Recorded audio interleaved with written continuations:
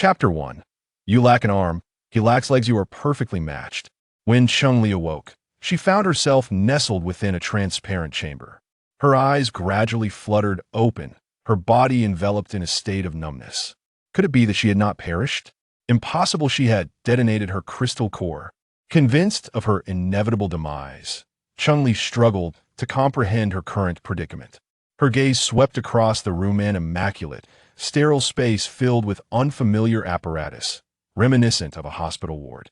Yet, it bore a striking contrast to the wards of the pre-apocalyptic world, exuding a distinctly advanced technological aura. Just then, footsteps approached, growing ever closer. It is truly regrettable that such a prodigy from the first military academy has met such a fate. If he were to undergo bone grafting upon admission, it would not be inconceivable for his legs to regrow. Regenerated legs may not function as well as the original. Regaining his former prowess would be a formidable challenge. That is indeed the case. Moreover, the expense is exorbitant. Even the Yuan family would suffer significant losses from such a procedure. Financial resources can be replenished in the case of others. Families would go to great lengths to save their children. The Yuan family's reluctance ultimately stems from the fact that the current matriarch is not Yuan Mu's biological mother. Alas, it is a pity for such a remarkably talented youth. However, in terms of tragedy, the girl in this ward is even worse off. She has lost an arm, and none of her family have come to her aid. As the footsteps drew nearer, Cheng Li discerned the figures approaching, several women clad in white uniforms. From their conversation, it was evident they were either doctors or nurses. Awake? How do you feel? One of them inquired. Cheng Li blinked, attempting to respond, but found her voice hoarse and unyielding. The nurse pressed a button, causing the transparent chamber to retract. She assisted Cheng Li into a sitting position and offered her a glass of warm water. You have been asleep for 3 days. Drink some water before speaking. Cheng Li instinctively reached out with her right hand, only to be met with an alarming realization. Her entire right arm had been severed at the elbow, utterly absent. The nurse's eyes glimmered with pity and compassion. Once your injuries heal, you may consider obtaining a prosthetic arm. The functionality of a metal limb can rival that of a natural arm, and in many respects, it surpasses it due to features that human arms lack. Cheng Li nodded, calmly accepting the cup with her left hand and draining its contents. May I have another cup, please? After being transferred from the treatment chamber to a standard ward, she discovered she shared her room with a silver-haired elderly woman. When informed that the woman was 150 years old, Cheng Li nearly dropped her jaw in disbelief. What kind of world had she entered? Days later, she finally grasped her situation. She had soul transmigrated from a post-apocalyptic realm into the body of an 18-year-old girl named Cheng Li, who shared her name. In this interstellar society, there existed 3 classifications of people: ordinary citizens, guides, and sentinels. Ordinary citizens possessed physical attributes superior to those in her former world. Sentinels were particularly remarkable, endowed with extraordinary physical prowess and formidable mental strength, excelling in various fields. Guides, situated between ordinary citizens and sentinels, were neither the strongest physically nor the most powerful mentally, yet they embodied a gentle temperament. Their mental capabilities could soothe the tempestuous nature of sentinels, untangling their chaotic mental landscapes. Sentinels could not thrive without guides. Without one, a sentinel would become a frenzied beast, vicious, bloodthirsty, and deranged, ultimately succumbing to a painful demise. Conversely, guides without sentinels also faced dire fates. They could not endure the monthly pairing heat that commenced upon reaching adulthood, and the absence of a mental anchor could lead to severe psychological afflictions over time. Cheng Li felt a wave of relief wash over her thankfully. Her current body was neither a sentinel nor a guide. In this new identity, Cheng Li was regarded as the illegitimate daughter of the Cheng family.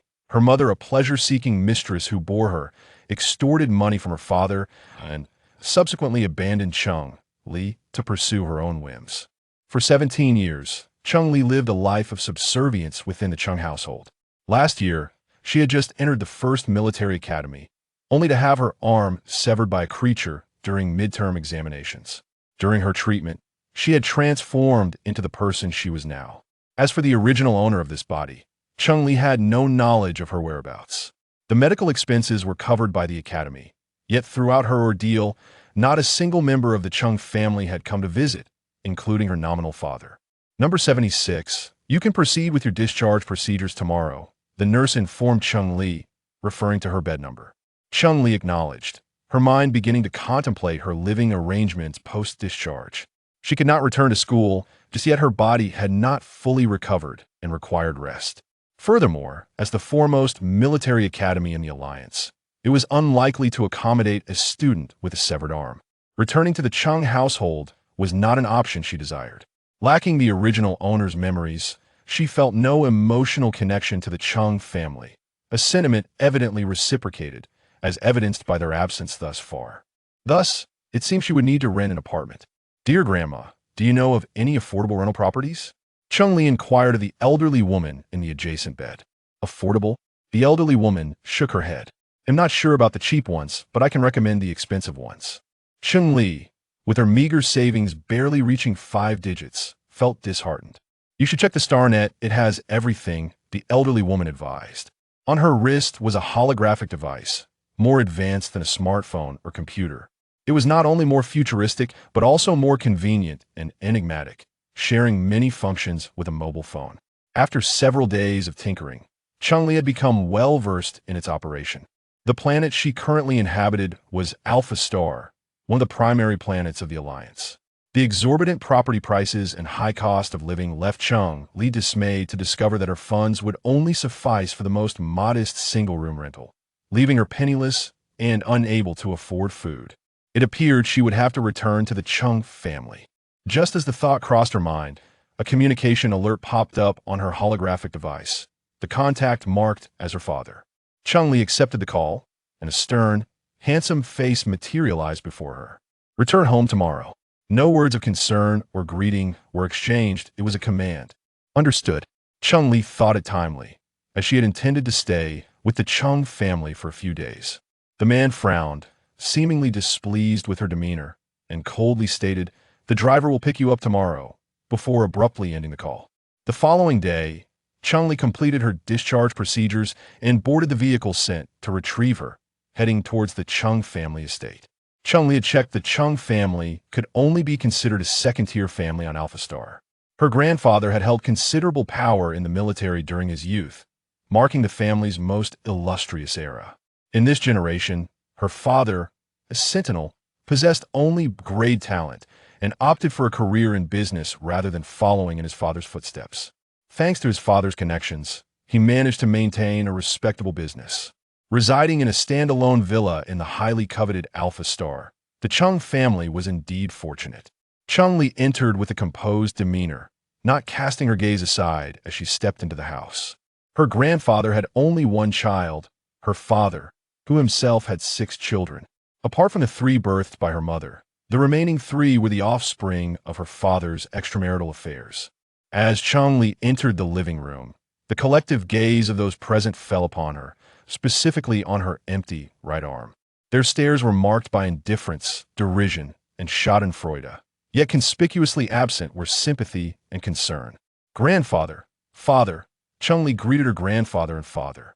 The reason for summoning you today is to discuss your marriage, her grandfather stated, his clouded eyes fixed intently on Cheng Li, his mind astonished to discover that the granddaughter he had long overlooked possessed striking features.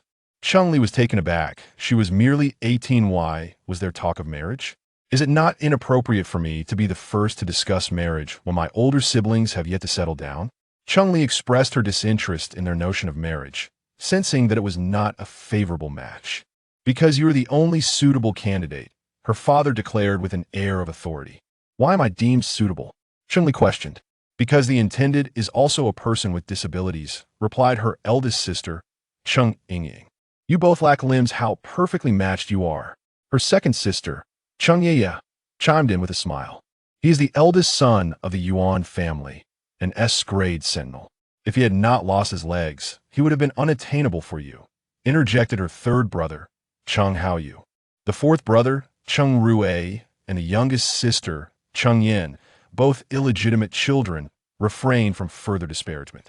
Cheng Li raised an eyebrow. The surname, Yuan, rang a bell, and the mention of lost legs felt oddly familiar. Does he even wish for this? Cheng Li retorted, her heart stirring with a sense of camaraderie for the unknown man who shared her plight. This marriage was arranged between the two families, her grandfather replied, implying that neither Cheng Li nor the legless youth from the Yuan family possessed the right to refuse. Cheng Li obediently fell silent. Having endured several years of hardship in a post-apocalyptic world, she had grown indifferent to love and held a detached view of marriage, regarding it as a superfluous matter. Chapter 2. Warning who was the original betrothed. Cheng Li inquired, fully aware that the Yuan family possessed a far more profound heritage than the Cheng family in terms of power and wealth. They were unmatched. Thus, Cheng Li was convinced that the original intended was certainly not herself, the illegitimate daughter. And no matter who the original betrothed was, now it is you. The Yuan family has already consented to replace the betrothed with you. A flicker of guilt crossed Cheng Yingying's face. Cheng Li elongated the vowel, her gaze appraising Cheng Yingying. The original betrothed was you. So what? I am a precious guide. Yuan Mu, a man crippled in both legs, is not even worthy to carry my shoes. How could I possibly marry him? Cheng Yingying raised her chin haughtily, declaring her stance with conviction. Cheng Li felt a twinge of pity for the youth named Yuan Mu, wondering what thoughts might swirl within him upon hearing such a disparaging judgment from his former fiancée. Besides, you are also a cripple. Marrying Yuan Mu would ensure a lifetime of comfort for you. You should be grateful that I have relinquished this engagement to you. Cheng Yingying regarded Cheng Li with a disdainful expression, as if to say she was ungrateful. Then I must sincerely thank you. Cheng Li emphasized her gratitude with a deliberate bite of the words. Cheng Yingying surprisingly nodded, unrepentant, and do not feel wronged. The Yuan family has promised to allocate a mining star to Yuan Mu. After your marriage, you can live on that mining star, becoming the masters of a planet. Cheng Li's eyes widened in astonishment. But a mining star? The masters of a planet? Could it be, as she imagined? A whole mining star, enough for her metallic abilities to reach their zenith once more. Cheng Yingying scoffed derisively, looking down on Cheng Li's naivety. Fine, I accept this engagement. For a mining star, I would not hesitate to marry even a beast. The following day, upon returning to the Cheng family, a friend named Ai Sivan reached out to Cheng Li, claiming she wished to repay a debt, and invited her to dinner. Cheng Li boarded a complimentary hovercar. Arriving punctually at the designated restaurant, Ai Sivan was a plump girl with baby fat, two charming dimples appearing when she smiled, her complexion fair and lovely. Upon seeing Cheng Li, she rushed forward, her eyes reddening, and cautiously embraced her, her voice trembling as she asked, "Does it still hurt?" Cheng Li, unaccustomed to such intimate contact, stiffened and gently patted Ai Sivan's shoulder, pushing her away slightly as she reassured, "It's fine. It doesn't hurt anymore." Ai Sivan wiped her tears and apologized. "I'm so sorry. I just finished a 2-week intensive training course and only learned yesterday about your incident." "It's all right," Cheng Li replied, shaking her head. She was not the original owner and had no knowledge of the friendship between Ai Sivan and the previous owner. If this young lady were to discover that her friend was no longer alive, she could only imagine the depths of her sorrow. Cheng Li sighed internally and changed the subject. "Have you made a reservation?" "Yes," Ai Sivan said, glancing at Cheng Li with hesitation before quietly asking. "Aside from me, there are several alumni who claim to be Yuan Mu's friends and wish to meet you. Are you really engaged to Yuan Mu?" Cheng Li candidly affirmed, "Yes, it is an arrangement made by my family." Ai Sivan immediately grew anxious, but Yuan Mu has lost his legs. He is now just I am without arms as well. Cheng Li interjected, stepping towards the restaurant. Sivan guided her into a private room, explaining along the way, "The room wasn't reserved by me. It was arranged by Yuan Mu's classmates. They were reluctant to sit in the main hall, so we moved here." Cheng Li was indifferent to the venue. Her curiosity lay in the purpose of Yuan Mu's friends seeking her out. As the door swung open, she surveyed the handsome faces seated on the sofa. A palpable tension filled the air, suggesting that the newcomers were not friendly. "The Cheng family has replaced Cheng Yingying with you, a cripple, a man with thick eyebrows and large eyes, possessing a seemingly innocent appearance, spoke with a tone that dripped with malice." Cheng Li responded coolly. "The old master stated that both Yuan Mu and I are disabled, thus we are well matched. Yuan Mu is an SS-level Sentinel, a genius from the first military academy, while you are merely an ordinary person. How could you be a match?" A strikingly beautiful woman interjected. Cheng Li noted that everyone she had encountered since awakening possessed striking features, without his legs. His Sentinel rank has surely diminished. How much remains? Perhaps even E is beyond his reach. Otherwise, Cheng Ying would not have disregarded him, pushing him onto me. Aside from me, it seems the Cheng family would find no one willing to marry him. This cripple. Cheng Li tore into the harsh reality. They were unkind to her, and she would reciprocate in kind. I will not allow you to speak of Yuan Mu in such a manner. The man, now angered, clenched his fists as visible veins pulsed on his forehead, an unseen energy surging towards Cheng Li. Cheng Li staggered as if struck by a heavy hammer, pain coursing through her. Nearly unbalancing her, Li Jing. Cease this. You cannot use your mental power against Ali. She is merely an ordinary person. AI, Sivan cried out, supporting Cheng Li as she glared at Li Jing in outrage. Cease. The condition is that she must apologize first. Li Jing retorted coldly. Cheng Li gritted her teeth, tasting blood in her mouth as she fixed her gaze on the man named Li Jing. Very well. I shall remember today as transgressions, as Cheng Li's body, still healing from past injuries, began to falter under Li Jing's mental assault. Color drained from her face, and beads of sweat formed on her forehead. Had AI Sivan not been there to support her, she would have collapsed. Song Yulan, please persuade Li Jing to stop. Cheng Li cannot endure this. AI Sivan's voice trembled with emotion. Song Yulan's beautiful visage remained expressionless as she spoke. Her red lips parting, truly a waste. She cannot even withstand this level of mental energy. Li Jing, stop. Do not bring about a death. Cheng Li leaned against the sofa, her eyes locking onto Li Jing and Song Yulan across from her. Did Yuan Mu send you? Certainly not. Li Jing denied that we are here to issue a warning that Yuan Mu's marriage to you is merely a temporary measure.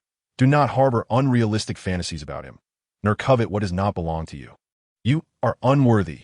Remain obedient as a tool. Once the time comes, your marital ties will dissolve instantly, and Yuan Mu will provide you with compensation. Song Yulan added.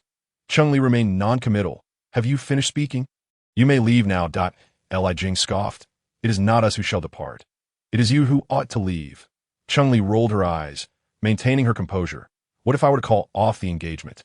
Would the rumors in the first military academy shift to a once great genius reduced to a waste, scorned and rejected by a one-armed woman? Silence. Li Jing exploded, springing to his feet, glaring at Cheng Li as if he could kill her with his gaze. Finally grinding out, we are leaving. I'm sorry, Ali. I had no idea they would act this way. I thought they were coming to befriend you, AI Sivan said, her face filled with guilt.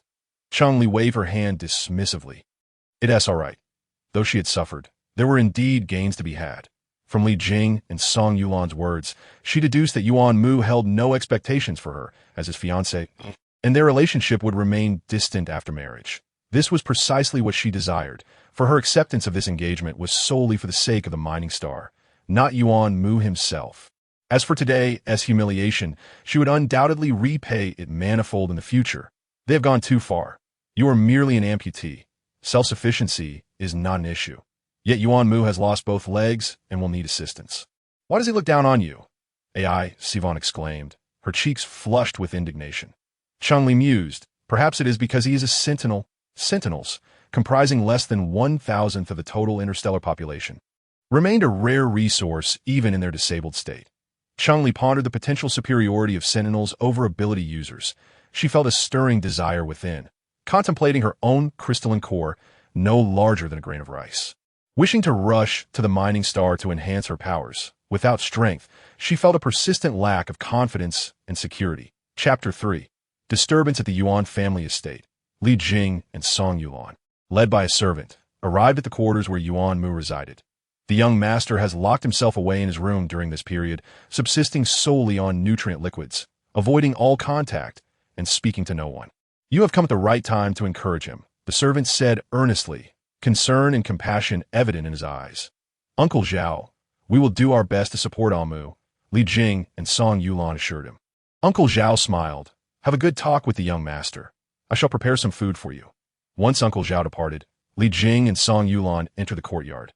Upon opening the door, a faint yet distinct pheromone greeted them, causing both sentinels to momentarily freeze, eyes widening in disbelief. This is Yuan Mu's pheromone. Li Jing's eyes turned red. Song Yulan slowly nodded. Indeed, it bears the scent of his pheromone. Li Jing appeared crushed, shaking his head and choking on his words. How can this be?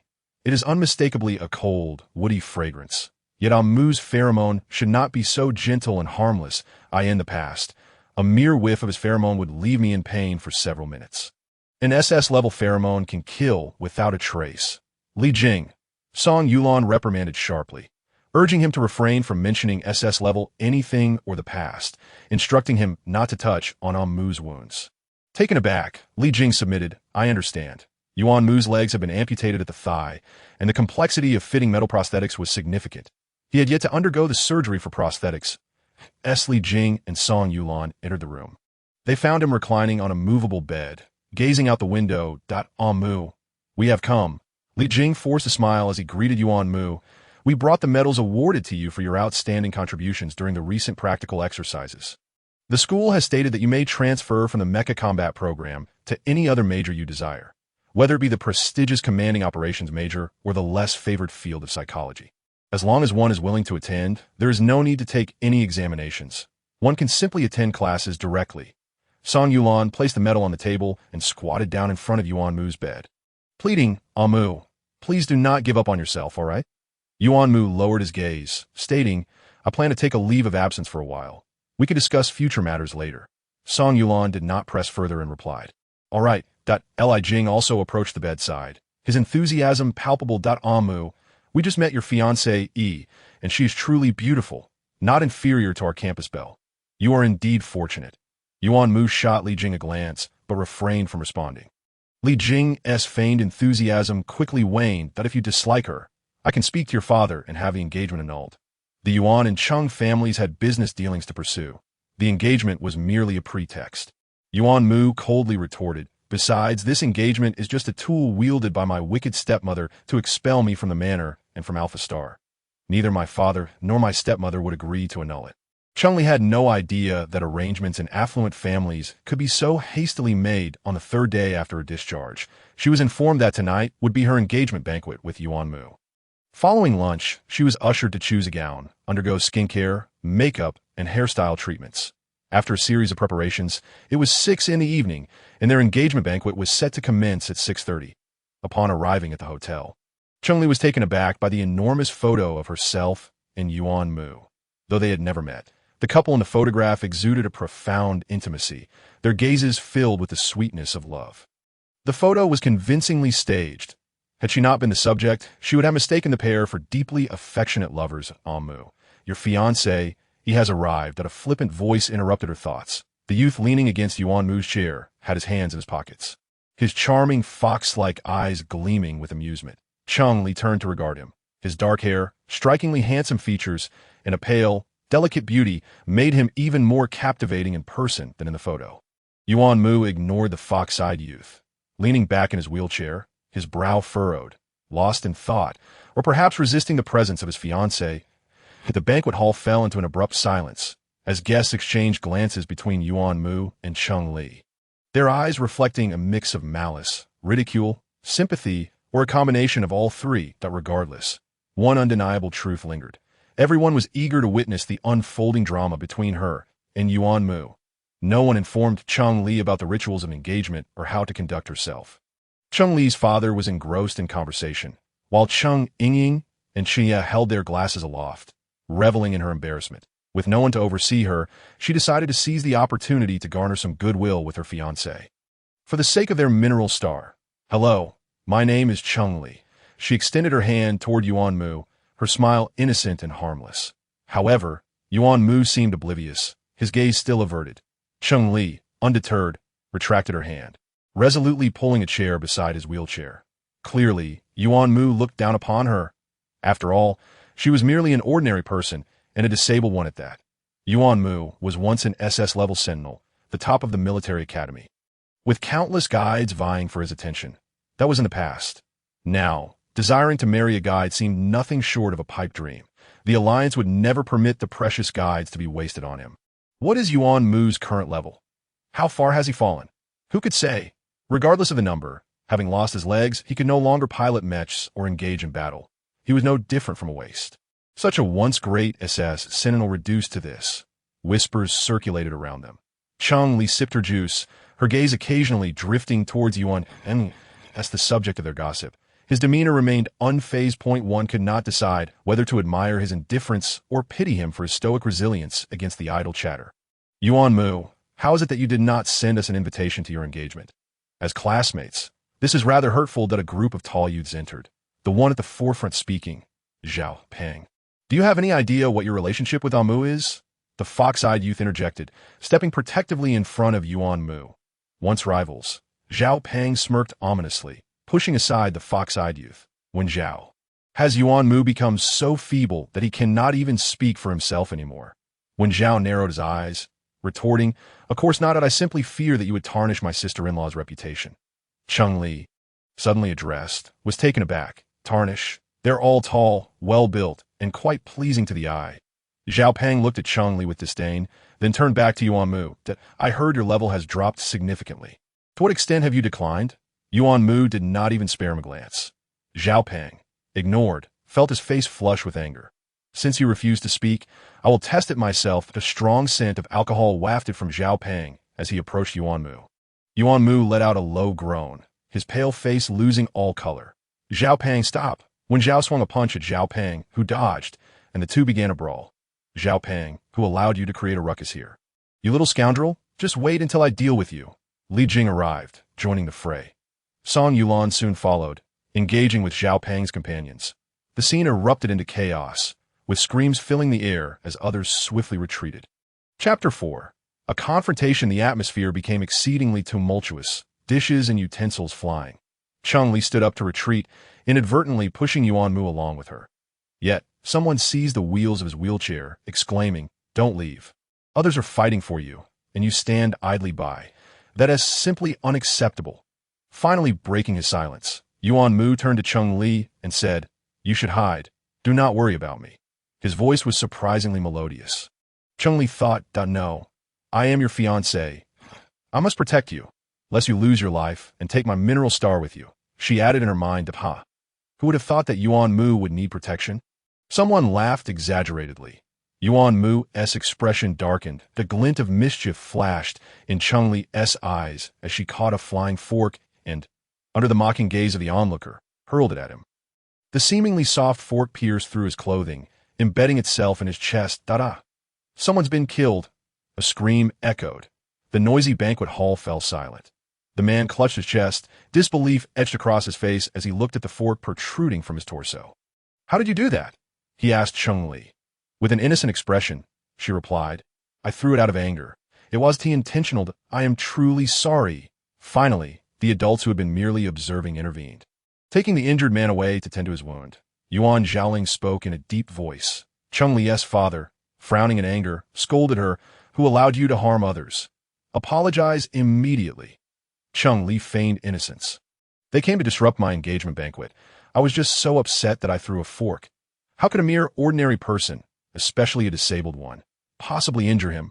I suspect he is just seeking attention."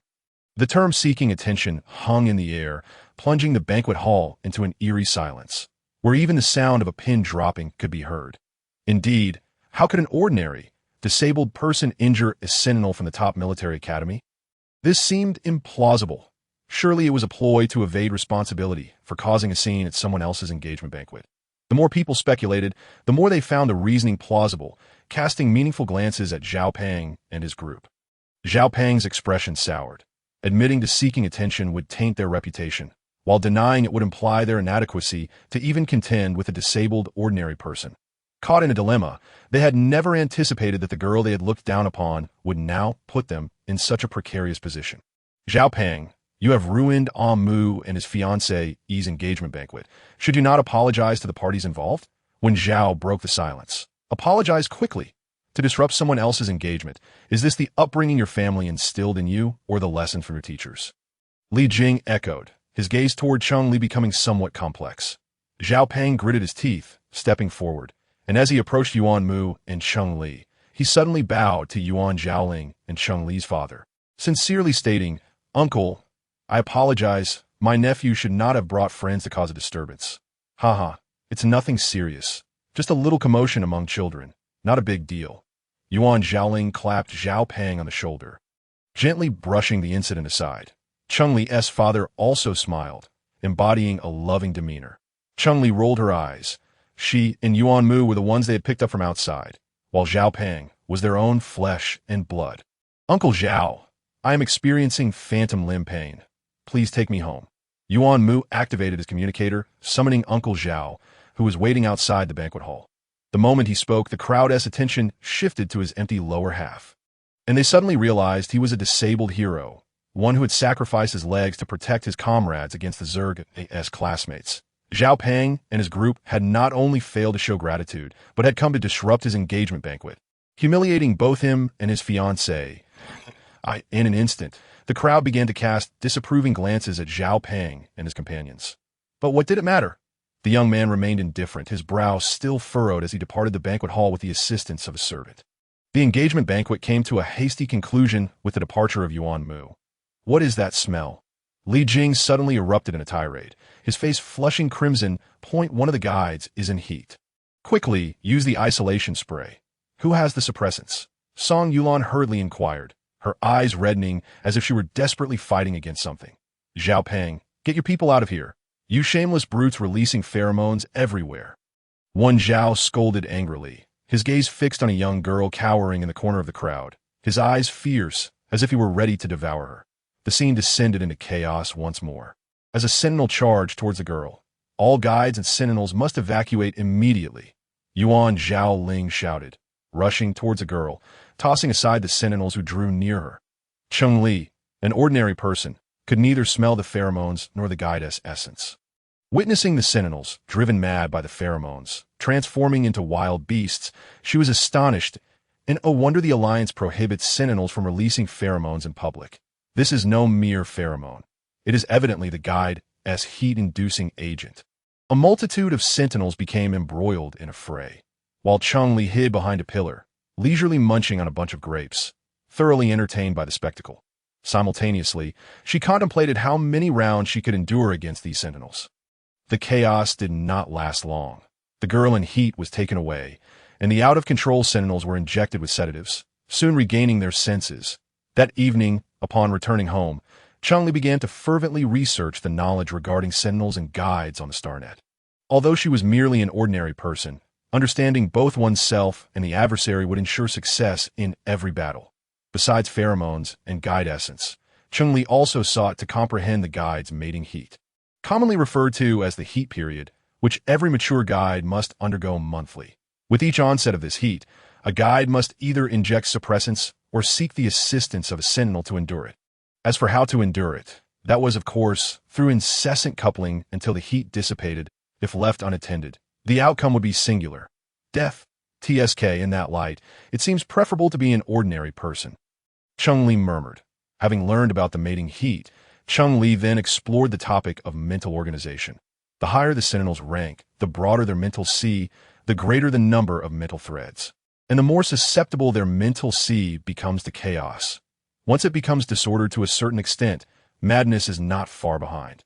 Guides can assist sentinels in organizing their mental seas, especially those who have completed their full marking, as they are most adept at untangling the mental seas of their sentinels. Seeing this, Cheng Li couldn't help but exclaim how primal the natures of sentinels and guides are. They are mutually reinforcing and complementary. A naturally paired species. What intrigued Cheng Li even more than sentinels and guides were the mechs and starships of this world. While she could not yet access starships, mechs were readily available for sale in the streets. After having breakfast, she set off for the largest mech sales mall on Alpha Star, guided by her navigation. Half an hour later, Cheng Li crossed a significant portion of Alpha Star in a hover car from the Cheng family villa. Arriving at the mech sales mall, the fare for the hover car was calculated based on travel time, free for rides under 5 minutes, and charged thereafter. Cheng Li traveled for half an hour, costing her 500 star coins.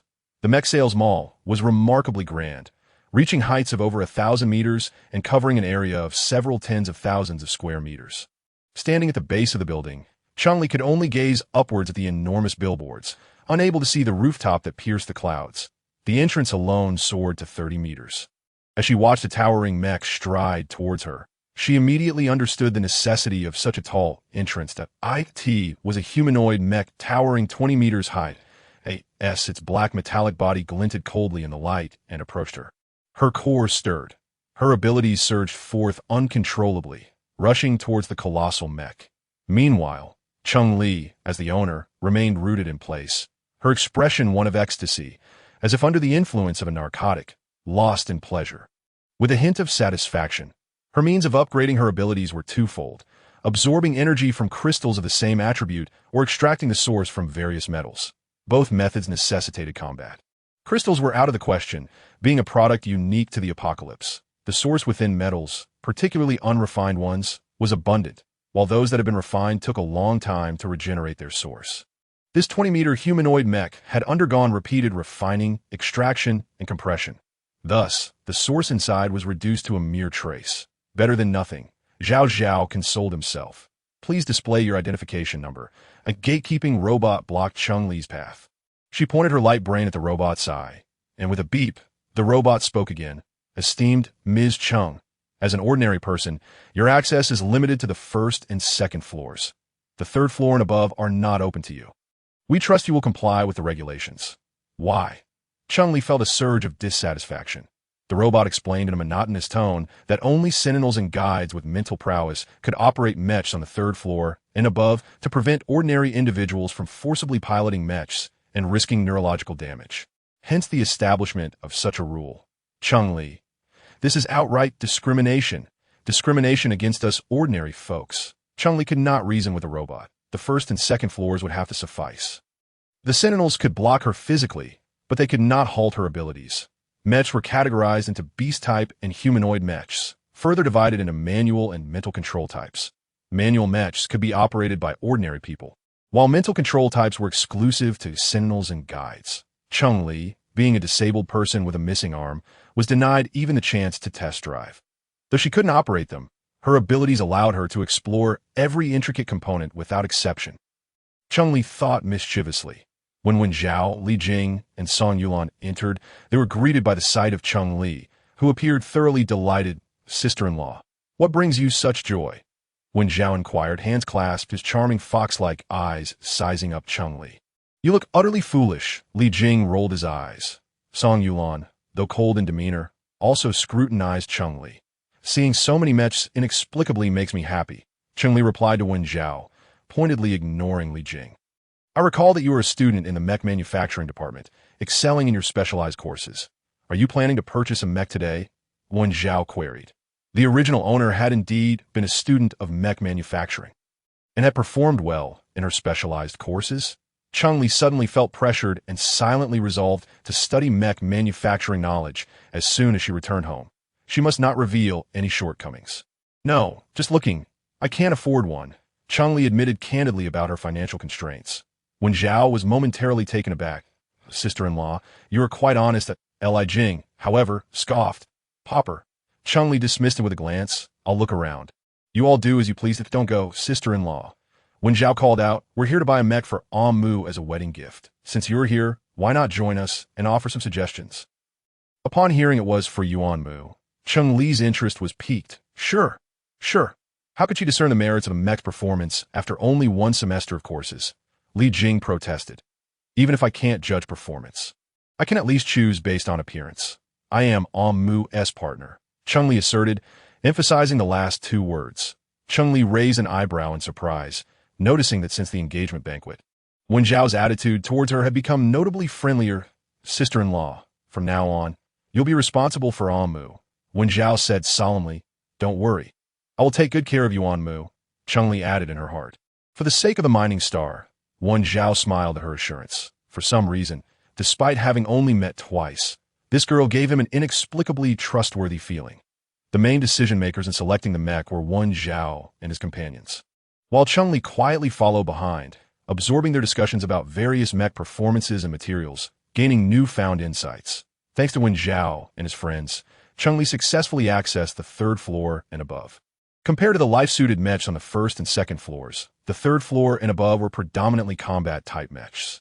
The materials used for combat mechs were more expensive, and the metals emitted more aura, which Cheng Li eagerly absorbed. In the end, Wen Zhao and his companions selected a manual mech equipped with mental control capabilities. The mech was lightweight, standing at under 10 meters tall, appearing diminutive among the array of combat mechs. This was primarily for Yuan Mu's well-being, to avoid overwhelming him with a larger mech.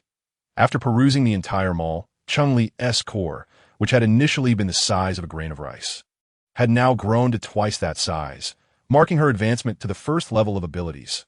When Zhao and his companions had brought a flying vehicle, and on their way back, they offered Cheng Li a ride. The vehicle was oval-shaped with limited space, accommodating 7 passengers. Cheng Li's abilities wandered throughout the vehicle, quietly exploring every structure. A soft thud broke the silence. "What was that?" Li Jing inquired. "Unclear," Wen Zhao replied, immediately activating a 360-degree external view. The display revealed an ugly, massive insectoid creature clinging to the vehicle's exterior. "What the hell? An insectoid? How could this thing be on Alpha Star?" Li Jing exclaimed in shock. Wen Zhao could not respond to Li Jing's query. His expression grew serious as he maneuvered the vehicle to shake off the creature. The vehicle began to sway violently, throwing Cheng Li from her seat.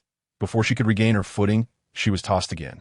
Crashing against the cabin at this rate, the vehicle would crash. "We must land," Song Yulan shouted, gripping the handrail with one hand while attempting to catch Cheng Li, who was being thrown about the cabin.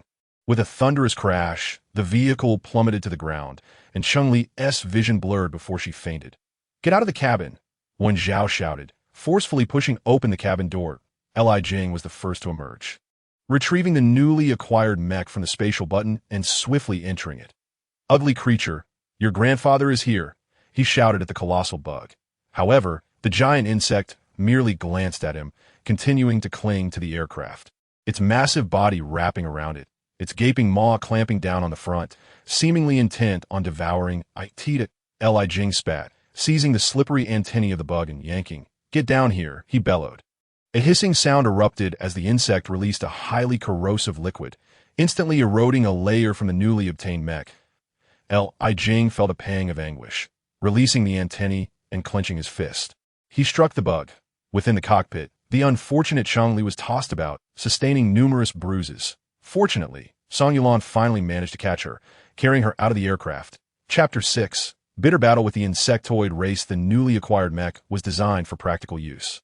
Its combat capabilities inferior to that of a battle mech, equipped only with a few quantum cannons and a longsword. As soon as Song Yulan exited the aircraft with Cheng Li, Li Jing aimed the quantum cannon at the insect that clung to the aircraft. "That's my new aircraft," Wen Zhao lamented, his voice drowned by the thunderous sounds. As the smoke cleared, the insect remained alive, now sporting a scorched wound. "This defense is incredibly formidable."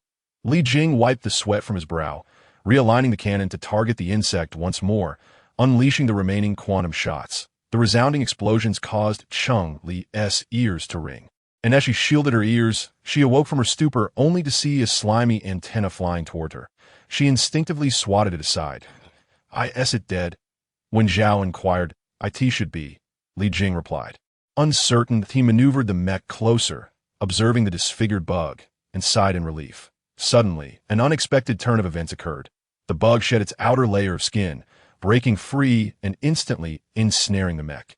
The nearly 10-meter-tall mech was tightly bound by the insect's body and antennae, rendering it immobile. Li Jing, "Are you all right?" Wen Zhao shouted anxiously.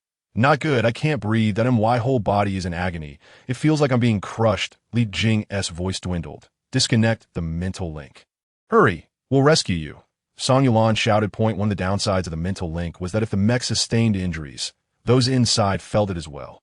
The mech was expensive. Wen Zhao, Li Jing, and Song Yulan had pooled their savings to purchase it, and they had yet to acquire their own mech. Witnessing their newly bought mech being ravaged by the insect filled them with rage. Wen Zhao and Song Yulan picked up the remnants of the aircraft and leaped onto the giant bug. They swung at its body with all their might, but the bug's flesh was remarkably resilient, quickly returning to its original form after being struck. "But it's too blunt, not sharp enough to cut," Wen Zhao exclaimed, beads of sweat forming on his forehead.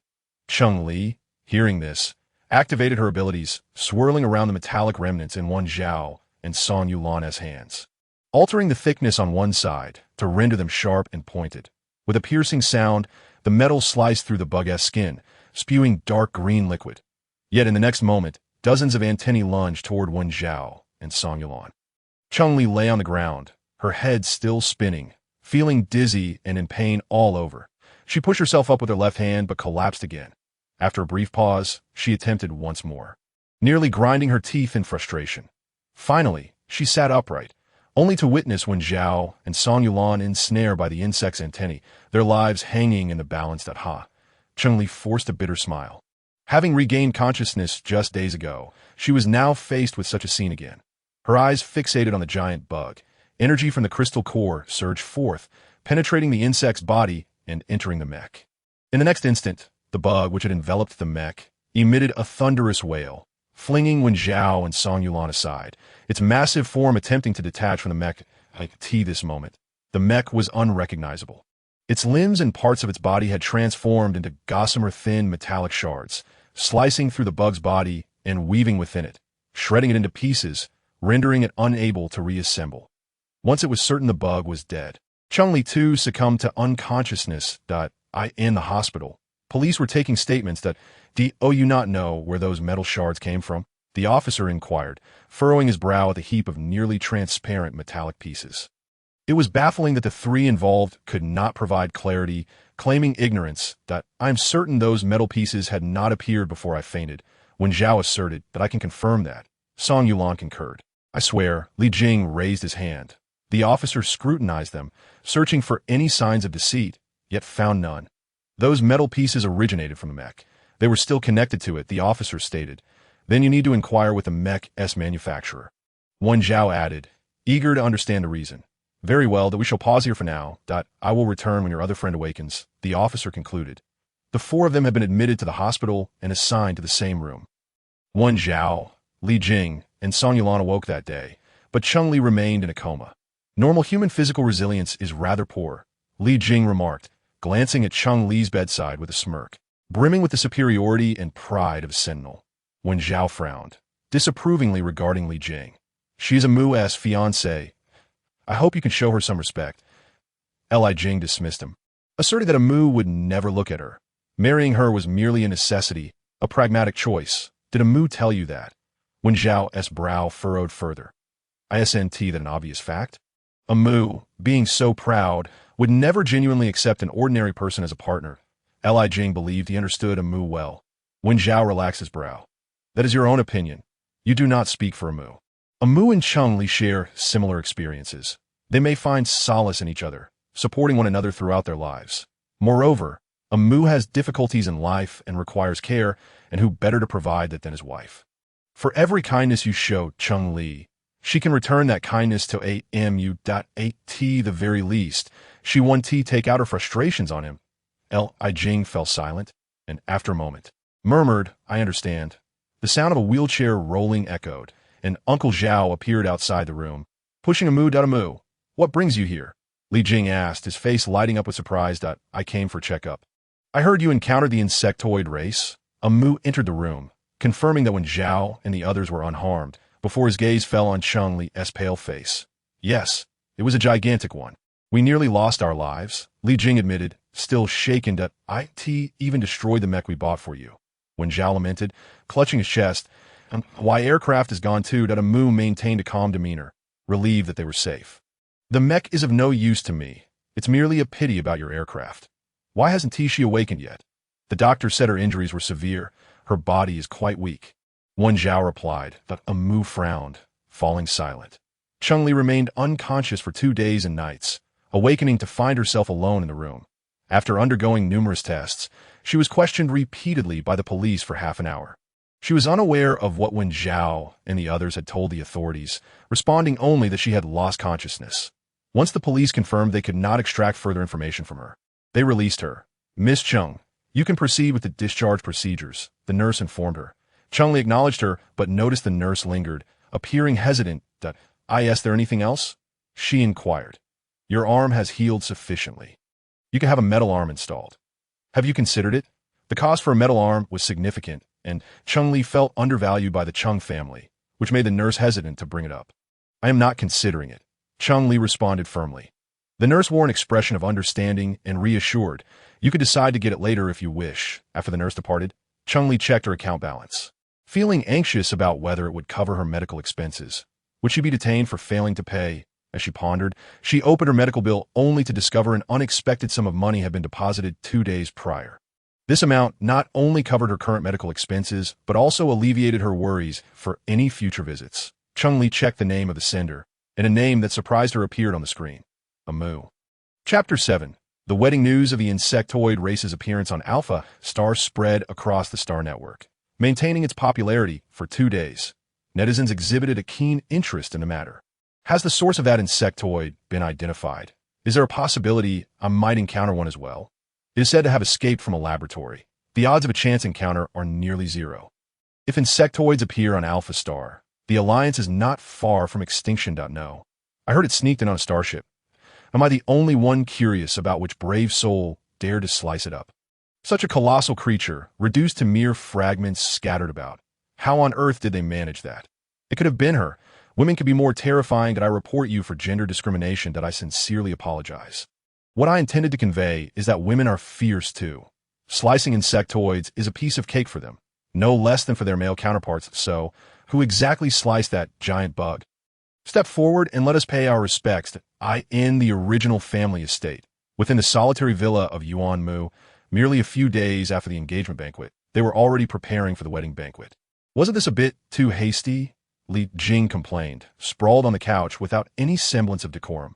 Old Lu had granted them only a single day off.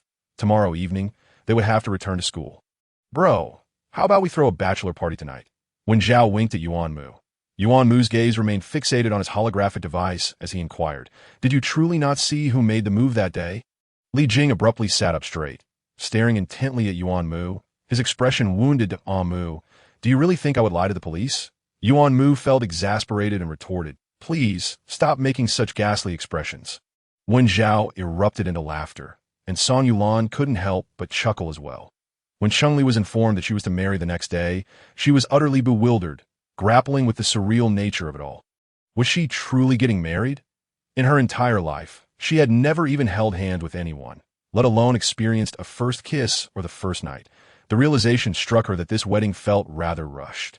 Yet, she felt no regret. On the contrary, she was exhilarated and impatient. After all, an entire mine awaited her ahead. Though they were two discarded pawns, the Yuan and Cheng families were prominent clans. Appearances had to be maintained. The wedding was extraordinarily grand, attended by the notable figures from Alpha Star. Cheng Li donned a resplendent champagne-colored wedding gown, her light makeup enhancing her beauty to an extraordinary degree, even causing Li Jing, who had always harbored discontent towards her, to widen his eyes in surprise and fall silent. Yuan Mu, still seated in his wheelchair, wore a pristine white suit, his finely chiseled features rivaling those of the bride. Together, they became the most striking sight at the wedding. Amidst the witnesses, Cheng Li and Yuan Mu activated their holographic devices, registering their marriage and receiving their marriage certificate, as soon as the certificate was issued. Their assets merged, making them the closest individuals to one another in this world. Cheng Li stared at the additional zeros in her account, the numerous properties, and the planet she had longed for, her mind reeling in disbelief. She actually owned a planet. After a few moments of stunned silence, she turned to Yuan Mu, crouched down, and sincerely said, Thank you. Yuan Mu forcefully withdrew his hand, replying, You're welcome. After a brief pause, he added, You could get a metal arm. Cheng Li shook her head, I don't need it. She spoke the truth, yet Yuan Mu assumed she was reluctant to spend money and urged, Star coins can be earned again. A metal arm would make your life more convenient. Cheng Li persisted in her refusal. I really don't need it. What about you? Aren't you going to get a prosthetic leg? Do you plan on remaining in a wheelchair forever? Yuan Mu pressed his lips together. There's no rush. Cheng Li scrutinized him, and from his obstinate expression, she seemed to understand why he had been so resistant to accept a prosthetic. Perhaps it was because he was unwilling to accept the loss of his legs. The reality that they would never grow back, as two disabled individuals, they were exempted from the toasting tradition. Though it was their wedding, the celebrations were lively for others. Their table was rather desolate, accompanied only by Wen Zhao, Li Jing, and Song Yulan. Cheng Li felt no displeasure with this situation, relishing the sumptuous food. Yuan Mu engaged in quiet conversation with Wen Zhao and the others. After the banquet, Cheng's father called Cheng Li aside before departing, informing her that her belongings had been moved to the Yuan residence and advising her to treat Yuan Mu well, observing her father's earnest demeanor. Cheng Li could not help but blurt out, Father, do I have a dowry? The atmosphere grew tense, and Cheng's father's handsome face instantly stiffened. After a few moments, he clenched his teeth and replied, "I have raised you to adulthood. I do not expect repayment, but you should not covet what belongs to your father." Cheng Li feigned realization, processing her father's implication that a married daughter was akin to spilled water, and that henceforth she would have no relationship with her father. "You may interpret it that way," her father affirmed. Cheng Li pressed on, "So I don't need to provide for you?" Cheng's father scoffed, "Take care of yourself." Cheng Li nodded contentedly. "I will remember your words, and I hope you do too. In the future, do not dwell upon what belongs to your daughter." To Cheng's father, seemingly amused, replied, "Rest assured, even if the Cheng family were to fall, I would not seek a single cent from you." Cheng Li sighed in relief. "That is best. I have recorded this conversation, so should you wish to deny it in the future, you cannot." Cheng's father's face darkened, and he declared, "Likewise, from now on, your fate has nothing to do with me, your father." Fuming, he stormed off, and as Cheng Li watched him leave, she turned to find Yuan Mu several meters away, gazing at her with a complex expression. Ahem. Cheng Li pretended to cough a couple of times, her face devoid of embarrassment, as she sweetly remarked, "From now on, you are my only family. Don't you dare kick me out, that I have no authority to expel you. For from the moment you became my lawful partner, half of everything I possess belongs to you." Yuan Mu replied coolly. Cheng Li thought this sounded rather romantic, muttering to herself. Yuan Mu's expression darkened. "Aside from money, do not expect to gain anything else from me, especially not emotions." Cheng Li pouted. "Rest assured, aside from the mine, I seek nothing else." Upon returning to the Yuan family estate, Cheng Li was envious to find Yuan Mu residing alone in an entire house. "Stop looking. Soon, this place will no longer belong to us," Yuan Mu remarked with a hint of mockery and a touch of loneliness. Cheng Li shrugged it off. "It was never in our name anyway. If we don't live here, so be it. I don't care. I would prefer to reside on the mine." Yuan Mu was surprised by her nonchalance and added, "We might be arranged to leave Alpha Star." Cheng Li's eyes brightened. "Are we going to live on our own planet?" Yuan Mu nodded, unsure why her excitement was so palpable. That it was merely a planet that had been half exploited and held little value. Cheng Li, satisfied with his response, smiled eagerly. "When are we going?" "Tomorrow or the day after. His stepmother probably can't wait for us to leave." "Ha!" Cheng Li laughed heartily. "Then what are we waiting for? Hurry and pack your things." Yuan Mu was taken aback. It seemed she was somewhat unhinged. Cheng Li pushed Yuan Mu inside, intending to help him pack.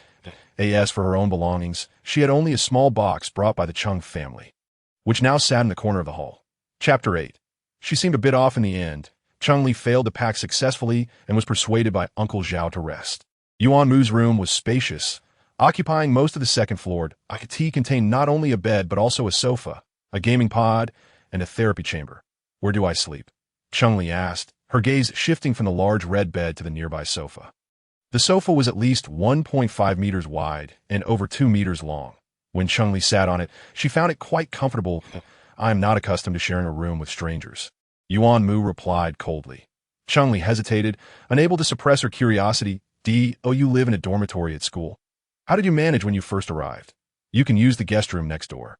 Yuan Mu indicated towards the door, his meaning unmistakable. Cheng Li hurriedly left, fearing that Yuan Mu might misinterpret her intentions and think she wanted to sleep with him. She was not one to be picky about sleeping arrangements. After years of surviving in the apocalypse, she could sleep soundly even on the streets. After taking a shower, Cheng Li, exhausted from the day, fell asleep almost as soon as her head hit the pillow. She was unaware of how much time had passed when a faint, elusive scent wafted into her room. "What is that smell?" Cheng Li stirred in her sleep, and the next moment, she opened her eyes. At some point, her room had become infused with a crisp, woody fragrance. What was happening? Cheng Li got up and opened the door, following the scent. As she approached Yuan Mu's door, the aroma seemed to emanate from within, growing stronger as she neared his room. Cheng Li hesitated, debating whether to knock when a muffled groan escaped from inside. "Yuan Mu, what happened? Are you all right?" Cheng Li knocked on the door, with a loud thud. It sounded as if something had fallen inside. Cheng Li twisted the doorknob and discovered it was not locked. She gently pushed the door open. "Yuan Mu, I'm coming in." The room was shrouded in darkness, and without the ability to see well in the dark, Cheng Li had to feel her way towards the bed. "Yuan Mu, where are you?" she called out. Suddenly, she tripped over something and lost her balance, crashing forward with a thud as their heads collided. Cheng Li gasped in pain. The next moment, The light flicked on. "Get up!" Yuan Mu gritted his teeth. Only then did Cheng Li see his flushed face. His clothes soaked with sweat, and she panicked. "What is wrong with you?" "Nothing," he managed to say, the words draining him of strength as he leaned against the bed, barely able to speak. "You certainly do not look fine." Cheng Li assumed he was unable to speak freely and went out to alert Uncle Zhao. Before long, Uncle Zhao entered with the family doctor. "Is your pheromone out of control again?" the doctor asked. His brow furrowed with concern that if this continues, your level may drop further. Yuan Mu lay on the bed, his eyes vacant. "Is your mental ocean turbulent again?" the doctor inquired while examining him. Yuan Mu responded with a faint veins standing out on his forehead. "Let me take a look." The doctor closed his eyes, beginning to perform a mental cleansing on the young master. "Let us step outside and wait," Uncle Zhao suggested to Cheng Li. Cheng Li snapped back to reality, and as she exited the room with Uncle Zhao, she couldn't help but ask Uncle Zhao, "What does Yuan Mu's pheromone smell like?" Upon hearing of the chilling scent of wood, "I could not perceive it, nor did I comprehend precisely what such a fragrance entailed." Uncle Zhao replied, while Cheng Li stood in a daze, murmuring, "Only sentinels or guides can detect the scent of pheromones." "Indeed," Uncle Zhao answered succinctly, casting a glance at Cheng Li, puzzled as to why she would inquire about such a commonplace fact. Cheng Li's heart sank, yet she persisted. "The differentiation of sentinels and guides occurs before the age of 15? "Not necessarily. There are instances of individuals differentiating after the age of 15. Just 2 years ago, there was a report of a 23-year-old woman who became a guide, and the year before, a 22-year-old. Uncle Zhao's subsequent words faded into the background for Cheng Li. As a singular thought occupied her mind, she might soon differentiate into either a sentinel or a guide. Throughout the latter part of the night, Cheng Li tossed and turned, experiencing an uncommon bout of insomnia. As dawn approached, she accessed the star network, searching for methods to prevent differentiation. However, by the time the sun rose, she had found nothing. No one would forsake the opportunity to become a superior sentinel or guide. One step at a time, Cheng Li reassured herself. Today marked Cheng Li's first day as a member of the Yuan family, and breakfast was to be taken at the main residence, where she would also meet the family. The Yuan family refrains from titles. Yuan Zhaoling has 2 deceased brothers who fell in battle and 1 sister who was married off to another planet. Yuan Mu's wedding was hastily arranged, and she had been unable to return in time to attend.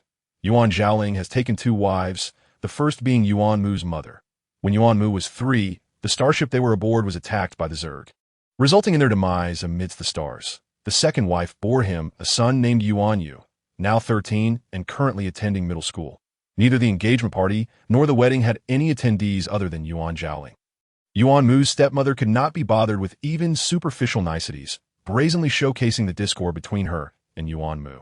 This marked Cheng Li's first encounter with her stepmother, who possessed an elegant appearance. With fair and delicate skin, seemingly not older than 30 despite being in her 40s. This was partly due to her excellent upkeep and the extended lifespan of interstellar citizens, where even the average individual lives to be 150, with sentinels and guides enjoying even longer lives. The stepmother, named Yi, is classified as a B-level guide, a rank generally lower than that of sentinels, with B-level being relatively high. It is said that Yuan Zhaoling exerted considerable effort to court this B-level guide, doting upon her after their marriage, almost as if she were his every command. Even an SS-level sentinel son would heed her wishes. Cheng Li followed alongside Yuan Mu's wheelchair, both remaining silent. After Yuan Zhaoling announced their arrival, he fell silent, while Yi continued to eat without raising her head. The dining table was shrouded in silence, the atmosphere grave. Cheng Li calmly savored the meal, becoming the most voracious eater at the table. Drawing glances from the other 3, "Let us tidy up today and depart for the mining planet tomorrow," Yi declared, her tone leaving no room for dissent. "If anything is lacking, have someone procure it, as the supplies there are not as complete as on Alpha Star," Yuan Zhaoling reminded. Yuan Mu merely responded with an acknowledgement. After breakfast, Cheng Li and Yuan Mu were to head to the school to process a leave of absence, requiring their personal signatures on certain documents. The First Military Academy is renowned, ranking among the top 2 institutions in the Alliance, with 6 of the top 10 marshals hailing from there. Cheng Li glanced at Yuan Mu in his wheelchair, considering that had he not lost his legs, he might have also been among those esteemed marshals. "Who is this?" Zhao Peng, having heard of Yuan Mu's presence at the school, hurried over to provoke. "With your legs gone, You still dare to attend classes? Can you even pilot a mecha? Yuan Mu pursed his lips, the pressure around him plummeting. Good dogs do not block the path. Step aside. Cheng Li positioned herself in front of the wheelchair, pushing Zhao Pang aside. Who are you cursing at? Do you believe I won't strike you? Zhao Pang raised his fist. Cheng Li was undaunted. Go ahead, I wonder if the position of first will be awarded to someone who bullies the disabled and fights on campus. Following the engagement banquet, Cheng Li had perused the campus forum to uncover the history between Zhao Pang and Yuan Mu, which stemmed from a rivalry for the position of first. Now that Yuan Mu was injured, Zhao Pang seemed the most likely candidate to ascend to that title. Indeed, upon hearing the mention of first, Zhao Pang retracted his fist, gritting his teeth as he threatened. Yuan Mu, if you dare return, I will ensure you regret it. Chapter 9. Star Thieves. Who is this? Our first military academy's original first. The dual S genius. A delicate voice rang out from the crowd, who parted to let her through. Isn't this Lan Weiying? What brings her here? Here to enjoy the spectacle. I presume that she's certainly here to gloat. One of the three renowned beauties. She had chased after Yuan Mu for a year, but fate had not favored her. Yuan Mu had never offered her even a glance. Now that Yuan Mu had been rendered disabled, she was finally able to vent her frustrations that, what a show we have here. The crowd murmured amongst themselves. Cheng Li raised an eyebrow, recognizing Lan Weiying's frequent appearances on the First Military Academy's forum as a devoted admirer of Yuan Mu. Now, she had suddenly changed her tune, not only abandoning her affections, but also taunting him. Her character left much to be desired. Nevertheless, she was indeed beautiful. Is this your wife? Lan Weiying scrutinized Cheng Li with a critical eye, scoffing, so ugly and disabled, just an ordinary person. Yuan Mu, at this point, you are only deserving of such a woman. Cheng Li's mouth twitched. Was she truly ugly? This beauty seemed to have a poor sense of judgment. She is kinder than you, Yuan Mu replied coolly. What do you mean? Just because she is kind. Does that make me malicious? Lan Weiying's features twisted in indignation. Yuan Mu cast her a cold glance, remaining silent, his expression conveying everything unspoken. Frustrated, Lan Weiying reached out to shove Yuan Mu's wheelchair, but Cheng Li swiftly redirected the chair. Pushing it aside. Let us go. We need to handle the paperwork. With that, she pushed Yuan Mu away. The onlookers, having classes to attend, began to disperse as well, whispering among themselves. What a shame. Such a wonderful person as the first has to endure this. Indeed, I cried for him all night. He is my idol, he is mine as well. Who would have thought he would marry an ordinary person with a disability? I feel it's unjust for him. He deserves better. Better what? A guide would never marry a family outcast with a disability. Would you? Certainly not. Thus, they are quite compatible. Cheng Li glanced at Yuan Mu, musing that indeed, one lacking an arm and the other without legs made for a fitting pair. During the leave of absence paperwork, Yuan Mu remained silent, his face resembling a frost-laden landscape. Even after exiting the First Military Academy's gates, the chill did not dissipate. He turned back to gaze at the imposing gates, his eyes reddening, as if suppressing something within. Reluctant to leave, Cheng Li inquired. Yuan Mu turned his head, offering a response that skirted the question. Let us go back. Cheng Li followed behind the wheelchair, observing his frail shoulders gently heaving. Her heart ached for him. He was merely 19, yet had experienced such a significant upheaval. Cheng Li accompanied Yuan Mu for quite a distance until his mood stabilized, and then they boarded a hovercar back to the Yuan family estate. The following morning, Cheng Li, Yuan Mu, and Uncle Zhao set out for the starport to board the starship. The Yuan family possessed a private vessel, typically utilized by Yuan Zhaoling and Yi Zi, yet this time, Yuan Zhaoling did not relent in permitting the starship to carry them. Upon boarding the starship, Cheng Li appeared like a country bumpkin, gazing around in awe, touching this and that, her wonder palpable. Even Yuan Mu, typically stoic, felt a flush of embarrassment at her antics. Uncle Zhao, however, wore a look of affection, patiently imparting knowledge about the starship to Cheng Li. Cheng Li's abilities had already reached the ship's hull, absorbing the residual energy within the metal, feeling her depleted powers rejuvenate, her face brightening with joy. Uncle Zhao, you truly know so much. Uncle Zhao humbly waved his hand. Not at all. My knowledge is limited. It is the young master who is truly adept with various starships. Cheng Li turned to glance at Yuan Mu, who had closed his eyes, seemingly disinterested in showcasing his knowledge, as the starship departed the starport. Entering the vastness of space, Cheng Li gazed out the window, mesmerized by the expanse of stars, exclaiming, This is so beautiful. Yuan Mu opened his eyes, yet his gaze settled on the girl, realizing that her luminous eyes rivaled any star outside, perhaps even surpassing them in beauty. The starship was set to journey for 5 days, with Uncle Zhao having reserved only one room. Yuan Mu and Cheng Li would share accommodations while he would sleep in a communal area. The room is rather small, comprising a bed and a small dining table, with a separate bathroom. It seems we must share the bed. The floor is insufficient for a makeshift sleeping arrangement, Cheng Li stated. Yuan Mu frowned. You should book another room that I've checked. There are no available rooms left. There are no beds in the communal area either, Cheng Li replied truthfully, attempting to comfort Yuan Mu. The bed is 8 meters wide and 2 meters long. We can sleep side by side, each at one end, leaving over a meter in between us so we won't touch. If you're uncomfortable, I can place 2 boxes in the middle. Yuan Mu remained silent. Then I shall take it as your consent that I will sleep on this side. You will sleep on that side. Cheng Li yawned, having risen before 5 that morning and intended to catch up on some sleep. She retrieved the blanket she had brought from the Yuan family and spread it across the bed, lying down and turning to ask, "Can you manage getting up by yourself? Or do you need assistance?" "No need," Yuan Mu coldly refused, making no move to climb into bed. Cheng Li chose to disregard him, closing her eyes and succumbing to slumber within mere minutes.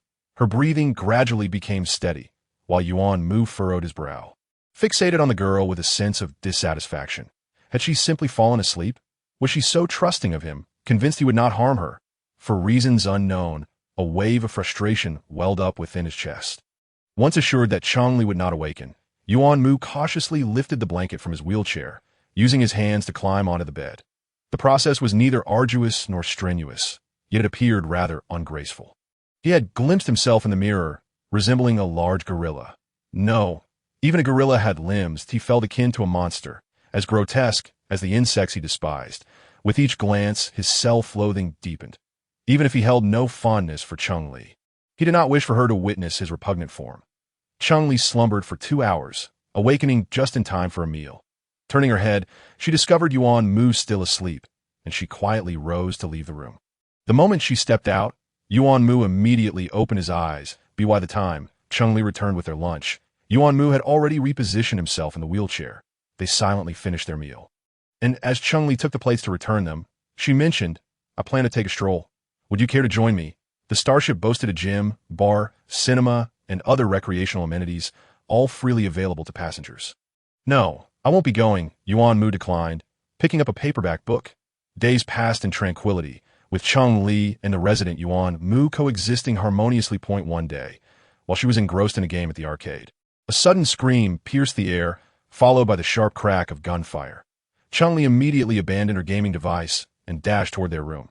The starship was thrown into chaos, with only one arm. Cheng Li struggled more than others to maintain her balance, stumbling as she hurried along. Just as she neared their room, a burly man seized her collar and hoisted her up. He carried her like a mere chick, striding a few paces before tossing her into the crowd. "Stay put. If anyone disobeys," bang, the gun fired, and someone collapsed, blood staining the floor. "This is what happens, understand?" Cheng Li bowed her head, huddling among the throng. "Are they space pirates?" someone whispered, their voice tinged with fear. "Who else would hijack a starship?" Another responded, trembling yet striving for composure. The occupants were dragged out by the pirates, and when Cheng Li spotted Yuan Mu being led away, her heart leaped in her throat. Just a cripple. Is he worth dragging around? One pirate scoffed.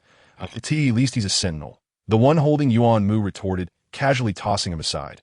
Yuan Mu closed his eyes, bracing for impact, expecting to land heavily. But instead, he fell into a soft embrace. He opened his eyes to find Cheng Li's pale face before him. "Phew. Thank goodness I caught you," she murmured. Chapter 10. Embarrassment. Yuan Mu's thigh had been amputated, leaving him with only half a body, starkly contrasting with others. This was the reason he refrained from climbing into bed in Cheng Li's presence. He had desperately clung to a facade of normalcy. But now it lay shattered. Before so many, he was merely an ugly invalid, the SS-level genius of the first military academy treated like a mere chick. Yuan Mu had never felt so humiliated. Wishing for nothing more than to escape it all, in that moment, he leaned against Cheng Li, who was not looking at him, and neither was anyone else, providing him with a modicum of solace. His head rested on her shoulder, their faces mere centimeters apart. He could hear the rhythm of her heartbeat and feel her breath whispering past his ear. Never had he been so close to another. Even with his closest friends, surprisingly, he found himself unperturbed by this intimacy. Even feeling a hint of fondness, Yuan Mu began to drift. Cheng Li remained vigilant, observing the pirates. When they gathered all the passengers, the burly man began to speak, while the guide and sentinels stepped forward. One in the crowd moved. I'm giving you a chance. Step forward, and I'll be lenient if I have to drag anyone out. Well, too bad. The burly man threatened. I am a sentinel, D-class. The first sentinel stood up. I am a guide, C-class. I am a sentinel, C-class. One after another. People rose. Cheng Li turned to Yuan Mu. Should we stand up? Yuan Mu bit his lip. Stay put. I'll handle it. My husband is a sentinel. Cheng Li interjected, raising her hand. Just a cripple. Better stay put. The burly man shot a glance at Yuan Mu, mocking him. I despise delicate little faces like yours. You're prettier than a woman. Yuan Mu's expression darkened. His alluring lips pressed into a thin line. Cheng Li gently supported his back, whispering in his ear, Fortunately, we don't have to be separated. All of Yuan Mu's frustrations dissipated upon hearing her words. The sentinels and guides were separated and taken away, and when it came to a chubby white boy, he burst into tears. Please don't take me. My family is wealthy. Whatever you want, my father will give it to you. The boy's face was smeared with tears and snot as the man gripping him changed his hold to his back, coldly commanding, Be quiet. We don't need money. We only want people. What do you want us for? The chubby boy stammered in terror. T-cell organs? He exclaimed, I have heart disease, kidney issues, and artificial corneas. The burly man struck the back of the boy's neck. Silence. The sentinels and guides were detained, while ordinary passengers were divided into groups and confined to the gym and dining hall. Larger spaces, they've altered their course, Yuan Mu remarked, gazing out the window with a frown. How can you tell? Cheng Li asked, observing the vast starry sea, all appearing the same to her. Yuan Mu shot her a sidelong glance. Did you truly pass the entrance exam for the first military academy on your own merit? Cheng Li stiffened, closing her mouth. It was the original owner who passed, not her. They don't need money. They only want people. We're likely being taken to mine, Yuan Mu asserted. With technology so advanced, why would they need manual labor for mining? Cheng Li questioned, astonished, though she refrained from asking further, fearing it would reveal her ignorance. There exists a rare mineral known as blue keystone, exceptionally hard, about the size of soybean, entirely blue, and more beautiful than gems. Due to its extreme hardness and small size, it is exceedingly difficult to mine. Yuan Mu explained, Tea must be quite valuable. Cheng Li's eyes sparkled with excitement. Is blue keystone considered a metal? For a fleeting moment, Yuan Mu lost himself in her gaze, quickly averting his eyes. It is a metal, he replied. Its production is minimal, and it is very expensive, currently unavailable on the market. Its primary use is in medicine, serving as a life-saving drug for many severe illnesses. Cheng Li grew increasingly intrigued by the blue keystone. Is it too hasty to assume we're being taken to mine it, considering the pirates aren't extorting us? She inquired. Recently, there have been rumors of a blue keystone mine discovered in the chaotic starfield. Yuan Mu elucidated. Cheng Li awaited further elaboration, but he fell silent, even closing his eyes. Regrettably, her light brain was taken by the pirates. Otherwise, she could have researched the chaotic starfield. Cheng Li was not yet tired. She gazed at the starry sea for a while before looking back at Yuan Mu's. She saw him sliding down. She reached out to catch him, resting his head on her thigh. The position was somewhat intimate, yet Cheng Li did not overthink it. She merely hoped this stubborn, pitiful boy could find some comfort. She had already noticed his trembling, the veins in his clenched fists bulging, indicating he was enduring some form of agony. Gradually, Cheng Li too closed her eyes in a state of drowsiness. Her consciousness drifted away, plunging into a dim, cold realm. She shivered, wondering, am I not dreaming? Why can I feel the cold? What was this place? Cheng Li sought to discern her surroundings, but in the next moment, a bizarre scene unfolded. Darkness receded, revealing a chaotic world littered with black, withered vines intertwined in disarray.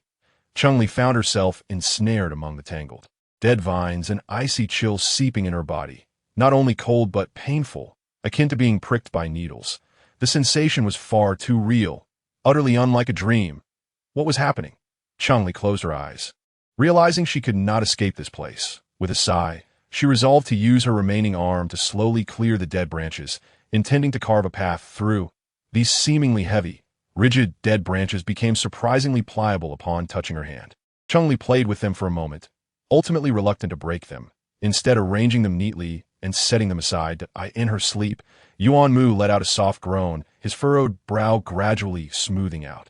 Meanwhile, Cheng Li's expression grew serious, her tightly shut eyes reflecting her focus, as if she were engaged in some profoundly significant endeavor.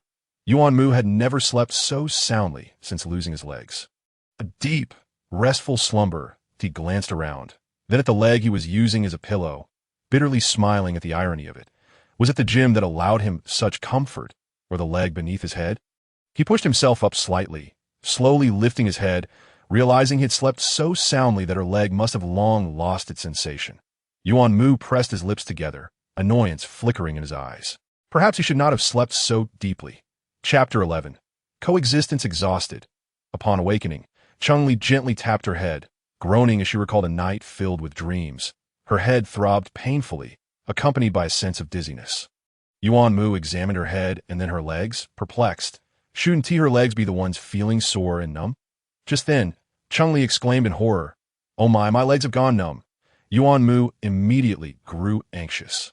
Urging her to attempt standing up, as Cheng Li observed his worried expression, she recalled how she had rested his head on her lap before sleeping. Suddenly, everything fell into place, and she felt a wave of relief wash over her. "It's nothing, just a bit numbed up. I'll get up and walk around," she reassured him, steadying herself against the wall as she slowly navigated through the crowded gym. Unintentionally, she caught a glimpse of Yuan Mu's frustrated demeanor. This young man didn't seem as cold and unyielding as his exterior suggested. Perhaps out of a sense of apology, Yuan Mu's attitude towards Cheng Li softened slightly. He began to introduce her to the chaotic star system, teaching her how to distinguish nebulae and navigate the starry sea. Cheng Li absorbed his words like a sponge, eagerly committing every detail to memory. Leaning against the window, she attempted to apply what she had learned, enthusiastically analyzing the nebulae and starry expanse outside, though she misinterpreted several aspects. Each time she erred, Yuan Mu would unflinchingly correct her, stating flatly, "That's wrong." Cheng Li took it in stride, smiling as she inquired about her mistakes. Yuan Mu meticulously pointed out her errors, all while internally questioning why she exhibited no signs of despair despite their shared misfortune. Cheng Li remained oblivious to his thoughts and seized the opportunity to ask him a plethora of questions whenever he was awake. Almost incessantly, she would engage him. "How did you manage to enter the first military academy?" Yuan Mu's inquiry struck a nerve in Cheng Li. She couldn't possibly confess to cheating, as the examination conditions were notoriously strict. As technology advanced, cheating became increasingly difficult, a truth applicable everywhere. "Then why do you lack even basic knowledge?" Yuan Mu frowned. "You've lost an arm, not your mind." An elderly woman nearby, unable to contain herself, defended Cheng Li. "Young man, how can you be so harsh with your girlfriend?" Despite losing both legs, she remained steadfast and caring. "You should be grateful." Yuan Mu's expression stiffened, and he fell silent. Cheng Li smiled at the elderly woman. "He's just tough on me because he cares." The woman nodded understandingly. "Don't be disheartened. Brains are structured differently. It's fine to be a little slow. You'll learn in time." Cheng Li's lips twitched as she agreed. "Yes, you're right." The woman observed the two, her sympathy evident. "One of you is missing an arm, the other a leg. That is truly difficult." Cheng Li nodded. "Indeed, it's quite challenging." Yuan Mu glanced at her, surprised to hear her acknowledge the difficulty. And no matter how tough life became, they could persevere together. However, the elderly woman's expression darkened with worry. "I wonder what those space pirates want. They don't demand ransom or say anything. My family is waiting for my return. If they don't see me, they'll surely be worried. What about you two? Where are you headed? Do your families know you've come out?" Cheng Li's expression mirrored concern. She had an elder aboard the starship whose well-being was unknown to her. "They should be fine," the woman reassured her, patting Cheng Li's hand. "Those pirates' haven threatened our lives, and they provide us with a bottle of nutritional liquid daily. So they must want us to survive." Cheng Li turned to Yuan Mu. Perhaps he was right. The space pirates truly intended to take them to mine for blue keystones. But if they were to mine... She glanced at Yuan Mu, who had only one arm and two legs. What could he possibly do? Perhaps her gaze was too direct, causing Yuan Mu's expression to darken as he gritted his teeth. I can collect the ore. Cheng Li nodded. We'll work together as a team. Yuan Mu, your lips are chapped, Cheng Li suddenly pointed out. Yuan Mu's body tensed, attempting to feign indifference. I'm fine. You should drink some water, Cheng Li insisted, bringing the cup to his lips. Just a little. I'll carry you to the bathroom afterward. If you don't drink, your body won't hold up. Yuan Mu gazed in her eyes, seeing only concern and no mockery, and slowly accepted the water. He drank 3 large cups. Is that enough? Cheng Li asked. Yuan Mu nodded. Thank you, that you're welcome, Cheng Li replied. Squatting in front of him, climb on. Then wrap your arms around my neck. I can't carry you without it, she instructed. Yuan Mu gazed at her slender frame and quietly complied, wrapping his arms around her neck and resting his hands on her chest. I don't mind, he murmured. Without his legs, Yuan Mu weighed less than 100 pounds, making it manageable for Cheng Li to carry him as they swiftly reached the restroom. She entered, activating the toilet's automatic cleaning system. Ensuring it was sanitary before placing Yuan Mu on the seat. I'll wait for you at the door. Just let me know when you're done, she said. Yuan Mu's cheeks flushed. Feeling a mix of embarrassment and discomfort, he replied softly, okay, his voice barely audible. Cheng Li stepped outside, closing the door behind her, contemplating how a top student from the best military academy could end up in such a state. Dependent on others for basic needs. 3 days passed aboard the starship, and suddenly the vessel began to jolt violently. While stretching, Cheng Li lost her balance and fell against Yuan Mu, their heads colliding with a thud. Cheng Li winced, rubbing her head as she looked up at Yuan Mu, noticing his dark expression and assuming he was angry. Just as she was about to explain, Yuan Mu stated, the starship has entered the chaotic starfield. Cheng Li squinted, recalling what Yuan Mu had taught her about the chaotic star system. IT was named so because it appeared as a tumultuous mass from the outside, its true form obscured even to the keenest of observers. Even with the most advanced technology, its essence remained elusive. Any starship or mech entering the chaotic starfield would lose all signal, capturing only a hazy gray-white image. The chaotic starfield was filled with countless mysterious and tumultuous planets. A haven for criminals and space pirates. Once we enter the chaotic star system, can we still escape? Cheng Li asked. Yuan Mu cast her somber glance. What do you think? Cheng Li's heart raced. Would the Alliance send someone to rescue them? Yuan Mu remained silent for a moment before finally responding. The Alliance sends people into the chaotic star system every year, but very few manage to escape. So, we might be doomed, Cheng Li blurted out. Yuan Mu nodded gravely. You could say that. What if we join the chaotic starfield? Cheng Li proposed. Yuan Mu glanced at her empty right arm and then at his own limp legs. They probably wouldn't accept us in such a state. The starship continued to rock, and Cheng Li observed the meteors flying past the window, her heart racing if they accidentally collided with one. It could spell disaster. She spent an anxious day and night until the starship finally landed smoothly, allowing her to breathe a sigh of relief. Hearing her exhale, Yuan Mu assumed she was merely frightened and wanted to offer comfort. But upon seeing his empty pant leg, he felt a bitter taste in his mouth, leaving him speechless. Chapter 12. Building a house. Get up. Get up. 2 space pirates wielding quantum guns banged on the gym door, startling everyone inside. The children, frightened, began to cry. Form 2 lines and follow me off the starship, quickly, the pirate commanded. Cheng Li leaned closer to Yuan Mu, urging him to tighten his belt. Yuan Mu thought he had misheard her and looked at her in confusion. Hurry up, Cheng Li insisted. Yuan Mu lowered his gaze, indeed tightening his belt, his ears flushed red. Cheng Li remained focused on the pirates, oblivious to his embarrassment. All set, Yuan Mu muttered. Cheng Li didn't look at him. Instead, squatting in front of him, climb on. Yuan Mu expertly positioned himself on her back, wrapping his arms around her neck.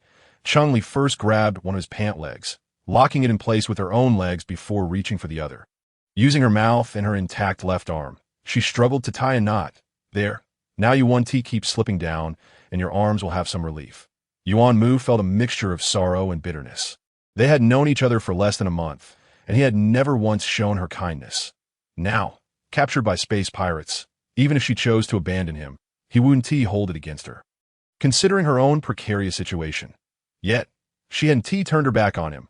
She had taken excellent care of him in these past few days. Why? Their relationship was merely a loveless arrangement. Cheng Li carried Yuan Mu off the starship, and as soon as her feet touched the ground, a heaviness settled in her heart. This was the worst place she had ever been, even worse than the apocalyptic world of her past life. In that former life, danger loomed, but the environment was bearable. How could she describe this place? The land was barren, vegetation scarce, and not a single plant was visible. There were no signs of animals or humans. No water sources, and even the oxygen in the air felt thin. This was clearly a wasteland. Is this the condition of an entire planet, or merely a region? Cheng Li inquired of Yuan Mu behind her. The response was that this was not a planet suitable for human habitation. Cheng Li understood. The entire planet was akin to this. The space pirates led them forward for several hundred meters until a sprawling expanse of gray-black mountains came into view. Not far from them lay several heaps of objects that Cheng Li could not identify. You have 2 hours to construct a shelter that you may inhabit for several months or even years. After 2 hours, everyone, without exception, must commence mining. Failure to do so will result in only one outcome: death. The space pirate's tone was menacing, and as he concluded, his gaze lingered on Cheng Li and Yuan Mu for a few seconds. Begin the countdown now. The crowd dispersed in a frenzy, all rushing towards the mounds of objects. Observing this, Cheng Li followed suit and called out to Yuan Mu, "You tell me what you need, and I will retrieve it." With only one arm available and carrying Yuan Mu on her back, Yuan Mu pointed out more than 10 items in quick succession. Cheng Li committed them to memory, then randomly selected one and headed towards the designated area for constructing the shelter. She set the item down and released Yuan Mu, saying, "Wait for me here while I fetch the rest." Yuan Mu acknowledged with a sound, watching her sprint away. Due to her missing arm, maintaining balance became particularly challenging, causing her body to sway significantly. Truth be told, her posture appeared somewhat ungraceful, yet to him, it was utterly endearing, a moment he would not forget for years to come. Most of the items were metallic, while some were composed of an unknown material. Regardless of the type, their weight was substantial. The metallic ones were manageable for Cheng Li, as she could control their weight. However, for the others, she had to rely solely on her physical strength. She carried them in her arms or on her back. Her speed, not significantly lagging behind that of the others. The space pirate occasionally cast glances her way, leading her to suspect that should she falter, they would swiftly eliminate both her and Yuan Mu. To survive, she gritted her teeth and pressed on. Yuan Mu was also engaged in work. As the top student of the first military academy, his capabilities were exceptional across various domains. Constructing a simple shelter was a trivial task for him. At that moment, he set aside his embarrassment and, with his powerful arms, navigated the ground, even using his hands to leap, searching among the tools Cheng Li had brought back for what he needed.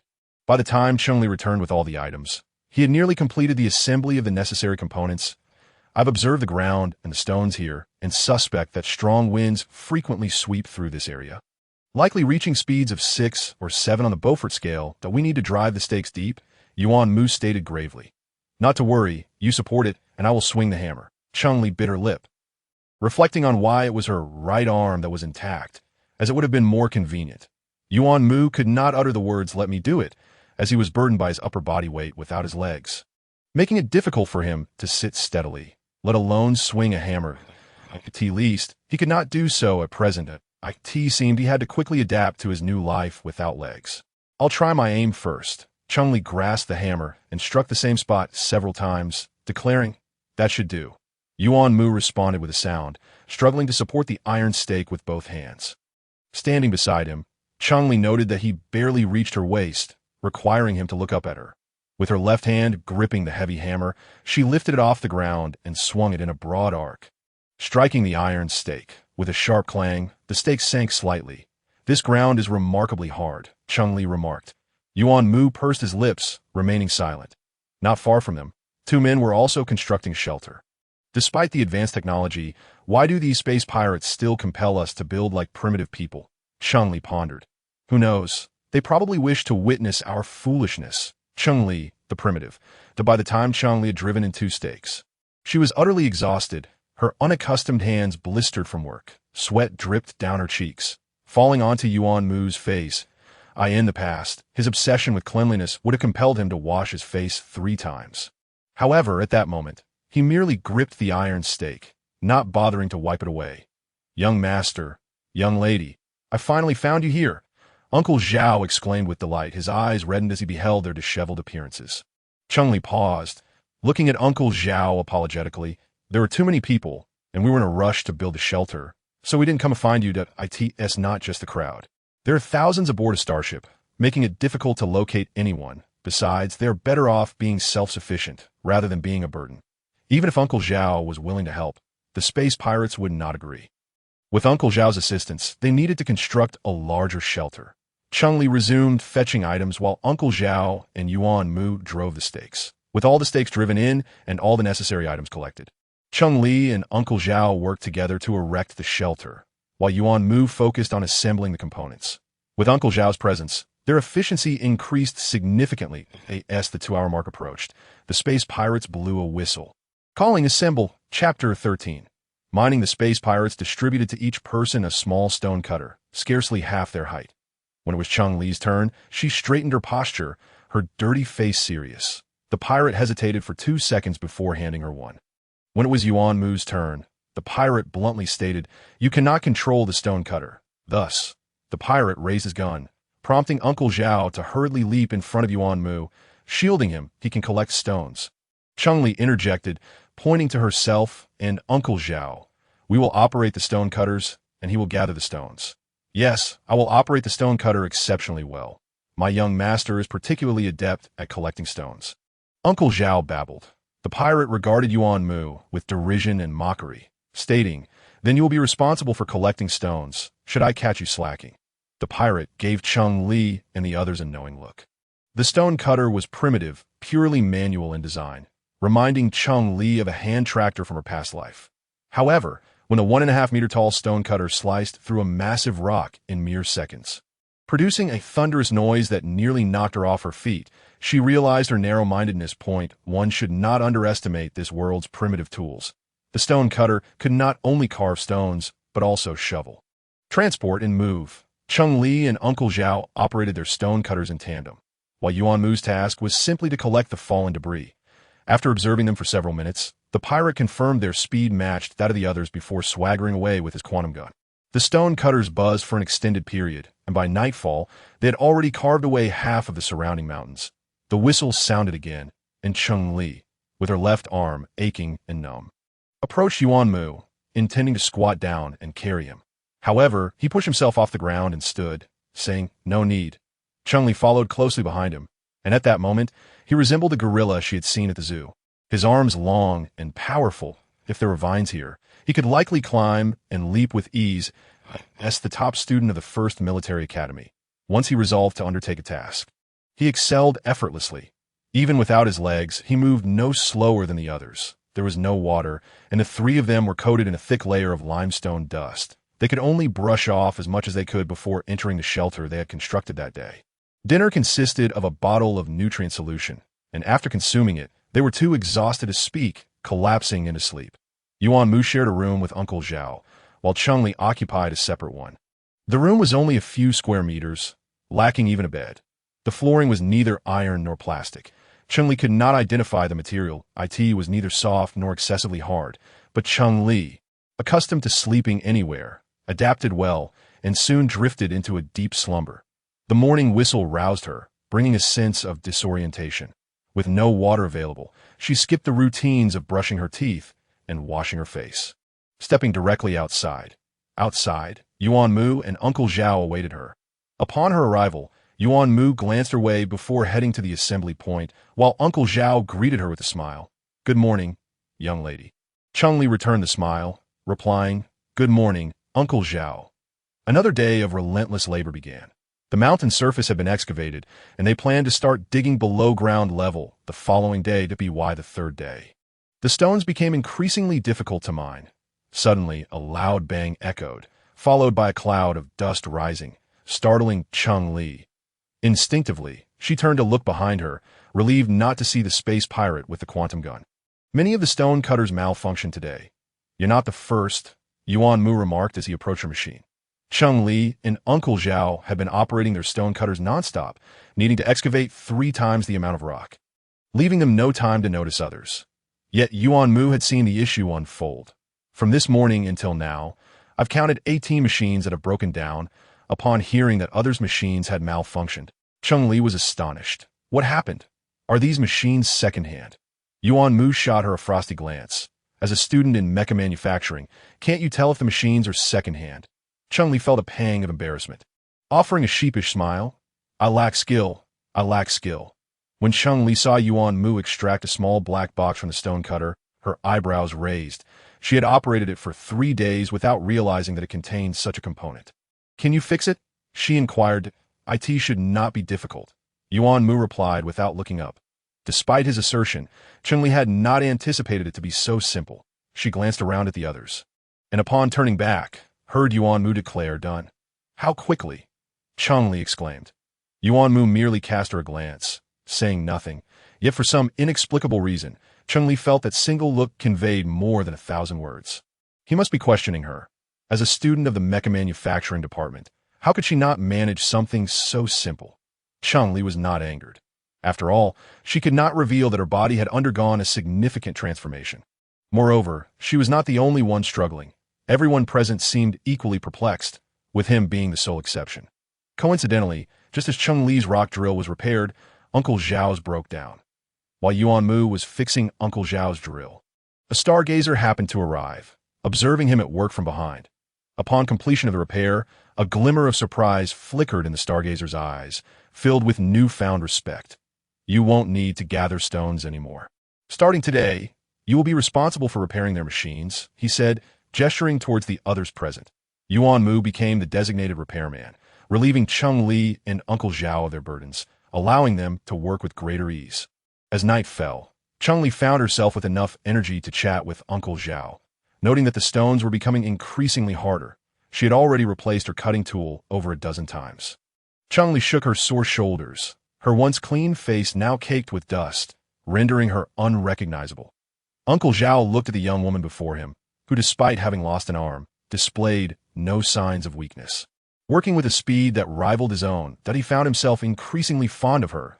"We must be close to the ore," Uncle Zhao remarked. "The hardness of blue keystones is exceptionally high, and the surrounding rocks are even tougher, surpassing ordinary metals." Cheng Li pondered this observation, understanding why their machines were malfunctioning so frequently. The stargazer had shown no signs of frustration. A shadow crossed Yuan Mu's eyes, indicating a need for heightened caution. Cheng Li detected an ominous undertone in his words. 2 days later, the first blue keystone was unearthed. That night, Cheng Li was startled awake by a thunderous explosion. She immediately sprang from the ground and bolted from her room, while Uncle Zhao and Yuan Mu emerged from their quarters as well. To the mine, Yuan Mu commanded decisively. The mining site had already been excavated several meters below the surface, forming a labyrinth of pathways, with rocks harder than iron capable of concealing individuals. Most crucially, the conflicts among the stargazers likely revolved around the blue keystones. They would probably not target the mine itself. Cheng Li quickly deduced the reason and crouched down, urging Yuan Mu, "Hurry up, I'll carry you." "Young lady, allow me to carry the young master. You lead the way," Uncle Zhao interjected, hoisting Yuan Mu onto his back. Outside, chaos erupted, flames leaping high into the air. Cheng Li focused her mental energy, navigating through the inferno and explosions. "We're almost there, just ahead," she said, when suddenly she heard a whistling sound from the left. Without thinking, she turned her head abruptly, instinctively lunging towards Uncle Zhao and Yuan Mu, lowering their bodies. In the next moment, a heavy object flew overhead, crashing down with a resounding thud, creating a pit over 1 meter wide and half a meter deep. The trio looked on, realizing it was a metal block weighing dozens of pounds. Uncle Zhao was visibly shaken, filled with dread at the near miss. Had it not been for Cheng Li, both he and Yuan Mu might not have survived. Yuan Mu looked at Cheng Li, curiosity glimmering in his eyes. Chapter 14. Level 2 of the abilities. The ground was ravaged by quantum guns and particle cannons, leaving it unrecognizable. Aside from Cheng Li and her companions, others also rushed towards the entrance of the mine. By the time they arrived, a considerable crowd had gathered. "Take the lift," Cheng Li instructed. "You three, 2 of you disabled and 1 elderly. Why are you still fleeing? It would be wiser to allow someone else a chance at survival." Someone from behind seized Yuan Mu's garment. His expression darkened, his lips pressed tightly together. Uncle Zhao's countenance soured as he attempted to board the lift, but found himself nearly toppled by the force. Cheng Li's anger flared. Without hesitation, she kicked the assailant, exclaiming, "What nonsense! If you seek death, Go find it yourself. The man, caught off guard, fell to the ground. Uncle Zhao, you two go. Cheng Li positioned herself protectively behind them. Her eyes filled with fierce determination. The others, feeling intimidated by her glare, dared not approach. The assailant scrambled to his feet, face contorted with rage, charging at her with a punch.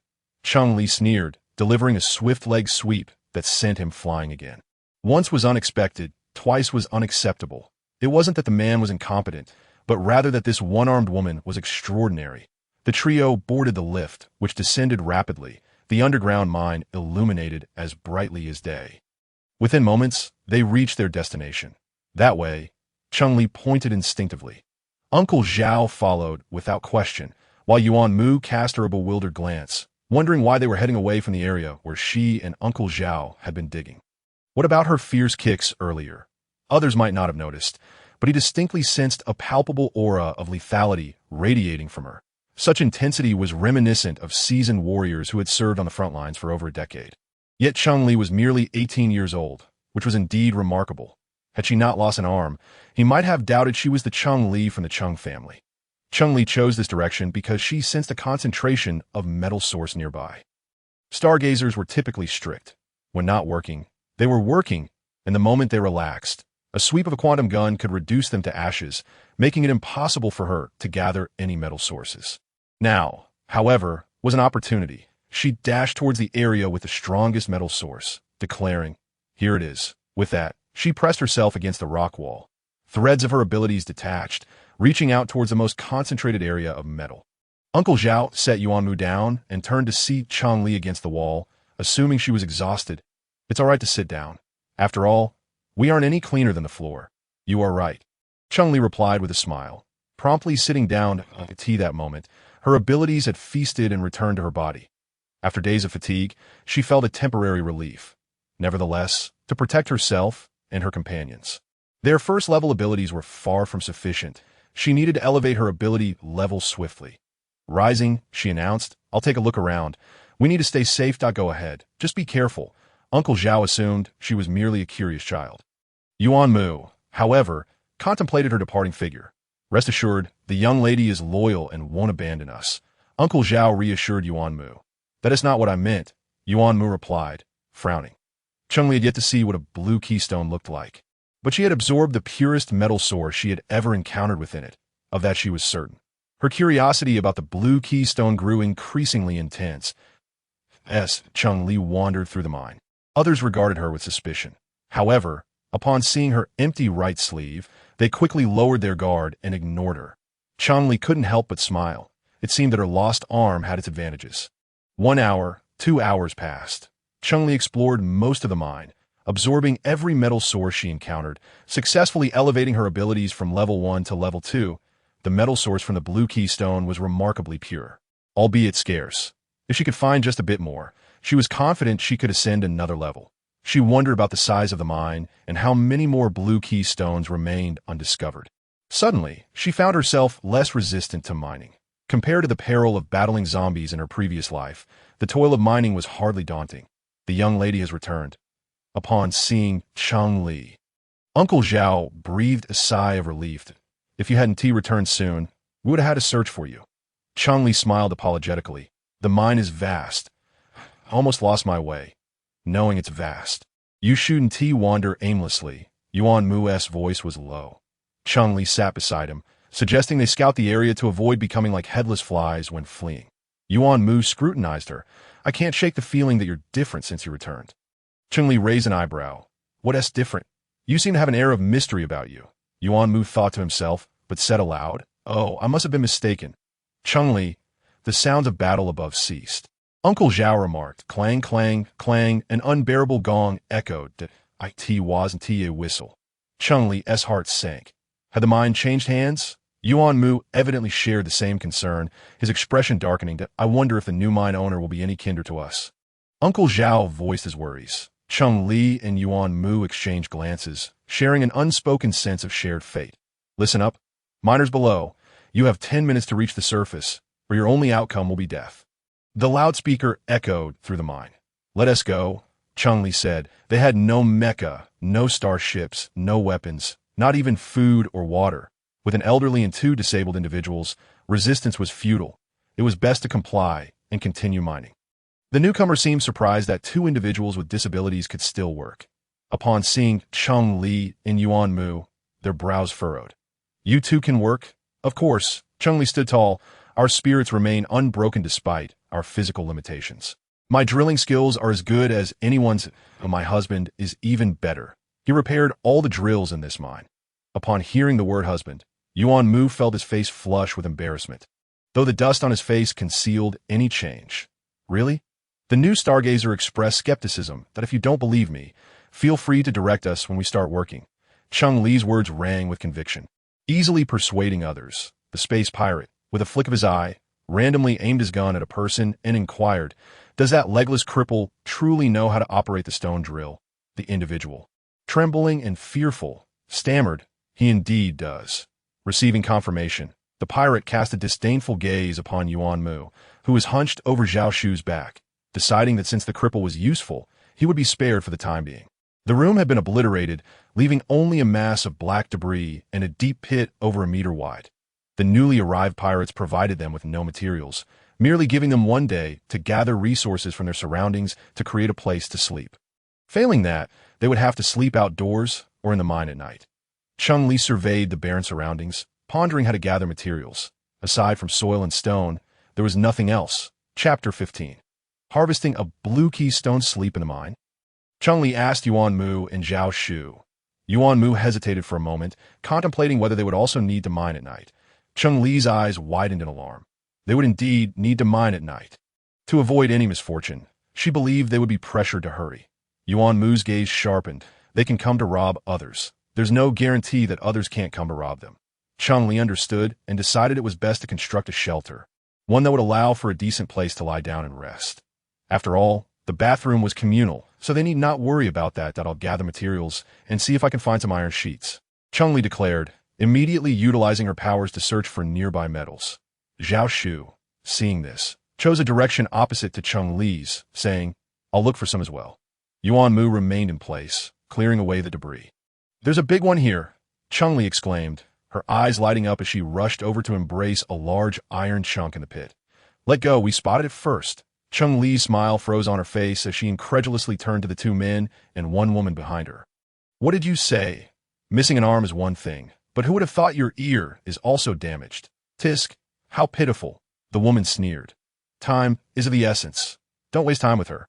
Another person interjected, stepping forward to grab Cheng Li. She swiftly dodged his outstretched hand. "I saw it first." Cheng Li refused to back down. "In that case, we'll take it from you," the man said with a mocking glint in his eyes. In the next moment, he swung a fist at Cheng Li with astonishing speed. Startled, she quickly evaded, declaring, "It's yours," before running off. While she was confident in defeating the man, exposing her abilities in such a public setting was unwise, especially with her safety not guaranteed. Thus, concealing her strength was the prudent choice. Cheng Li collected several charred pieces of iron. As she walked back, she discreetly used her powers to thin and widen the metal scraps. By the time she returned to the pit, the iron plates had become just the right thickness for a makeshift roof. Cheng Li glanced at the even pit floor and asked Yuan Mu, "How will you get down and back up?" Yuan Mu shot her a sidelong glance, but remained silent, continuing with his tasks. Cheng Li touched her nose, realizing she might have asked an inappropriate question. Quietly, she began to move stones, but with one arm missing, she could only scoop or hug the stones, causing her already soiled clothing to become utterly unsightly. Yuan Mu's gaze occasionally flicked toward her. His lips pressed into a thin line, and a thought unexpectedly surfaced in his mind. Why hadn't he encountered her when all his limbs were intact? The moment that notion crossed his mind, Yuan Mu startled himself, feeling an inexplicable sense of guilt. There was no sun, nor rain, but the wind was present. Living in the pit wasn't so bad after all. I'll fill the pit a bit higher, Cheng Li mentally added, thinking it would make it easier for Yuan Mu to enter and exit. Zhao Shu agreed with her idea. "That works, and no need to fill it. Just make a few steps." Yuan Mu interjected. Cheng Li considered this and realized it would allow them to lower the ground level, saving time and effort.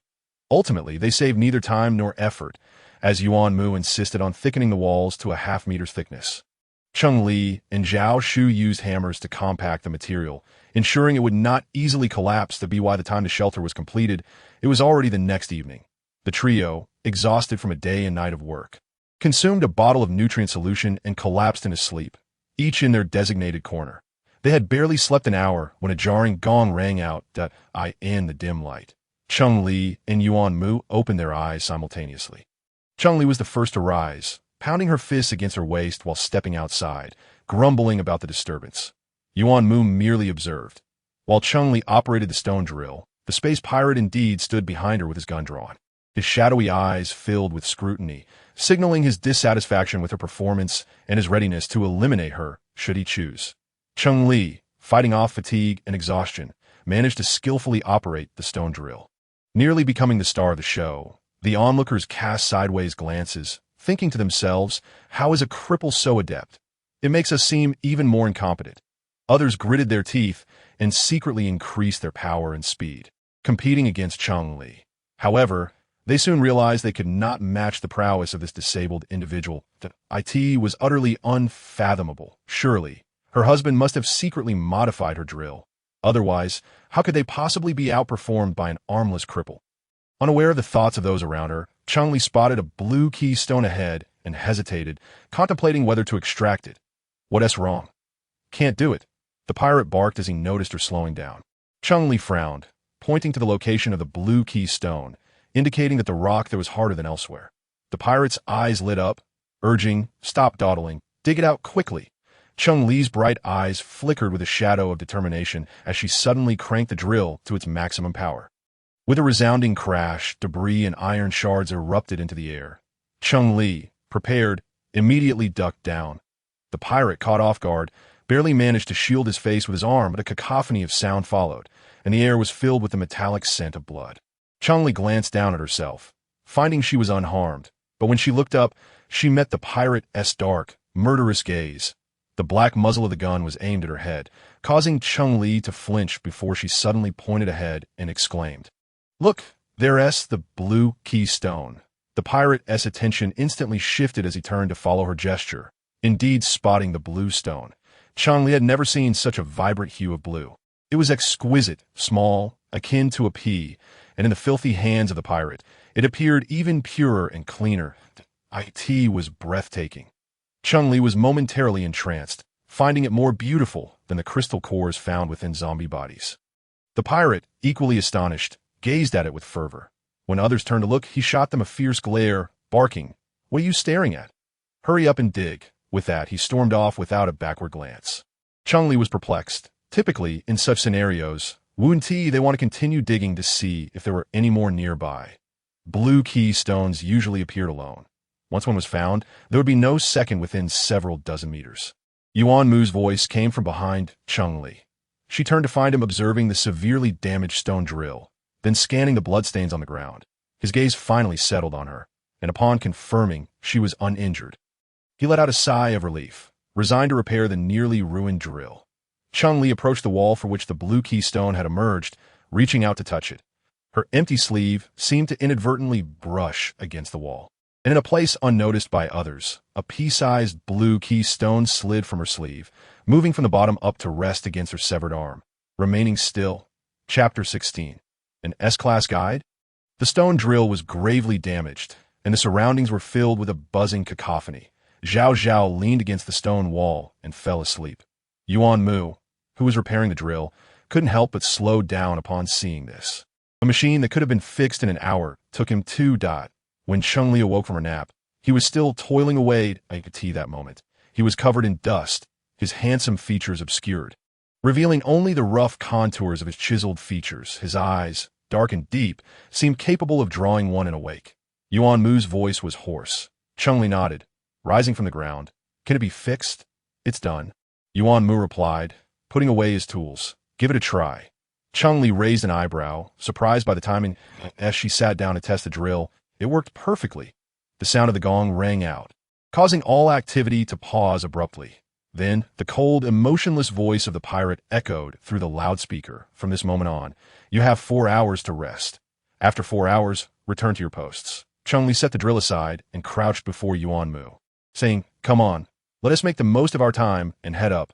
Yuan Mu pursed his lips but did not refuse, climbing onto her back. having gone nearly 30 hours without proper rest. The pain in his severed limb was unbearable, and his hands trembled with exhaustion. It would be difficult for him to walk back to the surface alone.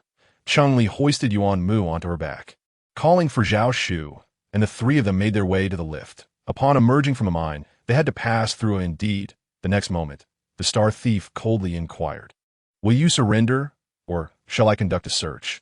The man's face turned ashen. "I was wrong, I'll hand it over." His trembling hands resembled a sieve, and after a few seconds, he shakily produced a blue mineral the size of a soybean from his trousers. The star thief snatched the blue keystone and kicked the man away, aiming his gun at him. Before the man could touch the ground, he disintegrated into ashes mid-air. A terrified scream rang out. "Silence!" the star thief barked, pointing his gun at the one who had shouted, "Proceed." Cheng Li tensed her body, activating her abilities to envelop the blue keystone. "Do not fear." Yuan Mu's deep voice resonated in her ear. Without the blue keystone, the machine would remain silent. Cheng Li's anxiety heightened. What should she do? Although the blue keystone was valuable, it held no special efficacy for healing severed limbs. Yuan Mu continued speaking, and Cheng Li was taken aback, wondering if Yuan Mu had discovered her hidden blue keystone. Was he attempting to persuade her? Yet, for reasons unknown, she felt her abilities could evade the machine's detection. Soon, it was Cheng Li's and Yuan Mu's turn. Cheng Li maintained her composure, carrying Yuan Mu on her back, walking past with a serene gait. An alarm sounded. Cheng Li secretly breathed a sigh of relief. Having confidence was one thing, but successfully navigating this ordeal was another. Regardless, she now possessed a considerable fortune. How much could this blue keystone fetch? 50 million star coins, or perhaps 100 million, upon returning indoors. The three of them collapsed into a deep slumber. After an indeterminate amount of time, Cheng Li found herself in that chaotic, vine-laden locale, cold and dim, reminiscent of a netherworld. It seems worse than the last time I was here, Cheng Li murmured. She was unaware of why she had returned or why she felt a faint pang of sorrow for the dreadful environment. Could it be altered? If this were her dream, she ought to have the power to change it, right? This time, Cheng Li refrained from taking action. Instead, she relied on her imagination and the spiritual energy she had just begun to explore in her previous life. Attempting to alter this space, or rather, this world, in the darkness, Yuan Mu furrowed his brow, one hand clutching his head, the other grasping at his severed limb. The pain was intolerable, and he felt as if he were living a fate worse than death. He summarized his predicament with those 4 words. He had resolved to rally himself and adapt to his new life without legs. But the reality was far more challenging than he had anticipated. In addition to the absence of his legs, he had to endure various inconveniences and intermittent agonizing pain. The most profound suffering arose from his spiritual realm, which evoked thoughts of death. Yuan Mu emitted a muffled groan, his bitten lips bleeding profusely. Here, there would be no guide to assist him in navigating his spiritual turmoil. Rather than succumb to the relentless agony or descend into madness, he contemplated death, believing it would spare her and Uncle Zhao from his burdens. Yuan Mu turned to glance at Cheng Li, who was 2 meters away. The sky outside was gradually brightening, and he observed her dirt-smudged face, an inexplicable sense of reluctance stirring within him. Yet, this was where it had to end. Yuan Mu attempted to muster a smile, but the excruciating pain distorted his features, rendering even the act of biting his tongue laborious. "Goodbye," Yuan Mu silently conveyed, his eyes reflecting both reluctance and relief.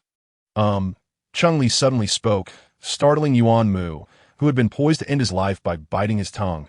In the next instant, the intense pain in his spiritual realm dissipated, replaced by an unprecedented sense of ease. What was this? A moment of reflection before death? He felt as though he had returned to a time before awakening as a Sentinel. During that period, he possessed neither exceptional abilities nor the burdens of a troubled spiritual realm. No, that was incorrect. He had not bitten his tongue. He was still alive. Yuan Mu's eyes widened in shock. What was happening? Meanwhile, Cheng Li, her brow unfurling, turned over and resumed her slumber, finally capable of resting peacefully, even beginning to snore softly. Hearing her gentle snores, Yuan Mu gradually regained his composure, silently sitting up in the darkness, his deep-set eyes scanning the room, landing on the entrance, who had assisted him in organizing his spiritual chaos. Someone had managed to untangle his spiritual realm without direct contact, achieving results he had never experienced before. Even the A-rank guides who had previously aided him could not reach this level. What rank was this guide? An S rank? Or perhaps an SS rank? Yuan Mu shook his head. He had never heard of the Alliance possessing SS rank guides. IT seemed more likely to be an S rank. However, given that nearby were either star thieves or those forced to mine, guides and sentinels were strictly separated in other areas, making it implausible for one to be present here. Moreover, to his knowledge, the Alliance's S-rank guides had long been under tight protection and would never appear in such a place. Yet, how could the current situation be explained? Yuan Mu was perplexed, and his weary body could no longer endure. He gradually slid down the wall, lying flat, and fell asleep the next moment. Chapter 17. The Great Wind in the Stillness of the Night. The fierce wind arrived suddenly, IT first. Cheng Li remained unaware that IT was not until a massive stone crashed onto their tin roof with a resounding clang that the three of them were jolted awake. What happened? Cheng Li inquired. Yuan Mu assumed a defensive posture, straining to hear, and after a few seconds replied, "The wind has risen." Cheng Li also discerned the howling wind, akin to wails from the abyss, accompanied by flying dust and intermittent loud crashes, uncertain whether someone's house had been struck down. Uncle Zhao stood up and approached the creaking iron door to ensure it was securely shut, then looked up at the tin roof, worried it might be blown away.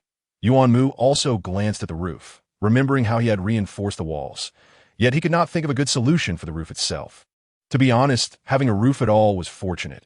Many surrounding structures lacked even that, merely surrounded by four walls that IT should be fine. I reinforced it, Cheng Li confidently asserted, quietly using her abilities to manipulate the tin. She yawned. "It's just a gust. Let us go back to sleep." Yuan Mu looked at her incredulously. With such a ruckus outside, she considered it merely a breeze. If he heard correctly, the rumbling crashes sounded like the collapse of a house. Cheng Li yawned again. During her previous sleep, she had been busy reshaping her world for the first part, and the latter half had been a deep slumber. She had not anticipated being awakened again. Fatigue weighed heavily upon her. She rolled back down to the ground, trying to control the tin while drifting back to sleep. Knock, knock, knock. The iron door was being pounded upon, accompanied by a voice tearing through the air. "Open up! Quickly, open the door! Save us!" Uncle Zhao glanced at Yuan Mu, suspecting they were people seeking refuge from the storm. Yuan Mu turned to Cheng Li, who merely rolled over, indicating they could decide. After a moment's contemplation, Yuan Mu said, "Let them in." Cheng Li was not surprised by his decision. After all, he was a student of the 1st Military Academy. Uncle Zhao opened the door, and wind and dust rushed in, making Cheng Li close her eyes just in time to avoid seeing the faces outside. Once Uncle Zhao closed the door again, she opened her eyes to find 2 men and 1 woman before her. Unfortunately, they were the very individuals who had seized her large iron piece the day prior. "You owe me an apology," Cheng Li stated flatly. The woman appeared disheveled, a hint of embarrassment crossing her eyes. Reluctantly, she opened her mouth, her voice barely above a whisper. "I'm sorry." Cheng Li clicked her tongue, about to respond when the other 2 men bowed, exclaiming loudly, "We apologize. We should have taken your belongings yesterday. Also, thank you for allowing us to take refuge." Cheng Li's mouth twitched. It seemed that these 2 large men were more flexible than the one small woman. What more could she say? They had taken her possessions.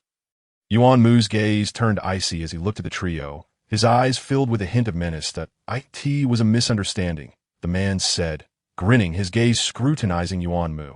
"You are Yuan Mu, the top student of the 1st Military Academy, aren't you?" Yuan Mu's expression grew even colder. "You know me. I saw your photo. I caught a glimpse of you during the intercollegiate competition," the man replied. Disregarding Yuan Mu's apparent disinterest in recognition, "We are all students of the 2nd Military Academy," and he introduced himself. "I'm Chu Feng, a 3rd-year student. This is Hu Li, and she is Li Shuai. She are classmates." Upon hearing Yuan Mu's name, Hu Li and Li Shuai, she first displayed shock, which quickly morphed into admiration and pitied. "I can't believe he actually married a woman with a severed arm." "Li Shuai," she murmured. Cheng Li thought, "What?" The wind continued to howl, intensifying with each passing moment. The door once again reverberated with loud knocks, disrupting the awkward atmosphere within. This time, Uncle Zhao did not inquire further and opened the door directly. People began to pour in, instantly filling the small room. Cheng Li had no choice but to rise, pressing against the wall alongside Yuan Mu, one hand shielding him. "Squeeze in a bit. We need to get inside too." It's too cramped. If we push any further, the house will collapse. Hey, help me. I'm going to be blown away. Really, we can't fit anymore. Perhaps you should head to the mine. No. If we try to reach the mine, we'll be blown away and crushed by rocks and debris. Well, there's nothing we can do. You can see it's packed. I don't care. I'm going in. Crack. The sound of something breaking echoed. Those attempting to squeeze in suddenly froze, halting their advance. If you hold hands and set out together, you should be able to reach the mine. Someone proposed. They hesitated, but then nodded. All right, let us go to the mine. The door closed once more, blocking the wind outside. With so many people crammed into one room, each had gone nearly 10 days without a bath since being captured, and the odor was unbearable. Cheng Li felt dizzy from the stench and glanced down at Yuan Mu, momentarily feeling balanced. After all, he was a sentinel with a sensitive sense of smell. He was in a far worse predicament. Yuan Mu found himself in a truly dire situation, the acidic contents of his stomach rising ominously to his throat. He could see that moment. He would have preferred to be outside, braving the wind, rather than feeling like a sardine crammed into this space. Instinctively, he turned his face towards Cheng Li, the tip of his nose brushing against her waist. Thump, thump, thump. His heart raced violently in his chest. For reasons unknown, he remained in that position, motionless. What was that scent? It was reminiscent of freshly mowed grass after a rain. Yuan Mu inhaled deeply, his expression shifting to one of bewilderment. Why was there such a disparity between individuals, despite the shared lack of hygiene? He did not associate this scent with pheromones. For Cheng Li was already 18, and the likelihood of her undergoing differentiation was exceedingly slim. Even if she had, it was far more probable she would become a sentinel rather than a rare guide. If it were the pheromones of a sentinel, his initial reaction would be repulsion and discomfort. Yet at this moment, he craved more of it. The wind howled through the night, and Cheng Li stood there, barely awake, her legs numb from lack of sensation. Yet one arm resolutely protected Yuan Mu above. Meanwhile, he leaned against her, his face nestled in her side, sleeping soundly. The wind has stopped, someone suddenly called out, jolting the drowsy crowd awake. Silence enveloped them, as if the wind had truly ceased. Open the door. I need to get out. Damn it. It's suffocating in here with so many people. You complain about the stench, yet chose to crowd in here. It's a miracle you're still alive. As the creaking iron door swung open, the occupants surged forth.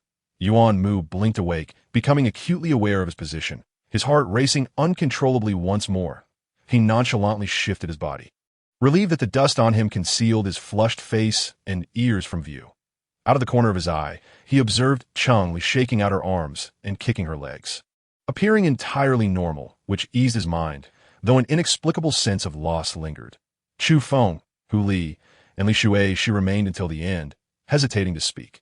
Finally, Chu Feng was pushed forward, glancing between Cheng Li and Yuan Mu, cautiously inquiring, "Can we work together in the future?" Yuan Mu remained silent, but Cheng Li raised an eyebrow and replied, "Sure, if. I'm just saying if you have any plans, make sure to include us," Chu Feng urged. His eyes gleaming. Hu Li and Li Shui, she gazed intently at Yuan Mu and Cheng Li, tension evident in their expressions.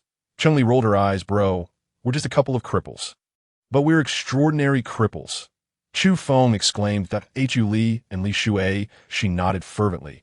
"Together, we can surely devise a plan." Cheng Li raised an eyebrow. Where is this confidence coming from? Chapter 18. Uprising in the insectoid after the fierce winds. The modest abode of Cheng Li, Yuan Mu, and Uncle Zhao remained the only intact structure. The toll of the casualties was uncounted. The Star Pirates showed little concern, herding them into the mine and demanding they continue working, declaring, "From now on, you will sleep in the mine. No need to come up." The expressions of the crowd darkened, yet no one dared to voice their dissent.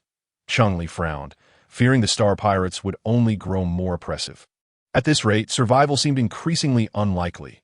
Indeed, the time allowed for rest dwindled, with some succumbing to exhaustion, tragically cut in half by the very tools meant to aid them. The stones grew harder, and the frequency of blue keystones emerging increased. With Cheng Li's enhanced abilities, her powers could reach further distances, and seizing the opportunity, she gathered a considerable amount of metallic resources, even pilfering a dozen blue keystones. Her severed arm was now adorned with a circle of blue crystals. That night, an uprising erupted among the sentinels and guides, involving not just them but also ordinary individuals, the commotion reverberating loudly. "Rather than toil ourselves to death in the mines, Let us fight back." At the fervent cry, Cheng Li was startled, immediately shutting off the stone cutter and turning to Chu Feng and the others. "Which direction did Yuan Mu go?" Chu Feng pointed. "Over there, I think." "Thank you." Cheng Li replied swiftly, vanishing in an instant. "Her speed is astonishing." Li marveled. "Is she not afraid the Star Pirates will mistake her for a rioter and shoot her on sight?" Chu Feng questioned. "Clearly, she holds genuine feelings for Yuan Mu." Li Shui, she observed, his expression complex. Despite her missing an arm, she was still better off than that Blue Shadow. After losing his legs, Blue Shadow openly mocked Yuan Mu, ridiculing him on the university forums about being a perfect pair of the armless and legless. The word spread across several universities, becoming widely known. Gunfire and explosions echoed throughout the mine, with people scattering in panic. Cheng Li asked every passerby if they had seen Yuan Mu fixing the stone cutter. After several negative responses, one finally revealed, "Yes, with those sentinels." Cheng Li froze, her heart sinking. Yuan Mu had mixed with those sentinels? Had he joined the uprising? A mix of betrayal and disappointment washed over her. She had believed their shared hardships had forged a bond akin to life and death, but now it seemed she had misinterpreted their closeness. With AC, others turned their gazes towards the horizon, their eyes brimming with anticipation and excitement as they beheld the ominous clouds. Finally, they could bathe. Cheng Li also glanced skyward, her brow furrowing. The air lacked moisture, an unlikely harbinger of rain. "It's the insectoid species." Yuan Mu's expression darkened. Cheng Li spun around abruptly. "Are you sure?" Yuan Mu met her gaze, an unfamiliar heaviness in his eyes. "I am certain." "What are we waiting for? We must flee." Cheng Li shouted urgently. It was not mere clouds, but the insectoid horde. The Star Pirates were startled, turning their attention to her. The clouds loomed ever closer, and Cheng Li could discern the outlines of the insectoids. Pointing skyward, "Look for yourselves." As everyone turned back to the ominous clouds, their expressions shifted dramatically. "Why the heavens? It truly is the insectoid species." "To the starship quickly." "What about here?" "There's nothing to be done. Survival is paramount. This expedition has already yielded substantial gains." Chapter 19. Warship. The Star Pirates dashed towards the starship. Those crouching exchanged glances, and then followed suit. "Down!" Cheng Li cried out as she noticed the Star Pirates turning back. Their weapons aimed at them. Gunfire erupted. The Star Pirates employed standard ammunition with minimal lethality, yet no shot turned a person to ashes, only resulting in bloody wounds. The crowd hesitated, stopping dead in their tracks. "To the mine," Cheng Li decisively declared, hoisting Yuan Mu onto her back as she sprinted towards the mine. Upon hearing her command, the others quickly turned and charged towards the mine as well. Cheng Li, carrying Yuan Mu, was unexpectedly jostled, nearly losing her balance. After regaining her footing, she found herself at the rear. The mine's entrance was crowded. She could not squeeze in with Yuan Mu on her back. Yuan Mu remained vigilant, watching the sky and the approaching insectoids. Their descent was imminent. Cheng Li turned back and witnessed the grotesque forms of the insectoids, a swarm that sent chills down her spine. Their sizes varied. Some loomed like mountains while others were no larger than a human head. Some bore mandibles and slime, others had sharp teeth and claws, and some possessed wings, while others had countless legs. Cheng Li felt overwhelmed by the sight and voiced her curiosity. "Do insectoids have names? With so many varieties, how could one possibly distinguish them?" "They do," Yuan Mu replied, accustomed to her lack of knowledge. "Typically, only scholars specializing in insectoids memorize their names, that we classify them by levels from 1 to 9. The higher the level, the more formidable the insectoid." Cheng Li wished to inquire about the criteria for classification, but the pungent stench drew ever nearer. Another group descended via the lift, and Cheng Li and Yuan Mu were the last to descend. Cheng Li looked at the approaching insectoid army, now less than 100 meters away. Her eyes narrowing. "There's no time left." "Let me down," Yuan Mu insisted. "Be quiet," Cheng Li snapped, impatiently squeezing into the mine's entrance. "What use is it to squeeze in when the lift has just descended?"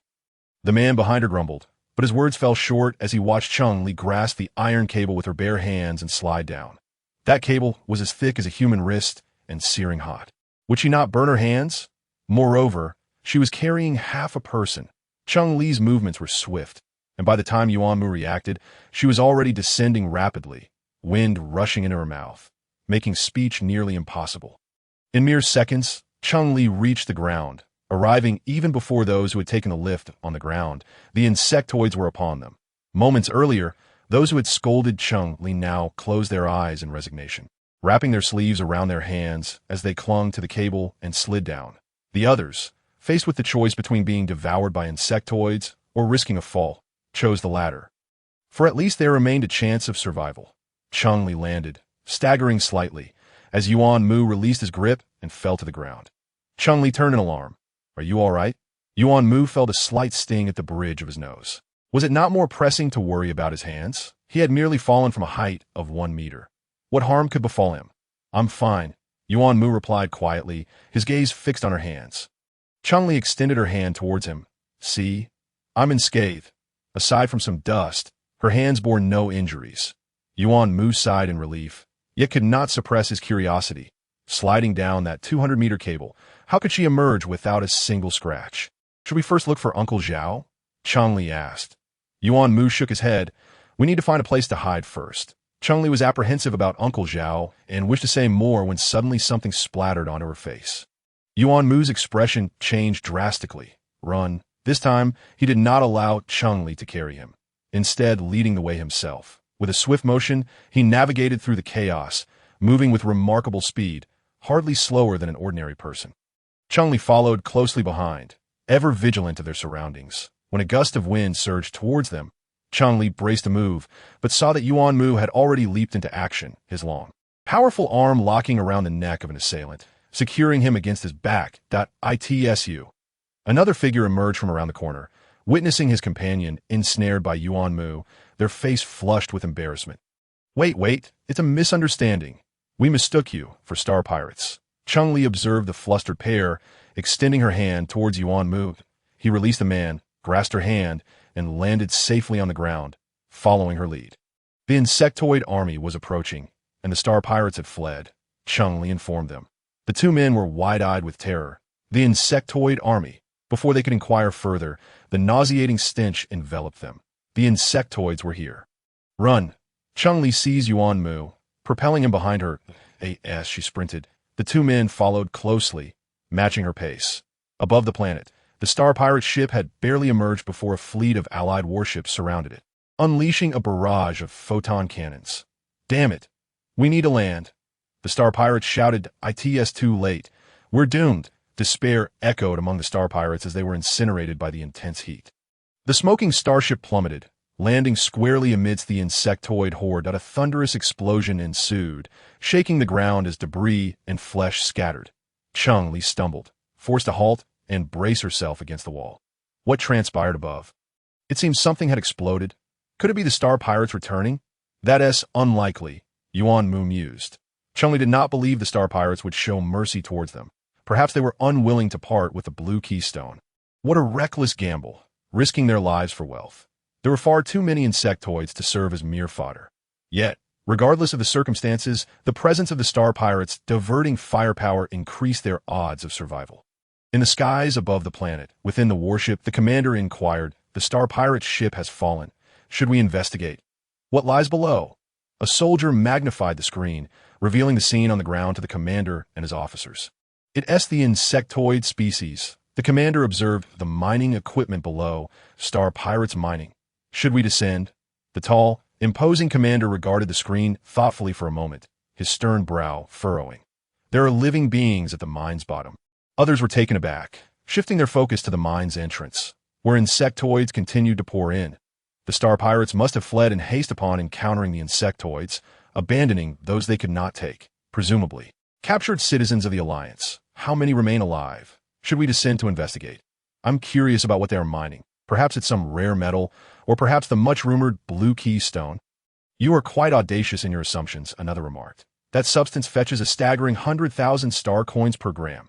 Perhaps it is? Chapter 20. Reluctance. Those following Cheng Li and Yuan Mu initially intended to push them forward in the event of an encounter with the insectoids, hoping to buy time for their escape. Their surprise. Cheng Li was faster than them all, who was truly aiding whom in buying time. The two men decided to separate from Cheng Li and Yuan Mu. As a slimy appendage ensnared her foot, Cheng Li felt a wave of revulsion wash over her. The insectoids were as repugnant as zombies. The appendage was poised to exert force, aiming to constrict her slender ankle.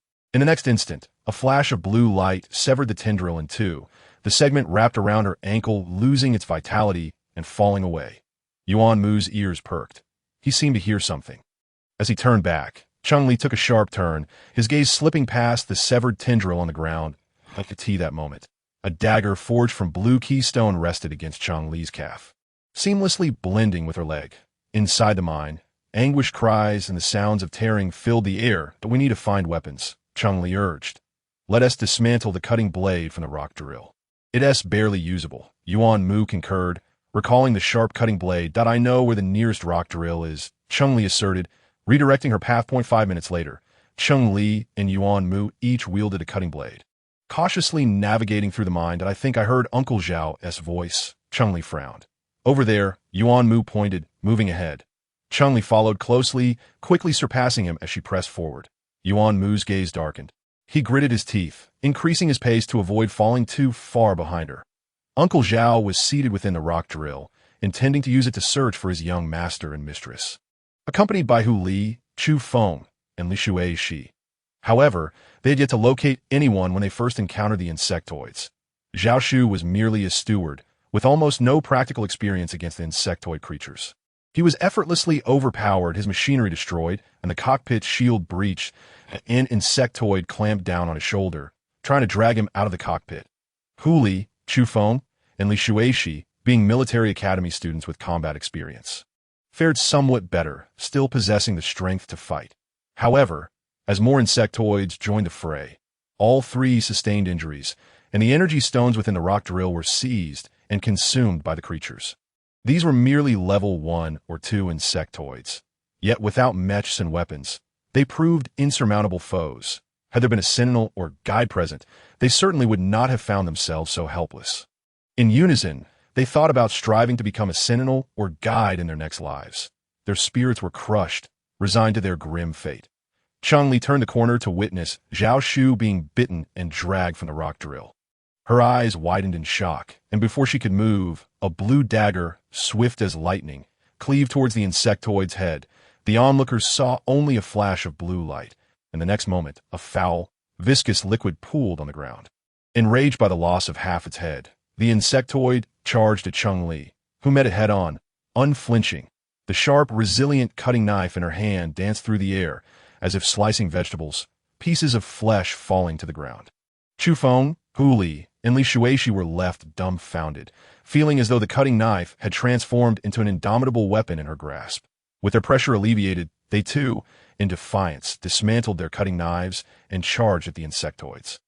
I will chop with all my might. Finally, the blades sank into the bodies of the insectoids, only for them to realize the knives could not be withdrawn.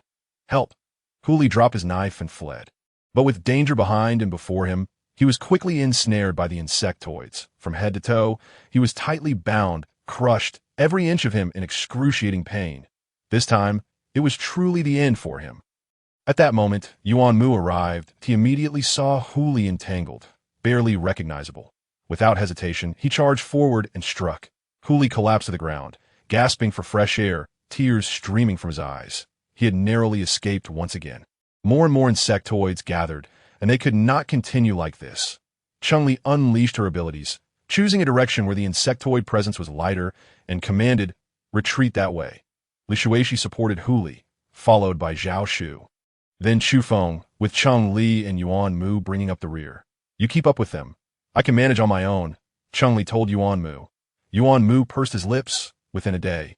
He had regretted his own powerlessness countless times. I can keep up, he asserted, his tone resolute and stubborn. Cheng Li glanced at the boy's face, sweat pouring down, washing away the dirt, revealing his once handsome features. His deep-set eyes reflected seriousness and determination, and at that moment, he seemed to radiate light.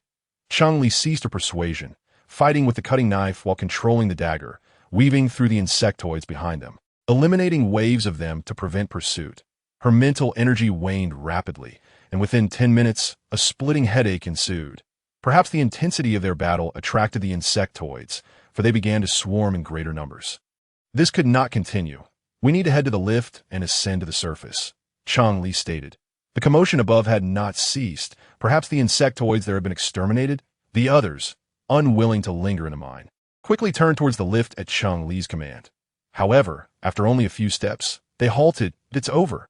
Li Shuishi gasped, pale-faced. Before them lay a mass of insectoids, countless and densely packed. Cheng Li turned to look, her heart sinking, having perished alongside zombies in her previous life, now facing demise at the jaws of these grotesque creatures. How disheartening! Yet she knew, unless a miracle occurred, their fates were sealed. Was that a level 3 insectoid? Cheng Li pointed to a winged creature with 8 antennae amidst the horde, the greatest threat in her view. Yuan Mu acknowledged with a grunt, fearing she might not hear, then spoke loudly. It is. Cheng Li focused on the creature, her fighting spirit ignited. Perhaps if she killed it, the other insectoids would retreat. It was worth a try. While others fought valiantly for their lives, Cheng Li, with an unusual stance, leaped into the swarm of insectoids. Rolling and jumping, she narrowly avoided being trampled or captured by their appendages until she finally reached the level 3 creature, now half covered in blood. Cheng Li, Yuan Mu shouted in fury, his eyes ablaze. How could she be so reckless? Was she seeking death? Cheng Li turned, flashing a smile at Yuan Mu. I want to go down without taking a few with me. With that, she thrust her cutting knife towards the creature's claws. Chapter 21. Yuan Mu unleashed. Yuan Mu yearned to plunge into the swarm, yet he found himself powerless to do so. Gritting his teeth, he continued to fight while keeping a watchful eye on Cheng Li. Already hindered by his missing legs, his combat effectiveness diminished.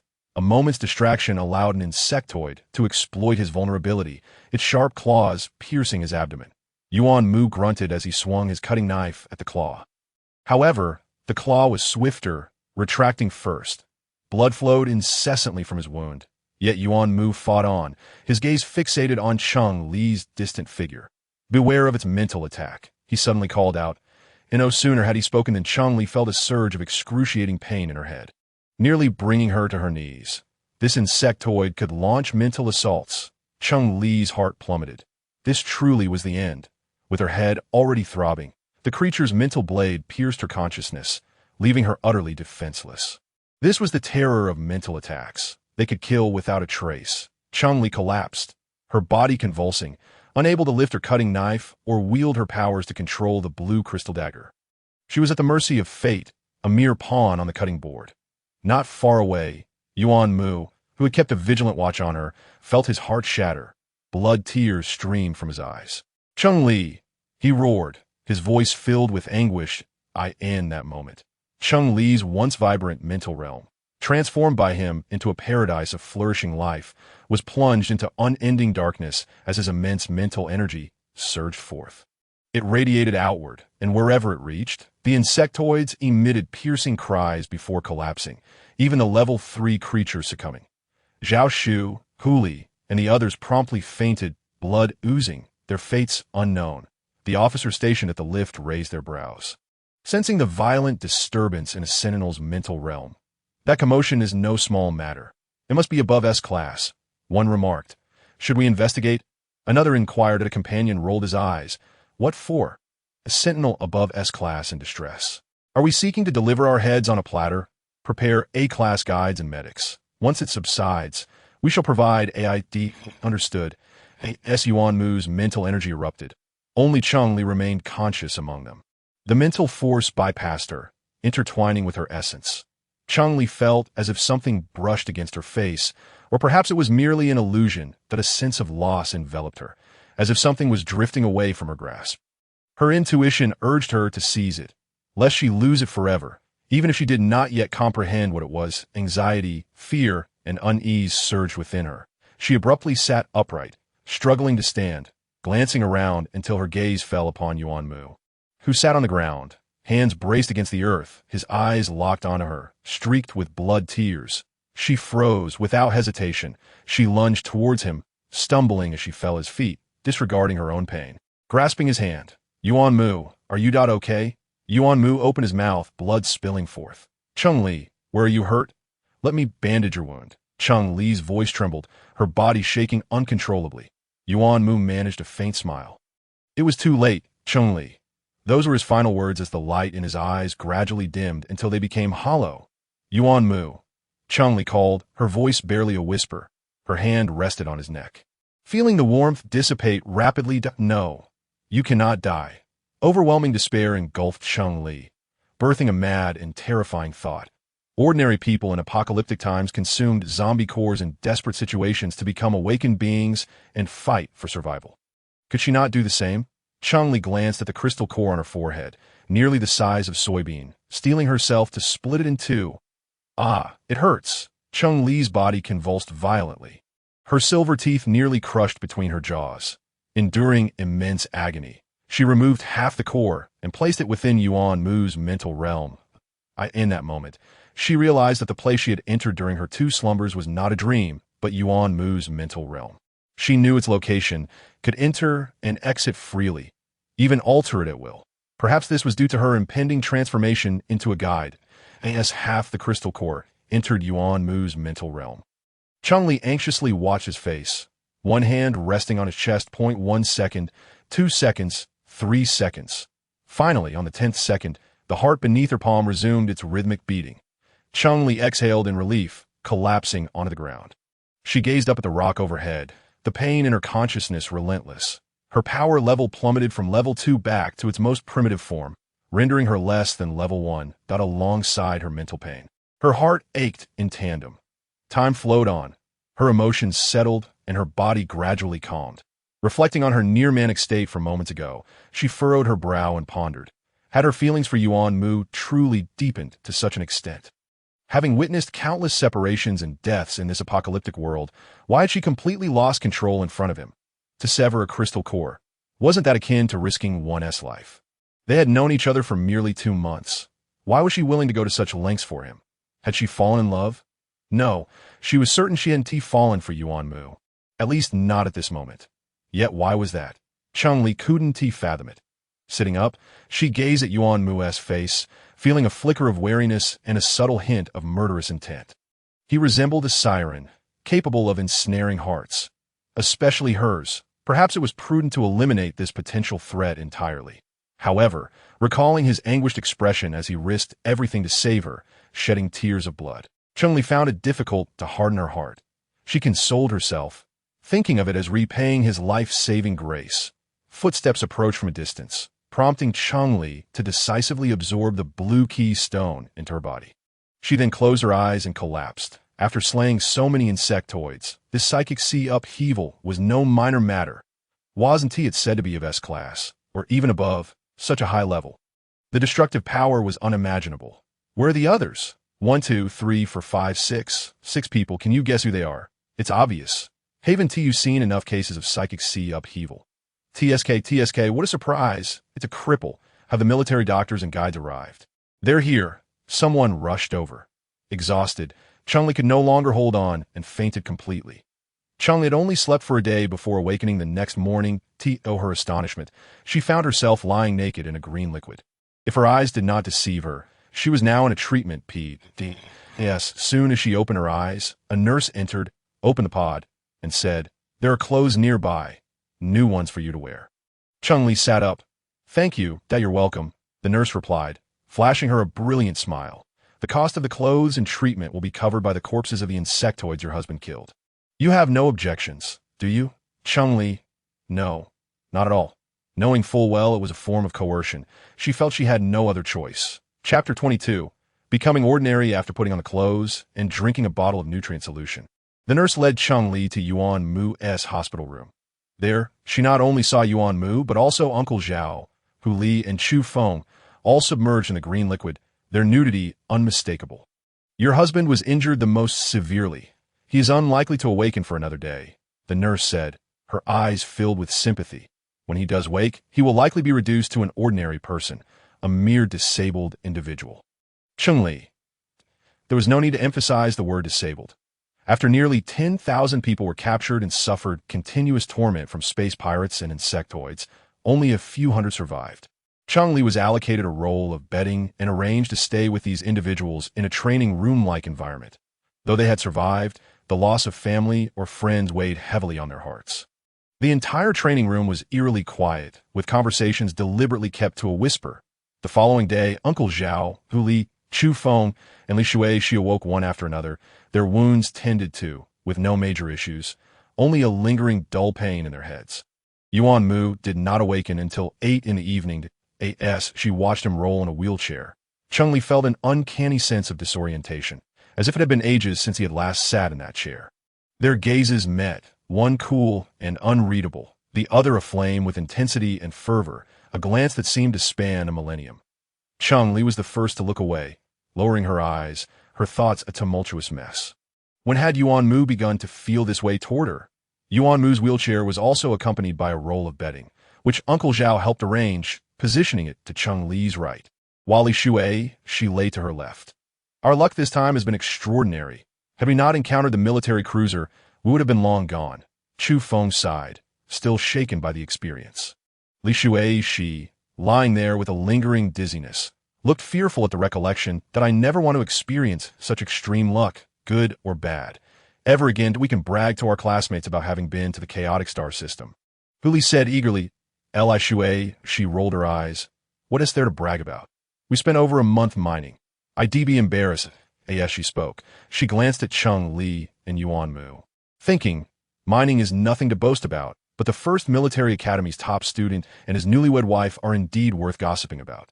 The fleet said they would drop us off at the transfer station, and then we'll return Alpha Star. What about you? Chu Feng asked Cheng Li and Yuan Mu. The first and second military academies were both located on Alpha Star, and they would be returning to attend classes. He refrained from directly asking if Yuan Mu and Cheng Li would return to school, knowing they had both taken leaves of absence, but he remembered that their homes were in Alpha Star. We're heading to the Gamma Star system, Yuan Mu replied. That was in the opposite direction from Alpha Star. A pity, as Uli had hoped to travel together. We were originally going to fulfill a practical assignment. But now we Haven T completed it and the deadline is here. We'll return to see what the instructor arranges, Chu Feng explained. What are you going to Gamma for? A vacation? Li Shui, she inquired. Yuan Mu looked at Cheng Li, his gaze softening. Recuperate. When her menstrual period arrived, Cheng Li felt utterly bewildered. Having inhabited this body for 2 months, she had forgotten all about it. Was it possible that even in such an advanced interstellar society, this nuisance remained unresolved? Curling up, her lower abdomen throbbed painfully, her pale face devoid of color, in the darkness. Yuan Mu suddenly opened his eyes, catching a whiff of blood. His first instinct was to check on Cheng Li, ensuring her safety. Turning his head, he was met with her biting her lip, her face ashen. Yuan Mu was immediately alarmed. What's wrong? I'll call the doctor. He began to crawl towards his wheelchair. I am fine, Cheng Li called out, her face betraying a hint of discomfort from menstrual cramps. Yuan Mu paused for 2 seconds, then turned his face away. Is everything ready? No. Cheng Li's voice was barely above a whisper. Her head buried in the blankets. I'll go buy some. Yuan Mu's ears flushed red. After saying this, he climbed onto his wheelchair and sped away. Hiding under the covers, Cheng Li covered her face. It was just a menstrual period. After living 2 lifetimes, why should she feel embarrassed? Yuan Mu was gone and back in less than 10 minutes. He handed her a bag, worry etched on his face. Can you manage? Yes, Cheng Li stood up, accepting the bag. With Yuan Mu watching, she took slow, deliberate steps toward the bathroom, each step causing blood to flow heavily between her legs by the time she reached the bathroom. Her pants were utterly ruined. Chapter 23. Another ability, user. The desolate mining planet lay abandoned, save for a few rugged roads constructed during the initial excavation. Other areas were impassable for a wheelchair, and upon reaching the mining zone, the path was severed. Will you wait for me here? After grasping Yuan Mu's intentions, Cheng Li could no longer carelessly carry him on her back as she had done before. Yuan Mu pressed his lips together. Are you going to mine? Cheng Li nodded, withholding further explanation. Be careful. Contact me through the light brain if anything happens, Yuan Mu instructed. Cheng Li acknowledged with a hum, eagerly proceeding toward the mine. After a few steps, an unexpected thought struck her, and she turned back. Why don't you come with me? In an instant, Yuan Mu's expression transformed from dejection to sheer elation. His eyes sparkling. Is it convenient? Cheng Li considered that, although she had not disclosed the existence of abilities, Yuan Mu would eventually discover it on his own. Why not tell him sooner, allowing him to cultivate his skills? The insectoid species was pervasive, and the interstellar realm was scarcely safer than the post-apocalyptic world.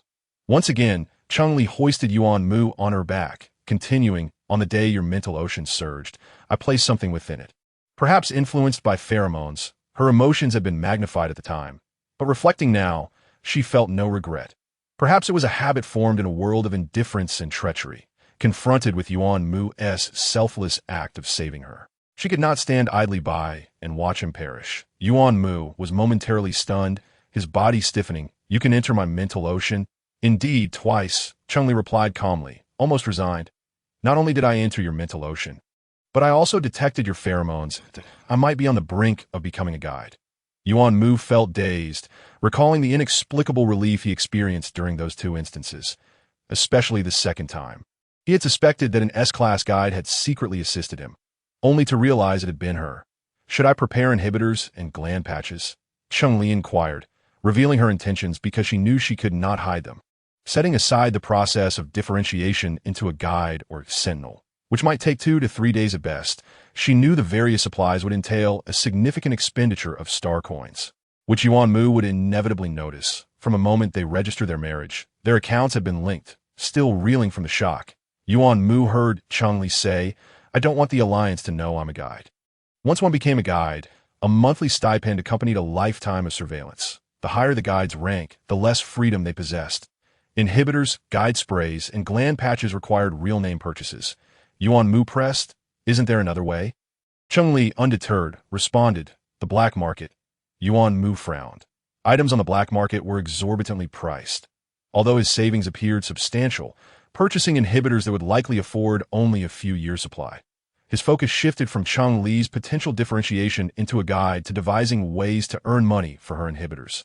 Completely forgetting to ask what she had placed in his mental ocean. The valuable metals on the mining planet had been extracted, and machinery had been dismantled by half. Yet thankfully, illumination equipment and elevators remained intact. As Cheng Li carried Yuan Mu, upon entering the mine, every pore of her body opened wide, overwhelmed by the dense metallic essence. Her delicate ability instantly surged toward the metal source. Yuan Mu glanced around, sensing something amiss. However, upon closer inspection, everything appeared normal. Aside from them, there were no living beings. Cheng Li continued to absorb the metallic essence while carrying Yuan Mu. Although these ores lacked the richness of blue keystones, their abundance compensated for it. Yuan Mu, resting on her back, wore an increasingly puzzled expression. It was no illusion. Something was indeed darting around the mine. Yet he sensed no danger and refrained from alarming Cheng Li. Merely scanning the surroundings in an attempt to identify the elusive entity. True to its name, the mine was extraordinarily vast. After 2 hours of wandering, they had only explored a minuscule area, and Cheng Li's ability had already advanced to level 1. If she managed to explore the entire mining planet, her power could elevate to levels 3 or 4. What a windfall! Cheng Li laughed aloud, her joy startling Yuan Mu, who asked curiously, "What is so amusing?" "Something good has come my way," Cheng Li replied, selecting a piece of stone and placing Yuan Mu down. She sifted through the ores and picked out the one with the most concentrated metallic essence. Yuan Mu, confused by her actions, was even more baffled when she presented the stone to him. "What is this for? Have you developed an affinity for ores after mining for over a month?" "Just hold on to it for now," Cheng Li instructed. Yuan Mu complied, and Cheng Li grasped his hand, focusing intently. Cheng Li's mental threads infiltrated Yuan Mu's mental ocean, locating the half-crystal core. The metallic essence flowed along her mental threads, entering his ocean and the core. Yuan Mu's mental ocean had not vanished. It had merely sealed itself, now containing an additional crystal core. As for why Cheng Li could enter, even she was unsure. With the essence siphoned away, Yuan Mu appeared dazed. Cheng Li, mistaking his stupor for a lack of awareness, continued to select more stones. "Let us take our time with this." Recalling her own solitary exploration upon gaining her abilities, Cheng Li believed that with her assistance, Yuan Mu could grasp it in 2 or 3 days. However, just as she tested the 5th stone, he grasped her hand. "Let me try." Cheng Li was taken aback. "You felt it?" Yuan Mu nodded. "Yes, is that where my mental ocean is?" Sentinels could not access their own mental oceans, nor could they locate them. Only guides possessed that knowledge and access. Previously, it had been a mental ocean, but now it seemed it might be called the recognition ocean. Not all ability users had their crystal cores in the recognition ocean. Only those who cultivated mental energy could unlock it. The larger the recognition ocean, the stronger the mental energy and abilities. Without the cultivation of mental energy, the crystal core generally resided at the center of the forehead. At that moment, Yuan Mu found himself breathless. Unable to swallow, Lacking the strength to break open his forehead, he anxiously sent the core into his mental ocean that I can only sense its location but cannot enter, Yuan Mu explained. Why not? Cheng Li blurted out. You are no longer a sentinel. Yuan Mu's lips twitched. Perhaps she was the only one who avoided sentinels and guides. Then see if you can absorb the metallic essence, Cheng Li suggested. Yuan Mu was uncertain about what the metallic essence entailed.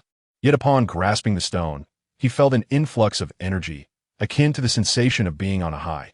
It was pleasurable and exhilarating, leaving him yearning for more. Chapter 24. The moment of differentiation, Cheng Li observed Yuan Mu's blissful expression. Feeling inexplicably awkward, had she displayed such a demeanor while absorbing metallic essence. Yuan Mu opened his eyes, a glimmer of brilliance crossing his gaze. What is this? You may call it an ability, Cheng Li replied. Lifting a small piece of metal from the ground. Watch closely.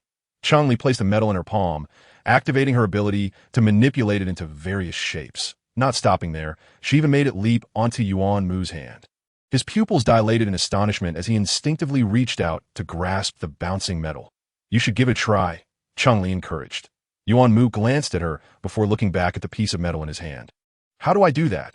Cheng Li was momentarily stumped, pondering for a while before declaring, Let us explore this further when we return. First, learn to walk, then to run. Yuan Mu nodded eagerly, his eyes sparkling. Shall we go absorb more metallic essence? Cheng Li facepalmed. Have you become addicted? Cheng Li and Yuan Mu lingered in the mine until dusk, and when Uncle Zhao's communication signal came through, they still felt unsatisfied. They resided in the former office building and dormitory of the mining team, which had been renovated and now resembled a quaint villa. Cheng Li and Yuan Mu's rooms were adjacent, separated by only a wall. After showering, Cheng Li, with a nutrient solution in her mouth, began her studies on the star network. The interstellar education system comprised 3 stages: primary school, secondary school, and university, spanning a total of 13 years. Cheng Li was currently engaged in primary school courses on the other side of the wall. Yuan Mu reclined on his bed, a piece of metal in hand, studying it intently. Reflecting on the series of surprises Cheng Li had presented him that day, he recognized that such trust in him was no small matter. A gentle smile crept across Yuan Mu's lips. He understood that Cheng Li was evading her feelings for him, yet he remained patient, knowing that time reveals true intentions. His current focus was on honing his abilities, for they unveiled a new realm of possibilities in the days that followed. Cheng Li and Yuan Mu ventured to the mine during the day and returned to their respective rooms at night, one studying on the star network and the other experimenting with his newfound ability to manipulate metal. Remarkably, Yuan Mu was able to master various forms with the metal in just 2 days, a feat that had taken Cheng Li 10 days to achieve. However, he still could not access his mental ocean. Perhaps it's because you were once a sentinel, Cheng Li speculated. Yuan Mu gazed at her earnestly, a hint of vulnerability in his eyes. Cheng Li gritted her teeth. I will teach you how to cultivate mental energy. She imparted her most treasured methods to him. Yuan Mu's face lit up with a grin. All right, a month passed, and Cheng Li's abilities returned to level 2, with Yuan Mu matching her pace, also reaching level 2. However, his progress in cultivating mental energy was slightly slower, allowing Cheng Li to regain a modicum of confidence. The 3rd and 4th levels serve as a pivotal divide. Prior to the 4th level, one could ascend by absorbing external energy, but from the 4th level onward, advancement relies solely on relentless combat and one's innate comprehension and talent, Cheng Li explained. Yuan Mu nodded thoughtfully. That I heard from Uncle Zhao that you had a training room constructed? Cheng Li abruptly shifted the topic. Indeed, it was completed yesterday, Yuan Mu replied, observing her eager demeanor, which filled him with unease. As anticipated, Cheng Li declared, let's spar. The two proceeded to the training room. I'm missing an arm. And you have a broken leg, so I want to go easy on you, Cheng Li said boldly. You still have one arm, while I'm without both legs, Yuan Mu countered at you're a man. And I'm a woman, Cheng Li insisted, refusing to relent. Yuan Mu grimaced. Fine. Acquainted with Cheng Li's strength, Yuan Mu silently wished she wouldn't beat him too severely. However, he was soon disheartened. Cheng Li was not only fierce but seemed intent on delivering a thorough thrashing, leading him to wonder if she aimed to incapacitate him and claim his wealth and his mining planet. As the esteemed chief of the first military academy, when had he ever been so humbled? While enduring blows, Yuan Mu steeled himself. He had lost his legs, yet his hands and intellect remained intact. Gradually, he transitioned from merely dodging and absorbing hits to occasionally retaliating, continually adapting to his new physical state. Learning to accentuate his strengths while circumventing his weaknesses. With a resounding crash, Cheng Li slammed Yuan Mu into the ground. "Stop. I can't take it anymore." Yuan Mu pleaded. "A man cannot admit defeat." Cheng Li retorted. Yuan Mu's expression darkened, and he struggled to rise, only to fall again. Cheng Li approached, shaking her head with a look of pity. It appeared he truly could not continue. Yuan Mu, devoid of hope, closed his eyes. When Uncle Zhao beheld Yuan Mu, bruised and battered, he was struck dumb, incredulous. "Did the young lady really hit you that hard?" Yuan Mu nodded weakly. "She claims it's merely external injuries. A brief rest in the treatment pod should suffice." "Did she see you purchase the treatment pod?" Uncle Zhao lamented. "I should have hidden it better," he replied. Yuan Mu felt a premonition that for an extended period, he would be spending his nights in the treatment pod.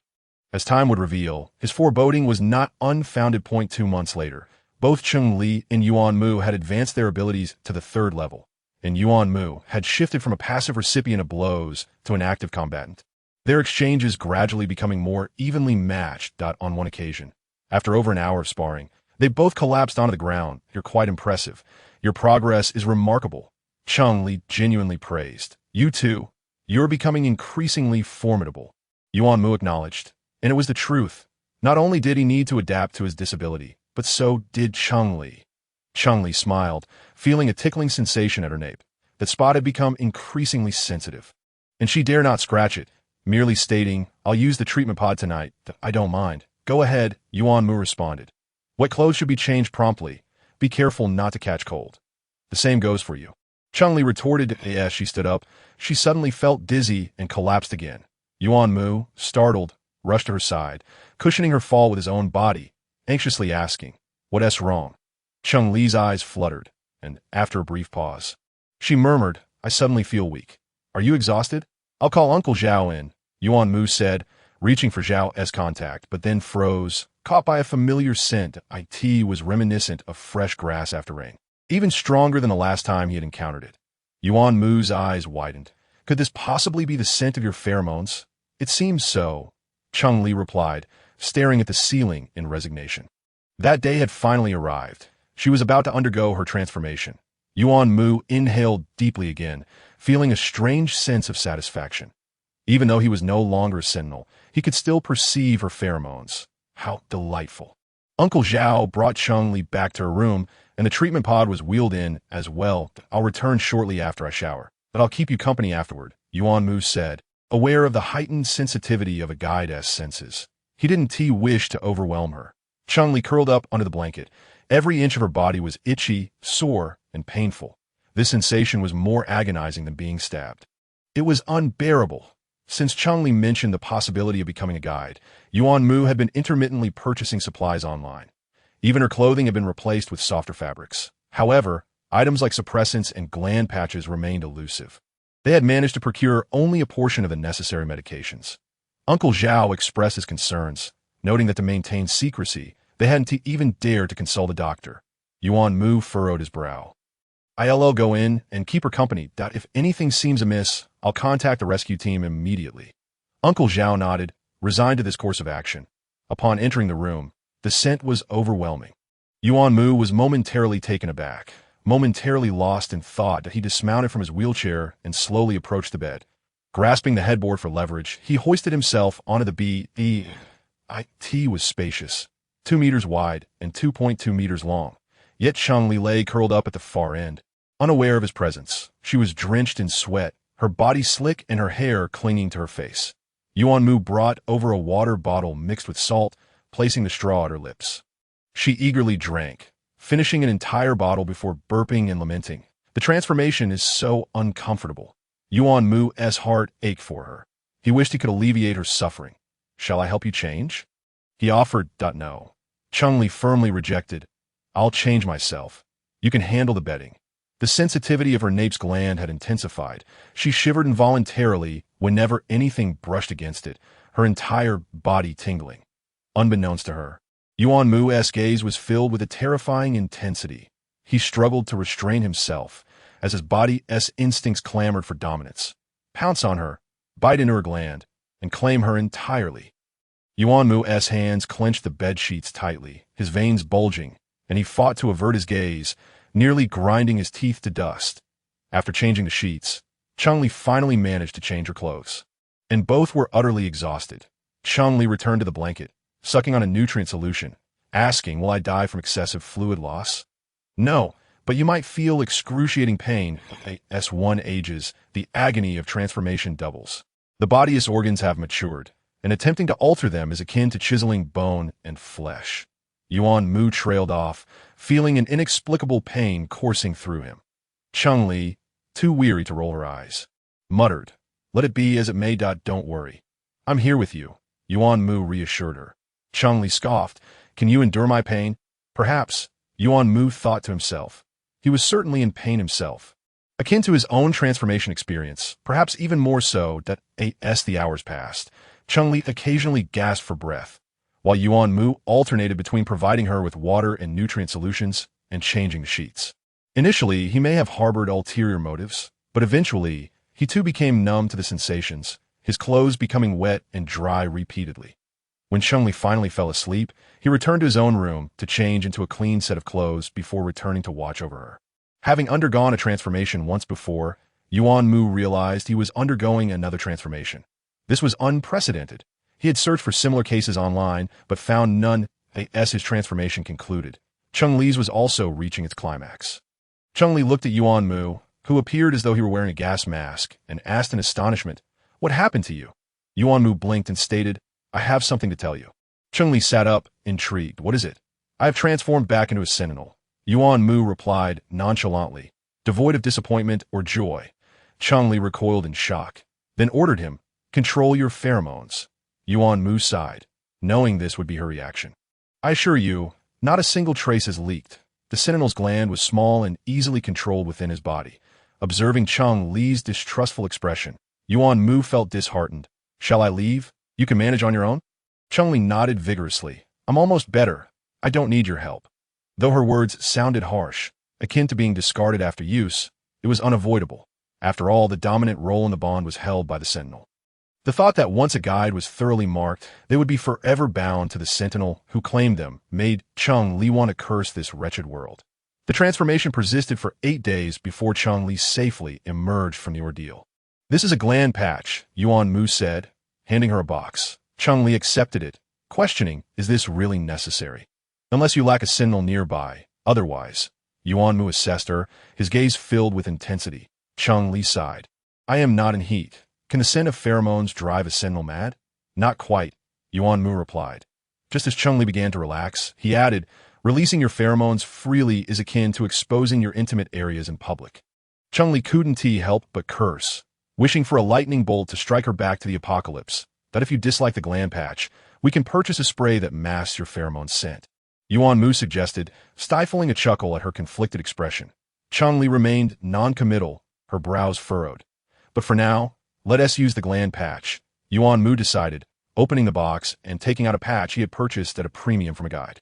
Cheng Li instinctively lifted her hair, turning her back to Yuan Mu. Yuan Mu paused momentarily, gazing at the tender flesh before him. A blaze ignited in his eyes as his canine teeth uncontrollably protruded, and his body stirred with anticipation. "Why not press it? Is it too high? Then I shall crouch lower," Cheng Li suggested, slightly bending her knees. Yuan Mu nearly laughed in exasperation, even if she had yet to differentiate. It was absurd to lack such basic understanding. He gently affixed the gland patch on her, and, with a mischievous tone, remarked, "Cheng Li, are you not aware that displaying your gland to others is an invitation for them to bite it and engage in sexual activities with you?" Cheng Li froze in shock, her eyes widening. Yuan Mu chuckled softly. "Thus, one must learn to apply the gland patch independently. Of course, if you wish for me to assist you, I would be more than willing." "You can leave now," Cheng Li huffed, clenching her fists.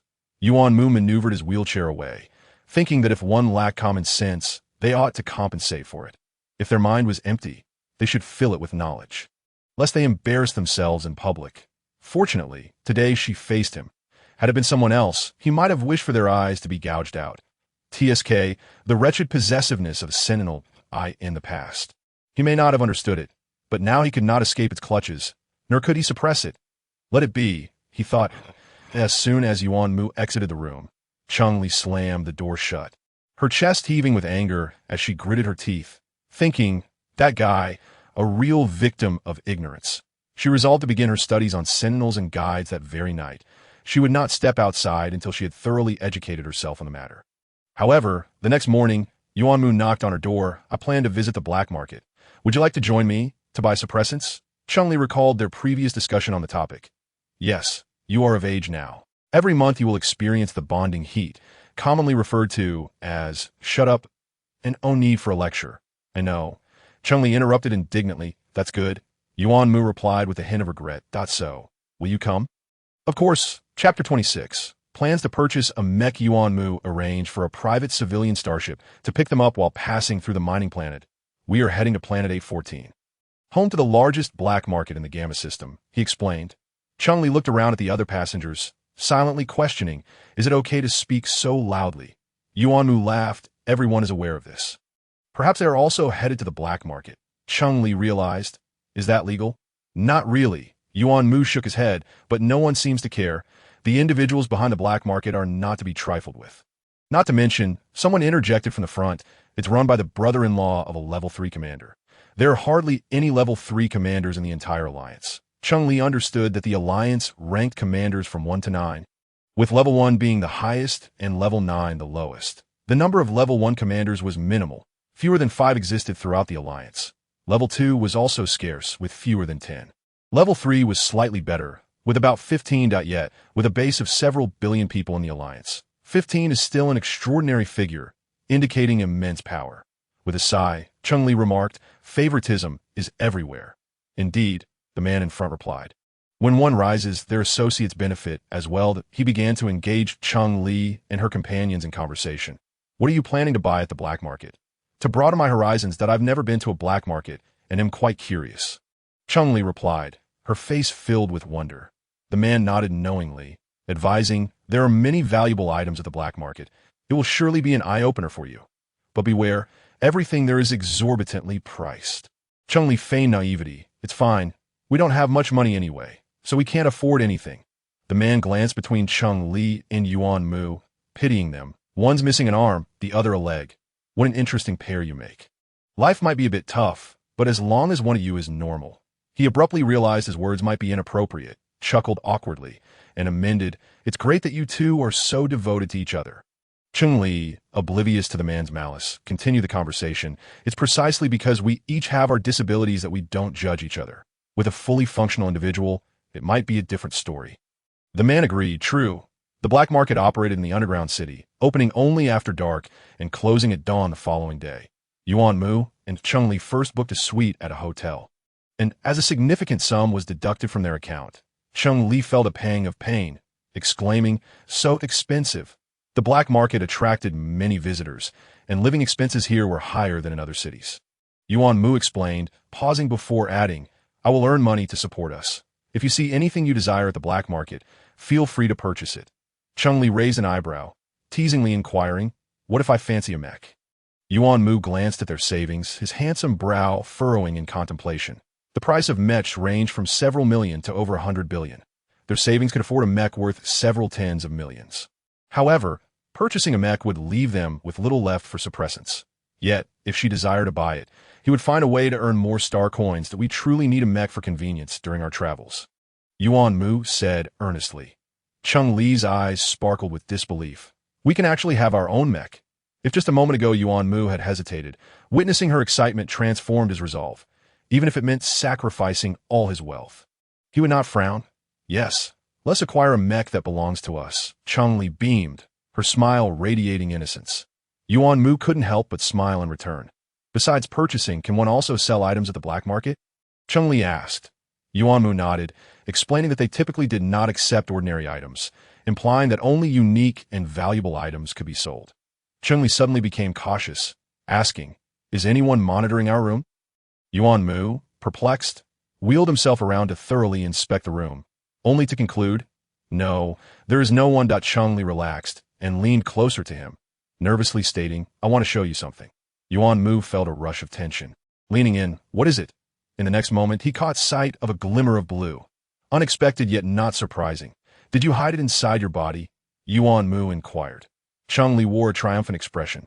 I wrapped it in my abilities, so the instruments cannot detect it. Yuan Mu decided to share his possessions with her. There was no need for her to conceal these blue keystones. When did you gather so many? He asked curiously, knowing that even space pirates typically possessed only a handful. I collected them during the chaos. Cheng Li replied, her tone brimming with pride. Yuan Mu affectionately raised a thumb. Impressive. In times of turmoil, while others fought for survival, she had the audacity and acumen to collect blue keystones. It was no small feat to snatch them from the hands of space pirates. Cheng Li divided the blue keystones into thirds, giving 1/3 to Yuan Mu. The hardness of these stones was remarkable. Aside from their extraordinary medicinal properties, they also served as valuable metal. You should keep some within your body. It may prove useful in the future. Yuan Mu initially intended to refuse, but upon noticing Cheng Li's gaze drifting toward his empty pant leg, he reconsidered and accepted. I'll keep a portion for myself. We can sell the remainder. Cheng Li weighed the 1/3 of the blue keystones, realizing their worth exceeded that of gold. Just a small piece weighed over a pound, up to 100,000 star coins per gram. A pound would fetch 50 million star coins, enough to purchase a mech. As night fell, Cheng Li and Yuan Mu donned their gear, masks in place. Cheng Li wrapped herself in a black cloak, concealing her missing arm. Yuan Mu also wore a cloak, using 2 crutches to navigate smoothly. To prepare for their visit to the black market, Yuan Mu had acquired an untraceable card. They proceeded to the sales area, where the staff merely glanced at them with indifference, exuding an air of arrogance. Cheng Li, uninterested in their demeanor, stated directly, "Call your manager." The staff rolled their eyes. "I can handle anything priced below $1 million. Cheng Li impatiently insisted, "Stop dawdling and bring out your manager." The staff, gritting their teeth, warned, "You better have something valuable. Our manager has a terrible temper." Reluctantly, the staff went to fetch the manager, glancing back at Cheng Li with a look that seemed to say, "You've been warned." Cheng Li was curious about just how terrible the manager's temper could be. Yuan Mu remained calm, guessing the manager was likely a Sentinel, having spent days absorbing knowledge about Sentinels and guides. Cheng Li suddenly realized, then his mental state must be quite turbulent. As the manager entered, he confirmed Cheng Li's suspicions. He was not merely turbulent, but on the brink of a violent outburst. Chapter 27. The pressure from a high-level Sentinel the man approaching them was robust, exuding an aura of menace, his eyes glaring with palpable fury. "What do you want to sell?" he demanded, his voice gruff and tinged with evident impatience. Cheng Li wrinkled her nose, catching a whiff of the man's pheromones, a strong scent reminiscent of gasoline. "Control your pheromones," Yuan Mu remarked coldly. "Oh, you can smell pheromones? Are you a Sentinel or a guide?" The man not only failed to contain his pheromones, but instead released even more. Cheng Li held her breath, poised to confront the man, yet Yuan Mu acted first. A chilling aroma of woody incense enveloped the man, instantly altering his expression. "You are an S-class Sentinel." The man's face turned a deep shade of liver, his fists clenched as he gritted his teeth, enduring the pressure emanating from the high-ranking Sentinel. Yuan Mu remained silent, countering with a question. "Can you now retract your pheromones?" The man offered no reply, obediently withdrawing his pheromones, his gaze toward Yuan Mu filled with trepidation. The shop assistant behind the man wore an expression of shock, never expecting that this man leaning on a cane was actually an S-class Sentinel. "May we now discuss the sale?" Cheng Li's voice broke the tense atmosphere in the shop. The man turned to her, his eyes shadowed. "What do you intend to sell?" Suddenly, Cheng Li hesitated, boldly stating, "If we offend him, will he lower the price?" Yuan Mu too faltered, pondering for 3 seconds before saying, "There are other shops. Let us explore elsewhere." As they spoke, the two stood to leave. "Are you mocking me?" The man's face twisted menacingly, as if he intended to devour both Cheng Li and Yuan Mu. "I advise you to temper your anger.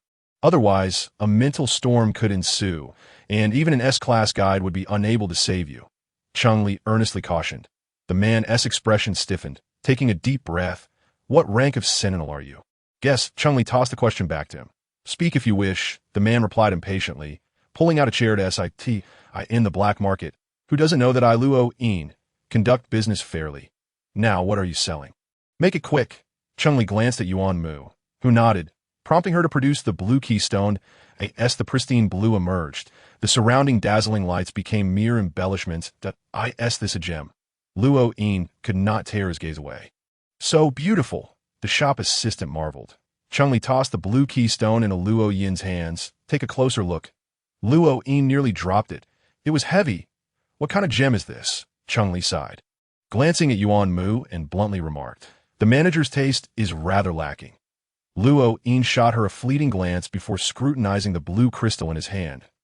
And no matter how he looked, he could not discern its nature. Let us use an instrument to measure it, Yuan Mu suggested. Luo Yin, unwilling to concede, insisted on confirming with them. This is truly not a sapphire. Indeed not, Yuan Mu assured him, adding, it is a type of metal, typically appearing in granular form. Luo Yin frowned, his mind racing with thoughts until suddenly his eyes widened in realization. Is it a blue keystone? Before Yuan Mu and Cheng Li could affirm. Luo Yin shook his head vigorously. Impossible. The largest blue keystone is no bigger than a pea. It could never be this large. No one has ever possessed this many blue keystones. A single one may not even appear within a year across the entire star system. Luo Yin's tone was adamant, while Cheng Li gazed exasperatedly at the ceiling. Though his words were accurate. Exceptions exist, especially concerning someone like her who enjoys compressing metals together. Let us measure it, Yuan Mu proposed. Luo Yin still could not believe this blue object was a blue keystone, but since both insisted, he decided to test it before them to disillusion them. 10 minutes later, Luo Yin held the blue keystone tightly. 1 gram sells for 110,000 star coins. This is the highest price on the entire 814 star. Cheng Li looked at Yuan Mu, who nodded deal. Luo Yin, fearing they might change their minds, promptly completed the transaction. Nearly 60 million star coins were credited, and Cheng Li's eyes crinkled with joy as she leaned close to Yuan Mu, whispering, it seems our 2 months of mining weren't in vain. Yuan Mu's lips twitched. Indeed, we nearly lost our lives. Cheng Li recalled the deaths of nearly 10,000 people, her smile fading. Experiencing such events once was more than enough. Upon exiting the shop, Cheng Li eagerly made her way toward the mecha selling area, with Yuan Mu following behind, a look of indulgence hidden beneath his mask. The black market bustled with activity. Individuals donned in bizarre attire. Some wore animal costumes, others protective gear, and there were those cloaked like Cheng Li and Yuan Mu. Everyone shared the same intent to conceal their true selves. Clad in cumbersome costumes, collisions were inevitable. When a voice from behind hurled an insult, Cheng Li initially paid it no mind until Yuan Mu's voice followed. You bumped into me. Cheng Li hesitated, turning to see someone gripping Yuan Mu's collar, and fury surged within her. Without further ado, she charged forward, delivering a kick. Speak politely. Refrain from violence, Cheng Li admonished. The man, now on the ground, muttered before saying that, should you hold yourself to the same standard? Cheng Li's kick had not been light. It took him a few seconds to rise, and just as he was about to retaliate, a sharp pain struck his head, the cold, woody scent invading his senses. A sentinel, an advanced sentinel. The man's eyes widened in horror, and without a second thought, he turned to flee, vanishing amidst the crowd within moments. It's my fault. I was too hasty, Cheng Li lamented. Yuan Mu shook his head. He was deliberately provoking. Was he trying to extort? Cheng Li gasped. Yuan Mu remained unperturbed. He's likely short on funds and seeks to swindle some star coins that I asked for me. I appear rather easy to bully. Cheng Li spat. What an ignorant fool. You're clearly holding the upper hand. Finding the mecha selling area proved easy. Yuan Mu and Cheng Li needed no special inquiries, as they spotted the massive sign from afar. Most of these mechas are of dubious origin. Be prepared before purchasing, the salesperson stated candidly. Cheng Li was taken aback by such honesty. What do you mean by dubious origin? She inquired, expecting the salesperson to evade the question. Yet he answered without hesitation. Stolen, found, or deceived. In any case, they are not legally obtained. Cheng Li glanced at Yuan Mu, who offered her a reassuring look, then turned to the salesperson. Show us the psychic control mechas. The salesperson's eyes lit up. This was an opportunity. Typically, when he mentioned psychic mechas, customer enthusiasm waned by 80%. Over a month, he barely sold a few. To his surprise, these two were bold and unafraid of trouble. Instantly, the salesperson became enthusiastic. Follow me. Please. There are only 5 psychic mechas, but rest assured, each is a masterpiece. Cheng Li, lacking knowledge of mechas, watched as Yuan Mu thoroughly examined each one's specifications while she focused on familiarizing herself with every metallic component using her unique abilities. After half an hour, Yuan Mu concluded his discussions with the salesperson and approached Cheng Li. Which one do you fancy? Without hesitation, Cheng Li pointed to a humanoid mecha with a striking black and red design. That one, then let us choose it, Yuan Mu affirmed. The salesperson beside them was mentally racing. You, who inquire about the mecha's specifications, now allow a bystander to make the decision. Such haste is perplexing. Why ask so many questions if you're going to be so reckless? Chapter 28. Saving a life. Having selected the mecha, Yuan Mu spent another half an hour negotiating the price, ultimately sealing the deal at 50 million star coins while also receiving a space button worth 1 million as a complimentary gift. The mecha was stored in the space button, which Yuan Mu casually tossed to Cheng Li. She caught it and slipped it onto her finger. The salesperson observed their interaction, thinking that one was generous in gifting while the other received effortlessly, indicating a history of such exchanges. The man with the cane was generous. The woman beneath the cloak must surely be a stunning beauty. After purchasing the mecha, Cheng Li and Yuan Mu began searching for seller suppressants, noticing Cheng Li absently rubbing the space button along the way. Yuan Mu chuckled. Do you like it that much? Cheng Li nodded.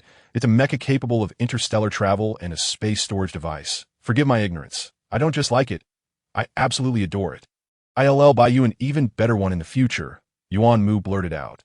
Cheng Li smiled gently, not taking his words seriously. She could earn her own money to buy what she desired. The location for purchasing suppressants was discreet, and it took nearly an hour for Cheng Li and Yuan Mu to find a tea. As Yuan Mu had anticipated, the suppressants here were 3 times more expensive than outside. Cheng Li gritted her teeth and purchased several hundred bottles of suppressants, sprays, and thousands of gland patches, depleting the star coins earned from selling the blue keystone. The road to making money is a long one. Cheng Li sighed. Yuan Mu felt a sense of urgency. I'll find a way to earn money when I return. Cheng Li responded affirmatively. Take me with you. Yuan Mu hesitated. I might end up tutoring someone online. Cheng Li's face stiffened. Forget I said anything. She had yet to complete her elementary education. Having bought everything needed, Cheng Li decided it was time to head back. Since we're here, is there anything else you wish to check out? Yuan Mu asked. Cheng Li shook her head repeatedly. Nothing at all. Her heart still ached from the expenses. Yuan Mu understood her reluctance to part with the star coins and found it amusing. Not pressuring her further, then let S return. As they began to walk back, Cheng Li intentionally slowed her pace to walk alongside Yuan Mu, allowing her to reach out if someone collided with him. Just as the entrance to the black market came into view, chaos erupted ahead, with someone shouting, "Capture that guide!" Countless figures in black emerged from the shadows of the black market, rushing toward the panicked guide fleeing from the scene. The black market descended into disorder, and Cheng Li and Yuan Mu were swept forward by the throngs of people that, "I'll carry you." Cheng Li grasped Yuan Mu's hand, urging him to climb on her back. Yuan Mu did not refuse. In such circumstances, he could easily be knocked down while leaning on his cane. Cheng Li exerted herself to push toward the outskirts, and I caught a faint scent of lime. Pheromones from a guide in heat. Yuan Mu's tone was grave. Cheng Li's face, concealed beneath her mask, shifted. How could a guide in estrus appear here? They should have emerged from the debauched venues of the black market. Yuan Mu wished to shield her from such dark realities. Yet he refrained from speaking, fearing she might unwittingly step into peril. Their human trafficking here. Cheng Li was astonished. Yuan Mu pressed his lips together, affirming, not only here, but throughout the entire star system. The demand for guides, particularly those of lower ranks, is immense. Many E-rank guides are incapable of assisting Sentinels in navigating their mental oceans, exacerbating the already significant gap in demand for guides. Where there is demand, there will be trade. As long as the gap remains unresolved, the trade in guides will persist. Cheng Li grasped the crux of the situation, realizing why the Alliance enforced such stringent regulations on guides. In light of this societal environment, tighter control is indeed a form of protection. Even knowing that the guide was in imminent danger, Cheng Li had no intention of intervening. She traversed the wall, carrying Yuan Mu on her back. Hearing his labored breaths, she suddenly remembered something. We forgot to buy sedatives. Yuan Mu stiffened, offering a wry smile, suggesting they buy some now. After a pause, he added that purchasing sedatives was unrestricted and that it would be more economical to buy them outside. Cheng Li wholeheartedly agreed, stating she would quicken her pace. Once they exited the black market, they would procure the necessary items. Though Cheng Li had a broken arm and was bearing Yuan Mu's weight, her speed did not falter. As they neared the exit, the crowd thickened, reaching a point where movement became nearly impossible. Screams and cries echoed, Plunging the scene into chaos, a fight has broken out. Cheng Li rose on her toes. That guide has backup. Yuan Mu, positioned behind her, observed more keenly than she could. The two factions were engaged in combat. Their S.A. a dead person. Someone shouted, don't push, their S.A. corpse ahead. Seek refuge inside the shops. Open the doors quickly. The black market's overseers understood the potential consequences of overcrowding and hastily ordered the shop doors to be opened in less than 5 minutes. The crowd on the street had diminished by more than half. Just as Cheng Li was about to follow the throng into a shop for safety, she heard Yuan Mu declare, they're a student from the 1st Military Academy. Cheng Li paused. Do you know them? One among them is Wen Zhao's brother. Yuan Mu patted Cheng Li. Put me down. Remembering the youth with fox-like eyes, she realized they could not remain uninvolved in today's events. She set Yuan Mu down and produced a suppressor, asking him where it should be administered. Yuan Mu, leaning on his cane, moved ahead and replied without looking back. Anywhere is fine. In that case, I'll inject it into my arm. Cheng Li mused, after she administered the suppressor to herself. Yuan Mu had already engaged in combat. His iron rod swung with lethal grace, swift and merciless. The fleeing guide appeared disheveled, draped in a large men's coat, sheltered by a young man, besides the youth. There were 6 companions of similar age, 4 males and 2 females, all sentinels. Not only that, but the enforcers in the black market were also exclusively sentinels, with not a single ordinary person among them. As various scents intermingled, Cheng Li felt lightheaded before even approaching. She felt nauseous. More figures in black surged onto the battlefield, and Cheng Li suppressed her rising bile and charged into the fray. Her weapon was a piece of metal she had hastily ripped from the street, which she elongated into a flexible whip. The whip moved like a living entity, seemingly possessing its own intelligence. As she wielded it with ease, wreaking havoc upon her foes, stunning, absolutely stunning. The young fighters around her gazed in shock at the suddenly emerged cloaked figure. They had thought the one with the cane was impressive. But this whip-wielding fighter was even more magnificent. Chapter 29. She has a plan. Cheng Li and Yuan Mu were like 2 formidable weapons. One wielded a whip that seemed to have a mind of its own, knocking down foes with each strike, while the other brandished a cane that could extend and retract at will, targeting the weaknesses of their enemies. What could have been a swift conclusion to the battle transformed dramatically with their involvement. Nearby, the overseer observed the scene with furrowed brows. Reaching for a tranquilizer gun, a barely perceptible whoosh of air signaled the approach of danger, and Cheng Li barely managed to dodge, shouting, "Watch out!" Yuan Mu deflected several shots with his cane. Others were not as fortunate. 8 individuals fell victim to the gunfire, collapsing to the ground, incapacitated. 2 friends, thank you for your assistance. We will remember your kindness. However, outnumbered as we are, it seems we cannot escape today. You 2 should flee. Wen Ling shouted to Yuan Mu and Cheng Li. Yes, flee. Don't worry about us. Get out and bring help. Others echoed that as the tranquilizer shots intensified, Cheng Li contemplated whether to deploy her mech, though she had never piloted one, and Yuan Mu's condition was precarious. Just as Cheng Li found herself at an impasse, a sharp, commanding scent of wood wafted through the air. Cheng Li staggered, feeling faint and disoriented as if under the influence of a narcotic. A warmth radiated from the glands at the back of her neck. Goodness, the pheromones of a sentinel were akin to an aphrodisiac. Conversely, the other sentinels present were gritting their teeth, curling up in agony, their tranquilizer guns slipping from their grasp. The pheromones indiscriminately assaulted everyone.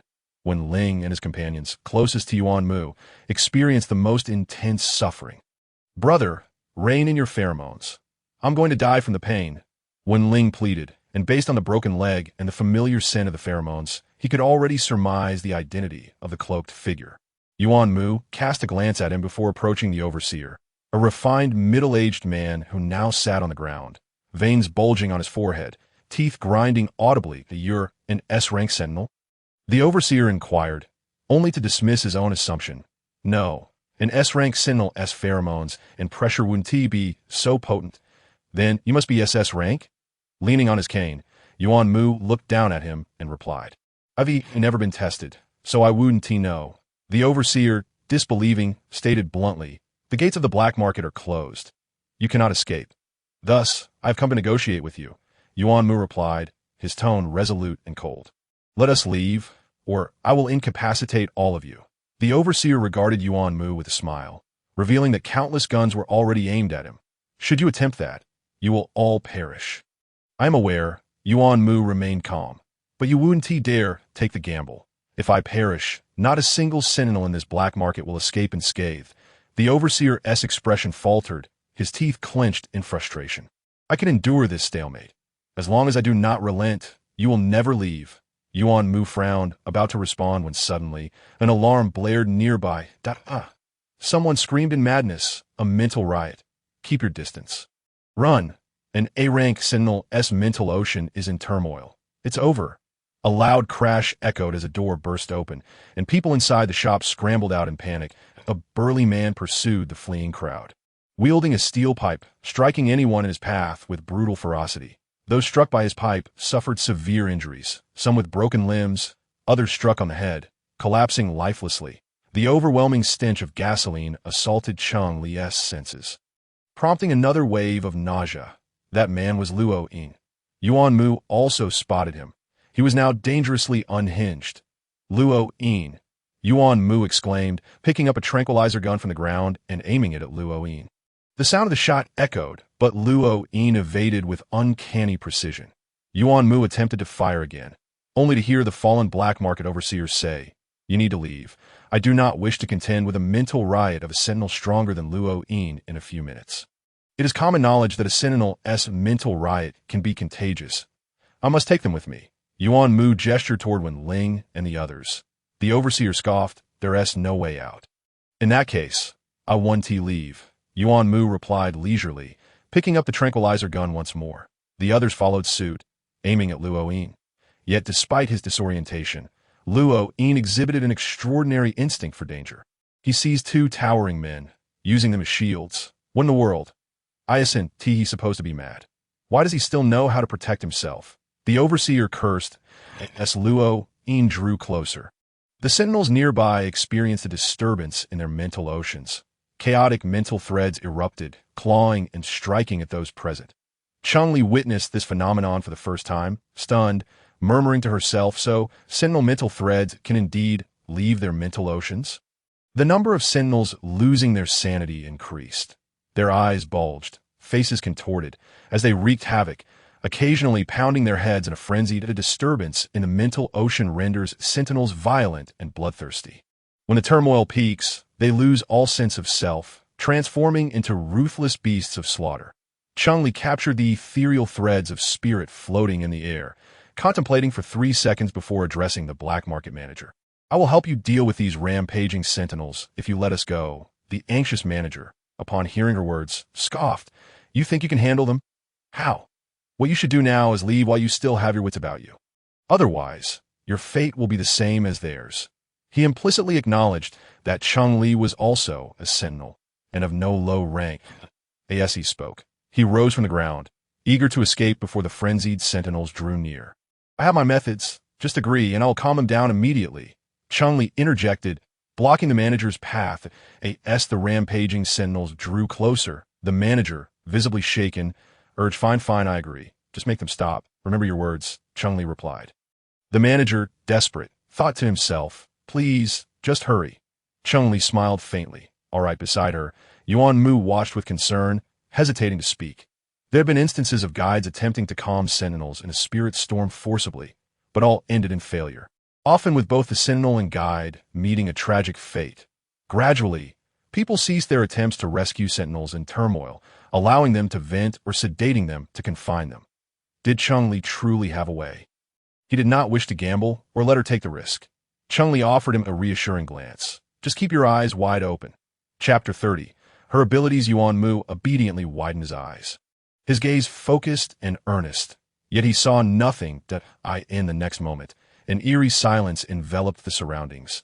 The sounds of destruction, shouting, and beast-like growls vanished without a trace. Yuan Mu turned to look at the frenzied sentinels, who just a minute ago had been violent and chaotic. Now, they appeared dazed, their eyes vacant, their bloodthirsty aura dissipated, leaving only a sense of harmlessness and tranquility. She truly succeeded. Yuan Mu was astounded, silently counting the number of rampaging sentinels. 16 in total. He gasped. How could she control 16 individuals at once? It wasn't just Yuan Mu who was taken aback. The manager was equally dumbfounded, disbelief etched on his face as he stammered, You. How did you do that? Don't concern yourself with how I did it. Just fulfill our agreement, Cheng Li replied. I could see that moment. Her head throbbed painfully, yearning for a place to rest. The manager, ignoring the terms of their agreement, continued, Are you a guide? He could think of no other explanation.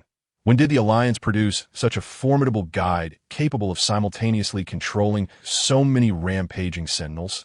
It was simply astonishing, had he not witnessed it firsthand. He would never have believed it. Cheng Li did not directly respond. What if she was? And what if she was not? Are you planning to sell me? She inquired coolly, her tone laced with an undercurrent of menace that sent shivers down the manager's spine. I wouldn't dare, truly, he stammered, wiping the cold sweat from his brow. Selling her? That would be courting death. Cheng Li smirked, observing you're not daring, but rather unwilling to sow. You are indeed engaged in the business of trading guides. The manager, flustered, replied, We have no reason to refuse those brought to us. Enough with the idle chatter. Open the door and let us leave, Cheng Li said impatiently. Don't be hasty, the manager replied with a sycophantic smile. It has no problem to let you all go, but first, I would like to discuss a business deal with you. Cheng Li raised an eyebrow, intrigued. What kind of deal? A business deal between guides and Sentinels. The manager teased. With a multitude of pressing matters to address, the manager instructed his subordinates to arrange a lavish suite for Cheng Li and her companions, laden with delectable food, fine wine, and fruits. Cheng Li reclined on a single sofa, her face pale beneath the mask, eyes closed, brows slightly furrowed, indicating her restless slumber. Yuan Mu. Wen Ling also slumped on the sofa, alongside 6 Sentinels and a female guide on another single sofa. Upon hearing Yuan Mu's name, the other 7 widened their eyes. Was it the Yuan Mu they knew? Yuan Mu ignored their curious gazes, bending down to place Cheng Li's legs on the sofa, then retrieved a blanket to cover her, only then whispering, Does your brother know you are on star 814? Wen Ling's face stiffened, and he answered honestly, It doesn't know, but he's also in the Gamma system. This semester's practical exam is there. Yuan Mu was taken aback, realizing that a semester had already passed. Yuan Mu, you were amazing today, even better than before, Wen Ling said sincerely, the others, snapping out of their shock, nodded vigorously. Yes, truly impressive. Yuan Mu's expression remained indifferent, unaffected by their praise, and frowned. So, you should be taking your exams right now. Indeed, those wretched human traffickers. Wen Ling gritted his teeth. Yuan Mu sighed, not blaming them. I will send a message to your teacher shortly. I tried, but the signal was blocked. Another chimed in. Yuan Mu frowned, checking his communicator, confirming the signal was indeed jammed. Yuan Mu, who is she? Wen Ling inquired, lowering his voice. The others perked up, filled with intrigue. Yuan Mu's gaze softened. When she wakes, you can ask her yourself to— Oh, Wen Ling said thoughtfully, glancing at Yuan Mu with a hint of reproach. What about your wife? I send Tishi here. Yuan Mu could tell from Wen Ling's expression that he was misunderstanding, and with a slight grimace, he replied seriously, My relationship with your sister-in-law is stable. You need not meddle. Stable in the sense of switching between friends and brothers. Wen Ling sighed in relief. My brother says your sister-in-law is a wonderful person. You must not disappoint her. Disappoint whom? Cheng Li stirred awake, catching the tail end of the conversation. Wen Ling froze, stammering, No one. As Cheng Li awoke, the atmosphere in the living room shifted to one of restraint. She, however, was at ease, picking at the food on the table. Aren't you all hungry? Is there nothing here to your liking? At her prompting, the others finally recognized their hunger and reached for the food, their eyes darting to see what she chose. Cheng Li pretended not to notice their antics, sampling everything on the table until she felt satisfied. Has the anesthetic worn off? She asked Wen Ling and the others. Wen Ling jumped up from the sofa, demonstrating with his actions that it had indeed worn off. Sister, are we going to fight our way out now? Cheng Li was taken aback, realizing that the astute Wen Zhao had an utterly foolish younger brother. Sit tight, Yuan Mu said calmly. Wen Ling reflexively darted back to the sofa, sitting with his hands on his knees, looking exceedingly obedient. The others marveled at the sight. The so-called little tyrant, Wen Ling, had someone he feared. Yet, considering the person's identity, they understood. After all, he was the top student of the first military academy, an SS grade genius. Sister, have you met Yuan Muji's wife? Wen Ling asked curiously. Cheng Li affirmed, I have. What is your relationship with her? Wen Ling pressed. Yuan Mu stretched his arms, leaning back on the sofa, watching Wen Ling dig his own grave. It's all right. Cheng Li replied nonchalantly. What? Are you very interested in her? No, absolutely not. I'm just curious. Wen Ling quickly waved his hands, before asking with a hint of gossip. So what is your relationship with my Yuan Mu ji? Cheng Li looked at Yuan Mu. What did he ask us? Yuan Mu sat up, stating, don't mind him. Wen Ling pouted, unwilling to relent, but under Yuan Mu's threatening gaze, he begrudgingly fell silent. That moment. There was a knock on the door. Go answer it. Yuan Mu instructed Wen Ling. Wen Ling complied swiftly, opening the door before darting back to the sofa. Brother, the manager is here, along with others. Yuan Mu turned to look at the door. Thank you for your patience, the manager greeted with a disingenuous smile. Cheng Li and Yuan Mu exchanged glances, neither rising to greet him. The manager, unfazed, introduced Cheng Li to the others, stating, this is a high-level guide. She should be able to resolve your dilemma. The man was a middle-aged figure, appearing older than the manager. Are you the one I am to discuss business with? Cheng Li inquired, scrutinizing the man. There was a palpable aura of violence about him. He had likely slain many insectoids, or perhaps numerous people. The man scrutinized Cheng Li. Is it you who subdued the rampaging sentinels? Were you not informed before my arrival? If you do not trust your companions, why would you trust my words? Cheng Li replied. Puzzled, the man hesitated, a flash of anger crossing his face. Cheng Li, undeterred, pressed on. Let us cut to the chase. What business do you wish to discuss? Why not take a guess? The man suggested, taking a chair opposite Cheng Li. Cheng Li rolled her eyes. Spirit management, I presume. The man and his companions fell silent. Yuan Mu interjected. I disagree. Cheng Li paused, confused. Why? You have yet to manage my spirit. Yuan Mu lamented in a pitiful tone. Tinged with jealousy, I have indeed, twice. The first and second times were both for you. Cheng Li retorted. It seems oblivious to the ambiguity of his words, unaware of how easily they could be misconstrued. Upon hearing this, Yuan Mu's mood visibly brightened, and he blurted out, but I wish for you to tend to my mental realm alone. What the hell? Wen Ling sprang from the sofa, exclaiming, Brother, this line of thought is misguided. Do you not realize how desperately the Alliance needs guides? High-level guides are exceedingly rare. How can you possibly monopolize one? Indeed, you must overcome your possessiveness, another person chimed in. Even if you wish to monopolize her, it should only be after a complete bonding. However, the Alliance has introduced new regulations. High-level guides under the age of 25 cannot accept complete bonding, a female guide remarked. Yuan Mu's face flushed slightly, filled with regret for having spoken his thoughts aloud. Cheng Li remained silent. Ha ha ha, it's understandable. They are young, the manager chuckled, attempting to diffuse the strange atmosphere in the room. Shall we discuss serious matters now? Cheng Li nodded. I can assist with your mental realm, but what will the compensation be? It depends on the extent of your assistance, the man replied, gazing at her. After some contemplation, Cheng Li agreed. However, my price is not low. Star coins are not an issue, the man asserted, exuding an air of wealth. Cheng Li's eyes lit up, and she straightened her posture.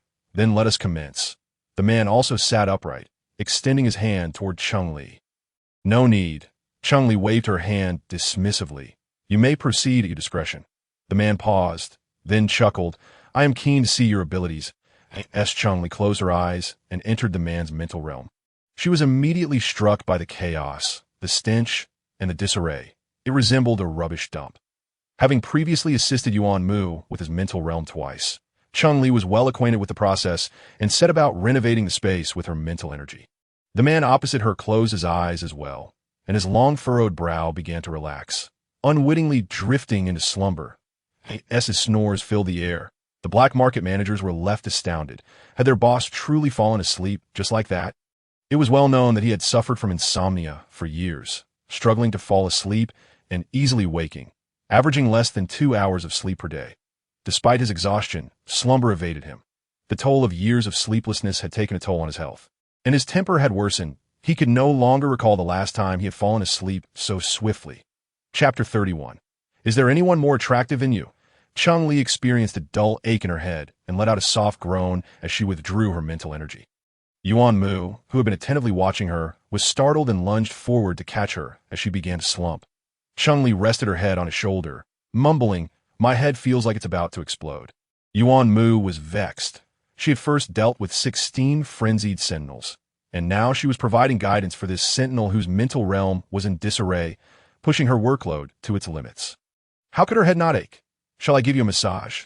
Yuan Mu inquired. Cheng Li let out a few soft sounds, which he took as acquiescence. He positioned her head on the armrest of the sofa and gently massaged her temples with his long fingers. Their intimate display, oblivious to the onlookers, left Wen Ling and the others speechless. Who could explain the nature of their relationship? After about an hour, the middle-aged man stirred awake, blinking as he took in his surroundings. Feeling as though he had lost track of time, he had not felt this relaxed in decades. The pain that had tormented him for years had vanished without a trace. "What is your level?" the middle-aged man asked, his eyes intense. He had sought A-level guides before, but they only provided temporary relief. He had also consulted S-level guides at great expense, yet none had achieved the current level of tranquility he now felt.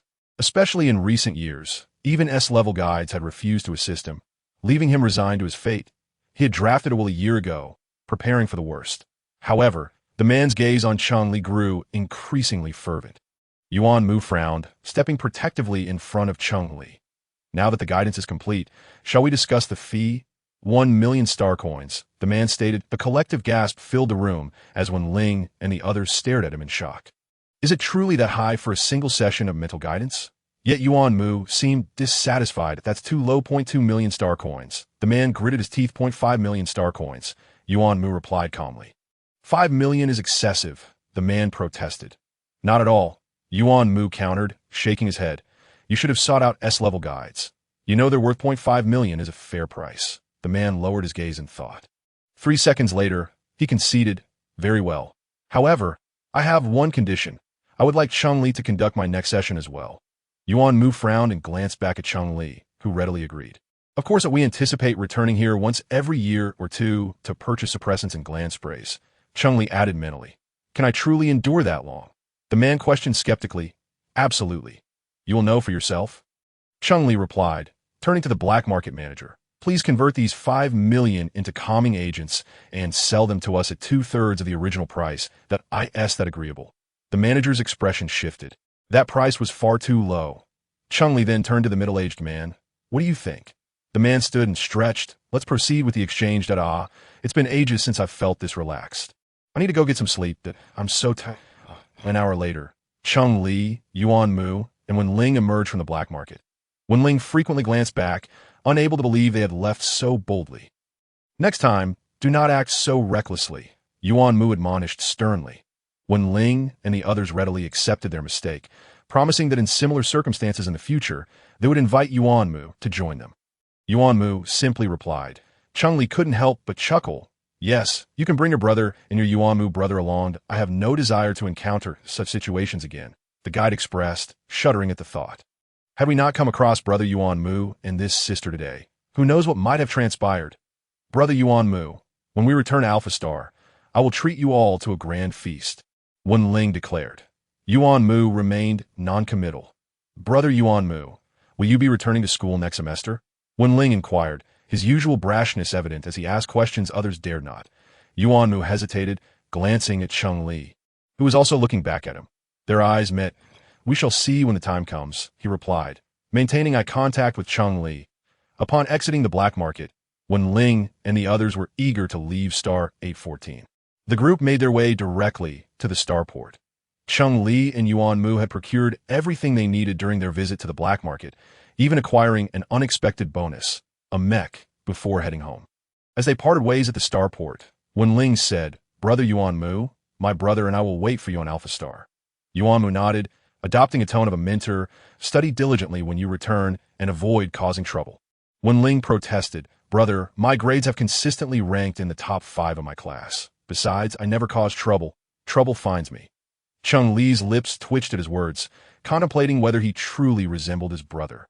"Wen Zhao, sister, you should come to Alpha Star with my brother Yuan Mu sometime. I will treat you to a feast," Wen Ling urged Cheng Li. Cheng Li, feeling playful, replied sternly, "Your Yuan Mu brother will be coming with his wife. I shall not interfere." Wen Ling's handsome face contorted in confusion. "But didn't you say you have a good relationship with my sister-in-law? The 3 of you should come together. Are you suggesting a 3-way outing with your brother Yuan Mu?" Cheng Li's tone turned menacing. Wen Ling flinched, quickly denying, "No, I didn't mean that at all." Cheng Li scoffed, clearly unconvinced. "Otherwise, I could introduce you to my brother. While he may not match brother Yuan Mu's prowess, he is quite decent." Before she could finish her sentence, Wen Ling let out a piercing scream. Leaping several meters away while clutching his backside, he turned to see Yuan Mu's cane still raised. Looking pitifully at him, "Brother Yuan Mu, you have a cruel heart. I was merely trying to help you, and instead of gratitude, you repay me with this?" Yuan Mu's expression darkened. "My affairs are none of your concern. You should leave." "Fine, I will leave," Wen Ling mumbled as he walked away. After a few steps, he turned back, shouting to Cheng Li, "Sister, our first military academy has countless handsome men. You must come." Cheng Li simply replied. The others waved their farewells. "Brother Yuan Mu, sister, we will be waiting for you on Alpha Star." After bidding farewell to Wen Ling and his group, Yuan Mu and Cheng Li boarded the starship. "Your brother Wen Zhao is quite the character," Cheng Li remarked. Yuan Mu, still brooding, shot her a resentful glance. "He mentioned introducing you to his brother and taking you to meet the handsome men of the First Military Academy." Cheng Li raised an eyebrow. "Is there anyone in the First Military Academy who is more handsome than you?" As soon as she finished her question, she saw Yuan Mu's expression transform, his lips curving into a smile as he confidently replied. "There is no one." Cheng Li responded. "Such honesty is unnecessary." Chapter 32. Growing arms and legs. When the starship arrived at the mining planet, darkness had just fallen. Cheng Li yawned repeatedly, feeling both tired and drowsy. After bidding Yuan Mu good night, she returned to her room, flopping onto the bed and falling into a deep slumber. She slept soundly until the following afternoon, waking with a soft body. "Madam, you are awake." Uncle Zhao, tending to the flower beds in the courtyard, smiled and greeted her upon her emergence. Cheng Li, holding a nutrient solution, inquired, "Yuan Mu, do you intend to uproot these flowers to plant vegetables?" "Indeed, I have such plans. A few days ago, I sent some soil for testing, and the experts informed me that although the soil on our mining planet is barren, it has distinct seasons. With ample nutrients, we can still cultivate crops." Uncle Zhao chuckled. "Besides crops, I also plan to raise some livestock." Cheng Li nodded. "Your ideas are commendable." With his thoughts validated, Uncle Zhao beamed. "I will strive to ensure you taste the produce from our mining planet this year."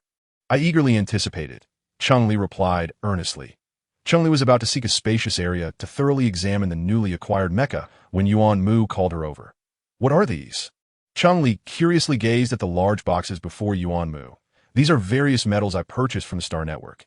Yuan Mu held a pair of scissors, preparing to open the boxes. Upon hearing the mention of metals, Cheng Li's interest piqued. "Allow me to assist." Seeing her enthusiasm, Yuan Mu handed over the scissors, cautioning, "Be careful. Some metals are quite heavy and sharp."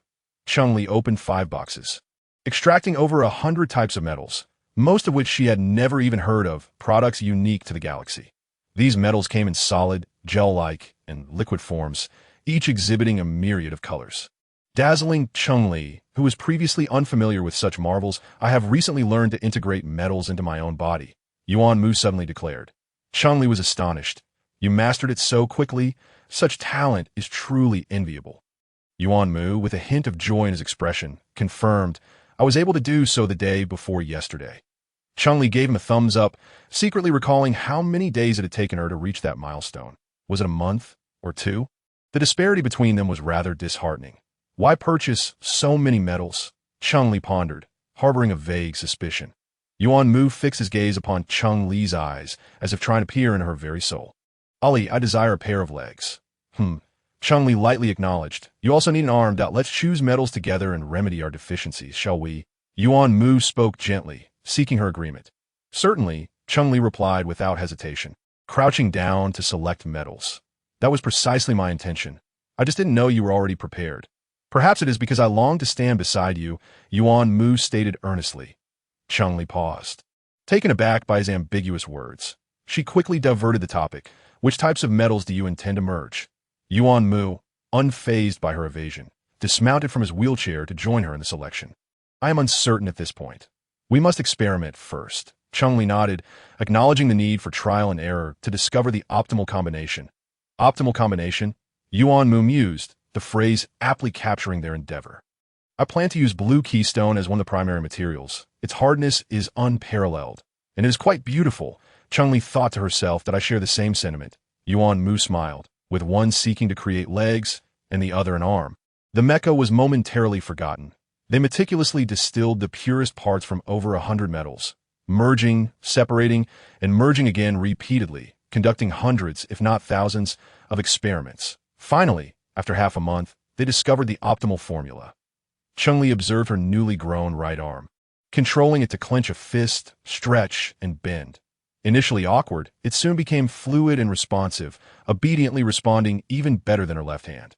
Yuan Mu chuckled, noting, aside from lacking reflexive responses, its hardness and flexibility far surpassed that of flesh and blood.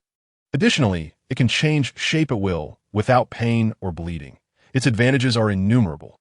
Cheng Li was uncertain whether Yuan Mu genuinely approved of the metal arm or legs, yet his words did ease her mind.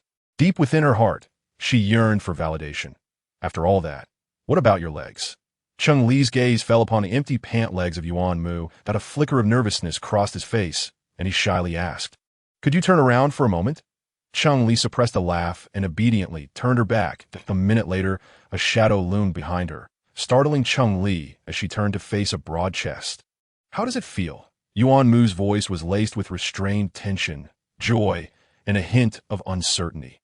Cheng Li looked up, realizing just how tall he was, approximately 195 centimeters. Her 177 centimeters barely reached his shoulder. "Ah," Yuan Mu replied, "Sentinels tend to be taller." Cheng Li recalled the Sentinel she had encountered. Indeed, they were all rather tall. "Take a few steps for me to see."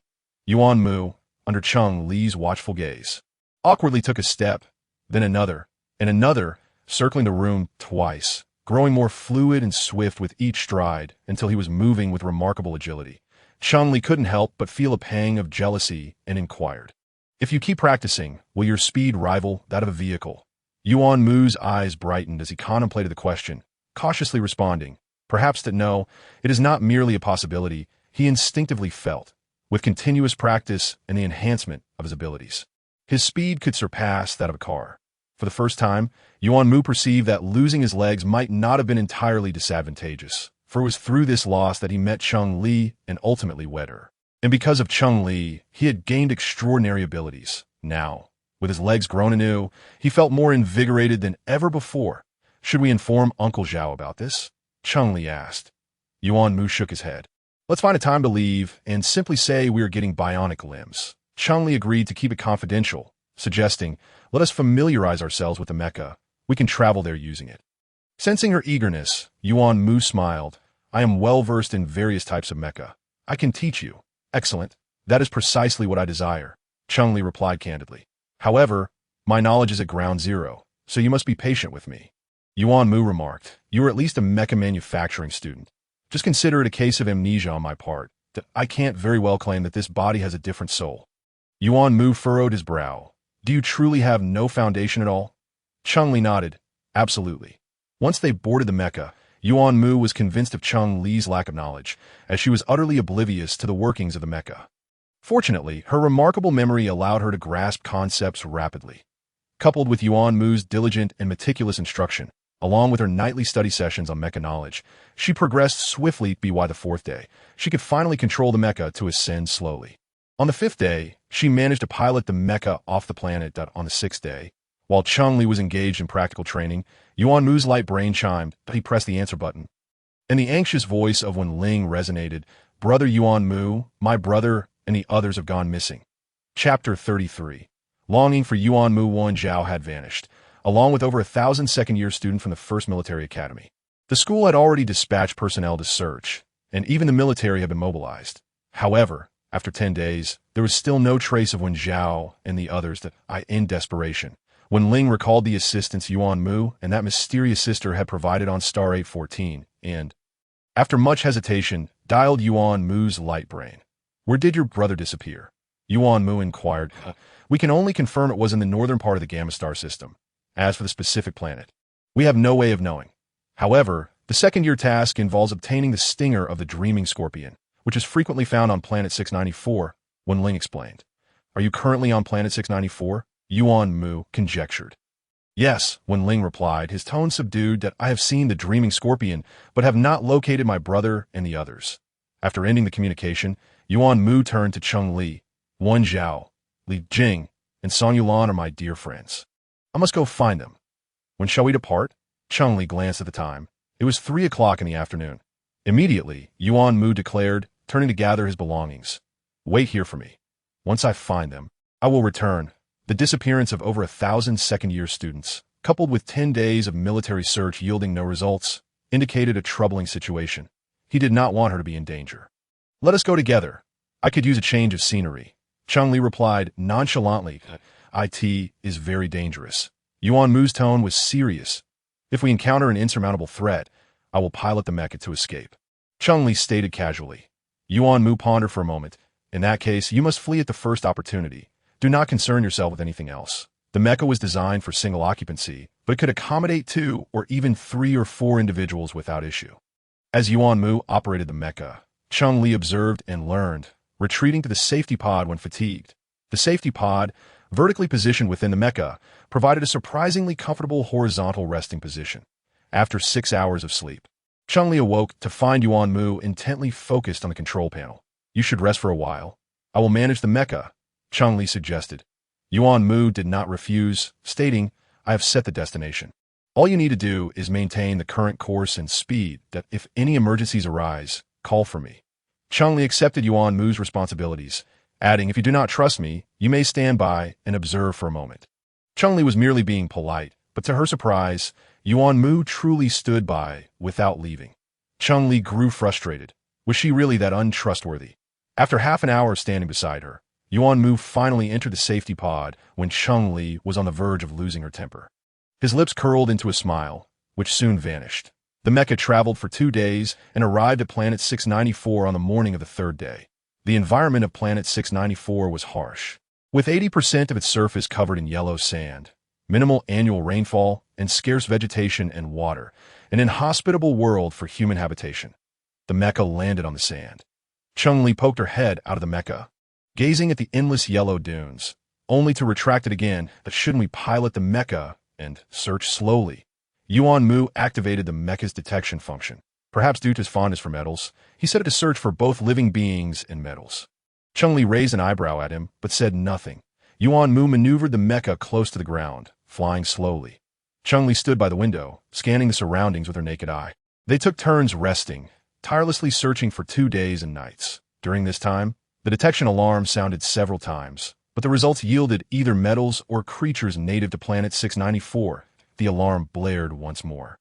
This time louder and longer than before, indicating a significant quantity of unidentified metals.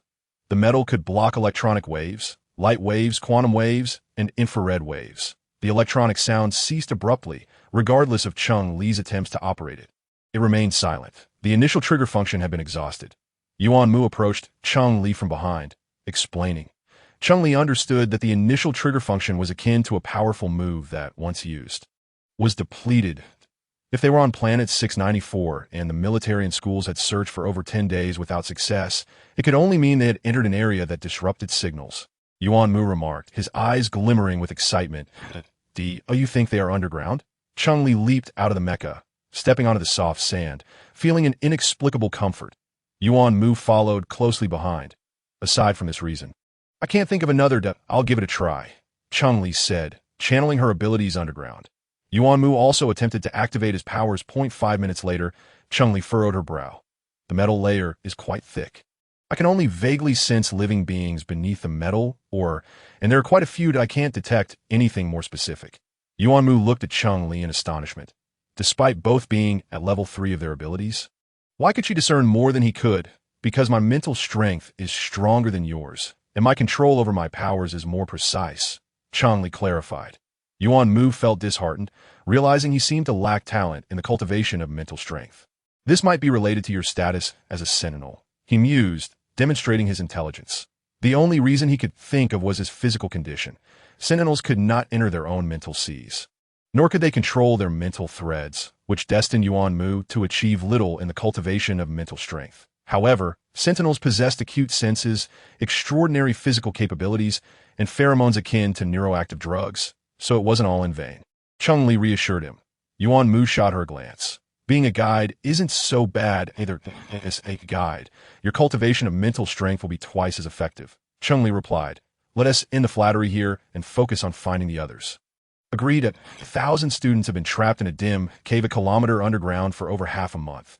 Have the insectoids outside left? Dream on. They 1T let the prey escape. It's been over half a month. And they haven't given up? And you haven't given up on living for over half a month. Can you not speak so harshly? You sound like you've eaten gunpowder. I haven't provoked you. You're the one who's irritable and anxious, so take it out on the insectoids outside. Fine, let us go. Move aside that we're on a normal shift here. What are you doing disrupting us? Let him vent. He*s in a bad mood. The cave was vast, over 1,000 square meters, with a small entrance that could only allow one person to pass, a position that could withstand 1,000 men. Over 1,000 students huddled in the cave, 10 at a time, taking turns guarding the entrance for an hour.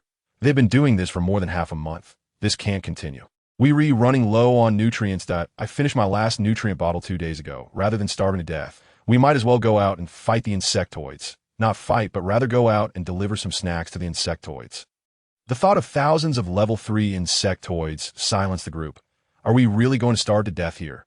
Someone said defiantly. Let's wait a bit longer. The people outside are searching for us. We can't give up. This place is surrounded by thick insulation, or do you really think they can find us? There will always be a way. Don't give up. After these words, silence fell once more. I wonder how Yuan Mu is doing now, Li Jing suddenly remarked. Before we set off, I wanted to send him a message, but fearing it might rekindle his heartache, I held back. Now I regret not having a chance to wish him happiness in his marriage. Actually, that Cheng Li isn't bad. I've accepted her. TS's marriage. What does it matter whether you accept her or not? Wen Zhao rolled his eyes. How could it not matter? If I accept her, I acknowledge her as my sister-in-law and will treat her like Yuan Mu, following her lead, a little brother to protect her. She must be dreaming of Li Jing spoke arrogantly. Wen Zhao's lips twitched. You should focus on getting out of here first. With such a weak little brother, Cheng Li probably won to even take you. I don't believe that I'm in the top 10 of my class. I am someone who could be a big brother to Li Jing raised his chin. Big brother, may I ask, being trapped for half a month, do you have a way out? Wen Zhao teased that Li Jing was momentarily a loss for words. Turning his head away in frustration, falling silent, don't say that. Without Yuan Mu, this semester feels so dull, a tall, slender youth remarked. Kong Ji, you've been overshadowed by Yuan Mu for over a year, and now you finally sit atop the throne. Don't you feel a sense of relief? Why do you still want him back? Someone joked, I'd rather win against him fair and square than in this way. Besides, they're not even a rival now. It's lonely, Kong Ji said, feigning profundity. Others wanted to curse, wishing to charge at him. However, Kong Ji spoke the truth. Their theoretical scores lagged behind his by several points, clearly not on the same level. Heavenly jealousy of talent. What a shame for Yuan Mu. Kong Ji sighed. No, I envy Yuan Mu a bit. At least he's alive and married a wife whose beauty rivals that of the school belle.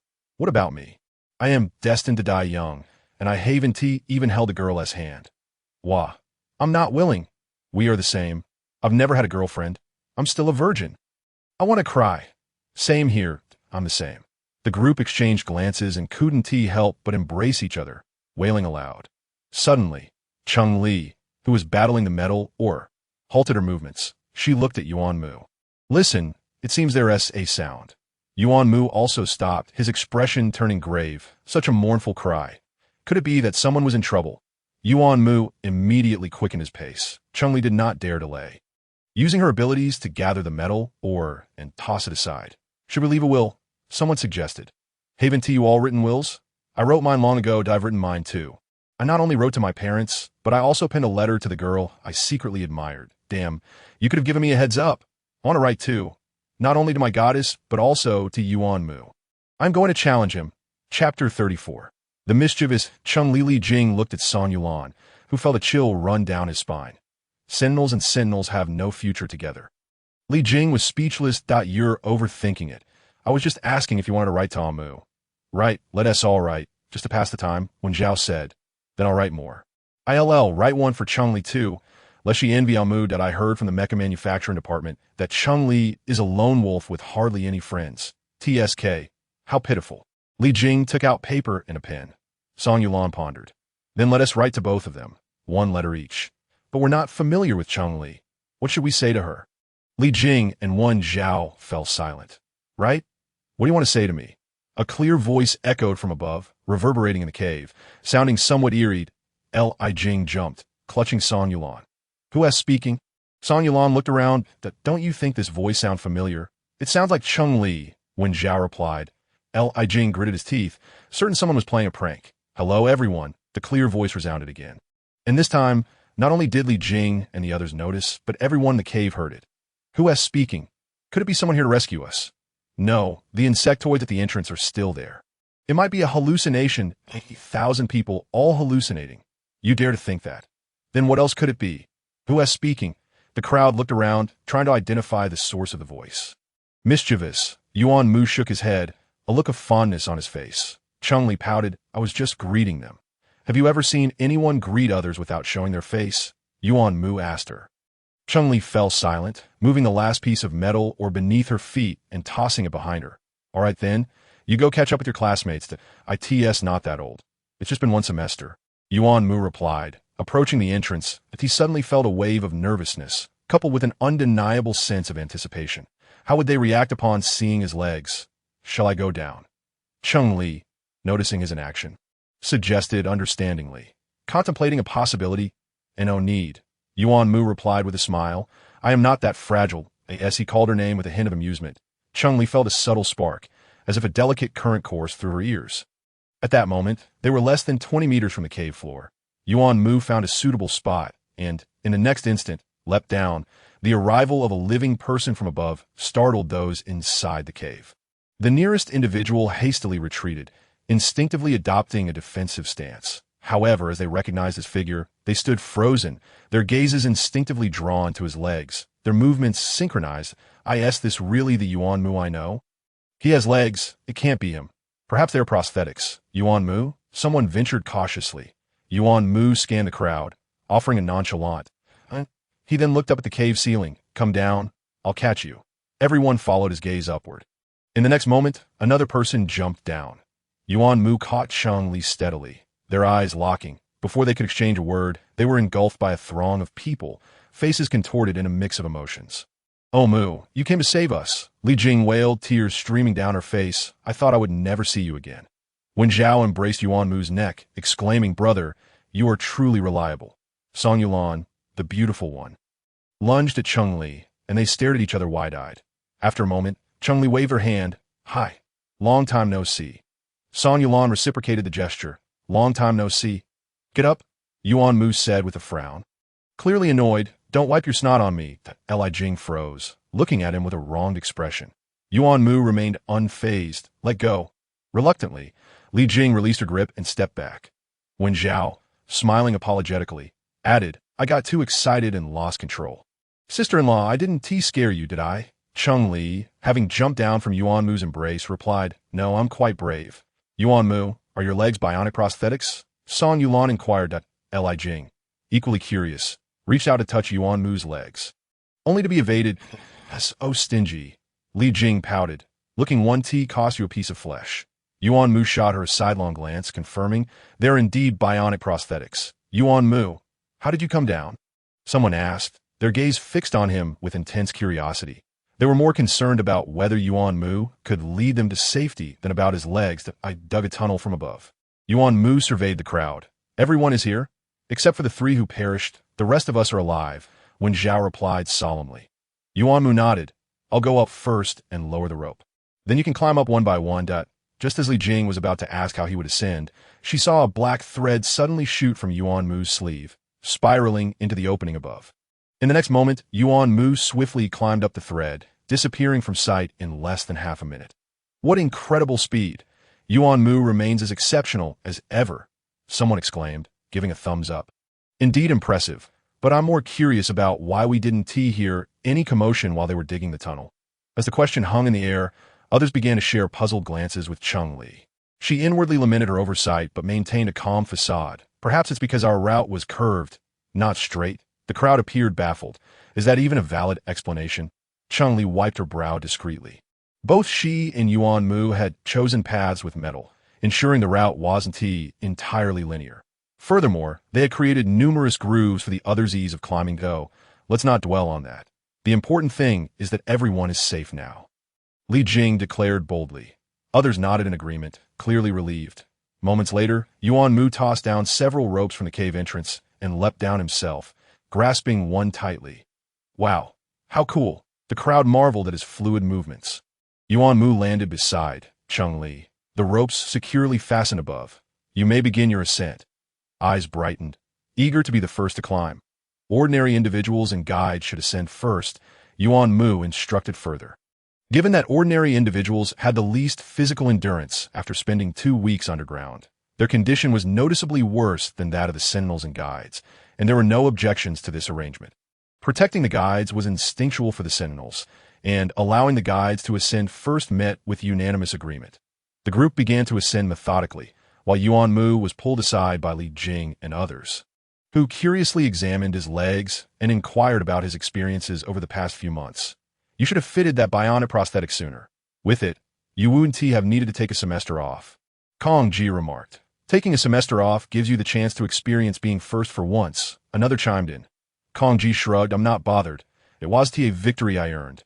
Yuan Mu, will you be returning to classes next semester? Someone queried. Yuan Mu acknowledged with a nod. Glancing at Cheng Li, we'll be going back to class. Cheng Li understood he meant they would return together. She did not object to the idea of being a student again. It felt rather pleasant. Was it just the two of you who dug the tunnel? How long did it take? Another individual asked. Yuan Mu replied, how long does it take to dig a tunnel over 1,000 meters long by hand? Without a hint of embarrassment, he said, not long, just 2 days. Cheng Li nodded, acknowledging his statement as credible. What about you? How did you end up in this cave? To divert their incessant inquiries, Yuan Mu decided to change the topic to, it's a long story. In short, it was disastrous. We first encountered a sandstorm and found a cave to take shelter in, only to be pursued by the insectoids deeper and deeper until we ended up here. Thankfully, this cave provided refuge. Otherwise, we would have met a grim fate at the hands of the insects. We are fortunate you arrived, someone remarked. By the way, was it just the two of you? The school's teachers are also searching for you. Even the military has been mobilized, Yuan Mu answered. Upon hearing that the military was involved, a look of unease crossed the faces of the others. Is this incident really that serious? Over 1,000 military academy students are missing. What do you think? Yuan Mu countered, we might just end up making the news. Li Jing murmured, surprised that her first time in the spotlight would be under such circumstances. Cheng Li remained silent. Over 1,000 of them are military students, skilled climbers. 2 hours later, fewer than 20 remained in the cave. Yuan Mu, practical performance ISN, my strong suit. I'll go up first, Kong Ji declared, already grasping a rope. Yuan Mu nodded, see you on the surface.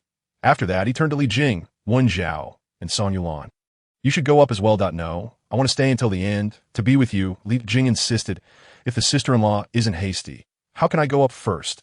Wen Zhao also stood his ground. Sister-in-law should ascend first. We will cover your retreat, Song Yulan asserted firmly. Yuan Mu frowned. I will guard the entrance. Each of you must go.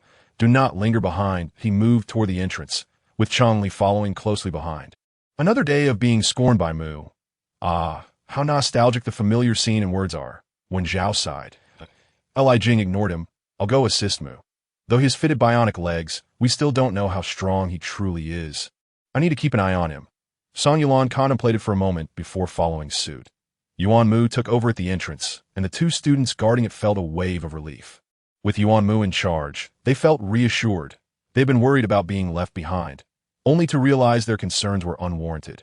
Yuan Mu remained silent, merely nodding slightly as he accepted the weapons from their hands.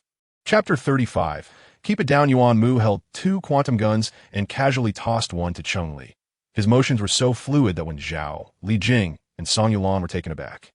Knowing Yuan Mu's character, they understood the reason behind his action. In his eyes, Cheng Li was stronger than the 3 of them combined. How is that possible? Cheng Li is merely an ordinary person with a missing arm. They would rather believe Yuan Mu had been blinded by love than accept that they were outmatched. Unaware of their thoughts, Cheng Li was familiar with the quantum guns thanks to her experience with the Star Pirates. Holding such advanced technology for the first time, her eyes sparkled with excitement. Positioned at the cave entrance, they shot in unison, their bullets striking the insectoids' vulnerable spots with precision. Though Li Jing and the others couldn't see the chaos outside, the anguished cries of the insectoids painted a vivid picture in their minds. They reassured themselves. Perhaps the sister-in-law was simply more accurate with the gun. It didn't necessarily mean she was stronger. All I climbed up, leaving only Li Jing, Song Yulan, and Wen Zhao at the cave, along with Cheng Li and Yuan Mu.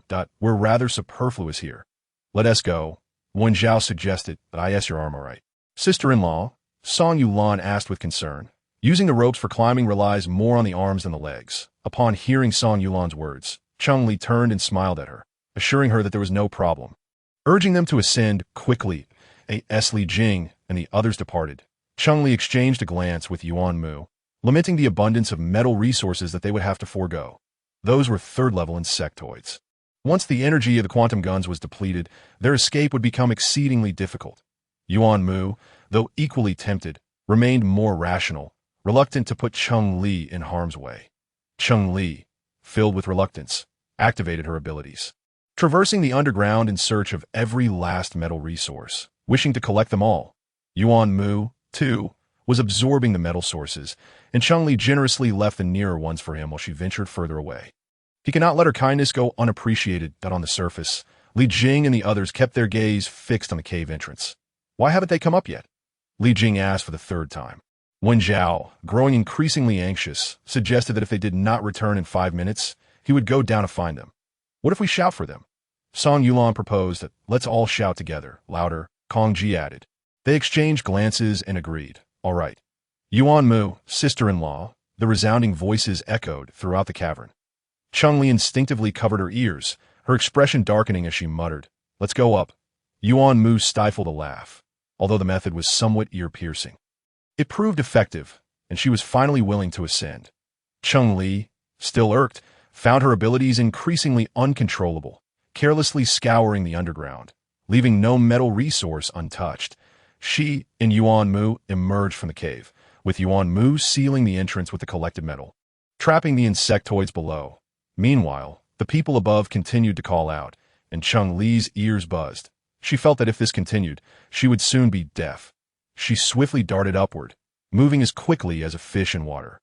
Leaving Yuan Mu in awe of her speed, it was evident that such agility could not be honed without years of evasion from pursuit. Stop shouting. Cheng Li snapped, her annoyance unconsciously laced with mental energy. The crowd above felt a sudden wave in their ears and minds, and silence fell. Sister-in-law's aura is so powerful, Li Jing remarked, dazed. Song Yulan nodded in agreement. Indeed, it is quite formidable. Cheng Li skillfully flipped out of the cave, her earlier irritation still unresolved, as she cast a glance at the crowd and walked directly towards the mech. Though she appeared to be a soft-spoken girl, an inexplicable fear gripped everyone at that moment. Leaving them silent, Yuan Mu reached the surface and noticed the dazed expressions of the crowd, inquiring, what is going on? Mu, did you make sister-in-law angry? Li Jing looked at Yuan Mu reproachfully. Yuan Mu, feeling unjustly accused, replied, it's not like that. Have you contacted the teacher? Yuan Mu changed the subject. I contacted them as soon as we came up. They're on their way here, a student answered. Not only the teachers, but military personnel are also coming to investigate upon hearing about the abundant metal that can block signals, another student added.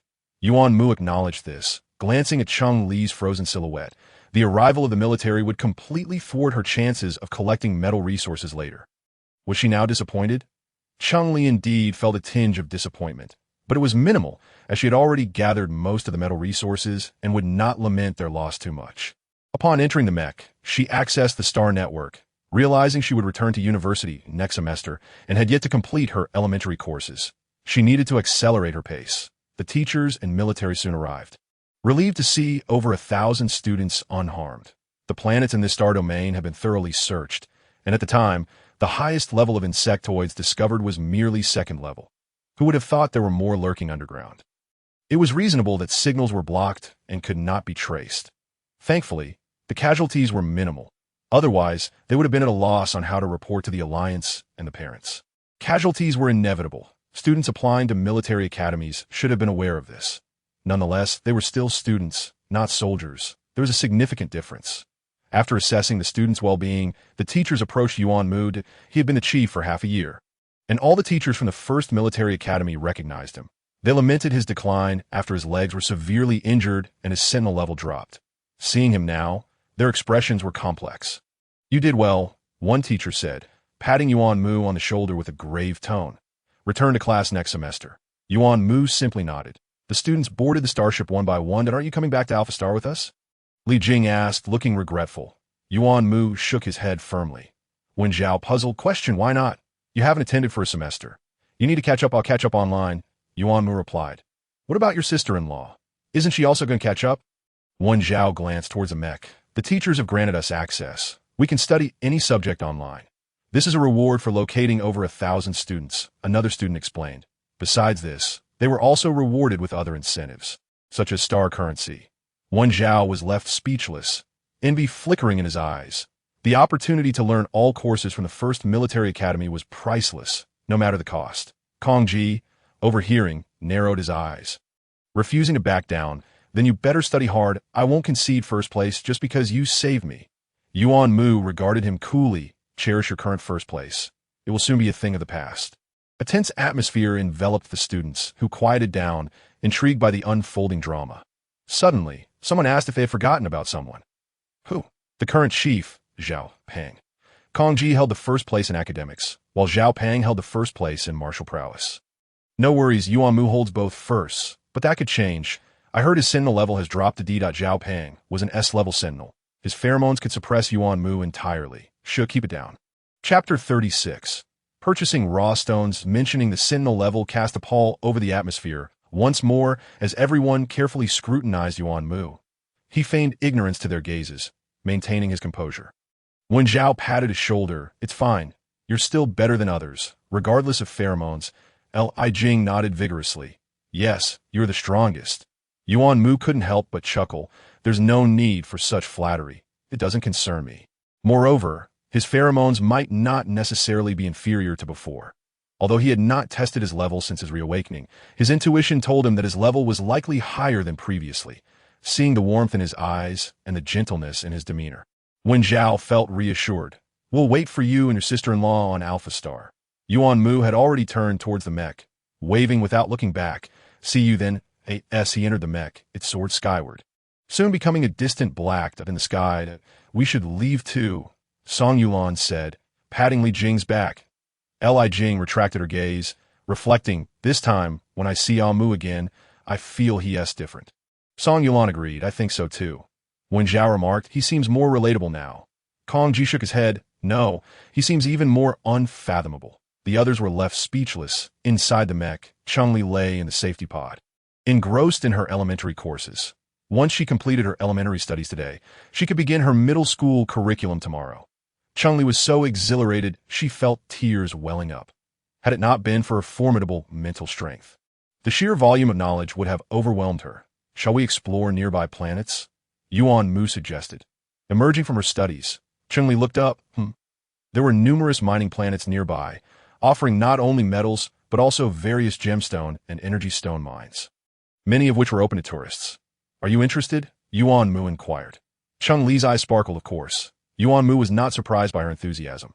Then I will search for the nearest tourist mining planet. After 2 days of traveling through the Starry Sea, Cheng Li and Yuan Mu landed on a mining planet that had been developed for several years. This private planet primarily produced gemstones, with metals coming in second. Yuan Mu had researched the planet's information during their journey. Its tourism industry had only begun to flourish last year, with visitors primarily coming to purchase gemstones and enjoy the scenic beauty and cuisine. Buying gemstones? Cheng Li glanced at their account balance, which appeared substantial but wouldn't last long. She intended to buy a house on Alpha Star, where even the cheapest properties cost several million star coins. Their funds would only suffice for a dilapidated home in a remote area. Sensing her dilemma, Yuan Mu chuckled. We don't have to buy. We can just look. Cheng Li shot him a sidelong glance. I thought you would generously say to buy whatever it costs. Yuan Mu's lips twitched. Am I really that kind of person? Or do you wish I were? Cheng Li regarded him leisurely and retorted. So you only allow me to look and not to buy? No. Yuan Mu hurriedly clarified. We could buy raw stones. Those aren't expensive. You mean gambling stones? Cheng Li felt uncertain. Aside from metals, she was not well versed in other ores. Just buy a couple to play with, Yuan Mu replied nonchalantly. Cheng Li considered this. After all, acquiring a few stones to play with shouldn't cost too much. Perhaps they would get lucky and find a gemstone. If they uncovered a gemstone, it would mean a potential solution for her housing situation. Cheng Li felt a surge of excitement. What are we waiting for? Let's go take a look. In the midst of their journey, Yuan Mu, radiating affection, suggested they board their tourist shuttle. The fare for the shuttle was 500 star coins each, totaling 1,000 for the two of them. Cheng Li winced at the price, and quietly inquired if they could pilot a mech instead. Yuan Mu shook his head, explaining that this was one of their revenue-generating ventures. Cheng Li, contemplating their accommodation needs, asked if it was mandatory to stay overnight. Yuan Mu offered her a knowing glance, handing her a brochure that indicated they must choose a package. All expenses aside from the purchase of gemstones were included. After reviewing the various package costs, Cheng Li steeled herself, determined to acquire gemstones. Lest she suffer significant losses, and no need to fret. I have a plan to earn some money, Yuan Mu reassured her, though he intended to wait a bit longer. Cheng Li responded with a nonchalant clearly not taking his words to heart. Yes, they rode the shuttle, sipping drinks and admiring the scenery. They arrived at the mining area 2 hours later. In addition to the mines, there was a street lined with shops selling an array of gemstones, both locally sourced and imported from nearby planets. The gems sparkled vibrantly in the shop windows, dazzling the eye. Cheng Li, unable to resist the allure of such beauty, found herself enthralled, her pupils dilating in awe. Yuan Mu, observing her reaction, silently resolved that if their selected raw stones did not yield gems, he would purchase pre-made jewelry for her. After browsing several stores, they finally paused at one that sold raw stones. The stones were categorized by price, some for 1,000 star coins, others for 2,000, 5,000, and even 10,000 star coins each, with an even pricier bulk option that boasted a higher probability of yielding gemstones. The shop assistant elaborated on the offerings. Cheng Li remained silent, her abilities probing the piles of stones. Yuan Mu knelt beside her, mimicking the shopkeeper's gestures as he inspected the raw stones. Half an hour later, Cheng Li leaned closer to Yuan Mu, whispering, "Have you made your selection?" He revealed a few stones he had chosen, and to her surprise, 2 of his selections match her own. "You like these 2 as well?" she exclaimed. Yuan Mu explained his process of elimination, discarding stones with metallic inclusions or those that appeared ordinary, ultimately selecting the ones that caught his eye. Cheng Li nodded in agreement. "I chose similarly." "So, which one shall we buy?" Yuan Mu pondered for a moment. "Why not purchase them all?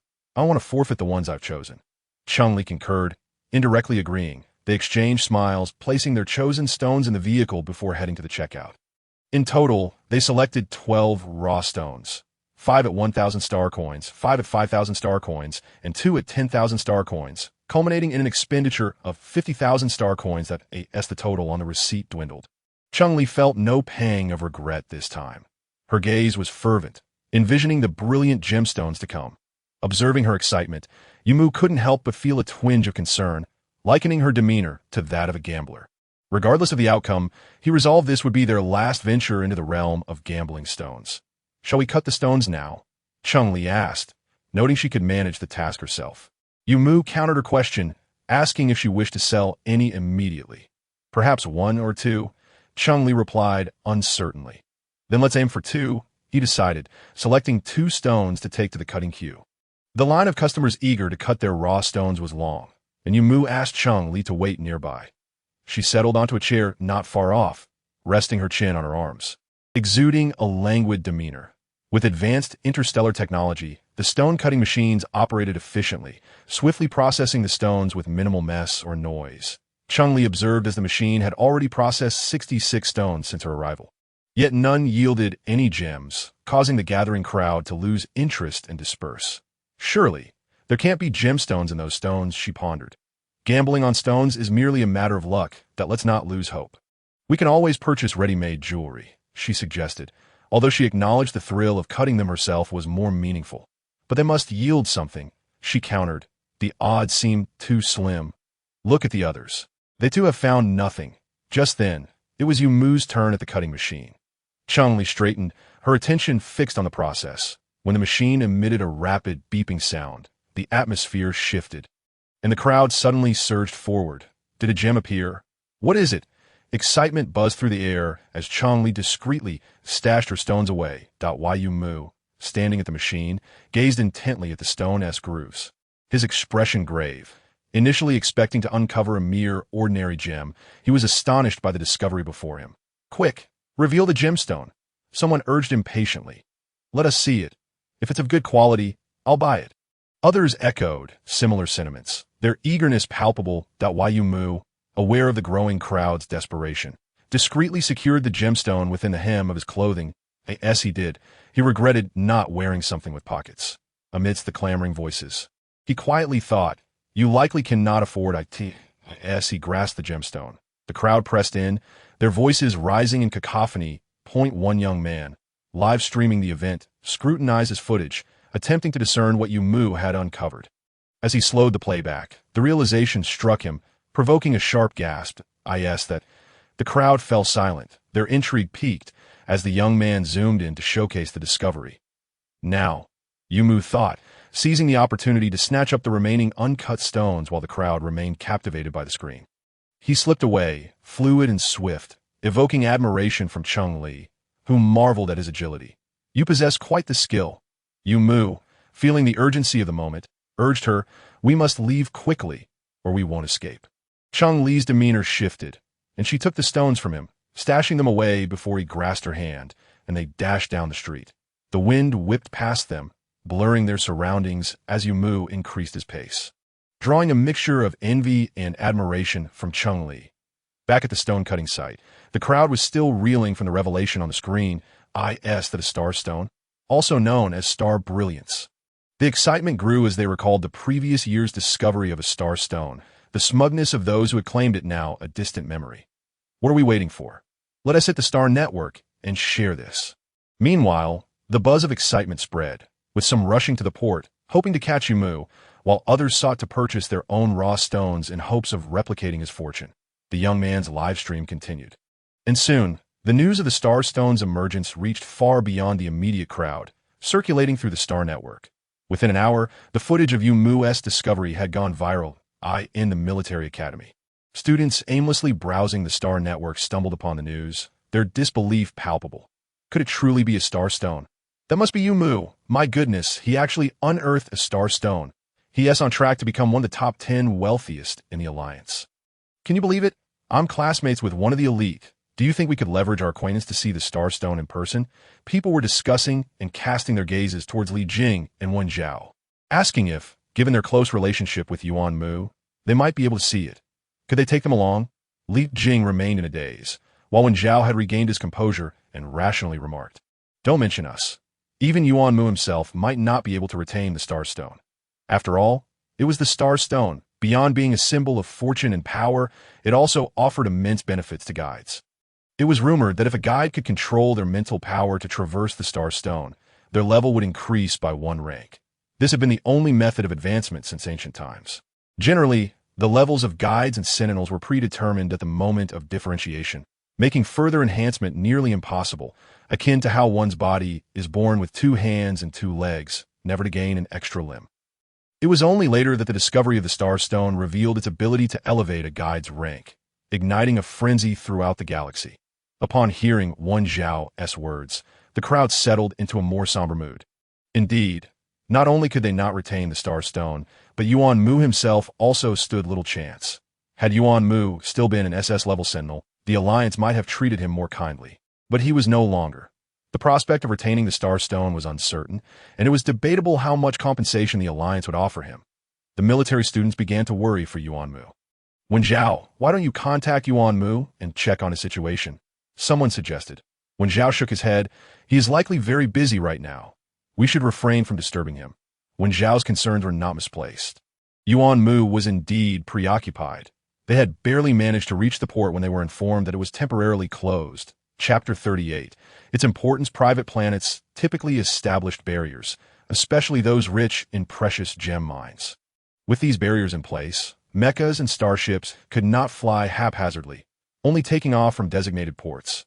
Yuan Mu's expression was one of anxiety as he navigated through the crowd with Cheng Li. Cheng Li, puzzled, asked, "What on earth is happening?" "A national treasure has been unearthed," Yuan Mu replied somberly. Cheng Li raised an eyebrow. "How significant is it?" "Significant enough to drive the entire Alliance, even the entire star system, into a frenzy." Yuan Mu's demeanor was serious, devoid of jest. That a year ago, when the Empire acquired the Star Stone, they gained 2 SS-level guides, several senior commanders of the Empire, who had been on the brink of losing control of their mental seas and were even relocated to prison-like facilities for stringent monitoring, suddenly re-emerged into the public due to the breakthrough of these SS-level guides. This illustrates the undeniable importance of the Star Stone, while its impact may appear confined to a few individuals. It indirectly affects an entire nation. In the galaxy. If top sentinels are the weapons of nation, then top guides are its treasures, both being essential and interdependent. Cheng Li, unfamiliar with the intricacies of the matter, sensed from Yuan Mu's tone and expression that this was no ordinary incident. We need to leave this planet, she inquired. Yes, Yuan Mu nodded. The news of the Starstone's emergence would have spread, attracting people from all corners, including opportunists and nefarious space pirates, as well as individuals from the Empire. It appeared that this stone, referred to as the Star Stone, was of even greater significance than she had initially presumed. Cheng Li pondered. I could attempt to use my mental power to tear through the planet's barrier, but it would likely create quite a commotion. Yuan Mu's eyes brightened. No matter, as long as we can leave. The two departed from the starport, unaware that as soon as they left, a massive screen at the port displayed footage of them selecting stones in a shop, labeling them as the man and woman who unearthed the Starstone, and issuing a bounty of 20,000 star coins for anyone who could accurately report their whereabouts. Cheng Li found an open area to deploy her mecha. The mecha ascended silently, while Yuan Mu maneuvered it, and Cheng Li released her mental power, aiming directly at the invisible safety barrier above. The mecha grew closer to the barrier, nearing the point of triggering an alarm when Cheng Li shouted, "Charge!" A resounding alarm echoed across the planet, leaving everyone bewildered. What had occurred? Who had attacked the barrier? Criminals, space pirates, or perhaps individuals from the Empire? They had countless suspects, yet the duo of Cheng Li and Yuan Mu was not among them. As the mecha entered the star sea, Yuan Mu remained vigilant, maximizing their speed. Cheng Li, intrigued by the Starstone Yuan Mu had mentioned, accessed the star network to search for information about it. To her surprise, upon logging in, all relevant information emerged without her needing to search. Additionally, there was a video of Yuan Mu uncovering the Starstone. Such commotion over a mere stone? Cheng Li mused in astonishment. Minutes later, she rubbed her stiff face, blinking in disbelief as she murmured, "So, we have become overnight millionaires." Yuan Mu's lips twitched. "You're more concerned with becoming wealthy than with leveling up? Is it truly that miraculous?" Cheng Li questioned skeptically. Yuan Mu handed her the Starstone. "You can find out for yourself." They could not retain the Starstone. It needed to be submitted, but they decided to let her explore it first. If it could indeed enhance her level, that would be splendid. Cheng Li took the stone, exclaiming, "It truly resembles a miniature planet that I can almost see oceans, forests, mountains, and plains on it, and no wonder it is called the Starstone." The Starstone was nearly the size of her fist. Cheng Li held it up close, seemingly uncovering more details. It appeared alive, like a tiny planet, a miniature world. Cheng Li wondered if she could use a magnifying glass to observe living creatures and humans within it. "There are no living beings inside," Yuan Mu clarified. Skeptical, Cheng Li retorted, "But the Alliance has never had a Starstone. How do you know so much? The data provided by the Empire should not be fabricated. Moreover, the Alliance had a Starstone several centuries ago." Yuan Mu explained that if you do not believe me, you can probe with your mental power. Cheng Li considered this, carefully sending a thread of her mental power into the Starstone. On Alpha Star, in the Yuan family S-Hall, Yuan Zhaoling was attempting to contact Yuan Mu. Since receiving the news of Yuan Mu unearthing the Starstone, he had pressed the communication request countless times. All in vain. His stepmother, Yi Zi, frowned with a hint of anxiety. What if the Starstone has already been stolen? After all, Yuan Mu is currently incapacitated. If someone were to seize it, he would be unable to protect it. Who would dare to steal so brazenly? Yuan Zhaoling scowled. Even if it were theft, it would be the Alliance's doing. They may take the Starstone, but they should at least allow our family to use it first. Yuan Zhaoling shot a pointed glance at her. Your talent is considerable. If you had the Starstone, you could likely advance a level. Yez's face lit up with suppressed joy, smiling broadly. Meanwhile, the Cheng family was also discussing the matter. Cheng Yinging bit her lip, feeling fortunate that marrying a disabled man still led to the discovery of a Starstone. Sister, her discovering the Starstone is a good thing. You could borrow it from her to elevate your level. Cheng Yu's eyes glimmered with cunning. Will she lend it to me? Cheng Ying hesitated. However, the thought of increasing her level from C to B, or even higher with the Starstone, ignited her impatience to, I don't care. Even if Cheng Li makes it difficult for me, I will swallow my pride for the Starstone. You should persuade father. She listens to him the most. Indeed, how could I have forgotten about father? Cheng Ying exclaimed, rushing towards the rooms of her father and mother. I can't get through. Her father shook his head. The children have grown and developed their own ideas. Disobedience is to be expected. We went through the same phase. Her mother appeared understanding, but was actually fanning the flames that I raised her for over a decade. No matter how grown she is, she remains my child. Is it unreasonable for me to make a small request of her now? Her father retorted angrily. You cannot even reach her. How can you expect to make a request? Cheng Li and Yuan Mu had set their communication devices to reject all incoming messages, severing the possibility of being located by others. Now, they could only contact others, while no one could reach them. Until Cheng Li had utilized the Star Stone to elevate her level, Yuan Mu had no intention of contacting anyone. Meanwhile, Cheng Li was wholly absorbed in the Star Stone, oblivious to the outside world. Yuan Mu piloted the mecha through the Star Sea. Wary of being recognized, he manipulated his abilities to alter the color of the mecha's exterior. The Star Stone had to be submitted. As long as it remained in their possession, they were at risk. He was unwilling to gamble with their lives. He hoped that before reaching Alpha Star, Cheng Li could elevate her level. Thus, when it came time to surrender the Star Stone, they would not feel overly regretful. After all, once the Star Stone was handed over, reclaiming it would be nearly impossible. Unless Cheng Li were an S-level or A-level guide, she might be granted priority access to use the Star Stone, given that they had unearthed it. However, not only was she hesitant to expose her identity as a guide, but the very act of surrendering the Star Stone would mean losing it forever. Yuan Mu turned to glance at Cheng Li, silently encouraging her. Only 4 days left. Give it your all. The identity of a guide could not be concealed forever, but as long as one's level was sufficiently high and strength formidable. No one could constrain or control you.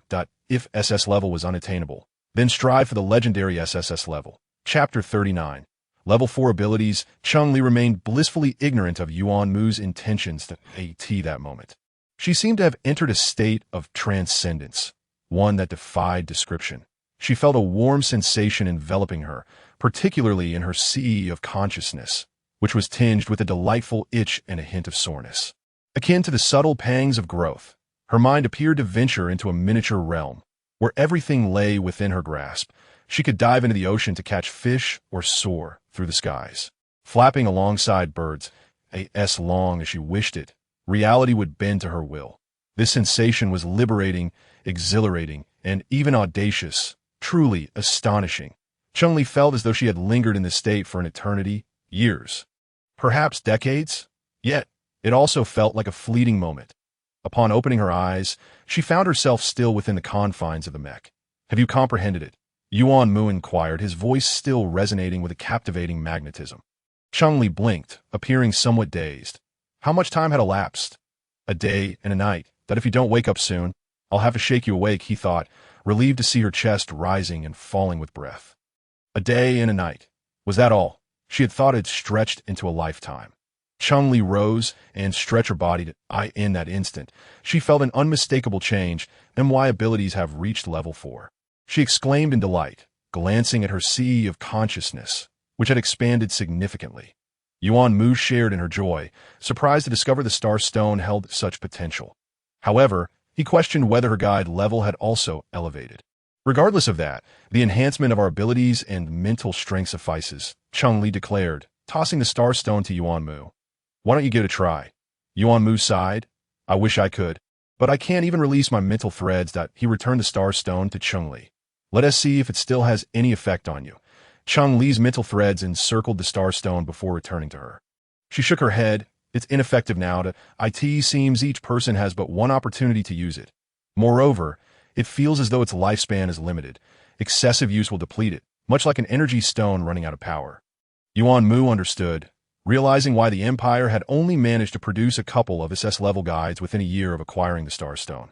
Such a miraculous item could hardly be used without restrictions. Cheng Li then quaffed 2 bottles of nutrient solution and burped contentedly. Where are we headed now? To the transit station. We need to purchase a fresh batch of energy stones. Our supplies are dwindling. After procuring them, we shall continue onward to Alpha Star. Yuan Mu paused, looking at her earnestly. Cheng Li, I intend to hand over this Star Stone to the Alliance. Then do so, Cheng Li replied nonchalantly. Keeping it would only create a significant hassle. Yuan Mu was not surprised by her reaction, but remarked, by surrendering the Star Stone, your dreams of sudden wealth will be dashed. Cheng Li's expression shifted. her irritation flaring. No reward. Is the Alliance planning to take it for nothing? Take it for nothing? What a brazen accusation. Yuan Mu's forehead creased with exasperation. There will be a reward, but it won't be substantial. What do you want? Anything you desire. Cheng Li's interest peaked. Not quite anything. You propose something first, and I will negotiate with them. Cheng Li propped her chin thoughtfully before finally suggesting, then I want an estate. It must not be inferior in location or size to your father's home. Yuan Mu raised an eyebrow. Cheng Li insisted, having been expelled from your father's house by your stepmother, we cannot return there for fear of facing judgment. If we are to relocate, it must be to a superior place. Yuan Mu replied, that's not necessary. I'm not picky about where to live. He continued to refer to his father's house, clearly delineating the separation. Cheng Li shot him a sidelong glance. No, I want to elevate our status and ensure they cannot look down on us. Yuan Mu paused, surprised by her newfound ambition. Cheng Li coughed lightly, feigning nonchalance. Isn't it because we are now in a position to do so? All right. The matter of the Star Stone had caused quite a stir, and both Cheng Li and Yuan Mu found themselves in the public eye, their fame reaching a point of widespread recognition. Upon reaching the transit station, a minor dispute arose regarding who would purchase the energy stones. You are tall and striking, with distinct features. Anyone who sees you will certainly recognize you. Cheng Li argued, such beauty as yours is a rarity. Yuan Mu retorted, failing to grasp her compliment. Cheng Li smirked but quickly suppressed it, stating, I can disguise myself. You cannot. Yuan Mu regarded her with curiosity. How will you disguise yourself? Just watch. Cheng Li replied, and in the next instant, she produced a pair of scissors from metal and effortlessly chopped her waist-length hair into a chic bob. Yuan Mu was momentarily taken aback. Instinctively catching her fallen locks, disbelief etched across his face. How could you just cut it off? Why not? There is no need for elaborate reasons. Cheng Li dismissed, commanding him, turn around. I need a change. Yuan Mu turned, and only upon hearing the rustling behind him did he realize what she was doing, causing a sudden flush to rise within him. All done, Cheng Li announced. When Yuan Mu turned back, the sweet, demure girl from moments ago had transformed into a sultry figure, clad in revealing attire, her lips a fiery red. Staring at her luminous skin, Yuan Mu felt warmth rising within him, prompting him to swiftly turn away. Muttering, you're dressed too scantily. Not at all. It's just right, Cheng Li replied, donning sunglasses and opening the mech's hatch. Wait for me here. I'll be back shortly. As Cheng Li departed, Yuan Mu's pheromones surged uncontrollably. He wiped the blood from beneath his nose with a tissue, disposing of it discreetly. He collected her severed hair, ensuring not a strand was left behind, and activated the mech's ventilation system to expel the pungent, woody scent of his pheromones. Nearby, those intending to investigate were halted by the overwhelming scent, their bodies freezing as pain coursed through their cells. One companion shot a disgruntled glance at the others. I told you it wasn't him. You wouldn't believe me. And now look where we are. How could we know without checking? If the Star Stone slipped away before us, I'd never forgive myself. Another countered. That Yuan Mu's Sentinel level is said to be below D. Such potent pheromones must belong to a high-ranking Sentinel. Oh, you really think it's him? A third chimed in, incredulously.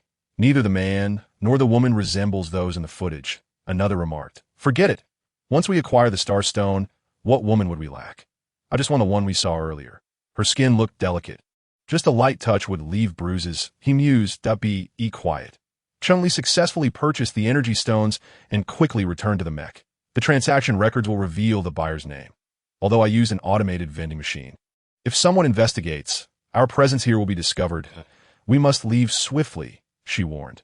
Yuan Mu initiated the mech's launch. Buckle up. The mech soared into the sky, vanishing in an instant. In the energy stone shop. The attendant was reviewing today's sales to ensure stock replenishment. As for the directive to keep an eye out for Yuan Mu and Cheng Li, he dismissed it, believing the vastness of the cosmos rendered their appearance unlikely. The odds were akin to winning the lottery. The attendant casually glanced at the purchase names and froze, disbelief flooding his senses. Rubbing his eyes, he checked again. The name remained. Cheng Li, genetic code trembling. He pressed through to a superior contact, skipping pleasantries. Cheng Li was here 10 minutes ago, purchasing energy stones. Chapter 40. Pursuit and interception. News of Cheng Li and Yuan Mu's appearance at the transit station spread, prompting many to deduce their destination. Alpha Star. Such a conclusion was entirely reasonable. Both Cheng Li and Yuan Mu hailed from there, along with their teachers and classmates, not to mention the Alliance's highest commander. They had no other destination in mind. Those coveting the Star Stone revealed their claws, intent on intercepting Cheng Li and Yuan Mu before they could reach Alpha Star, or perhaps even seizing them upon their arrival. "We should arrive at Alpha Star by tomorrow," Yuan Mu remarked suddenly, noting the increased presence of starships and mechs in the hours they had been traveling. Cheng Li, engrossed in examining the stones, contemplated, "Should I cut them open now? Cut them if you wish, that if they yield gems, you can craft jewelry from them," Yuan Mu suggested. Cheng Li shook her head. "Let us see how it goes. Perhaps I won't find the gems appealing." Yuan Mu was puzzled. Shouldn't her reaction be one of gratitude or delight? Why did she appear so disinterested? He resolved to read more books on romance and browse articles on love advice once they returned to Alpha Star. With the endowment of extraordinary abilities, Cheng Li effortlessly sliced through the stones as though they were mere tofu, transforming 11 rocks into mere fragments in less than half an hour. Among these, 6 yielded precious gems of varying sizes. The larger ones were comparable to the size of Cheng Li's fist, while the smaller ones were akin to the size of longan seeds. Each gem exhibited a distinct hue: pink, red, green, blue, purple, and yellow, radiating with vibrant brilliance. When Yuan Mu turned around, he beheld Cheng Li tenderly placing the 6 gems on her lap, unable to resist their allure. "Have they all been unearthed?" he inquired. "All right here," Cheng Li replied, showcasing each gem to Yuan Mu. Their impressive size and high purity rendered them almost unreal. Yuan Mu's lips twitched slightly. Such rare treasures, and yet they seem to have become counterfeit in your hands? Cheng Li scoffed. "Rare? Here are 6 of them." Yuan Mu was momentarily speechless. "That's just a descriptor. How much do you think they could fetch in star coins? An auction they could sell for millions. Perhaps even tens of millions," Yuan Mu stated nonchalantly. Cheng Li's eyes widened in astonishment. "That's so expensive. They possess exceptional quality. Just take a look on the star network. It's challenging to find gems of such caliber. Typically, ordinary gems range from tens of thousands to over 100,000 star coins." Yuan Mu, being familiar with the affluent nature of the Yuan family, had a fair understanding of these jewels. Cheng Li promptly searched for gems on the star network. Moments later, she murmured, "Our luck is truly remarkable. We stumbled upon such exquisite gems. Our good fortune. I thought you realized that when the star stones were revealed." Yuan Mu remarked that as they drew closer to Alpha Star, Cheng Li, who had initially been calm, now felt a surge of anxiety. "That starship seems to be shadowing us." She pointed at the diminishing figure of the ship on the screen. "Not just that one. There are others as well," Yuan Mu noted, magnifying the screen to highlight the fleet of ships and mechas that had been following them for 2 hours. Cheng Li gasped. "Have we been recognized? Perhaps not. They might merely be investigating," Yuan Mu replied, his expression serious. Suddenly, a series of beeping sounds indicated a request for communication. Cheng Li glanced at the flashing red light on the mecha control panel. Her heart racing. "Shouldn't we respond?" she thought. "Ignore it," Yuan Mu instructed.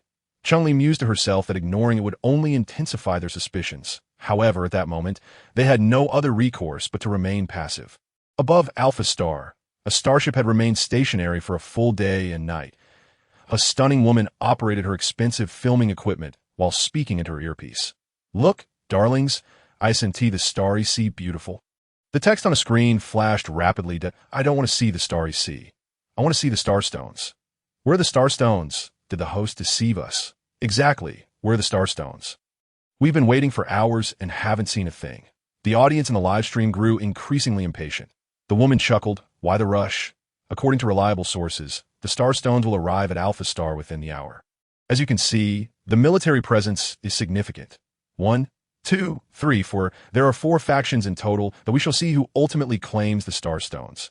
Numerous streamers like her had gathered to broadcast the arrival of the starstones, with hundreds, if not thousands, of filming machines hovering above Alpha Star.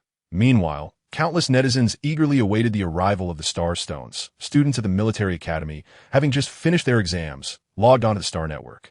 Yuan Mu is in deep trouble now. Indeed, he shouldn't have walked into a trap. The outside world is far more perilous. Returning might only cost him the starstones, but not returning could mean losing his life. "You're right. You have a clear perspective on the situation. Moreover, neither he nor his siblings are sentinels or guides, so the starstones would be of no use to them. from the mouths of Chu Feng and others at the Second Military Academy. They had already learned that Yuan Mu's spiritual sea had vanished, his glands had atrophied, rendering him an ordinary person. Should we help Yuan Mu? Someone suggested. Yes, he saved my life. I owe him a debt of gratitude. He saved me too. I will join. I will go as well. But how? Who has a mecha? Who has a starship? My family owns a starship. I have a mecha. I can borrow one. With that, the group of military academy students set forth in a grand procession. Half an hour later, countless mechas and starships appeared at the port of Alpha Star. Observing the scene unfold on the screen, the onlookers were taken aback. What is going on? Why mobilize so many mechas and starships? Are they preparing for a fight? Is Alpha Star descending into chaos? Is it because of the star stones? The netizens speculated fervently. Everyone, don't panic. I'll connect with them and find out, the beautiful host said as she sent a communication request to the nearest mecha. When the connection was established, a handsome face appeared on screen. Whoa, that is my husband. Hold on, don't claim him. Yes, my husband, my son. SNT handsome. The beautiful host remained unfazed by the chatter, calmly waving at Wen Zhao. Hello there. Hello, Wen Zhao replied coolly. The beautiful host, taken aback by his icy demeanor, quickly dropped her pretense and asked directly, do you know why so many mechas and starships suddenly appeared at the port? I do, Wen Zhao replied succinctly. Could you share the reason? She pressed that we're here to pick up a classmate, Wen Zhao stated. The host's eyes brightened. Which classmate is so significant that you would mobilize so many mechas and starships? His name is Yuan Mu. He saved the lives of over 1,000 people. It is only right that we come for him. With that, Wen Zhao abruptly ended the communication. The mention of Yuan Mu left the netizens in shock.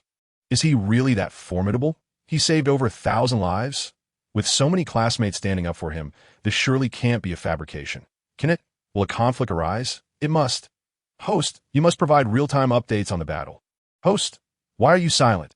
Are you planning to escape? The beautiful host feigned a sorrowful expression, saying, if a fight breaks out, won't you be concerned for my safety? Relax, you're not the Star Stones. No one will be fighting over you. Just watch from the sidelines. The flames of war won't reach you. Fine, she conceded. Meanwhile, as the mechas and starships drew nearer, Cheng Li's palms began to sweat. I'll take control of the mecha, she declared. Yuan Mu's gaze deepened. Are you sure you can manage? Cheng Li smiled confidently. If we're just evading without firing, it'll be fine. All right, Yuan Mu conceded, relinquishing the pilot seat to her. Cheng Li's mental threads enveloped the entire mecha as she coldly commanded. Hold on tight. In the next moment, Yuan Mu felt a dizzying sensation, his insides churning. Despite having 4 to 5 years of mecha piloting experience, he found himself unexpectedly nauseated. Had he been piloting a fake mecha all along? To the onlookers, a mecha adorned in red and green appeared to be tumbling through the air, maneuvering with an agility and speed unmatched by typical mechas, seemingly teleporting through the starry sea. If one didn't slow down and magnify the view, it appeared as if it were teleporting. How could a dozen mechas and starships encircle it and still let it escape? That must be Yuan Mu. I heard he was the top student in the First Military Academy, excelling in both academics and combat. Indeed, he is the illustrious Yuan Mu of the First Military Academy. Enough chatter, pursue. Above Alpha Star, a mecha approached rapidly, trailed by a multitude of mechas and starships. That mecha must possess the Star Stones. We must intercept it. Various factions sprang into action, filling the once empty starry expanse. Meanwhile, the Military Academy students stood in awe. Is that really Yuan Mu piloting so flamboyantly? Flamboyant, indeed. If you're so skilled, say in front of Yuan Mu, I wouldn't dare. Just forget I said anything. But I must ask, this doesn't seem to match Yuan Mu's usual style. Does it? The technique is exceptional. Even if it isn't Yuan Mu, it's certainly a master in their own right. Perhaps this is a smokescreen set up by Yuan Mu to divert attention. Then let us help him expand this smokescreen even further. Regardless of who it is, charge forward, brothers. Charge. Oh, no wonder. The online community is captivated. However, what they do not realize is that Yuan Mu, whom they admire and idolize, is currently covering his mouth, his face pale and contorted. If women are the assassins of the streets, Cheng Li is the killer of the starry seas, the very best among them. Yuan Mu vowed that unless absolutely necessary, he would never again relinquish the steering wheel to her. Cheng Li, oblivious to Yuan Mu's complaints, was entirely focused on calculating every landing point and route. With Star Harbor in sight, she inquired, To whom shall we deliver the Star Stone? The first commander, whose military banner is a blend of red and yellow, answered Yuan Mu. Cheng Li swiftly aimed for that very flag. Maneuvering the mech to collide head-dash onto it seemed imminent that catastrophe would ensue, causing many to shut their eyes in terror, especially Wan Zhao and others, who shouted uncontrollably no. Unexpectedly, in the next moment, the sleek mech executed a flawless drift, coming to a steady halt. Yuan Mu could no longer contain himself and retched. Cheng Li remained silent. The top student of the First Military Academy had succumbed to motion sickness. Who would believe it? The mech halted within the first commander's camp, forcing all those with ulterior motives regarding the Star Stone to cease their scheming. That I knew Yuan Mu would choose the first commander, Wen Zhao remarked, his heart finally returning to its normal rhythm. Others in the channel shared their opinions, noting that the first, second, and third commanders were all commendable, but today only the first had arrived, with the first securing the Star Stone. The second and third would also receive their share, making little difference in attendance. The outcome was favorable. Yuan Mu arrived safely. One could only wonder how many SS-level guides the Alliance would yield this time. I guess 3. It certainly can't be fewer than the Empire's. Cheng Li exited the mech to be greeted by 2 rows of standing, solemn officers. Instinctively, she straightened her posture, her expression taut. Why aren't you leaving?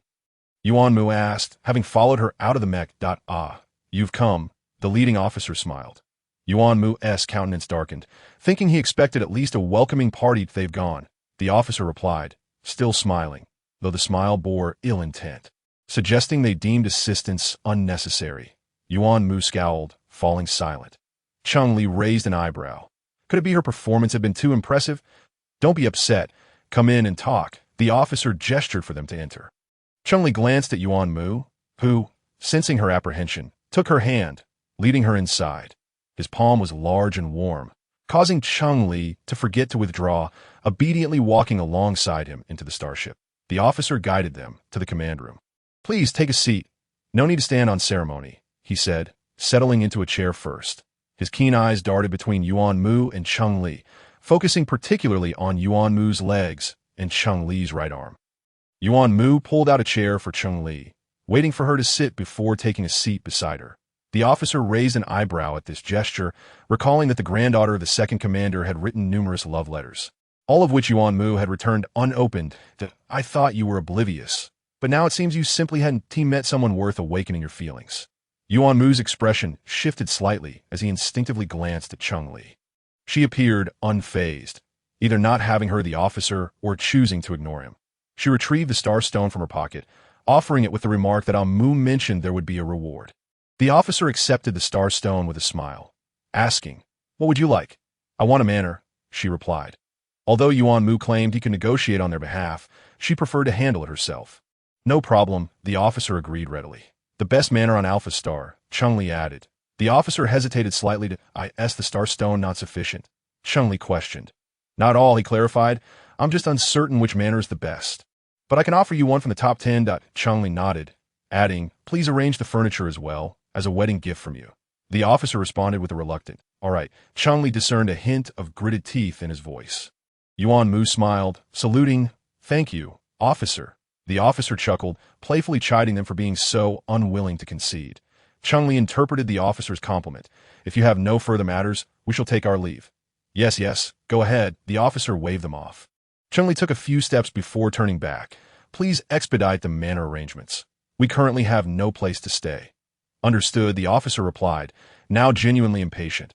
Upon exiting the warship, Cheng Li felt invigorated. My grand house. My manor. It has truly come to fruition. Yuan Mu gazed at her with fondness. "You could have asked for more. Enough is sufficient. Let them owe us this favor. It may prove useful in the future." Cheng Li replied. Yuan Mu chose not to comment, asking instead, "Where shall we go now?" "Isn't that for you to decide," Cheng Li remarked, gazing into the distance. Yuan Mu turned to follow her gaze, where Wan Zhao and others were rushing toward them. Instinctively, he wished to retreat, but with the starship behind him, there was no escape, and he was embraced tightly by Wan Zhao and the others. Cheng Li was similarly surrounded by a throng of girls. "Brother, your mech piloting skills have improved tremendously. Confess, have you been practicing secretly for the past 6 months? TSK, you broke 2 legs, not 3. Why has your style changed so much, becoming increasingly monstrous?" Your positioning was absolutely stunning. I want to learn too, preferably without tuition. You were exceptionally handsome today, just as charming as in the past. The crowd showered him with praise. Yuan Mu cast a guilty glance at Cheng Li, silently urging her to clarify. Cheng Li ignored his pleading eyes. Instead of returning to Yuan's residence, they opted for a hotel. We only have a single room left. Will that be acceptable? The hotel receptionist inquired. This was their fourth hotel stop, thanks to the influx of visitors due to the Star Stone, boosting the hospitality and dining sectors in Alpha. Yuan Mu suggested, how about I go to Li Jing's place? And you stay at the hotel? Cheng Li knew that Li Jing lived in another district, a 2-hour journey away. They had been on the run for days, thoroughly exhausted, so she couldn't bear to have him continue to busy himself. Never mind.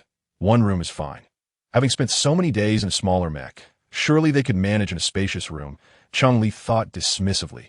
The receptionist eyed them curiously, wondering why they weren't sharing a room. Though it was a single room, it was quite sizable, with a bed measuring at least 1.8 meters wide. I'll check for cameras first, Yuan Mu stated. You check the bathroom. I want to take a shower. Cheng Li replied, already rummaging for her clothes. Yuan Mu entered the bathroom, his mind racing at the thought of her bathing just beyond a thin wall, causing his breath to quicken. Are you ready? Cheng Li called. All set, he responded, but as he stepped out, he dared not look at her. When the sound of water began, he bolted from the room, slamming the door behind him. Leaning against it, he slapped his own face, muttering to himself, calm down, don't frighten her. After a shower, Cheng Li noticed Yuan Mu's absence and paused, wondering where he had gone. Just as she spoke, Yuan Mu re-entered with food. Are you hungry? Would you like to eat something? The aroma of the food wafted toward her, and though she was not particularly hungry, she couldn't resist the temptation. Sure, Cheng Li sampled everything, leaving most of the leftovers for Yuan Mu. After finishing their meal, Cheng Li brushed her teeth, and then it was Yuan Mu's turn to shower. Feeling drowsy, she yawned repeatedly, tears streaming from her eyes. Not wanting to wait for Yuan Mu, she rolled onto the bed, pulled the blanket over herself, and promptly fell into a deep slumber. In the bathroom, Yuan Mu scrubbed every inch of himself 3 times until his skin flushed red, confirming he was clean and devoid of any scent.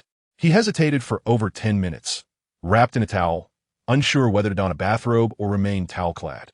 When he finally emerged, half an hour later, wearing only a towel that left his attractive abs and enticing V-line exposed.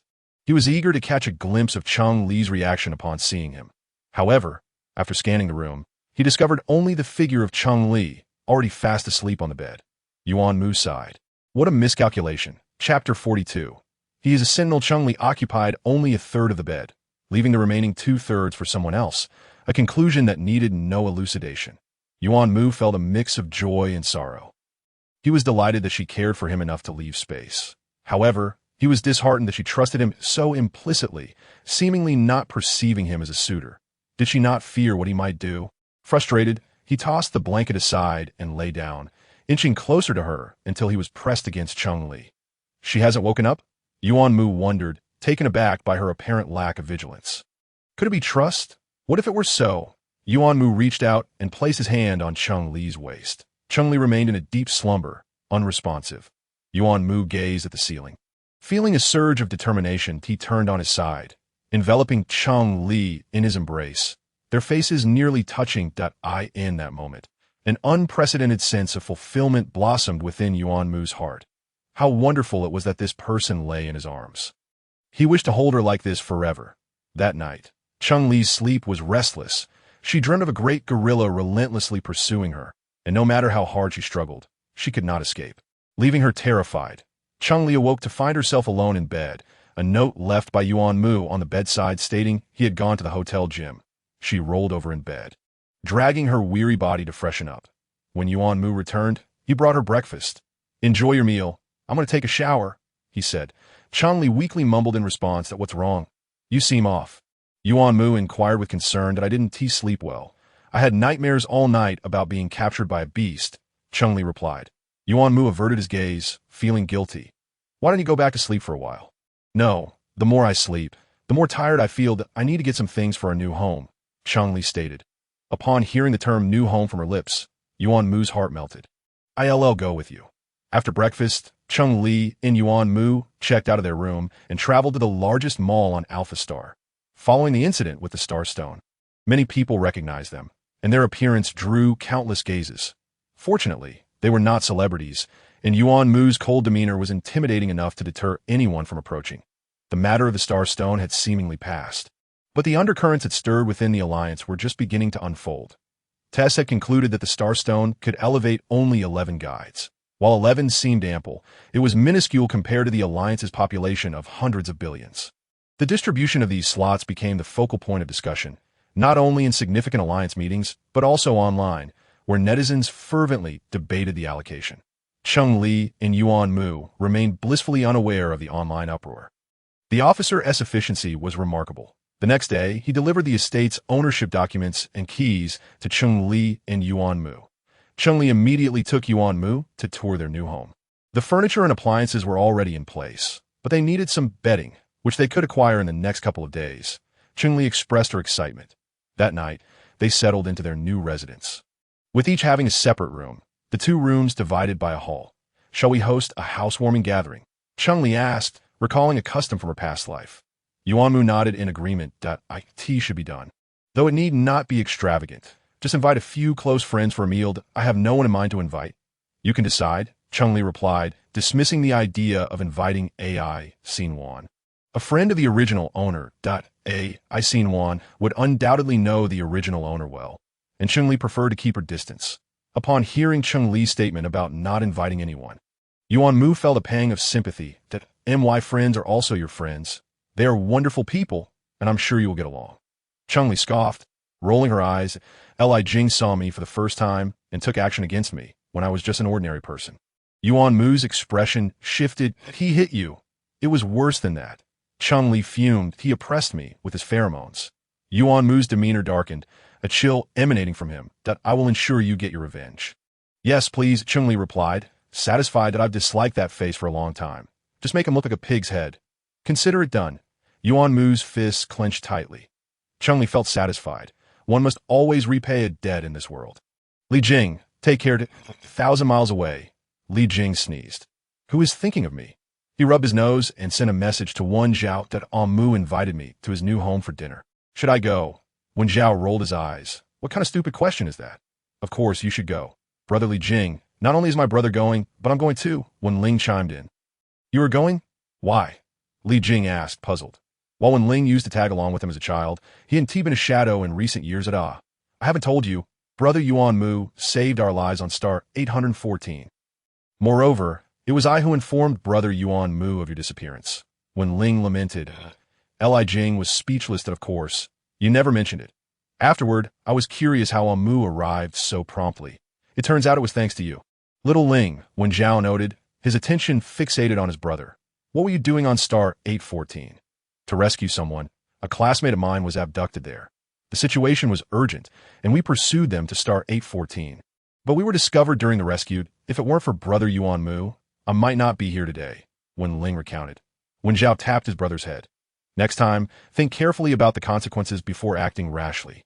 But if we hadn't intervened, my classmate would have been harmed, Wen Ling argued, feeling justified. Wen Zhao sighed. Hey, don't hit your brother. I think he has a point. If it were you wouldn't be able to just watch your classmate be harmed. Li Jing interjected. Wen Zhao. The brother, come on. Tell us about what happened. Focusing on how Mu saved you, Li Jing urged, moving to the table to grab a bunch of grapes, then sinking into the soft sofa. Savoring them. Wen Zhao, seeing this, found a seat to listen intently to his brother's story. Wen Ling took a few sips of water, cleared his throat, and began to narrate, animatedly recounting the event. People on the street fled into shops as dozens of men in black surrounded us. At that moment, I thought we were finished. Just then, a cloaked figure appeared, wielding a cane, and with swift strikes, sent several black-clad men flying. Wherever he went, they fell in droves. Alongside him was a cloaked woman, even more formidable, with a whip that commanded respect. No one dared approach within 3 meters of her. Together, they decimated the black-clad men. Li Jing and Wen Zhao exchanged puzzled glances, questioning the validity of the tale. Was it truly that incredible? Wen Ling continued. As the black-clad man began to falter, their leader grew desperate and ordered an anesthetic gun to be used. In an instant, all 8 of us were struck down. Incapacitated. Only the cloaked man and woman remained standing. The cloaked man remarked, "This one do," and I thought he was about to unleash a powerful move. When Ling paused before adding, "Indeed, it was a tremendous display." He used his pheromones to incapacitate every sentry present, without exception. Everyone writhed in agony on the ground, and I can still remember that pain, a sensation of being unable to live or die. "Stop, stop, stop," Li Jing interrupted. "Little Ling, you're exaggerating. Yuan Mu is just an ordinary person now. His glands have shriveled and disappeared. How could he release pheromones?" "Impossible," Wen Ling exclaimed. "Brother Yuan Mu's pheromones are extremely potent, not at all diminished. In fact, they're even stronger. I recognized him by the scent of his pheromones and the distinctive feature of his severed legs." When Zhao turned to his brother, "You're not lying?" "Of course not. If I were lying, I'd be run over by a car the moment I stepped outside," Wen Ling retorted fiercely. But the trio from the 2nd Military Academy, Chu Feng, Hu Li, and Li Shuai, clearly said Yuan Mu is just an ordinary person now. They couldn't possibly be spreading rumors, could they? Li Jing questioned. "Impossible. Yuan Mu saved them. They wouldn't slander him," Wen Zhao replied. "Regardless, I can attest that Brother Yuan Mu is indeed a Sentinel, and a very capable one at that," Wen Ling asserted confidently. "Let us put that aside for now. When we visit tonight, we can ask Yuan Mu directly." "Little Ling, continue your story," Li Jing encouraged. Despite being suppressed by the cloaked man, Brother Yuan Mu, there were still numerous hidden enforcers who did not wish to let them go. A standoff ensued, and then chaos erupted as a sentry's mental sea became agitated. In that critical moment, the cloaked woman managed to control a dozen rampaging sentries. When Ling's expression grew solemn, he still revered the cloaked woman. "Little Ling, your storytelling is getting out of hand," Li Jing interjected. "You haven't seen it. Of course, you wouldn't believe it." When Ling grew frustrated, "But you can't just fabricate a story to deceive us. Even if you're telling a tale, it should be based on reality." That Li Jing spoke earnestly. When Ling ceased to argue, declaring, "Let us not wait until tonight. Let us set out now.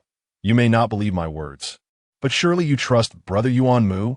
Li Jing and Wen Zhao exchanged glances once more, pondering if they had misjudged Little Ling. No, that couldn't be possible. The frenzied sentinels are beyond remedy, with no guide to rescue them.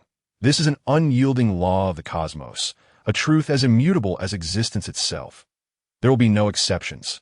However, they harbor doubts about whether Yuan Mu truly is a sentinel. To confirm their suspicions, they immediately set off for the manor, unable to delay even for a moment. Cheng Li and Yuan Mu procured a plethora of ingredients and summoned 2 chefs to their aid. Their culinary skills remain unrefined, rendering their attempts at cooking rather unpalatable. To prevent their guests from suffering any ill effects, it is best they refrain from the kitchen at T3 in the afternoon.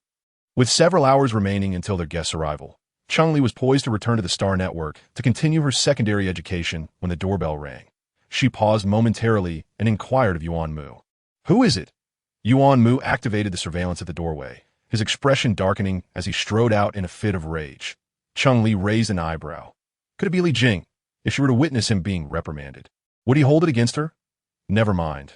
Let the drama unfold. Li Jing surveyed the grand entrance of the manor and the surrounding environment, sighing, "If only I could have a house here, I would die without regrets." "Dream on, unless you can produce a starstone," Wen Zhao retorted. "Producing a starstone is easier said than done," Wen Ling shot back. Before they could banter further, the door was yanked open, and before Li Jing could fully comprehend the identity of the visitor, a punch landed in his abdomen, causing him to double over, pale in the face. "Yuan Mu, what are you doing?" Wen Zhao exclaimed, stepping in front of Li Jing to shield him from Yuan Mu's impending assault. "Step aside," Yuan Mu commanded coldly. "Not without a reason for your assault," Wen Zhao protested, anger flaring within him. But it was he who had invited them to this gathering, and yet here they were, resorting to violence at first sight. "Ah, a reason," Cheng Li interjected, emerging from behind Yuan Mu, arms crossed, her demeanor reminiscent of a treacherous consort from ancient times, ever eager to incite discord. She approached Li Jing, looking down upon him with an air of superiority. "The reason is that I reported you for using your pheromones to bully me." Her words. Wen Zhao fell silent, aware of the truth in her accusation. Li Jing's expression stiffened, recollecting his transgressions. "I am sorry," he offered. "It's all right. Acknowledging one's mistakes is commendable," Cheng Li replied, choosing not to dwell on it further. Li Jing, believing the matter settled, was taken aback when Cheng Li continued, I initially intended to deal with you myself. But I thought that my efforts would pale in comparison to the pain caused by you. Li Jing's countenance darkened as he pointed at Cheng Li. Mu, look how malicious she is. Yuan Mu, his expression unyielding, shot back, Li Jing, do you comprehend the gravity of a sentinel using their pheromones to intimidate an ordinary person? The penalty is a fine, followed by 1 to 3 years in prison. Li Jing lowered his gaze that, in severe cases, it can lead to life imprisonment. Yuan Mu added coldly. Are there not numerous instances of ordinary individuals succumbing to madness and losing their sanity under the pressure of sentinels? Li Jing bowed his head even lower. I truly understand my mistake now, that I promise I won't repeat it. Yuan Mu huffed, refusing to look at him, before turning to Wen Zhao and Wen Ling. Let us go, Brother Yuan, my brother, and Li Jing don't believe you are still a sentinel, Wen Ling remarked. Prove it to them.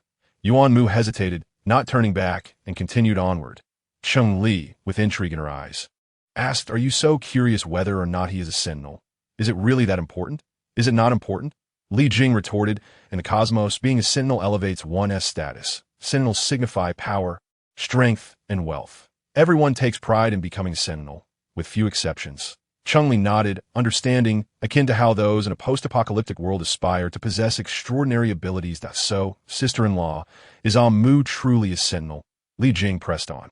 Perhaps you should ask him to emit a bit of pheromones for you to smell? Cheng Li jested. Not far away, Yuan Mu paused, turned, and returned, exasperated. Is one punch not sufficient? Cheng Li pouted, recalling how they had agreed to thoroughly punish him. Li Jing's eyes widened. You're going too far. Did you not think you were overstepping then? Allow me to remind you, it was the day after my discharge from the hospital. Cheng Li pointed her right arm. I'm not merely an ordinary person. I am also disabled. Li Jing suddenly felt an overwhelming sense of guilt, closing his eyes in resignation. All right then. Even if Cheng Li were not Mu's wife, he would accept this, for he was indeed at fault. Observing his self-sacrificial demeanor, Cheng Li scoffed. Forget it. I'll let you off this time.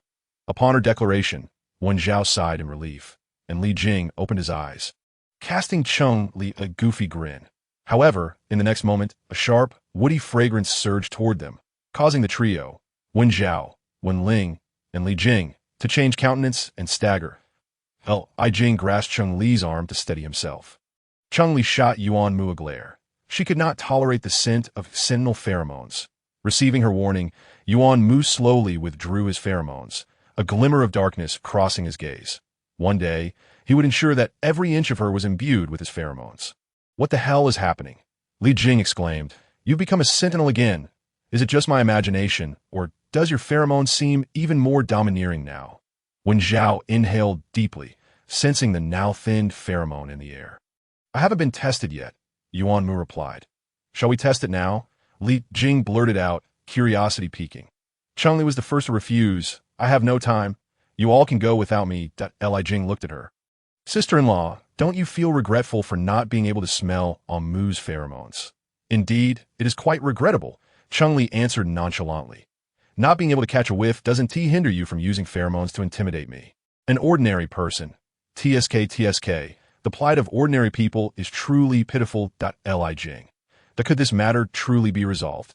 Thanks to Cheng Li's interjection, the others ceased discussing the testing of levels. The group sauntered toward the manor.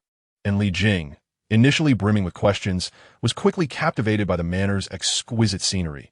Leaving all inquiries behind, that you've made a splendid choice with this manor. When Zhao complimented, Li, and Officer Liao mentioned, I wanted the finest estate on Alpha Star. Yuan Mu replied coolly. When Zhao was taken aback, giving Cheng Li a thumbs up, sister-in-law, you're impressive. Cheng Li feigned ignorance to his teasing, calmly accepting the praise. After a prolonged half-hour, the group finally reached the house. Did you not prepare a vehicle for the manor? Li Jing inquired. Yuan Mu glanced at Cheng Li, deliberating, should we prepare one? Not necessary. Consider it a workout, Cheng Li asserted, believing her words to pose no issue. That won't do. Mu has no legs, Li Jing exclaimed urgently. Cheng Li raised an eyebrow, casting a sympathetic look at Li Jing. If Mu starts running, I doubt either of you could keep up. I am fine, Yuan Mu insisted, stamping his foot earnestly. These legs are quite capable. Li Jing was unconvinced. Even if they are, you can't run every day, as he opened his mouth to argue further. Wen Zhao tugged at his sleeve, shaking his head to signal him to remain silent. Are we just to stand by and watch while she bullies Yuan Mu? Li Jing muttered. Cheng Li's ears perked up. And she retorted fiercely, I will indeed bully him. What is it to you? Do you have a problem with that? You should push him too far, Li Jing began, but his words were silenced as Wen Zhao clamped his mouth shut. With an apologetic smile, Wen Zhao addressed Cheng Li, sister-in-law, he just being thoughtless. Please don't take it to heart. Wen Ling observed this exchange with a furrowed brow. Brother Yuan, have you done something to wrong sister-in-law? Why do you ask? Wen Zhao glanced at his younger brother. If brother Yuan hadn't erred, why would sister-in-law punish him so? Wen Ling inquired, his expression contorted with concern. Then, with startling candor, he continued, Brother Yuan, have you become involved with that cloaked lady? I wish I could. Yuan Mu blurted out, Li Jing. Wen Zhao. The both were left astonished, their eyes wide with disbelief as they regarded Yuan Mu, their expressions clearly conveying their shock at his unexpected admission. Cheng Li gazed skyward in exasperation, deciding to let the misunderstanding linger. The group entered the house, each with their own thoughts. The chefs had just arrived. Are you hungry? Would you like some fruits and snacks first? Cheng Li inquired, not waiting for their response as she strode toward the kitchen. As she departed, Li Jing immediately seized Yuan Mu by the neck, demanding, come clean, who is that cloaked lady? Wen Zhao gripped Yuan Mu's shoulders. Can she truly control a mad sentinel? Wen Ling leaned in, Brother Yuan, you must tell them. Humph, I haven't lied, Yuan Mu replied. Meanwhile, Cheng Li had entered the kitchen, instructing the chefs to bring fruits, beverages, and snacks to the living room while she retreated to her study to continue her secondary studies. With only 2 months remaining before school commenced, she needed to accelerate her learning to complete her coursework. As the chefs brought in the refreshments, Li Jing and the others, having lost sight of Cheng Li, relaxed further. Li Jing leaned half his body against Yuan Mu, his demeanor grave. Yuan Mu, are we brothers? Yuan Mu turned his face away. No, Li Jing's expression froze, yet undeterred he pressed. Are we friends? Yuan Mu continued to ignore him. Not necessarily. Li Jing looked wounded. Yuan Mu, you're no longer the person I once knew. We are neither brothers nor friends. We are simply classmates, are we not? Henceforth, we shall always be comrades, correct? Between comrades, should we not share both fortune and adversity? Yuan Mu's intuition told him that Li Jing was digging a pit for himself. Thus he chose not to respond to his words. Li Jing took this silence as acquiescence. So shouldn't he, a formidable guide, also be brought forth for collective sharing? Yuan Mu coldly smirked, his eyes glinting with malice. Don't even think about it. Chapter 44. Impure Li Jing was taken aback. Pointing at Yuan Mu, he accused, you feast at the table yet gaze covetously at the pot. Yuan Mu, you have changed. Yuan Mu surrendered his resistance, stating, nothing happened between her and me. Then you are guilty of emotional infidelity. When Zhao charged at no, Yuan Mu pressed his lips together. Mind your own business. I will not do anything to betray Ali. Li Jing and Wen Zhao exchanged glances, uncertain whether to trust him.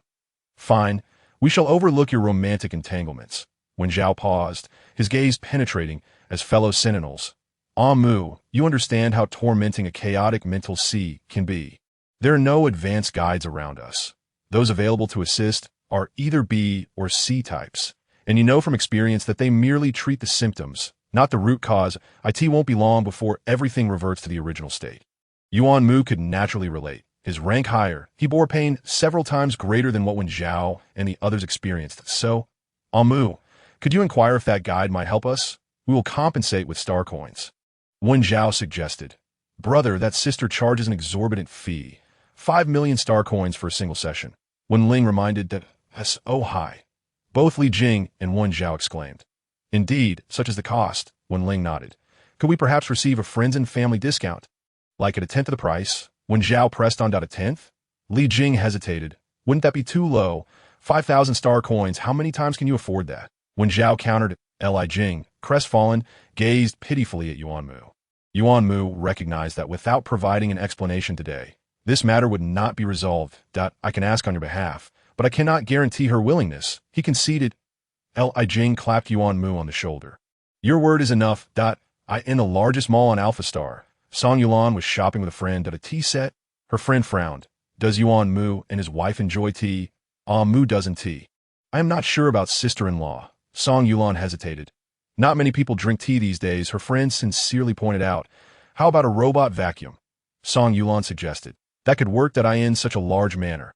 A robot vacuum is definitely needed. Her friend agreed that gifting a robot vacuum would be a safe choice. As Song Yulan and her friend were about to select a robot, three figures suddenly appeared around the corner, blocking their path. All afternoon, Cheng Li had been studying in her study, and when the ruckus from downstairs echoed, she paused. Didn't Yuan Mu say he was only inviting a few friends? Cheng Li glanced at the sky outside. Then at the time on her light brain. It was 7 in the evening. She stretched, rubbed her face, forced a faint smile, and then opened the door. Downstairs, Song Yulan cast an apologetic glance at Yuan Mu. Yuan Mu shook his head, signaling that it was fine. Yuan Mu, how could you be so inconsiderate? Moving into a new home and not inviting us. A tall, robust youth sprawled on the sofa, voicing his discontent. Yes, if it weren't for running into Song Yulan, we wouldn't have known about it. Another chimed in that I thought we shared trials and tribulations, that we were family, that I didn't realize I was being overly sentimental. Another added, exactly, we regarded you as a brother, yet you looked down on us, failing to inform us of such a significant occasion. That is simply unacceptable. You used to be aloof, and we dared not approach you. But since you saved us, you regard us as friends, as brothers. When there is joy, we naturally come to celebrate. The crowd bombarded Yuan Mu with their words, leaving him speechless the moment Cheng Li appeared. The entire hall fell silent.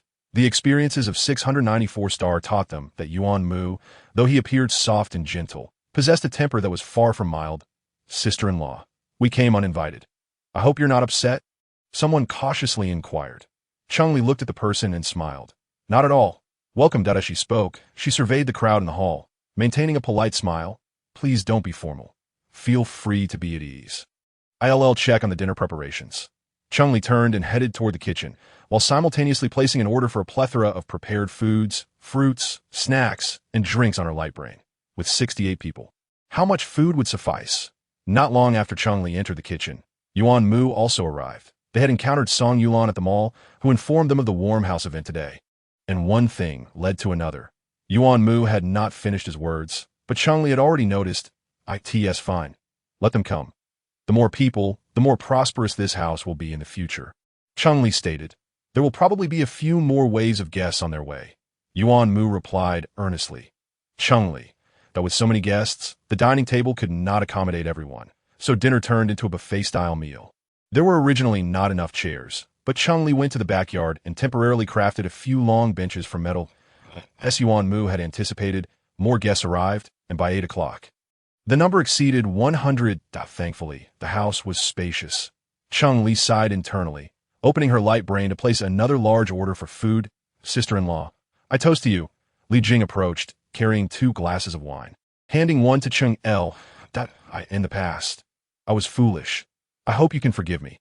Cheng Li accepted the glass, but before she could respond, Li Jing clinked his glass against hers. I'll drink first as a sign of respect, he declared, tilting his head back to finish the wine in his glass. After he finished, he sighed in relief. All right, I'll take that as you've completely let go of past grievances. Cheng Li was left dumbfounded. Had she just been coerced into this? As Li Jing walked away, she hadn't taken a single sip from her glass. Can't drink. Yuan Mu appeared behind her, seemingly out of nowhere. I can. Cheng Li retorted, taking a small sip from the glass. The drink was strong and rich, quite unlike the beverages from her previous life. Seeing her frown, Yuan Mu took the glass from her hand. If you can't drink, then don't. Drinking can lead to mistakes. Cheng Li felt a pang of regret.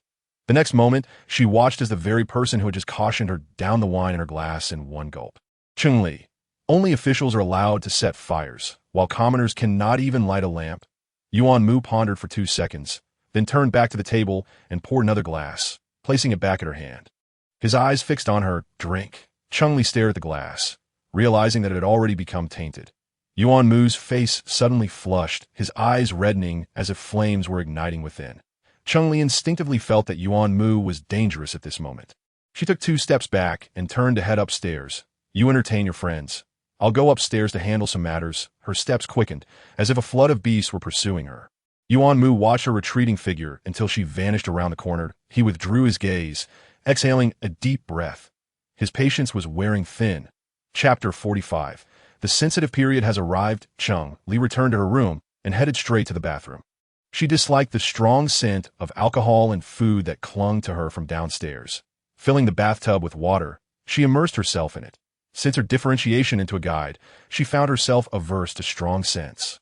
Her palate having turned to lighter flavors. Was it merely a change in taste? Cheng Li pondered. Would it affect her temperament? The book stated that guides are typically sensitive, meticulous, and contemplative. During their estrus period, they become even more vulnerable, capricious, and irritable. Cheng Li recalled those descriptors, frowning slightly. Today, she seemed to exhibit some erratic emotions. Could it be that her estrus period had arrived? Cheng Li opened her light brain. It had been over a month since her differentiation. It seemed she might indeed be on the verge of experiencing her first estrus period in both lives. Cheng Li froze. Would she behave like an animal? She recalled a neighbor from her past life named Chun. No, she did not want an estrus period. Let her perish instead, and a wave of despondency washed over Cheng Li. She rose from the bathtub and burrowed into her blankets. As for the crowd downstairs, she chose to disregard them, feeling no obligation to manage their affairs. After all, she and Yuan Mu were merely cohabiting. His friends had no relation to her. Cheng Li covered her head with the blanket. A few minutes later, she lifted the blanket and retrieved suppressants and syringes from the cabinet, placing them on her bedside. This way, if her estrus truly arrived, she could administer the injection promptly. After preparing these, Cheng Li felt a bit more at ease. Yet, she still could not fall asleep and opened her light brain, forcing herself to study as a distraction. The festivities in the hall continued. Most attendees were slightly inebriated, and some had indulged to the point of unconsciousness that a certain Sentinel's pheromone exuded a scent reminiscent of alcohol. Therefore, when his pheromones wafted through the air, no one took notice until two guides blushed, their glands heating, and questioned who released their pheromones. The crowd froze. The once lively hall fell silent, and those who had been tipsy suddenly sobered up. Someone released pheromones, a guide stated, their body growing weak. All Sentinels. Quickly evacuate the living room, Yuan Mu commanded coldly. The Sentinels rushed towards the exit. You few, assist in bringing them to their rooms. Yuan Mu instructed several ordinary people to help carry the unconscious Sentinels.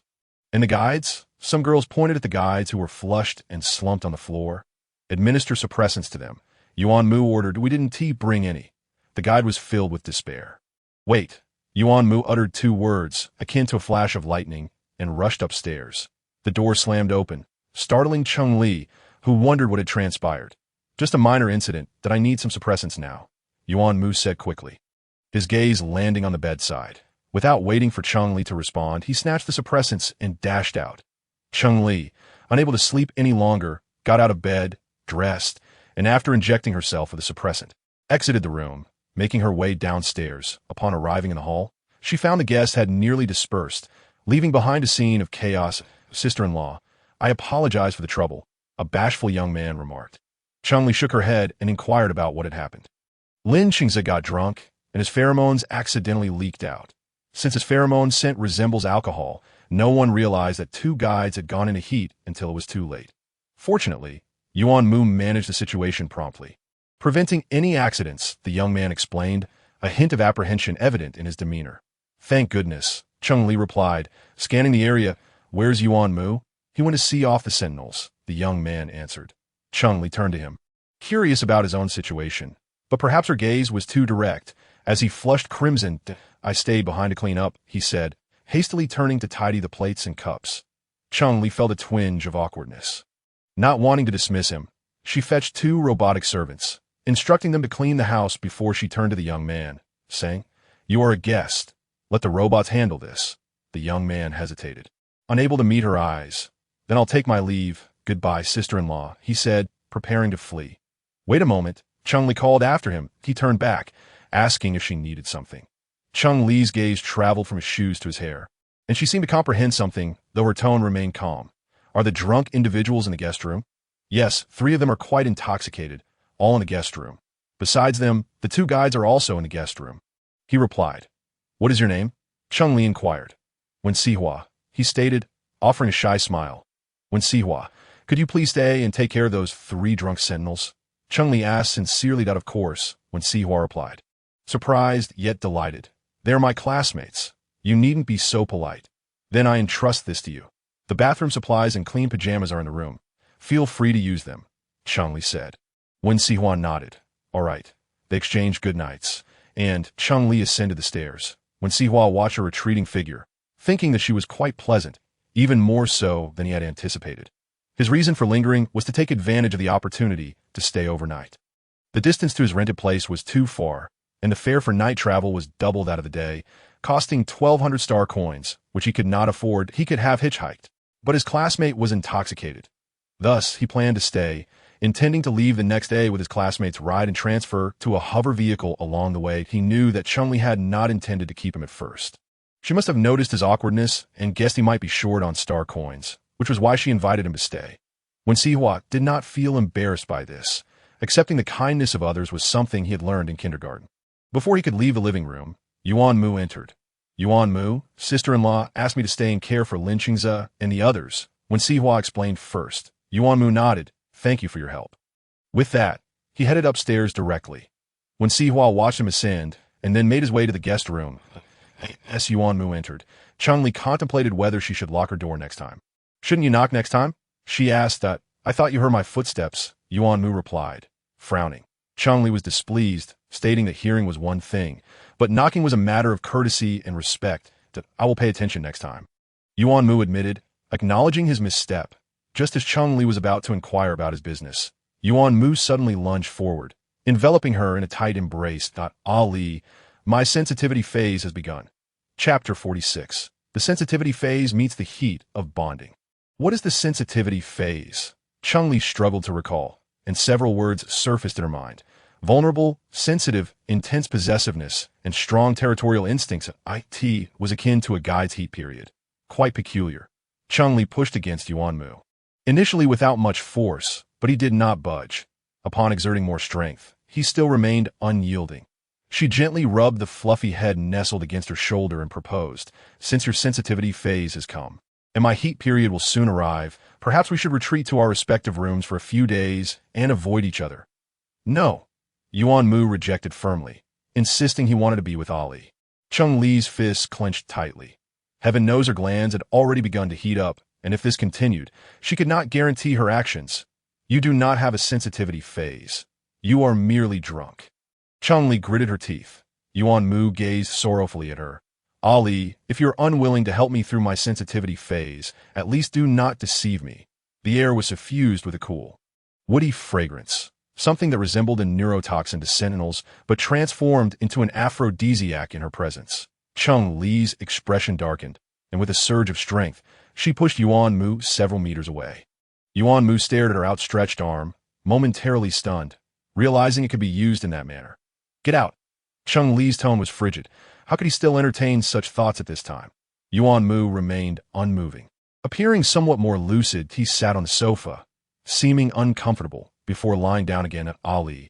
I will manage my pheromones well, but you must promise to let me stay here, that I shall sleep on the sofa and will not disturb you. I cannot agree to that. Cheng Li glared at him, but he had already closed his eyes. A minute later, Cheng Li resignedly activated the room's ventilation system and told the person on the sofa, You may stay, but first go clean yourself of that chaotic scent. The one who had appeared to be sound asleep suddenly sat upright. I will do that right away.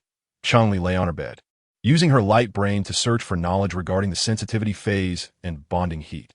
Before long, she stumbled upon a post where someone asked how to handle a situation involving bonding heat and an ambiguous partner's sensitivity phase. The responses from netizens were varied and enlightening, broadening Cheng Li's worldview. What do you want to do? That's a given. Of course, it is to engage in the most pleasurable activities with the person you adore. You can't go on indefinitely. You'll run out of water. Then hydrate. Engaging in such activities in water is also delightful that I wish to continuously inhale his pheromones, desiring to coat my entire body in them. I do not favor anything too intense. I just want him to hold me. Oh, for those of us whose lovers are often away, I can only turn his pheromones into incense, lighting a few sticks every time bonding heat arises. Whatever we do, as long as he is by my side, that is sufficient.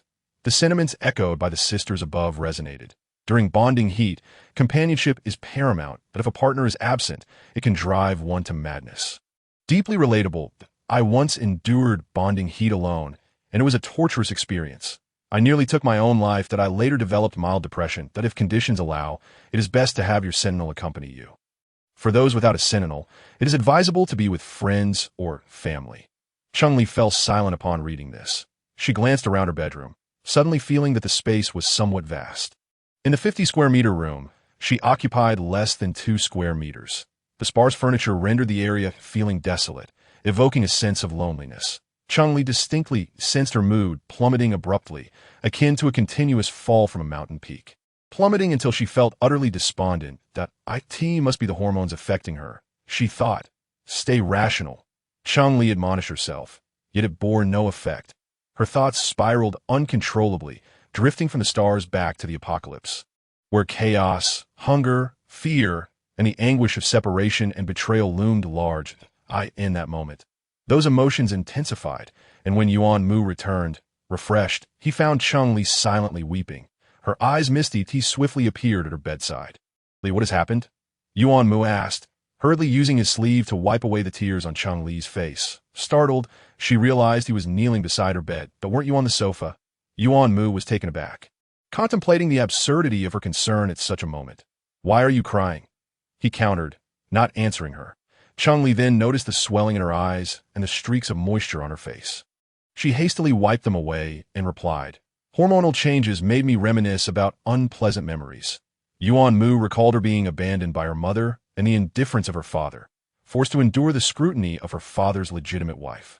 The weight of such burdens on a young soul pained him deeply. The past is behind us. I will look after you from now on, that I know, but I still feel terrible, Cheng Li lamented. Feeling utterly powerless, she had heard that such feelings could last for days, and it frightened her. Yuan Mu contemplated for a moment, then enveloped her in his warm embrace, asking, does this help at all? Cheng Li stiffened momentarily. Rationality told her to resist, yet she was acutely aware that she did not wish to push Yuan Mu away. Not even a little, in the serene silence of the room. Only their gentle breaths could be heard. Cheng Li leaned against Yuan Mu's chest, her ear pressed to his heart, listening to its steady, reassuring rhythm. Neither spoke. They maintained their position, she lying flat while he lay on his side, half embracing her. Just as she thought he had succumbed to sleep, he spoke. Li.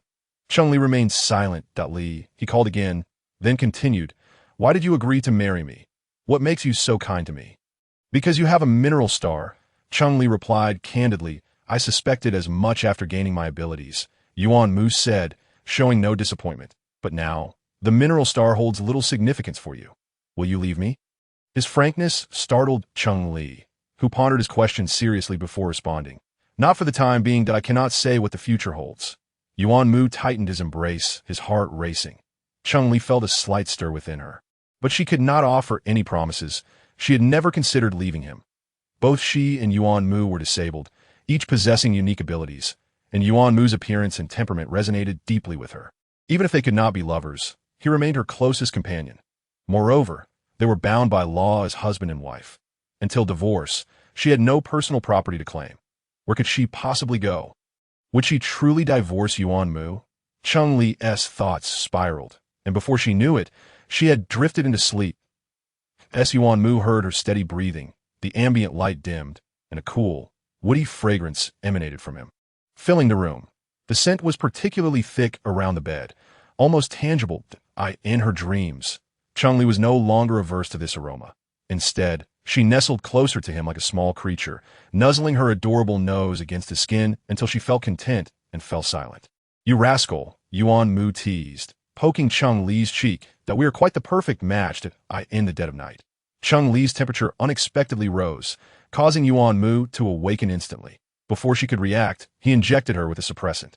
Cheng Li felt a disturbance, slowly waking to find Yuan Mu beside her, prompting her to close her eyes again.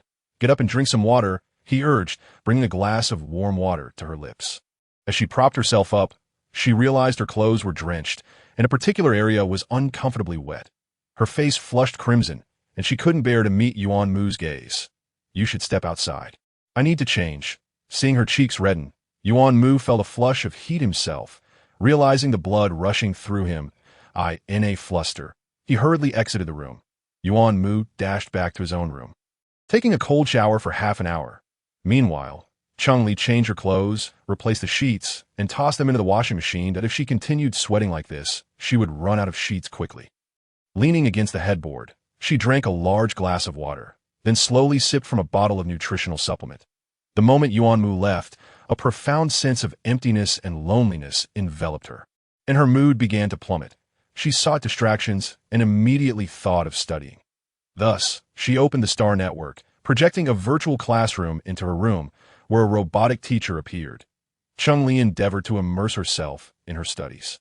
When Yuan Mu entered and beheld her engrossed, he was momentarily taken aback. "What are you doing?" "Attending class. Can't you tell?" Cheng Li replied without turning. Yuan Mu said nothing, moving to sit beside her on the bed, naturally drawing her into his embrace. Cheng Li did not resist.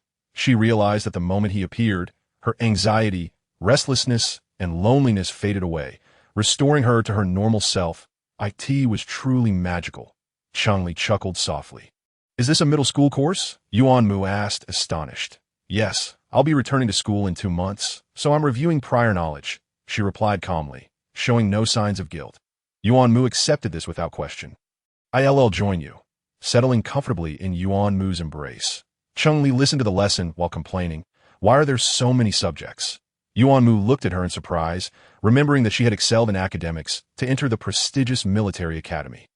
"I thought you enjoyed studying." During their time together, he had often seen her browsing various educational websites on the Star Network. Cheng Li shook her head. "Not everything is enjoyable, only what piques my interest."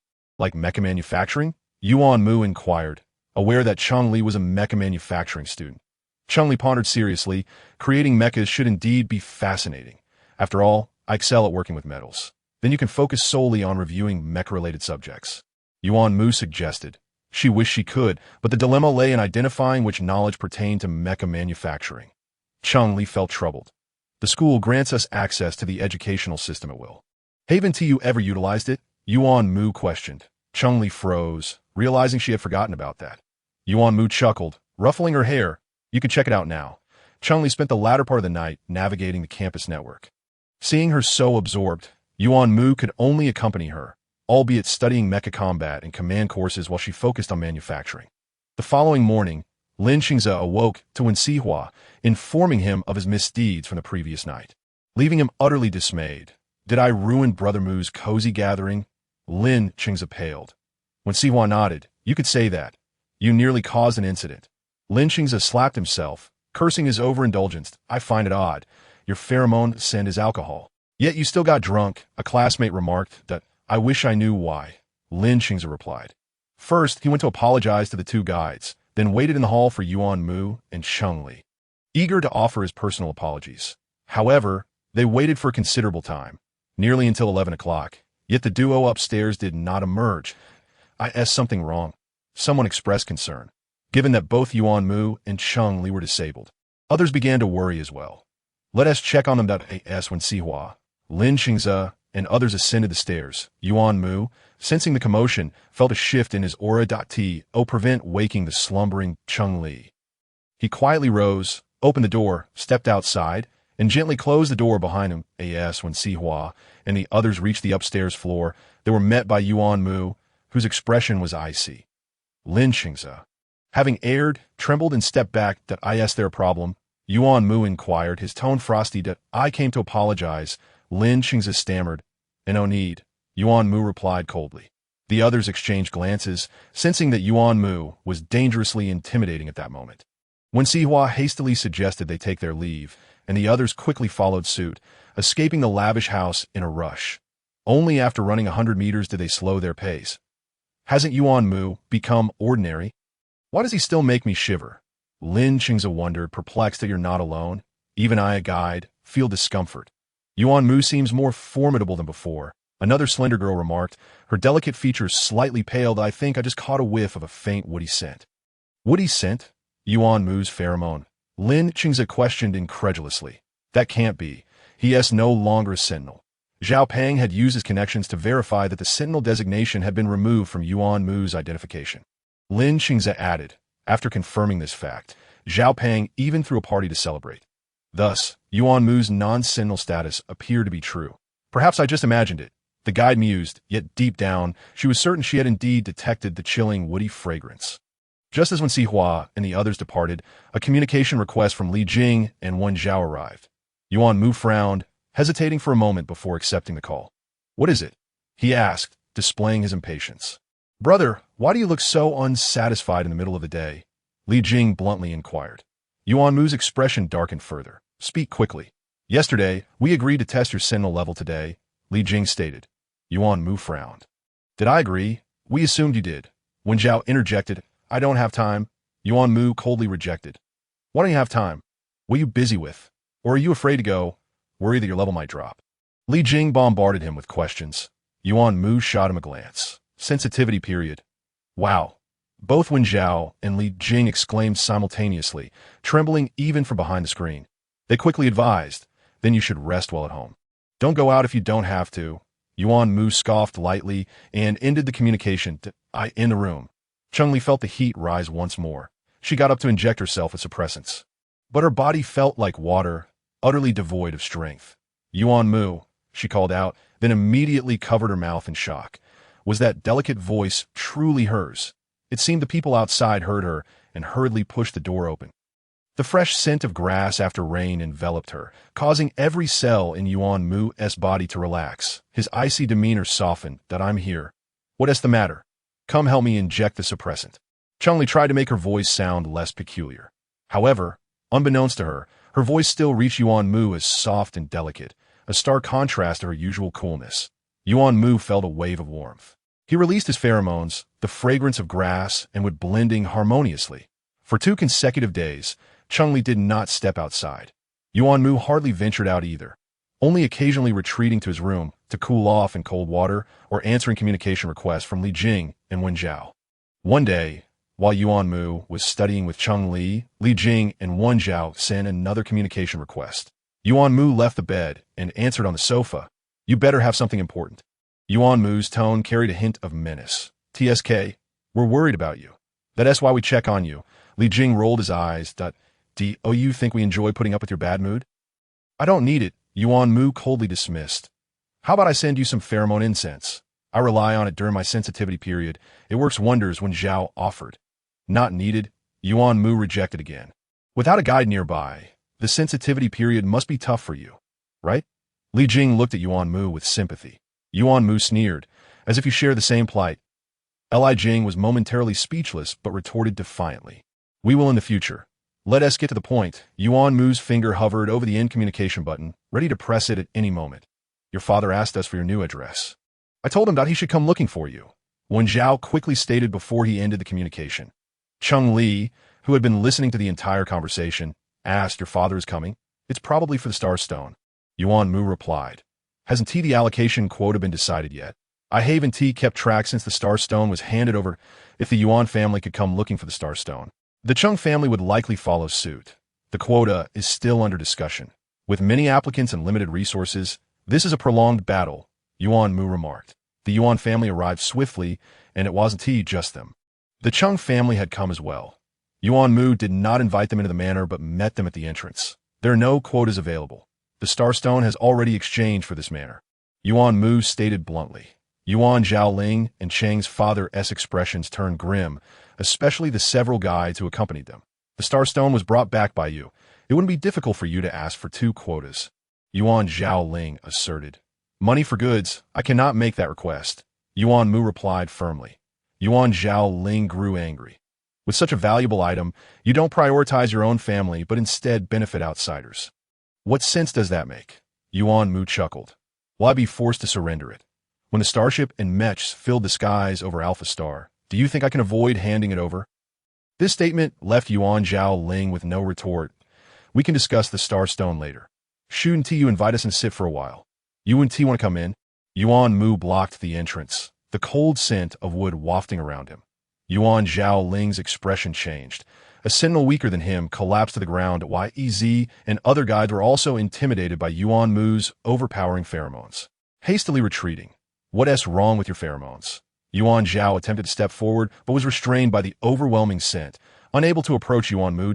"I don't know," Yuan Mu replied impatiently. "Control your pheromones." Let us sit down and discuss this. Yuan Zhaoling's tone softened considerably. I can't. I'm in my sensitivity period, Yuan Mu said before slamming the door shut. With the door closed, the Yuan and Cheng families exchanged glances. Brother Yuan, what should we do now? Cheng's father asked. Yuan Zhaoling stared at the closed door, his thoughts in disarray. The son he had abandoned seemed to have regained his Sentinel level. If that were true, then he was still a cripple. YEZ bluntly remarked. Indeed, he remains a cripple, destined for mediocrity. Chapter 48.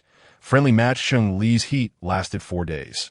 Once her heat ended, Yuan Mu's sensitivity period also concluded. How convenient, Cheng Li remarked in confusion. Perhaps it's due to our high compatibility, Yuan Mu replied earnestly. Cheng Li was skeptical. But we haven't tested it. How do you know our compatibility is high? I can feel it. If you don't believe me, we can have it tested, Yuan Mu suggested. I want to go. Cheng Li firmly refused, preferring freedom over clarity. Having stayed indoors for several days, Yuan Mu needed to attend to some matters outside and asked Cheng Li if she wanted to accompany him. She hesitated, recalling her unfinished studies, and reluctantly declined. Just take care of those gemstones while you're out, Cheng Li reminded him. Sell them or make jewelry? Yuan Mu inquired. Sell them, Cheng Li answered without hesitation. Yuan Mu looked at her in confusion. Wasn't she previously attached to them? Liking something doesn't mean you must possess it, Cheng Li replied cryptically. Yuan Mu's gaze deepened, deciding not to press further. His intuition warned him that questioning her now might lead to unpleasant revelations. After sharing a bed for several days and nights, she avoided him as soon as her heat ended, wishing to revert to their previous dynamic. How did she regard him? Yuan Mu coldly scoffed to himself. Cheng Li, don't even think about it. As Yuan Mu left, Cheng Li practiced punches in the vast training area of the manor, which had been one reason for choosing such a large space. In recent days, she had delved into mecha manufacturing and gained a clearer understanding of various components within the mechas. For instance, this particular mecha, capable of both mental and manual control, allows a guide to directly manipulate it using their mental power, while a Sentinel must utilize a mental sensor device to trigger and transmit their mental energy to control the mecha. Cheng Li had tried using the mental sensor and could do so, but it felt somewhat obstructive and not entirely smooth. She weighed the small mental sensor device, rumored to require an A-grade or higher guide several months to create. Yet this tiny item was worth millions of star coins. After studying it for half a day without any breakthroughs, she set it aside for now. Having grasped the mental control aspect, she now needed to practice manual operation. Legendary mecha warriors were said to excel in manual control even beyond mental manipulation. Thinking of Yuan Mu, who moved with such agility, Cheng Li mused that now she too possessed a metal arm. If Yuan Mu's leg were faster than hers, perhaps her metal right arm could surpass her left. It was worth a try. When Wen Zhao, Li Jing, and Song Yulan arrived, they immediately spotted the red and green mecha training in the field. What's Mu doing? Exercising. Li Jing assumed the pilot was Yuan Mu. Wen Zhao pondered, could it be that Mu's impressive movements come from this training? To go fast, one must first learn to go slow. Song Yulan nodded, noting how slow it appeared, akin to a beginner's pace. The three intentionally raised their voices, making it impossible for Cheng Li to ignore them from within the mecha. She opened the hatch and leaped out. It's not your brother Mu in there. It's me. It's the sister-in-law. No wonder those punches look so smooth and impressive. Li Jing gave Cheng Li a thumbs up. Cheng Li's lips twitched, unable to tolerate his flattery. Yuan Mu, ISNT home, Li Jing, Wen Zhao, and Song Yulan exchanged glances. Cheng Li noticed a flicker of urgency on their faces and curiously asked, Is there something urgent? Wen Zhao checked the time and replied, Not particularly urgent. Cheng Li invited them inside and sent a message to Yuan Mu. Actually, it's nothing too secretive. A visiting group from the Empire has arrived, along with over 20 students, and they've requested a friendly match with our students, Wen Zhao explained. Cheng Li was taken aback. The people from the Empire came for the Star Stone? What a high price to pay. Regardless of what they offer, the Alliance wouldn't agree, right? Indeed, Wen Zhao nodded, but that is not our concern. You want Yuan Mu to participate in the friendly match. Cheng Li speculated about their intentions. There are only 3 SS-level Sentinels among the 4 military academies, and they've brought 6. Wen Zhao's expression was solemn. There used to be 4, he stated. Li Jing added, as for why one is missing now. We all know the reason. Cheng Li glanced at Li Jing, noting that he should now be no less than SS rank. But hasn't he been tested yet? Cheng Li remarked that, if he doesn't test his rank. The teacher won't let him participate in the competition, Li Jing replied. When does the competition start? Cheng Li inquired. Just a rank test. It shouldn't take too long. Wen Zhao, Li Jing, and Song Yulan replied in unison. Cheng Li checked the time. It was noon, leaving them little time. That haven't you contacted it beforehand? We couldn't get in touch, Wen Zhao said. Otherwise, we wouldn't have come directly. Cheng Li looked at her light brain. And indeed, Yuan Mu had not replied. She wondered if he had gone to a signal-blocked area. Wen Zhao and the others fell silent. It was indeed a possibility. They decided to split up the search for Yuan Mu, each heading to places he might frequent. When it came to Cheng Li, she said, I'll wander around. Let me know if you find him, 'cause shouldn't you go to the first military academy and wait for us? You could also watch the competition, Wen Zhao suggested. Cheng Li felt indifferent. In her past life, she was either battling zombies or competing for territory in crystal cores. After so many fights, she had lost interest in this. There should be a mecha competition, Wen Zhao mentioned, noticing her lack of enthusiasm. Cheng Li's eyes lit up at the mention of mecha, while her mecha had not yet been officially registered on Alpha Star. Thus, lacking the permission to fly there, she could only take public hover taxis. The fare from Manor to the first military academy cost her over 100 star coins, which pained her. Even during the holiday, the academy was bustling with activity. There were no guards, and entering required only a genetic code. Cheng Li followed the crowd and queued to enter the school. That we have 3 SS ranks here.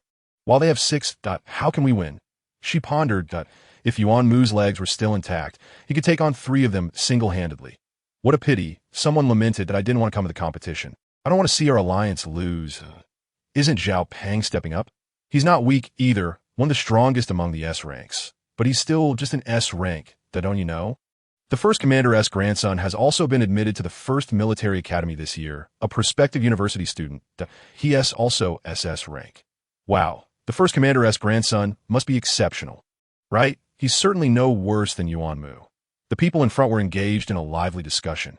Cheng Li scoffed quietly. What did they mean by no worse than Yuan Mu? Yuan Mu was clearly more formidable. Chapter 49.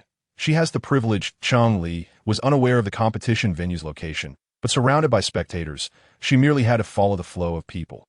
After walking for more than 10 minutes, she arrived at a massive oval building. The futuristic design left Cheng Li, who had only seen such architecture in sci-fi films, wide-eyed. Entering the venue required another scan of her genetic code. Observing the long queue ahead, she noticed an entrance nearby with no line and walked straight towards it. Hey, that's not where you're supposed to go, someone called out to Cheng Li. She turned back, puzzled. Why not?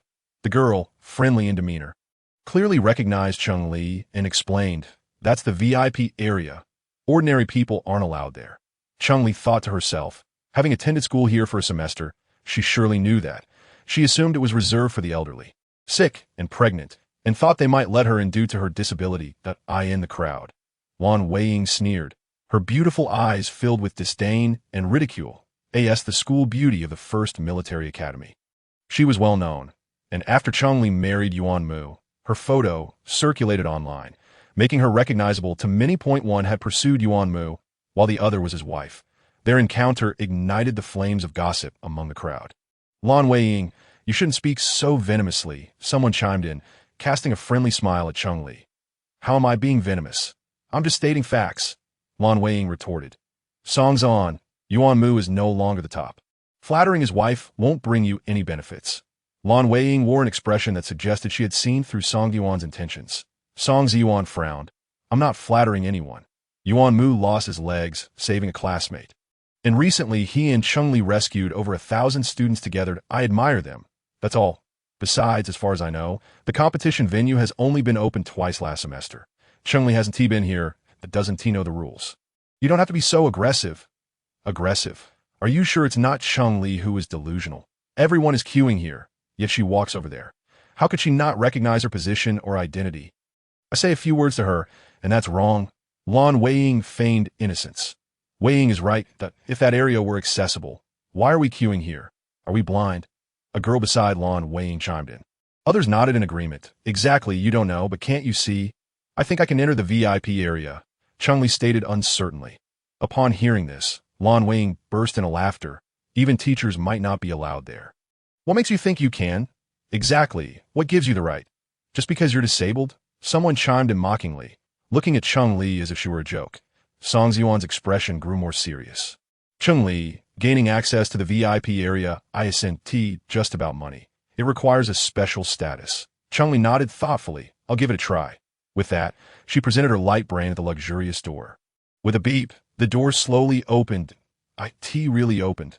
The crowd gasped in disbelief. Lan Weiying's beautiful face twisted in disbelief, her eyes nearly sparking with fury as she gritted her teeth. What gives you the right? Others were equally puzzled. Why indeed? Perhaps because Yuan Mu and I saved over 1,000 students? Or perhaps because we discovered star stones? Cheng Li replied casually. Yuan Mu had informed her that Officer Liao had elevated their citizenship level, enhancing their privileges within the academy. While she was unsure if she could enter the VIP area, having been pushed to this extent by Lan Weiying, she felt compelled to give a shot. To her surprise, it truly opened. Under the envious gazes of Lan Weiying and others, Cheng Li strolled into the VIP area. The section was not crowded yet, likely because people had yet to arrive. So Cheng Li casually chose a seat. She had to admit, the view was indeed excellent, allowing her to see the entire competition arena. Additionally, there was a small table with monitoring screens displaying various corners of the arena. She could watch wherever she liked with a simple tap. Just as she settled in, a communication from Wen Zhao came through. Sister-in-law, has Yuan Mu contacted you? Not found yet. Cheng Li raised an eyebrow.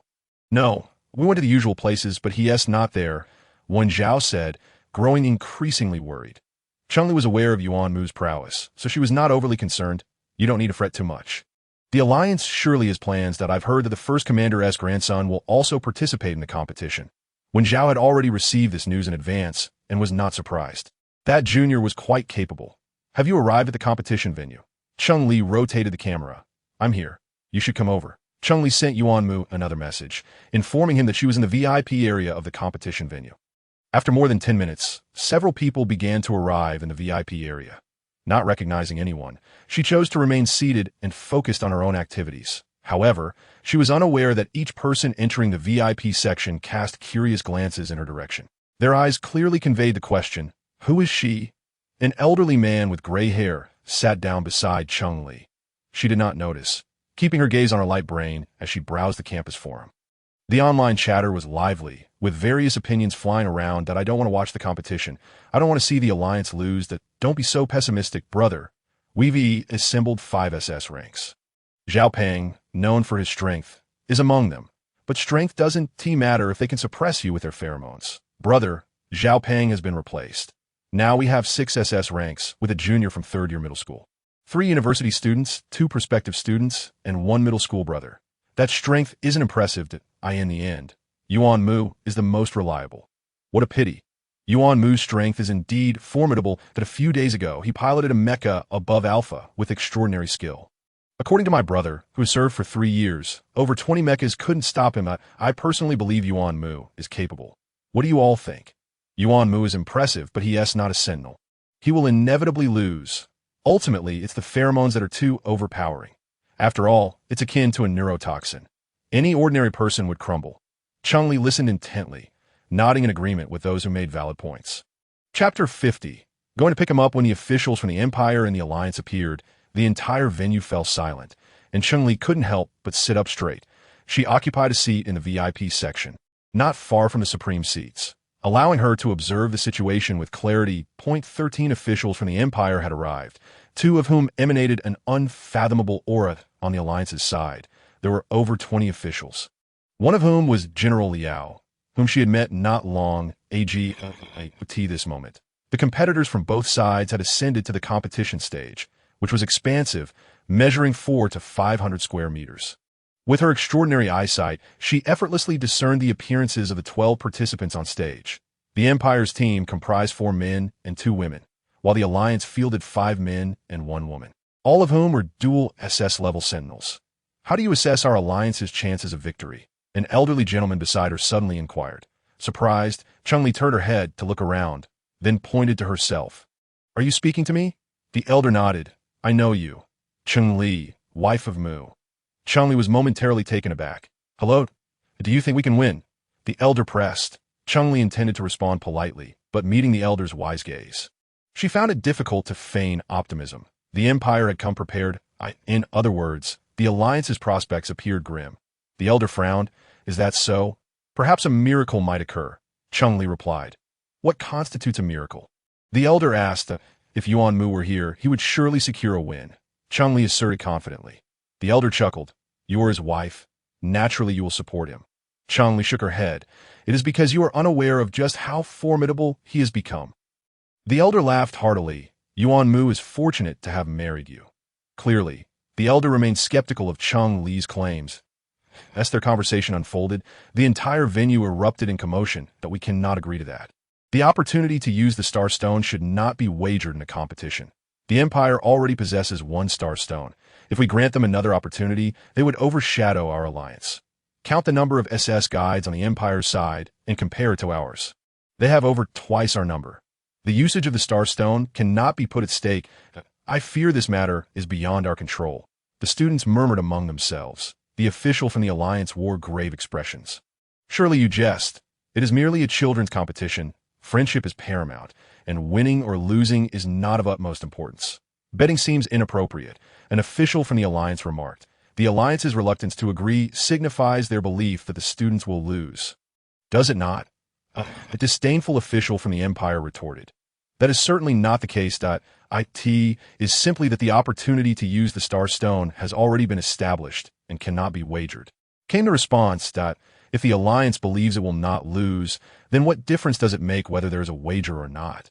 The Empire pressed hard, while the Alliance found itself in a precarious position. Ultimately, the Empire's scheme succeeded. Cheng Li frowned, muttering, "This is troublesome." The elder beside her also knitted his brow. Until the very last moment, we may not necessarily be defeated. You are correct.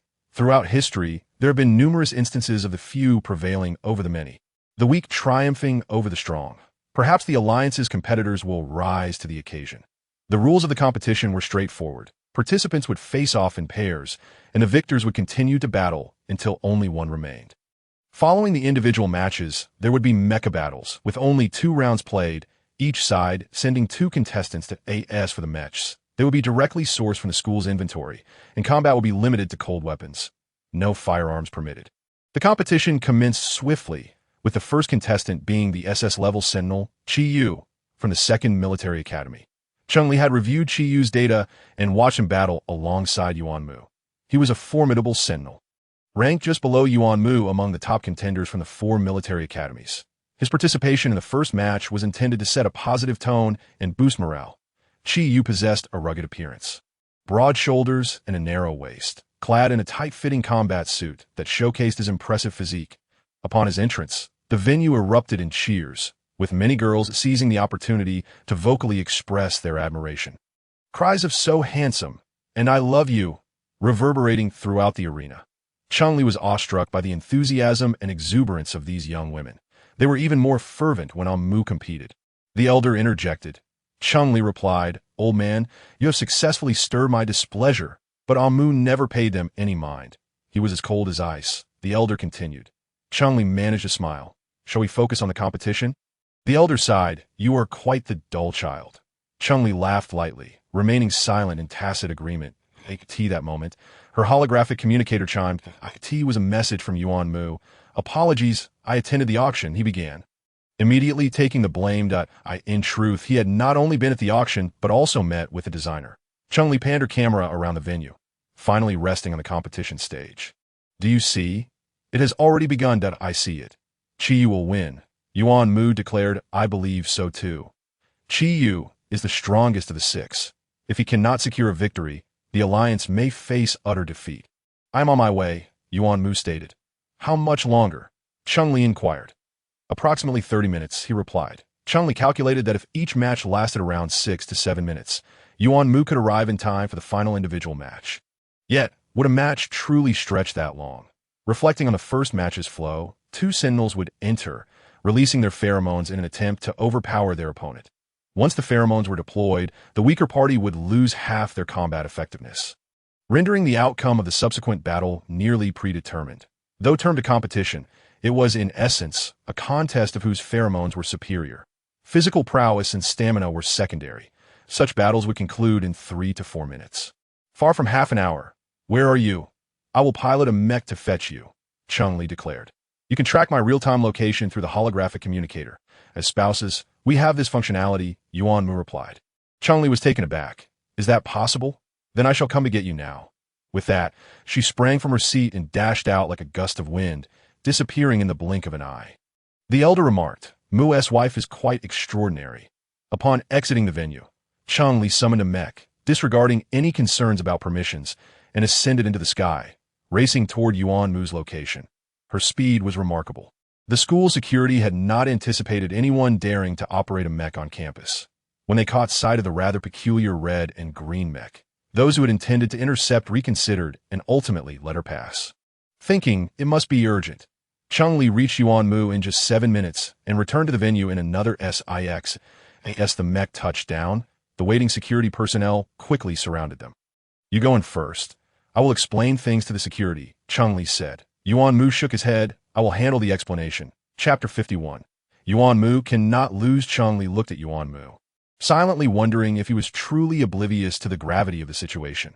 Yuan Mu seemed to sense her thoughts and replied with a hint of resignation. I am familiar with the security personnel. It is easier for me to speak with them. However, before he could utter a word, the head of security exclaimed urgently, Why are you only just arriving? You are now second to last. Hurry, get inside. The captain led Yuan Mu toward the venue, leaving Cheng Li astonished. Did he know that Yuan Mu had once again transformed into a Sentinel? Cheng Li's assumption was incorrect.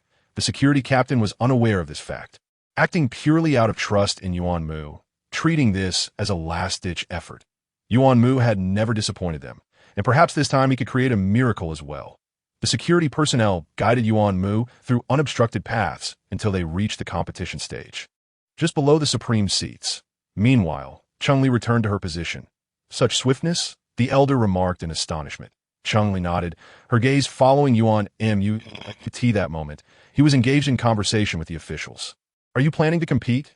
General Liao expressed disapproval. Let us not even mention your legs. No, I still. Yuan Mu interrupted General Liao. But your legs? General Liao remained adamant. They cannot win, but I will, Yuan Mu asserted with unwavering determination, his gaze compellingly convincing. General Liao held his gaze for several seconds before responding. You must take responsibility for your words that I understand, Yuan Mu replied. The alliance requested a substitution, but the Empire, having won 4 consecutive matches, did not agree. 2 chances to use the Starstone, Yuan Mu suddenly declared, drawing the attention of the Empire's officials. He continued, If we lose, we shall grant you 2 opportunities to use the Starstone. The Empire official's eyes lit up, ready to respond, but an alliance official interjected. Yuan Mu, step back. Yuan Mu stood firm, looking at the official. If I step back, the alliance will lose the chance to use the Starstone. Rest assured, I will win. The official was unconvinced. We have already lost 4 matches. Precisely why we must win, that we cannot afford to lose 5 in a row, Yuan Mu countered with fierce resolve.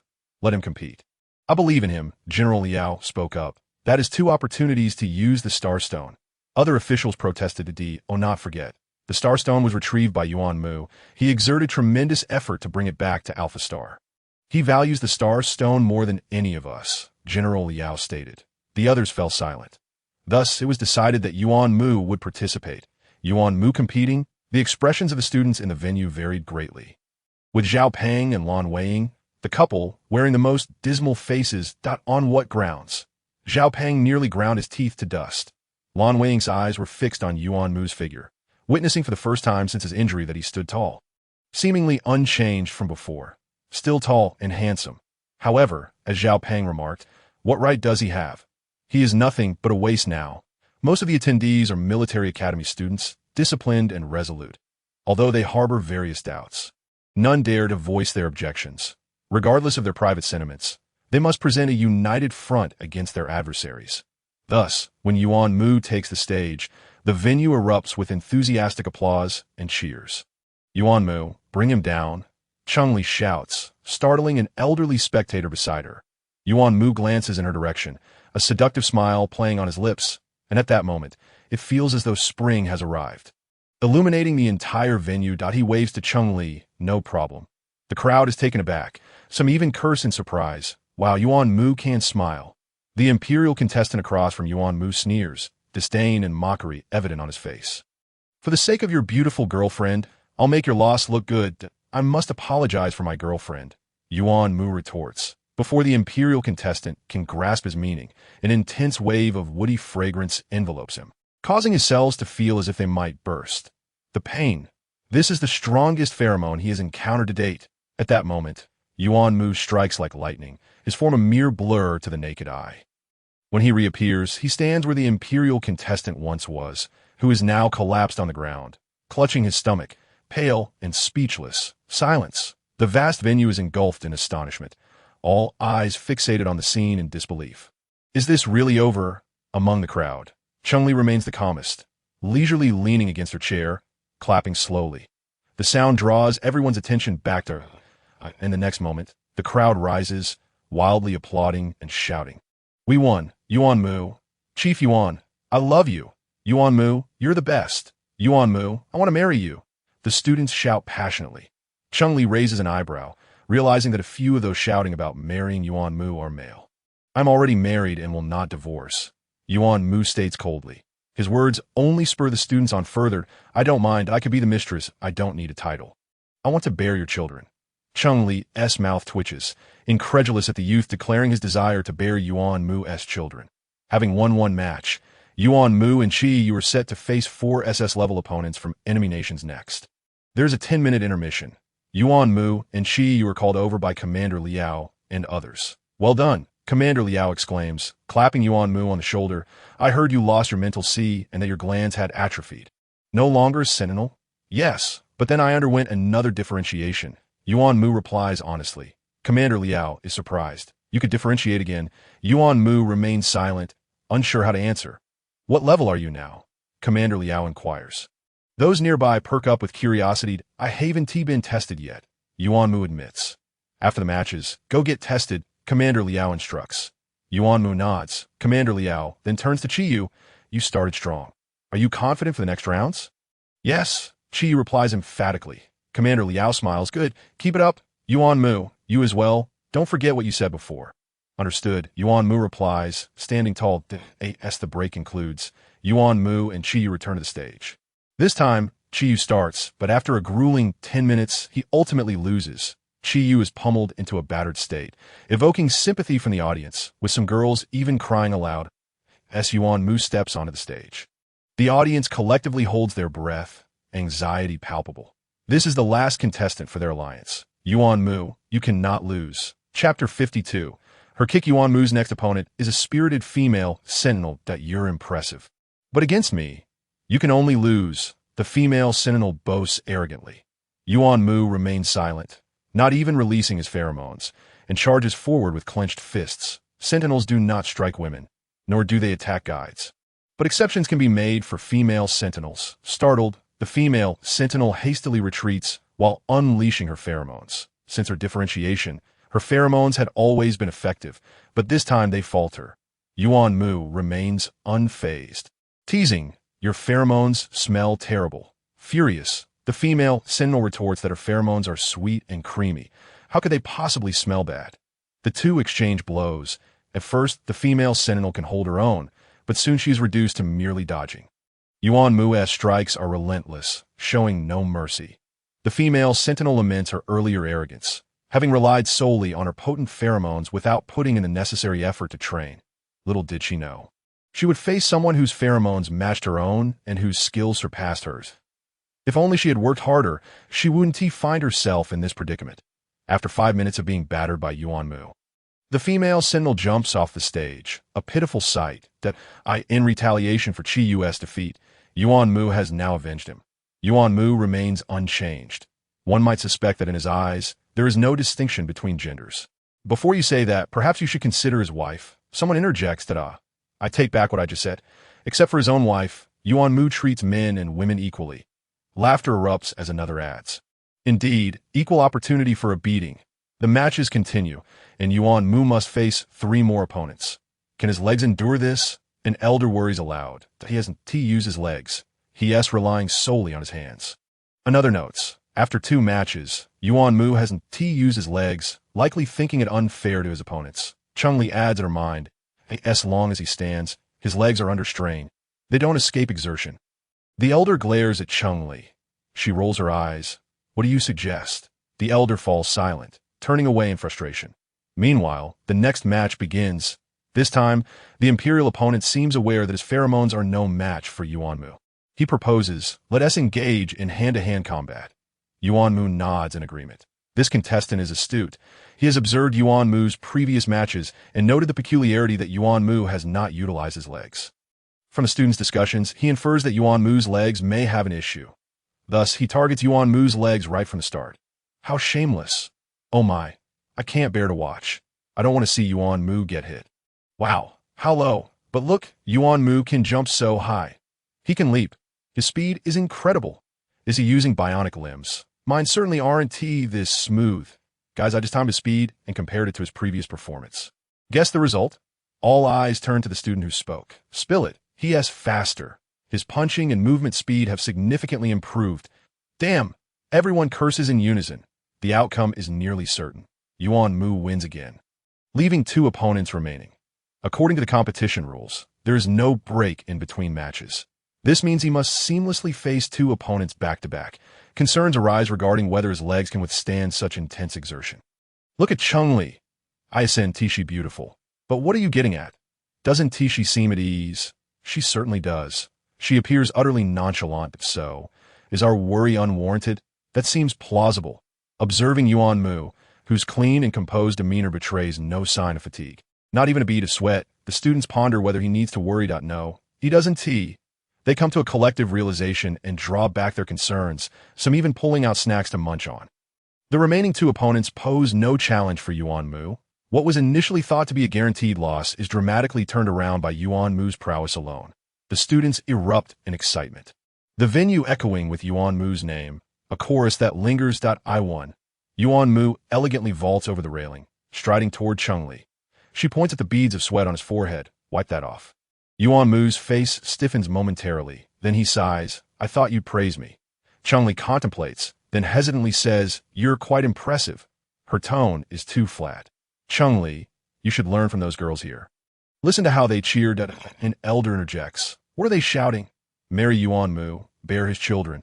Cheng Li shakes her head. I'm legally married. There's no need to compete with them. The elder is left speechless. Yuan Mu smiles, his tone affectionate. You are one of a kind. Cheng Li's cheeks flush, unable to meet his gaze. The crowd is calling for you. You should go to them. Yuan Mu replies softly, leaning closer to Cheng Li. Help me wipe away my sweat.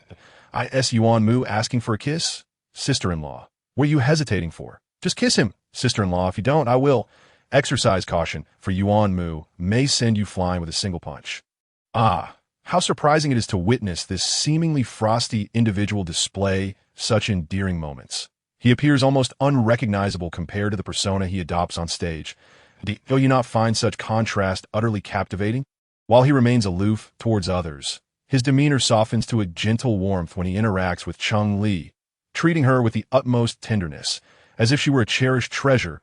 Ah, how reminiscent of a novel's dashing protagonist.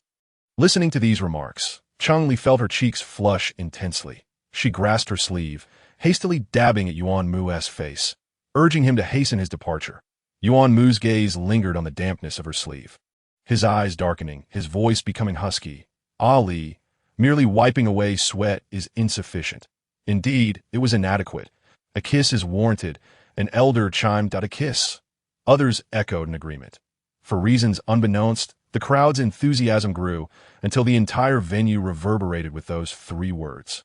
Amusingly, a well-meaning onlooker directed the camera towards them, broadcasting their exchange on the venue's largest screen. Yuan Mu, being a man, should embrace her and plant a kiss. Sister-in-law, do not hold back. Seize the moment. Teased voices rang out. Cheng Li's forehead was adorned with a myriad of black lines, exasperated by the spectators' delight in the spectacle. Meanwhile, Yuan Mu was lost in contemplation, considering whether embracing her and kissing her would yield success. His eyes burned with desire, stirred by the crowd's incessant encouragement. Suddenly, bang, a thunderous sound erupted. The formidable Yuan Mu, who dominated the competition, was sent sprawling several meters away by a single kick from his wife. The audience gawked first at the airborne Yuan Mu, then at Cheng Li, whose foot had yet to retract. They were dumbfounded. Surely, their perceptions had deceived them. Chapter 53. Victory. The once boisterous arena fell into an abrupt silence. Even officials from both nations turned their gaze towards Cheng Li and Yuan Mu. The massive screen displayed Yuan Mu, seated on the ground, a mask of shock and confusion upon his face. The instigator, Cheng Li, bore a frown, her eyes narrowed in irritation at Yuan Mu. The audience, taken aback, wondered aloud how she could kick someone and still appear incensed. What astonished them further was Yuan Mu's unexpected apology. "I am sorry. Without your consent, I shouldn't have. Silence, and focus on the match." Cheng Li interrupted coldly. Yuan Mu looked at her with a pitiful expression. "You're still angry. It distracts me." Cheng Li retorted. "I am not angry," her smile laced with menace. Yuan Mu, still uneasy, added, "Once this ends, remember to wait for me. We need to address the infraction regarding our mecha." "Very well," Cheng Li mused, her thoughts wandering. Would they incur hefty fines? Yuan Mu stifled a laugh. "It should be quite substantial." Cheng Li's expression turned distressed. "Can it be reimbursed?" Yuan Mu pondered seriously. "It's hard to say." Cheng Li's disappointment was palpable as she waved him off. Her disdain evident. Yuan Mu glanced back repeatedly as he returned to his team. "That you're quite the different Yuan Mu." Chiyu teased. Yuan Mu shot him a sidelong glance. Those without a wife are unqualified to comment. Chiyu felt as if struck by an arrow to the heart, turning away in silence. "Brother Yuan Mu," called Huolin, the commander's grandson, his eyes sparkling. "Did you not evade that kick from your sister-in-law?" Yuan Mu responded with an expression that questioned, "What do you think?" Huolin mused. "Then you couldn't evade it. After all, that kick was unexpected. It was as swift as your own movements." Others nodded in agreement. "Her strength is formidable," Yuan Mu affirmed. The crowd exchanged glances, uncertain whether to believe him, given Cheng Li's status as an ordinary person. The mecha competition involved 2 participants from each side, each piloting a mecha. Engaging in a team battle. 4 beginner mechas were presented on the competition stage, previously inspected by both sides to ensure their functionality. Each contestant selected a mecha at their discretion. The beginner mechas were manually operated. Yet footwork remained crucial, significantly impacting mecha piloting.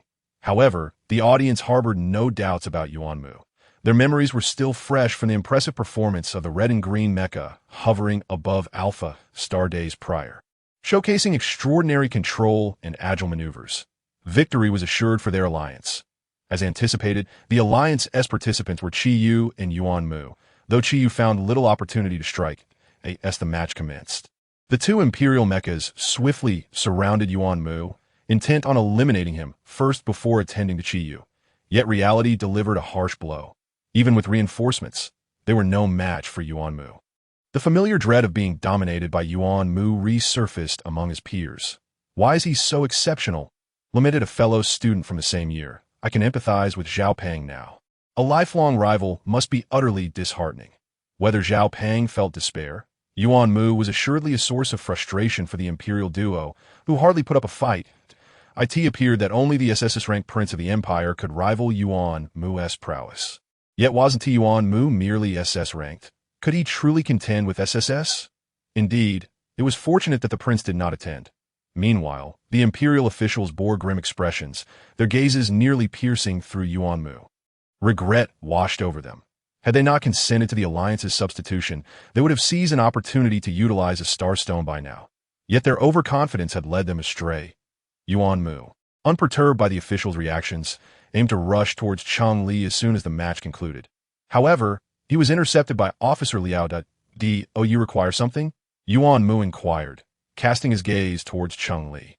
Noticing this, Officer Liao quizzed, "Have you not yet subdued her?" Yuan Mu's expression stiffened, remaining silent before pressing. "What is it you seek from me?" "You must undergo a rank assessment immediately," Officer Liao replied. "I will arrange for you to take the green channel." "I must address my mecha's regulatory breach," Yuan Mu stated firmly. Officer Liao chuckled. "You clearly intend to leverage me for assistance. Very well, I will help you, but you must first complete your assessment." "Understood," Yuan Mu affirmed loudly. "I wish to bring Cheng Li along." "Granted," Officer Liao waved his hand. Yuan Mu called for Cheng Li, and together they followed the soldiers dispatched by Officer Liao, exiting the venue. "My name is Zhang. I'm also a graduate of the 1st Military Academy. You may refer to me as Senior Zhang," the soldier greeted with a friendly smile. Yuan Mu and Cheng Li exchanged surprised glances. Was Officer Liao intentional in assigning this individual? "We are heading to the school hospital," Professor Gao is awaiting us there, Senior Zhang announced. Yuan Mu paused. Professor Gao is personally conducting my assessment. Indeed, he insisted on it. Senior Zhang replied, envy flickering in his eyes. This is an exceptional privilege. Many would envy you. Yuan Mu pressed his lips together, hoping not to disappoint the esteemed professor. Regardless of the outcome, your excellence is evident.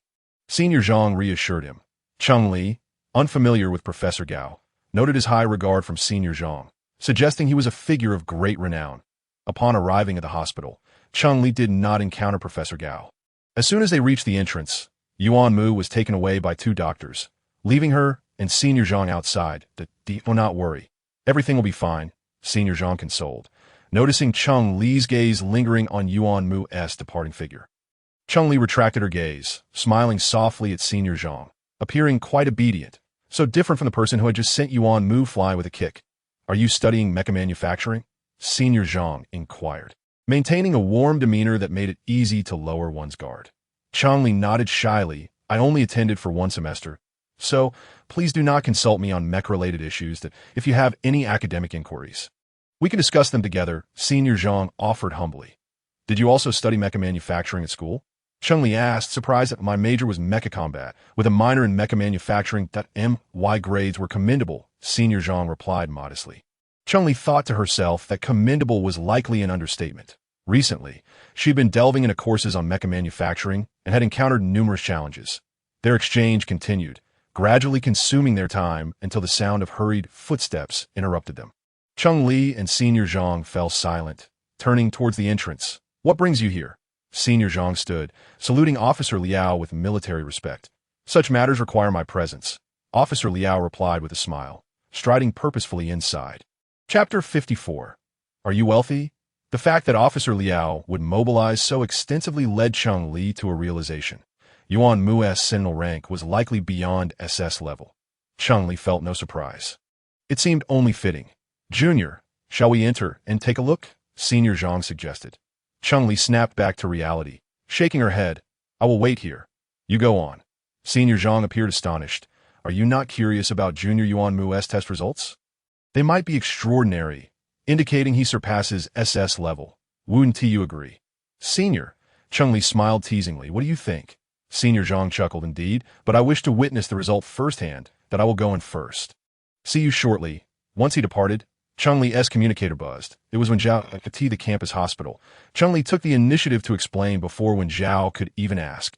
Understanding dawned upon one Zhao as he inquired if they could conveniently go over. He had noticed Cheng Li and Yuan Mu leaving with Colonel Liao's entourage, which prompted his question. Cheng Li was uncertain, suggesting they wait at the school gate for a while. When Zhao nodded, agreeing. Besides them, there were others who wished to celebrate this victory with Yuan Mu. Are they Yuan Mu's classmates? Cheng Li asked, her tone indifferent. Not entirely. There are also competitors from today's event, Wen Zhao replied, aware that Cheng Li preferred solitude and therefore uncertain of her feelings. However, since his friend seemed to be smitten, if she was displeased, he would have to arrange for the others to meet another time. To his surprise, Cheng Li asked if a venue had been decided. Not yet, as we haven't confirmed if Yuan Mu is available, Wen Zhao said, feeling relieved that Cheng Li did not oppose the gathering. Then let us have it at our place. It's getting late, and I don't want to deal with the hassle of traveling elsewhere, Cheng Li said, proceeding to order various ingredients online for home delivery and hiring 3 chefs. She estimated that it would take 1 to 2 hours from the time she placed the order until the chefs arrived to cook. By the time they returned home, the meal would be nearly ready. Wen Zhao remained silent, realizing that his notion of celebration differed greatly from Cheng Li's understanding. What's wrong? Is there an issue? Qiyu patted Wen Zhao's shoulder, revitalized after spending over 10 minutes in the treatment chamber. His face free of bruises. The celebration venue has been set at their estate. Wen Zhao explained apologetically, the estate not suitable. Qiyu asked, confused. The estate is fine. It's just a simple dinner and chat. Wen Zhao clarified. Isn't that what we're supposed to do? What else do you want? Qiyu pressed, while others also turned to Wen Zhao, echoing his sentiment. Wen Zhao remained speechless at the hospital. Cheng Li did not wait long before Yuan Mu emerged. Is it just you? Cheng Li inquired, puzzled. They probably have a brief meeting, Yuan Mu replied. The two seemed to share a silent understanding, neither asking nor revealing anything. Yet they both comprehended the situation. Can we leave now? Cheng Li asked, noticing the sky darkening and the streetlights illuminating. Yuan Mu nodded. Let us head back first. They walked side by side towards the exit. I am sorry for being impulsive today, Yuan Mu said. Cheng Li scoffed. Don't let it happen again. Yuan Mu frowned, sincerely responding, I can't guarantee that a Sentinel's self-control tends to falter around someone they like. Cheng Li retorted, so you think you have a reason? It's instinct, not justification or excuse. Yuan Mu gazed intently at her. You don't reject me, so why not give me a chance?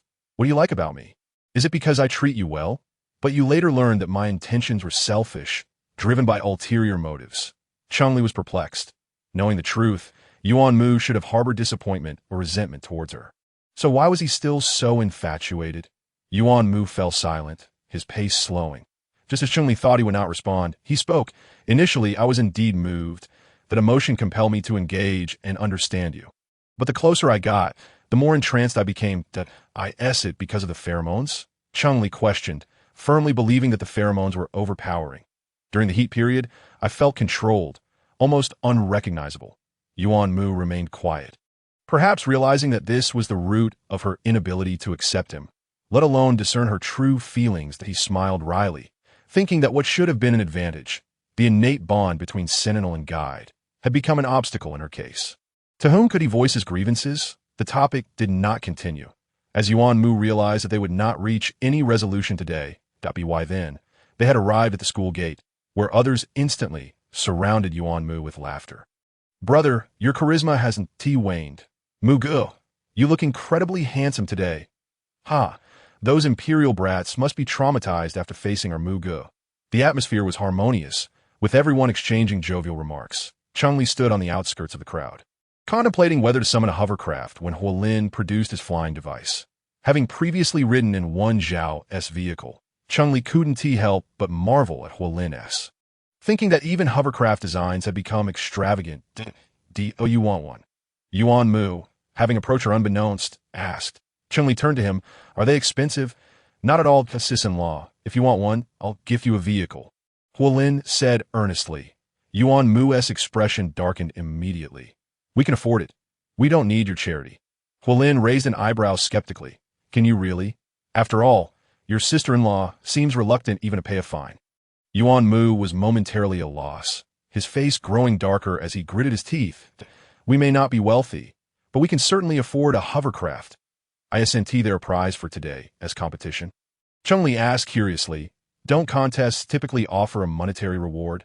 At her question, the crowd fell silent, exchanging glances, recalling how Cheng Li had traded star stones for the estate, trying to figure out how to inform her that the prize from the competition would not suffice to purchase a hovercraft. Cheng Li noticed their unusual expressions and decided to abandon the topic of rewards, instead asking Yuan Mu, did you sell the gems? The auction starts tomorrow. I'm confident they'll fetch a good price. Yuan Mu didn't divulge to Cheng Li that he only intended to sell 3 of the 6 gems. Well, once sold, let us buy 2 hovercrafts, one for each of us, Cheng Li stated matter-of-factly. As if discussing what to eat tomorrow to sis-in-law, a hovercraft sells for no less than 20 million star coins. Li Jing reminded her. Cheng Li pondered, that's not too expensive. The others were taken aback. 20 million star coins not expensive? They suspected that 20 million was merely for the base model and suggested buying something worth 50 million. Cheng Li instructed Yuan Mu accordingly. With a fond smile, he replied, all right, if the proceeds from selling the gems fell short, he would consider extorting Colonel Liao. In the past, he might have been indifferent to the concept of rewards, but now it was different. He had a family to support, and he needed to fight for what was rightfully his. Just then, Colonel Liao, in the midst of a meeting, suddenly sneezed. Sir, should we raise the indoor temperature? Someone beside him asked. Colonel Liao shook his head. No need. The temperature is just right. Someone must be thinking of me. Chapter 55. Convinced they would divorce, Cheng Li's offhand remark about 2 hovercrafts worth 50 million each left the crowd with a complex expression. Was she merely posturing or truly oblivious? Perhaps even vain, making things difficult for Yuan Mu? Regardless of the motive, their impression of her diminished significantly. They looked at Yuan Mu with sympathy. Marrying such a wife, who publicly ridiculed him and indulged in vanity, was a source of embarrassment. While character and integrity issues could be surmountable, there was an insurmountable barrier between a sentinel and an ordinary person. Had Yuan Mu been a low-level sentinel, it might have been acceptable. But he was an SS-level Sentinel, the strongest among the 4 military academies. Was it possible for such a Sentinel to exist without a guide, even if the Alliance did not enforce divorce? How many years could Yuan Mu live without a guide? 30, 40. Thus, the longevity of Cheng Li and Yuan Mu's marriage was indeed uncertain. Most present were astute individuals, and many quickly grew cold toward Cheng Li. Deliberately choosing seats far from her when boarding the hovercraft, sister-in-law, I bought a hovercraft before. Would you like me to recommend a few models? Wen Zhao took the initiative to sit beside Cheng Li, with Yuan Mu on her other side. Cheng Li was browsing hovercraft images on her holographic device when she recalled Wen Zhao's vehicle that had been destroyed by the Zerg, ultimately transformed into countless blades by her powers. Feeling guilty, she glanced at Yuan Mu and whispered, "Should I compensate him with a new one?" Yuan Mu also recalled the incident 6 months ago when Cheng Li, Wen Zhao, and he had encountered the Zerg on Alpha Star, where not only a hovercraft but also a mech had been destroyed. He shook his head. No need. Even if Wen Zhao found out, he would not mind. He would only be grateful that she had saved their lives. Cheng Li nodded, contemplating that when Wen Zhao married, she and Yuan Mu could gift him a hovercraft as a wedding present. Before that, she needed to save up more star coins. Sister-in-law, you should buy a B-shaped flying device. That would be cool. Li Jing chimed in. I think a streamlined design is cooler, Song Yulan countered. Are you all really going to buy one? Chi Yu asked, intrigued. Hovercrafts aren't cheap. We could buy a few raw stones, cut them into gems, sell them, and then add a bit more. Purchasing 2 hovercrafts shouldn't be an issue. Yuan Mu remarked nonchalantly. What? Li Jing exclaimed. You're serious? You managed to cut gems from raw stones. Where is that planet? I want to buy some stones to cut as well. Chi Yu expressed envy. Wen Zhao rolled his eyes. Too late. That planet's resources were depleted right after Mu's group extracted starstones. You all have such incredible luck. Chi Yu lamented. It's all right. Yuan Mu did not deny it, placing his hand on the back of Cheng Li's seat, attributing the luck to her. Chi Yu, Wen Zhao, and Li Jing turned their heads away in unison, unable to tolerate the sweetness of their romance. The estate was vast enough for the flying device to land directly on the lawn in front of the house. As the crowd disembarked from the aircraft, they were immediately enveloped by the rich, tantalizing aroma of food wafting from within the house. The famished youths, having endured a day of hunger, genuinely felt that celebrating at home was quite delightful, that I believe I could devour an entire cow right now.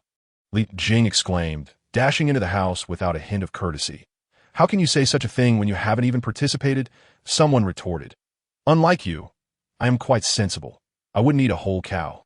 Just half of one that I cannot say whether the cow or not, but I certainly smell barbecue. Another chimed in point. One by one, the young people rushed inside while the hosts, Cheng Li and Yuan Mu, found themselves lagging behind. They truly lack manners, Cheng Li muttered under her breath. Yuan Mu glanced at her, his eyes apologetic. Too familiar. There was no remedy. I'm not angry. Cheng Li yawned. Since we're so familiar, you all carry on. I'll retreat to my room. If you desire anything, I shall bring it to you shortly. Yuan Mu replied. Anything will do. Upon returning to her room after a shower, Cheng Li found Yuan Mu entering with a laden tray of food. Do you intend to treat me like a pig? She questioned, staring at the overflowing platter, utterly speechless. If you can't finish it, just leave it. I will come back to eat later, Yuan Mu said, pausing to advise her. If you're free tonight, at least refrain from coming downstairs. Cheng Li, puzzled, looked at him. Are you planning to run around naked down there? That can't be right. There are girls like Song Yulan below as well. Yuan Mu's forehead creased with annoyance. Please discard those inappropriate thoughts from your mind. Why else would I advise against it? Cheng Li's gaze sharpened, as if to pierce Yuan Mu's intentions. They're competing in pheromones down there. Yuan Mu admitted helplessly. Cheng Li was momentarily speechless.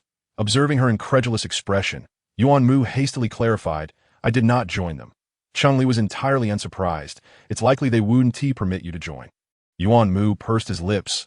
He had intended to deliver the meal and head down, but now he settled across from Cheng Li. Their pheromones are too unbearable. I shall keep you company here. Once upstairs, Yuan Mu did not descend, prompting inquiries from others about the nature of his relationship with Cheng Li. The Mu didn't even get angry after that kick earlier. What do you think? Li Jing rolled his eyes at the question.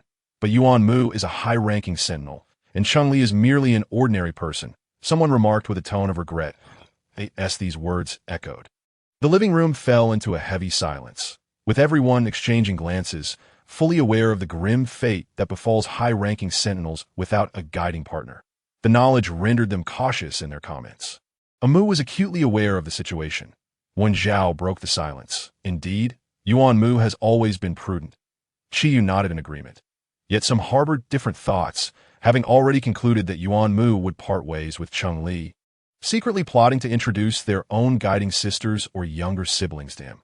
The gathering comprised entirely of sentinels, and the revelry continued late into the night, culminating in an impromptu stay at the manor. Cheng Li activated the noise cancellation feature in her room, ensuring the outside clamor did not penetrate. She proceeded to study at her own pace, retiring to bed when the hour struck. The following day, after completing her morning routine and sipping on nutrient solution, she continued her studies. By the time she finished 3 lessons, daylight had fully arrived at IT. Was only then that she noticed a message from Yuan Mu, sent an hour prior, containing but a few words. "Commander Liao has requested a meeting. I will be stepping out." Cheng Li anticipated that Yuan Mu might be gone for several hours or perhaps the whole day. However, as the clock struck 10 in the evening, Yuan Mu had yet to return. She activated the location tracking for Yuan Mu, but the screen displayed nothing but emptiness. Frowning, Cheng Li sent a communication request to Wen Zhao. As soon as he picked up, she inquired, "Do you know how to contact Commander Liao?" Chapter 56.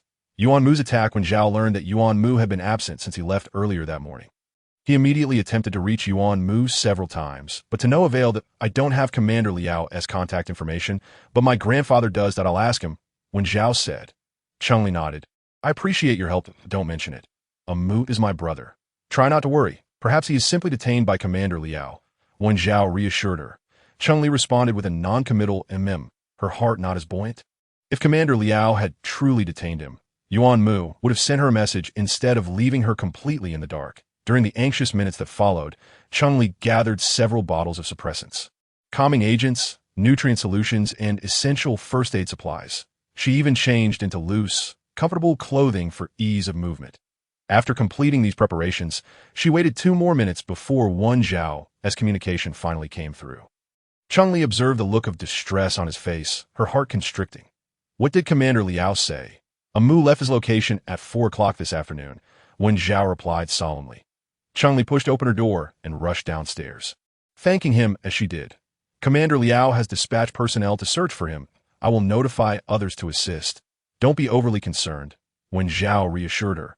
Cheng Li acknowledged with an and expressed her gratitude once more. At that moment, she activated her mech and swiftly entered the cockpit. As she settled in, Wen Zhao felt a strange sensation wash over him. At that moment, Cheng Li bore a striking resemblance to another Yuan Mu.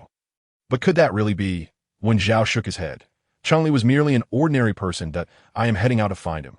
Contact me if you receive any information," Cheng Li declared before terminating the call. The mech ascended, and Cheng Li activated the detection function. Unsure of Yuan Mu's whereabouts, she initiated a comprehensive search, radiating outward from the manor.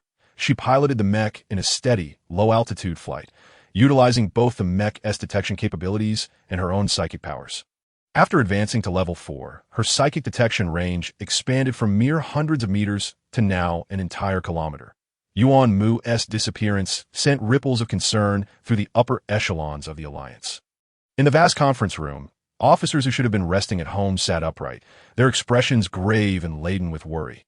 The testing results had only just emerged yesterday, and now, one of their own had gone missing. Who leaked the information? Conduct a meticulous investigation, Commander Liao demanded, his fury palpable. After decades of waiting, the Alliance had finally produced an SS-level talent, a treasure indeed. Yet within a day, the enemy had managed to make him vanish. This indicated that an enemy agent had infiltrated their ranks, and that agent likely held a significant position within the Alliance. Yuan Mu was in dire peril. Commander Liao's countenance darkened. Such a prodigious talent was a rarity that would not reappear for a century. How could he not feel anguish? Deploy all military units from Alpha Star. We must find him alive or dead. As time elapsed, Cheng Li's heart sank further. From 4 o'clock to now, 11 o'clock, 7 hours had passed. Could Yuan Mu endure that long? Were his captors seeking his life or merely intending to capture him? Cheng Li leaned towards the former, though emotionally she wished for the latter. Yuan Mu, you must hold on until I reach you. The skies over Alpha Star were filled with numerous mechs and aircraft, heralding an extraordinary night. That a video circulated online, with netizens questioning, does anyone know what is happening? I don't know, but it must be significant. It seems like they're apprehending someone. Or perhaps they're searching for someone. If anyone notices anything unusual today, feel free to report on the official site. That I actually know of an incident. My uncle's farm in the suburbs suddenly lost all signals tonight. If he and his companions went to investigate around 8 and haven't returned since. Could it be just a coincidence? I don't know. We're considering reporting it. When Cheng Li received a communication request from Wen Zhao, her heart raced. Did you find him? Wen Zhao's expression was a blend of heaviness and sorrow. In a choked voice, he replied, I'll send you the location. You should come here. Cheng Li's vision blurred, her body weakened as she sank in her chair, murmuring a barely audible, okay, upon receiving the coordinates. Cheng Li manipulated the mech with her psychic powers, pushing its speed to the limit. Wen Zhao ended the call, gazing at the military perimeter that surrounded the area, his eyes filled with grief. Just yesterday, they had shared drinks and laughter. Tears streamed down Wen Zhao's cheeks as he involuntarily moved toward the cordoned-off area. Sentinels, please stand back. Soldiers called, blocking his path. Wen Zhao's eyes reddened. Is there truly nothing that can be done? The soldiers regarded him with sympathy. Given your status as a student from the First Military Academy, you should understand better than I do. Wen Zhao felt a pang of sorrow. He understood all too well, which only deepened his anguish. If he is fortunate, perhaps he still has a chance, a soldier calmly noted, but he would be left as an imbecile. Wen Zhao replied hoarsely. The soldier fell silent. He would choose death over living as a fool. Not far away, after hearing reports from his subordinates, Commander Liao's expression turned menacing. They truly are ruthless. 22 S-level talents, and they simply abandon them. Those are S-level talents on the brink of mental upheaval. They've struck a substantial deal by capturing our SSS level, another remarked. Not a single survivor left, Commander Liao pressed, unwilling to relent. Our personnel are only on the periphery. The internal situation remains unclear. The moment detection machines approach, they lose signal, a subordinate explained. Then we wait. I refuse to believe we as Cheng Li emerged from her mech. The sound of heart-wrenching sobs reached her ears. It was the voice of Li Jing.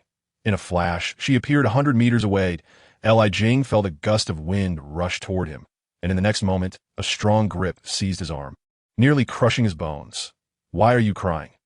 A chilling voice pierced through the air, causing Li Jing to tremble. With tear-filled eyes, he gazed at the person before him, reaching out to embrace her, only to have her evade him. Why are you crying? Cheng Li asked again. Her beautiful eyes reddened as if blood might spill from them. A moo. Li Jing choked on his words before bursting into tears once more. Cheng Li's body weakened, on the verge of collapsing, but was caught swiftly by Wen Zhao, sister-in-law. Take care, were the only words Wen Zhao could muster. Cheng Li steadied herself with his support, exhaling a sigh of relief. Where is he? Inside. Wen Zhao pointed toward the area surrounded by people. I want to go in, Cheng Li declared firmly. Wen Zhao shook his head. It won't help. Mu has lost his mind and cannot recognize anyone. He is now no different from a beast, knowing nothing but slaughter. No, I have a way. Star 814, the one who can control the rampaging sentinels, is me. Chapter 57, Proving Strength. Is it you? Wen Zhao and Li Jing exclaimed in unison, their eyes wide with disbelief. Everything seemed to trace back to this moment, but they had been too certain, convinced that Cheng Li was merely an ordinary and disabled individual. And no wonder a Mu liked you so much. How could he possibly be attracted to another guide? Wen Zhao murmured. Li Jing swallowed hard, urgency evident in his voice. Can you really save a Mu? Cheng Li looked at him, remaining silent. She could not offer any assurances until she encountered him. I will take you to see Commander Liao. Wen Zhao removed his overcoat and draped it over Cheng Li to conceal her identity. Yes, you must keep yourself hidden, Li Jing added, placing his hat on Cheng Li's head. No one must know who you are. Yuan Mu had already served as a cautionary tale. They could not place Cheng Li in danger. Cheng Li zipped the coat up to the top, pulling the large hood over her head, obscuring her eyes beneath the brim. Wen Zhao grasped her hand, wary that she might stumble in her obscured state. Their strides were hurried, but before they could approach Commander Liao, they were intercepted. I am the grandson of Wen Wenyu. I urgently need to see Commander Liao, Wen Zhao insisted, his voice firm. The soldier's gaze swept over Cheng Li before he confirmed she posed no threat and replied, Follow me. Don't speak. I'll handle this, Wen Zhao whispered to Cheng Li. Cheng Li nodded in agreement. When they reached Commander Liao, Wen Zhao got straight to the point. Commander Liao, I have something of utmost importance to discuss with you. As he spoke, he noticed the individuals beside Commander Liao. Acknowledging Wen Zhao's serious demeanor, Commander Liao dismissed those around him and asked, "What is it?" "We have a way to save Yuan Mu," Wen Zhao stated. Commander Liao furrowed his brow, an expression of displeasure crossing his face. "This is not a place for frivolity. Commander Liao, I swear on my grandfather's honor that this is true." Wen Zhao invoked the name of his fifth-level commander grandfather.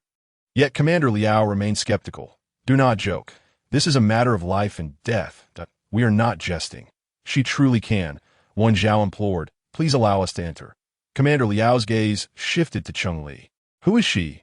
"I will explain later. Right now, there are too many eyes and ears. Please do not hesitate. If we delay, it may be too late." Wen Zhao's voice trembled. Commander Liao regarded him. "If something happens to you, I cannot explain it to your grandfather." "She won't go in," Cheng Li interjected, breaking her silence. Upon hearing her voice, Commander Liao immediately recognized her identity and scolded. "This is madness. Given Yuan Mu's condition, your entering will be of no avail. He would not wish for you to venture in and meet your end. No, he is waiting for me," Cheng Li replied, lifting her hood to meet Commander Liao's gaze directly. "If I can prove that I can save him, will you let me in?" "How will you prove it?" Commander Liao asked instinctively. "Did I?" In the next moment, Cheng Li seized his wrist with astonishing speed, so swift that even the SS-level Sentinel could not evade her. Commander Liao was left dumbfounded. Yet, what astonished him more was the subsequent miracle. His turbulent mental sea, troubled for years, which even an S-level guide could only temporarily soothe, suddenly calmed after Cheng Li grasped his wrist. He experienced an unprecedented sense of relief and tranquility. Stunned, Commander Liao managed to regain his composure. "Can you truly enter?" "I have once controlled over a dozen rampaging sentinels," Cheng Li stated confidently. Commander Liao gritted his teeth. "I will allow you to enter. However, if it fails, you must withdraw immediately." "Agreed," Cheng Li replied. Commander Liao personally led Cheng Li to the perimeter, guiding her across the caution line. "From here, you must proceed on your own." Cheng Li nodded and strode forward. "Wait," Commander Liao called out. Cheng Li turned back, her cool gaze fixed on him. "You must remember, not only does Yuan Mu need you, but the Alliance needs you as well. Therefore, you must take care of yourself." Commander Liao's tone carried an earnest plea. Cheng Li, who had always felt a lack of belonging in this world, suddenly sensed a thread of connection. She remained silent, and in the gaze of the crowd, she vanished in an instant, leaving no trace behind. "What incredible speed!" Wen Zhao murmured. "Do you think I should have let her in?" Commander Liao felt a twinge of regret. She was a guide of equal importance and rarity to Yuan Mu. The loss of Yuan Mu had already been a significant blow to the Alliance. Losing Cheng Li would be unforgivable.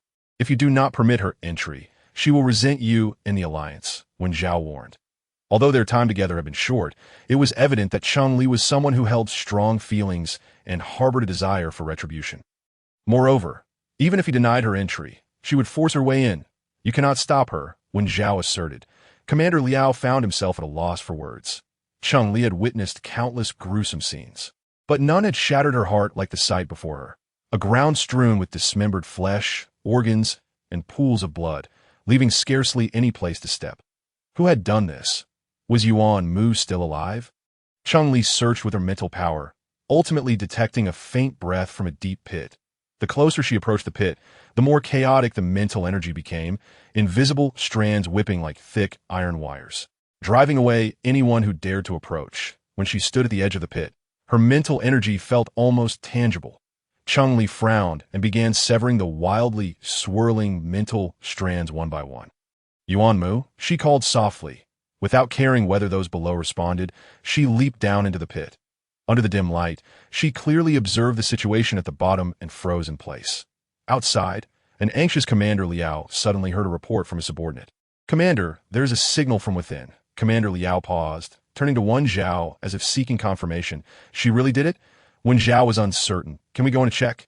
"No, wait a moment. Prepare the treatment chamber and doctors below," Commander Liao instructed. However, as soon as he finished speaking, Wen Zhao's communicator chimed. "It's Cheng Li." He swiftly pressed the button to accept the call. "Yuan Mu has sustained severe injuries to his abdomen, head, and chest, But the worst is his right hand, which has been shattered. Cheng Li reported quickly, her gaze fixed on the mangled, bloodied wrist. How much pain must he be in? We need to go in now. Wan Zhao urged, striving to maintain his composure. Cheng Li, you must hide now. Our people will arrive in 2 minutes, Commander Liao said, feeling a significant weight lift from his heart. Hurry, Cheng Li urged. Chapter 58. A vast mental sea. Cheng Li appeared out of nowhere and vanished just as quickly. Startling Li Jing as she suddenly materialized, she quickly shed her cloak and hat, tossing them in her spatial button, while also retracting her mech. Where's Mu? Li Jing asked eagerly, his eyes filled with hope.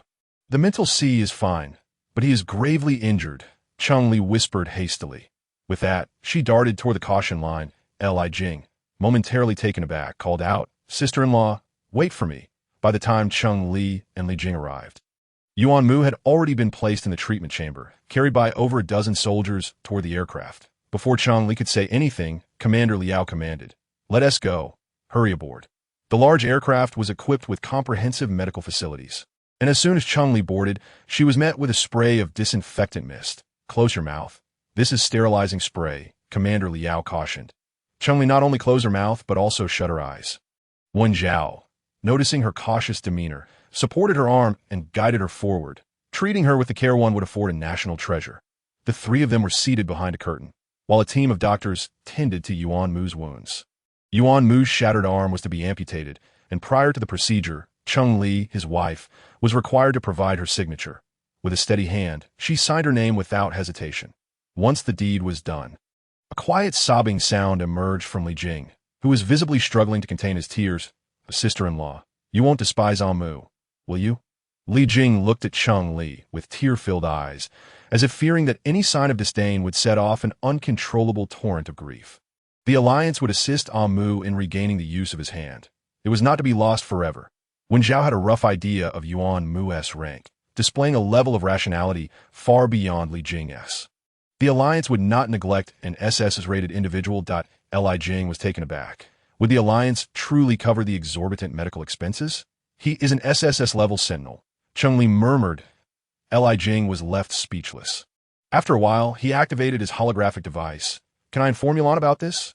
Oh, right, she's still en route. Before Cheng Li and Wan Zhao could respond, he added, Never mind, I shall tell her in person. I wish to see her astonished expression. The aircraft arrived at the hospital, and Yuan Mu was wheeled into the operating room. Cheng Li, Wan Zhao, Li Jing, and the arriving Song Yulan spent the greater part of the night in the hospital corridor. It was not until 8 in the morning that Yuan Mu was brought out of the operating room. He remained in a treatment pod, which was notably large and appeared extraordinary. His severed arm would gradually regenerate, a process expected to take about half a month, during which he would remain in slumber. Do not attempt to awaken him, the doctor advised. Cheng Li nodded. What other precautions should we take? The doctor pondered briefly before shaking his head. You need only remember this. Visiting hours are once a day for 10 minutes. In truth, daily visits are unnecessary, as he will not be awake, and you will be unable to communicate with him. We will provide real-time updates on his condition. You can check the reports directly on your device. Cheng Li frowned, noting that if he would not awaken, would even seeing him be pointless? Are you worried about Mu being alone in the hospital? Wan Zhao speculated upon, noticing Cheng Li's expression. The military will surely send personnel to protect Mu. There is no need for concern, sister-in-law. Li Jing reassured her. Commander Liao and his team have arrived.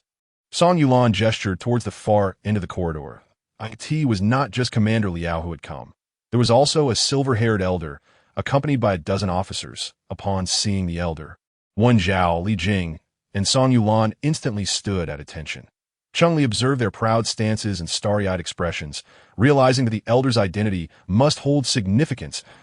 As the elder approached, his gaze lingered on Cheng Li with a blend of scrutiny, curiosity, and warmth. Commander Liao did not introduce the elder, so Cheng Li regarded him as an ordinary elder, nodding in acknowledgement before turning to Commander Liao. I wish to stay and accompany Yuan Mu.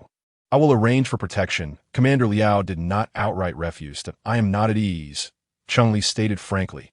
Commander Liao frowned, his disapproval evident. In his view, Cheng Li was also a subject of the Alliance's protection.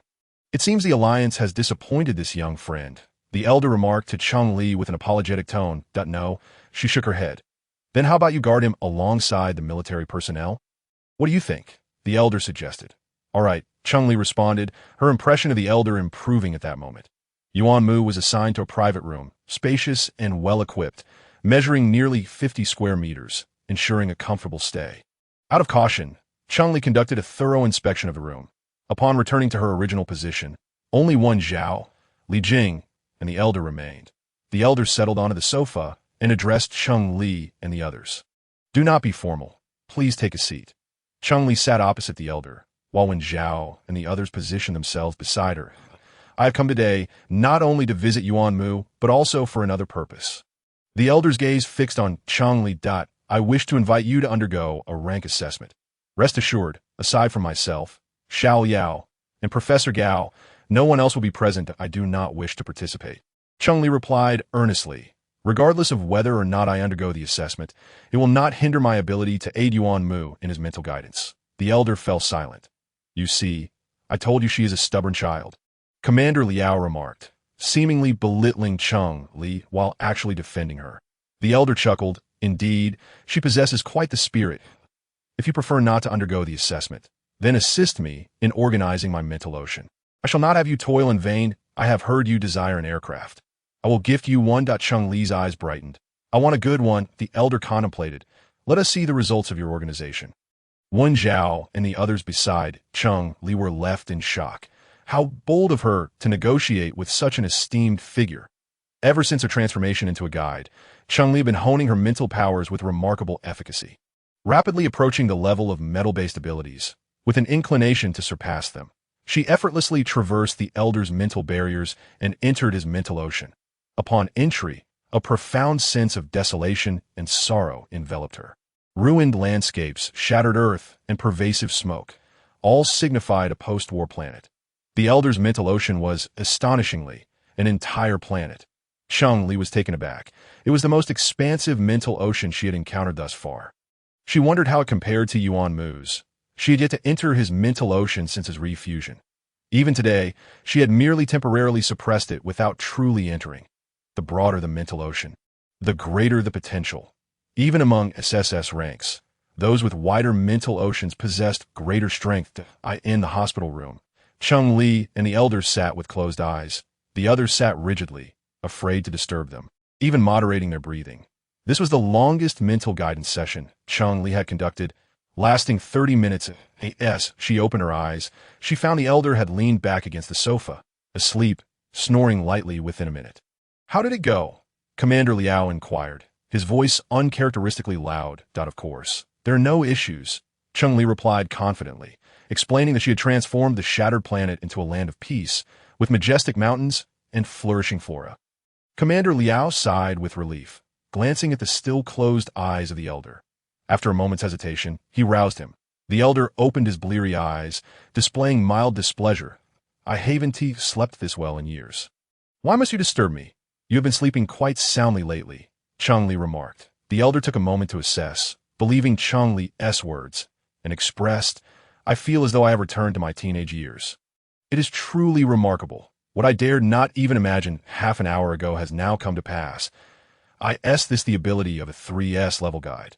Cheng Li could not respond, for she did not know herself. Commander Liao glanced at the time. "We must take our leave. You have a meeting in 15 minutes. Additionally, our prolonged presence here may raise suspicions." The elder nodded. "Let us depart. Not forget my aircraft," Cheng Li reminded him. The elder chuckled. "I have entrusted Xiao Liao with that. It will not be forgotten." As soon as the elder and Commander Liao exited the room, Wen Zhao, Li Jing, and Song Yulan collapsed onto the sofa. "Sister-in-law, do you know who that elder is?" Li Jing asked. Cheng Li shook her head. Li Jing wore an expression of realization. Undeterred by ignorance, "Sister-in-law, you truly are a brave soul. I suspect he is the #1 commander." Cheng Li speculated. Commander Liao is under his command. Aside from a #1 commander, no one else would command such respect. Li Jing's eyes widened in astonishment. "You guessed it, and remained so composed. Even daring to negotiate with him? If he does not reveal it, I shall treat him as an ordinary person." Cheng Li, a non-local, felt a lesser sense of awe towards the powers that be. Li Jing gave Cheng Li a thumbs up. "Impressive." Shortly after Commander Liao's departure, Cheng Li encouraged Wen Zhao and the others to leave as well. After a long night, everyone was weary. The hospital room was left with only Cheng Li and Yuan Mu in the treatment pod. Cheng Li moved a single-seat sofa beside the pod, curled up on it, and appeared to be asleep while actually controlling her mental powers to infiltrate Yuan Mu's mental ocean. After breaching Yuan Mu's mental barriers, Cheng Li was met with an overwhelming darkness, intense and profound blackness, stifling and oppressive, suffused with lifelessness. Cheng Li frowned, realizing Yuan Mu's condition was worse than she had anticipated. With a sigh, she thought to herself that it would be a gradual process. She had all the time in the world. The room was silent, while the Star Network buzzed with excitement, as everyone discussed a singular topic: the emergence of a 3S level Sentinel within the Alliance. It was unclear how this information had leaked, but once discovered, it spread like wildfire. The Alliance's higher-ups, contemplating the situation, decided that since it could not be concealed, they might as well let it run its course. As no officials stepped forward to refute the claims, netizens fully embraced the reality. The Alliance finally has a 3S level Sentinel. I have waited for this day for over 30 years, a mother wept tears of joy. Rumor had it that the Alliance had produced 2 3S level individuals over the past 30 years, both of whom had perished. What do you mean by perished? They were clearly victims of espionage. This one was attacked yesterday. Had it not created such a stir, we would have remained unaware. How is he? Is he all right? We only know he sustained severe injuries. Specifics remain unclear. Can anyone tell me who it is? The same inquiry. The netizens were curious, and so were the inhabitants of Alpha Star. The incident occurred on Alpha Star, and they surprisingly missed it. What a pity. However, some with power at home quickly discovered the identity of this 3S. When they learned that this individual was Yuan Mu, their spirits plummeted. Having lost both legs and reverted to an ordinary person, he unexpectedly re-emerged as a 3S level Sentinel. Should they also consider severing their own legs? While others might envy and resent Yuan Mu's transformation into a 3S, the Cheng and Yuan families were awash with mixed emotions and deep regret. Tomorrow, let us visit Mu at the hospital, Yuan Zhaoling said to his wife, Yi Zi, contemplating and inviting Yuan Yu to join. All right, Yi Zi replied without hesitation. Yuan Mu's elevation to a 3S level Sentinel brought only advantages to the Yuan family and her son. No disadvantages. After all, they shared the same blood that in the Cheng family. Cheng Ying had locked herself within her room ever since she learned of Yuan Mu's transformation into a 3S Sentinel, smashing everything she could lift in a fit of rage. Hearing the clattering noises from upstairs, Cheng's father maintained a stern expression and instructed, "Go call down your elder sister." Yes, Cheng Yu obediently replied. Scampering upstairs, "Tomorrow we shall visit the hospital," Cheng's father declared. The others exchanged glances, none daring to oppose. "I refuse to go." Cheng Ying pouted, lifting her chin defiantly. "I have no desire to grovel at her feet." Cheng's father glared at his foolish daughter. "Do you comprehend what being a 3S Sentinel signifies? It represents the future of a first-rate commander. Instead of leveraging this opportunity to ingratiate yourself, you throw a tantrum? Are you dim-witted? Countless individuals aspire to befriend Yuan Mu, but cannot find a way in. You should be grateful that Cheng Li is your sister." "Bah, she merely snatched away what was mine," Cheng Ying retorted. "You yourself scorned Yuan Mu's disability and chose not to marry him." Cheng's father snapped, his disappointment palpable. "That is all I have to say. You may choose whether to attend or not." "Father, Cheng Li is an ordinary person, and Yuan Mu is a 3S level Sentinel. Their marriage cannot endure." Cheng Yu interjected suddenly. Cheng's father was taken aback, then gritted his teeth. "As long as the Cheng family disapproves, Yuan Mu cannot divorce. That would turn kinship into enmity. Perhaps you should proactively suggest finding Yuan Mu a new wife." Cheng Yu proposed. "This would preserve the goodwill between the two families. And Yuan Mu would be grateful to you." Upon hearing this, the expressions of those present varied. Several illegitimate children subtly distanced themselves from Cheng Yu, while Cheng Ying's face brightened. Cheng's father remained silent for a moment before nodding. "This idea has merit." But he looked at his daughters. "None of you are suitable. You are either ordinary or of too low a rank to befit a high-ranking Sentinel." Cheng Ying's face stiffened. Glaring at her father, "Father, can't you wish for your daughter's happiness?" Yet, Cheng's father remained resolute. A low-level guide cannot penetrate the mental barriers of a high-ranking Sentinel, much less assist him in organizing his mental seas. Aside from the Cheng family, many others on Alpha Star, sought to form a connection with Yuan Mu. On the second day of his hospitalization, over 1,000 visitors arrived, most of them young women adorned in exquisite makeup and flamboyant attire, leading one to believe they were attending a beauty pageant. Cheng Li was blissfully unaware of the throngs coveting her position as Yuan Mu's wife, blissfully sleeping, even when a doctor entered the ward. She merely glanced and promptly fell back into a deep slumber. After hours of assisting Yuan Mu with his mental sea, she was utterly exhausted, lacking even the strength to lift a finger. Outside the hospital, all visitors were stopped at the entrance. No entry for visits. Why? Most of them were individuals of stature, accustomed to respect, rarely encountering closed doors. Their expressions were now grim. The soldiers stood firm, stating, "This is a direct order from Commander Liao." Once Commander Liao's name was mentioned, the crowd fell silent.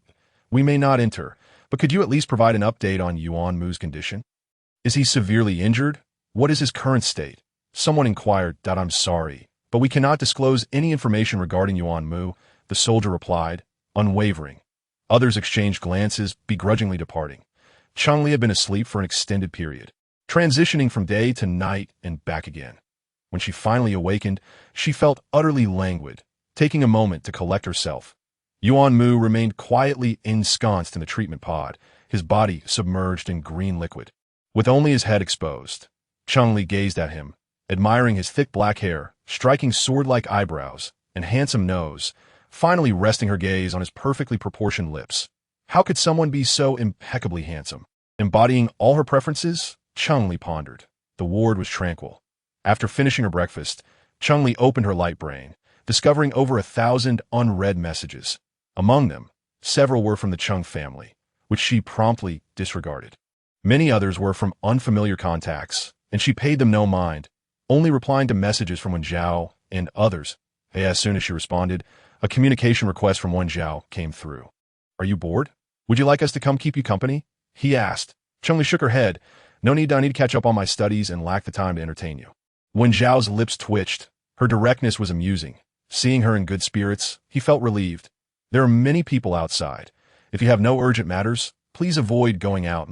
Cheng Li raised an eyebrow, not quite grasping his meaning.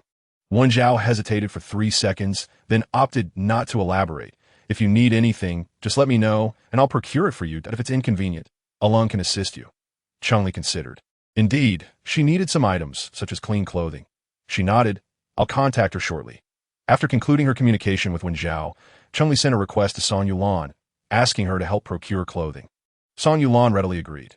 "What preferences do you have regarding clothes, sister-in-law?" she asked. "Simple, loose-fitting, comfortable for movement," Cheng Li replied. San Yulan recalled Cheng Li's usual attire. "I understand, I'll send you the sizes shortly." 5 minutes later, San Yulan received the sizes Cheng Li had sent. After reading them, she marveled. Is it really that large? The rumors about guides being exceptionally gifted in this regard seemed to hold true. Just as San Yulan was about to leave, a communication request from Wen Zhao arrived. "When you see Cheng Li, pay attention to her state and mood," he instructed. "What's the matter?" San Yulan asked. Puzzled, "Some individuals aspire to something beyond their reach," Wen Zhao replied coldly. San Yulan was taken aback. "Someone has set their sights on sister-in-law. Has her status as a guide been revealed?" Wen Zhao corrected her. "The swan refers to Yuan Mu." San Yulan fell silent. They mistakenly believed Cheng Li was merely an ordinary person unworthy of Yuan Mu.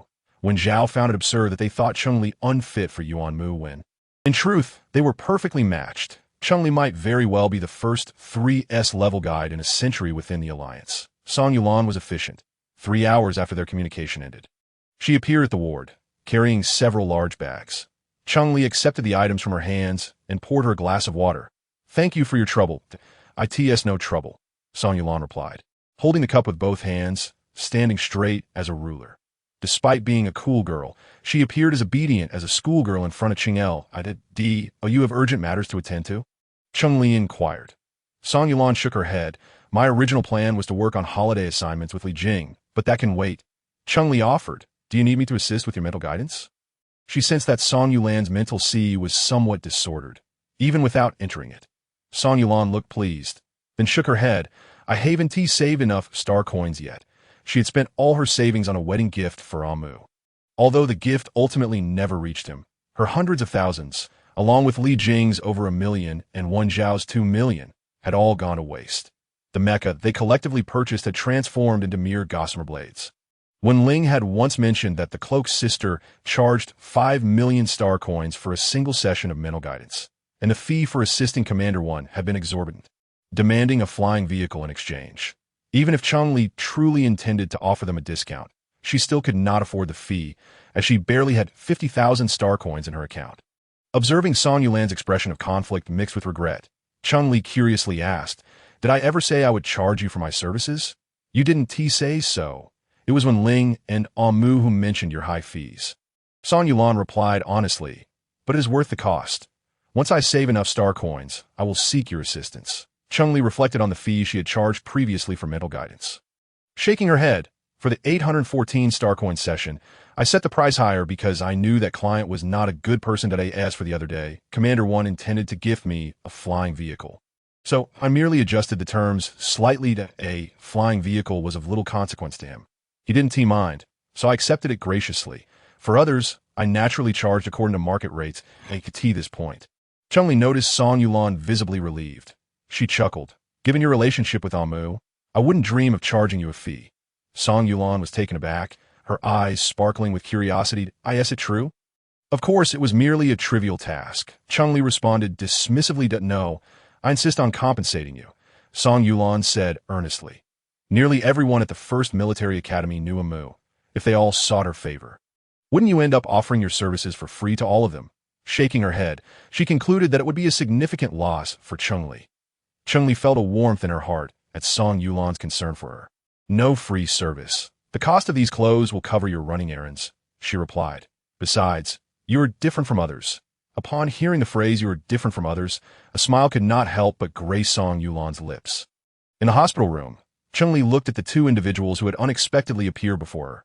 Perplexed, she distinctly remembered telling them not to come, as she had lessons to catch up on and no time to entertain visitors. Li Jing and Wen Zhaoqi hesitated, their eyes sparkling as they gazed at Cheng Li. Realizing the familiar look in their eyes, Cheng Li suddenly understood. They, too, sought psychological counseling. Both Li Jing and Wen Zhaoqi nodded eagerly. Yes. Song Yulan had spoken glowingly of the effects of counseling, and having witnessed the results firsthand from Commander Number 1, they were already itching to experience it themselves. Encouraged by Song Yulan, they could no longer restrain their excitement. Thus, they came. With a wealth of thoughts prepared, they found themselves somewhat at a loss for words when seated before Cheng Li. Fortunately, Cheng Li brought it up herself. "Sister-in-law, are you ready to compensate me?" Cheng Li teased. The expressions on Wen Zhaoqi and Li Jing's faces shifted. Hadn't they just been told they were different and didn't need to pay? They exchanged glances, both reflecting confusion. Was Song Yulan misleading them? "Could you offer a discount, sister-in-law?" Li Jing managed to muster a flattering smile. Cheng Li pondered for a moment, conflicted. "How much were you thinking?" Li Jing raised a hand, but before he could speak, Wen Zhaoqi interjected. 500 star coins that...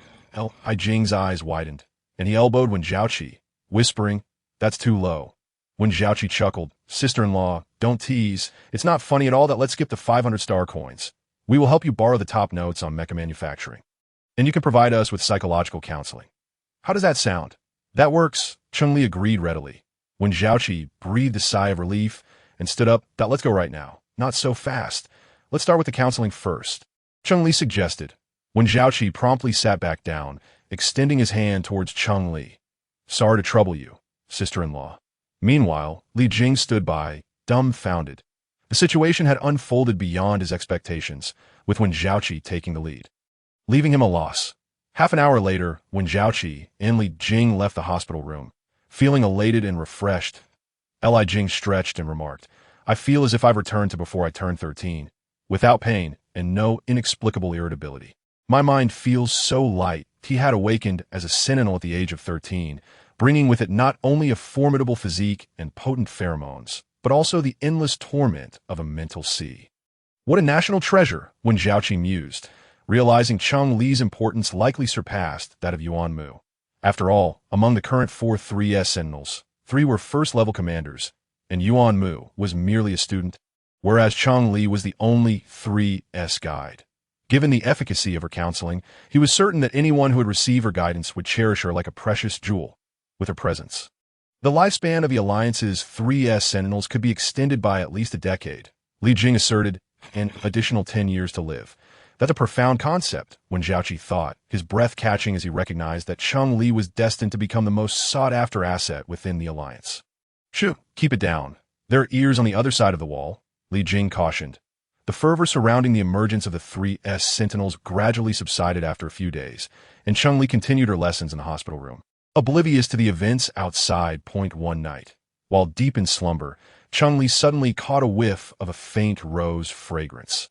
Initially unaware of any anomaly, it wasn't until she felt a surge of heat from her glands that she abruptly sat upright. Swiftly retrieving an inhibitor from her spatial button and injecting it into her ARM.S, the inhibitor coursed through her body. She distinctly felt the heat dissipate from the glands at the back of her neck. However, the concentration of the rose fragrance within the room was escalating. Cheng Li glanced at the closed door, swiftly activating the ventilation system. Something was amiss. Opening her light brain, she discovered the signal was non-existent. A hissing sound echoed from the entrance, reminiscent of a pressure cooker releasing steam. Cheng Li held her breath and concealed herself behind the sofa. The door burst open with a resounding crash. A heavy metal plate, crashing to the ground, confirmed their presence inside. The information cannot be false. Look, there's a treatment pod. As the words fell, hurried footsteps approached. Simultaneously, slender metal wires slithered like serpents, ensnaring the ankles of the intruders. Their steps faltered. What is this? In the next instant, the wires tightened with a ferocity that belied their delicate appearance. A piercing scream reverberated throughout the hospital as their sturdy ankles were severed cleanly. Their towering bodies collapsing to the ground, blood gushing forth. My foot. My ankle is broken. Who is scheming against us? Gunfire erupted in the hospital room.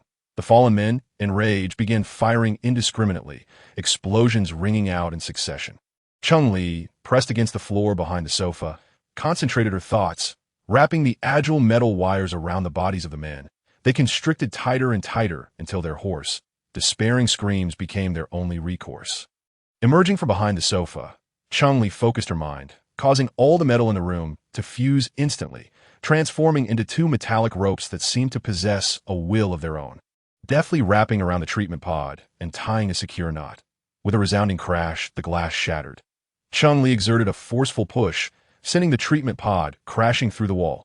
The two agile metal ropes sank into the wall, securely binding the structural framework. The sound of hurried footsteps grew closer. Enough with the chatter.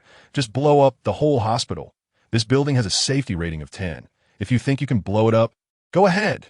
Damn it, what a hassle. The voice of the owner reached the doorway, and upon seeing their companions, whose faces were unrecognizable except for their features, they were left aghast. Instinctively, they attempted to retreat, but it was too late. Countless slender wires ensnared them and dragged them into the room. The next moment, an earth-shattering explosion erupted, shaking the entire hospital. The items they carried couldn't demolish the whole hospital, but destroying a single room was within reach. Cheng Li clung to the iron ropes, the treatment pod dangling precariously below. As the treatment pod swayed, so did the ropes, causing Cheng Li to wobble dangerously. She's over there, someone shouted. Cheng Li suddenly felt a rush of anxiety and instinctively severed the metallic rope. The sound of rushing wind filled her ears, and she could barely open her eyes, yet she accurately aimed for the weakest point of the glass wall. Another deafening crash echoed as the two metal pieces penetrated the glass wall and shot into the room. Cheng Li followed suit, rolling into the room. Gunfire erupted, targeting the treatment pod. Cheng Li's heart tightened as she gripped the metal rope, yanking it fiercely. The heavy treatment pod rolled into the room, in a frenzy. Cheng Li righted the treatment pod, her heart pounding as she noticed the cracks caused by bullets. She feared that if a few more shots were fired, the pod, and perhaps its occupant, would be lost. Chapter 62.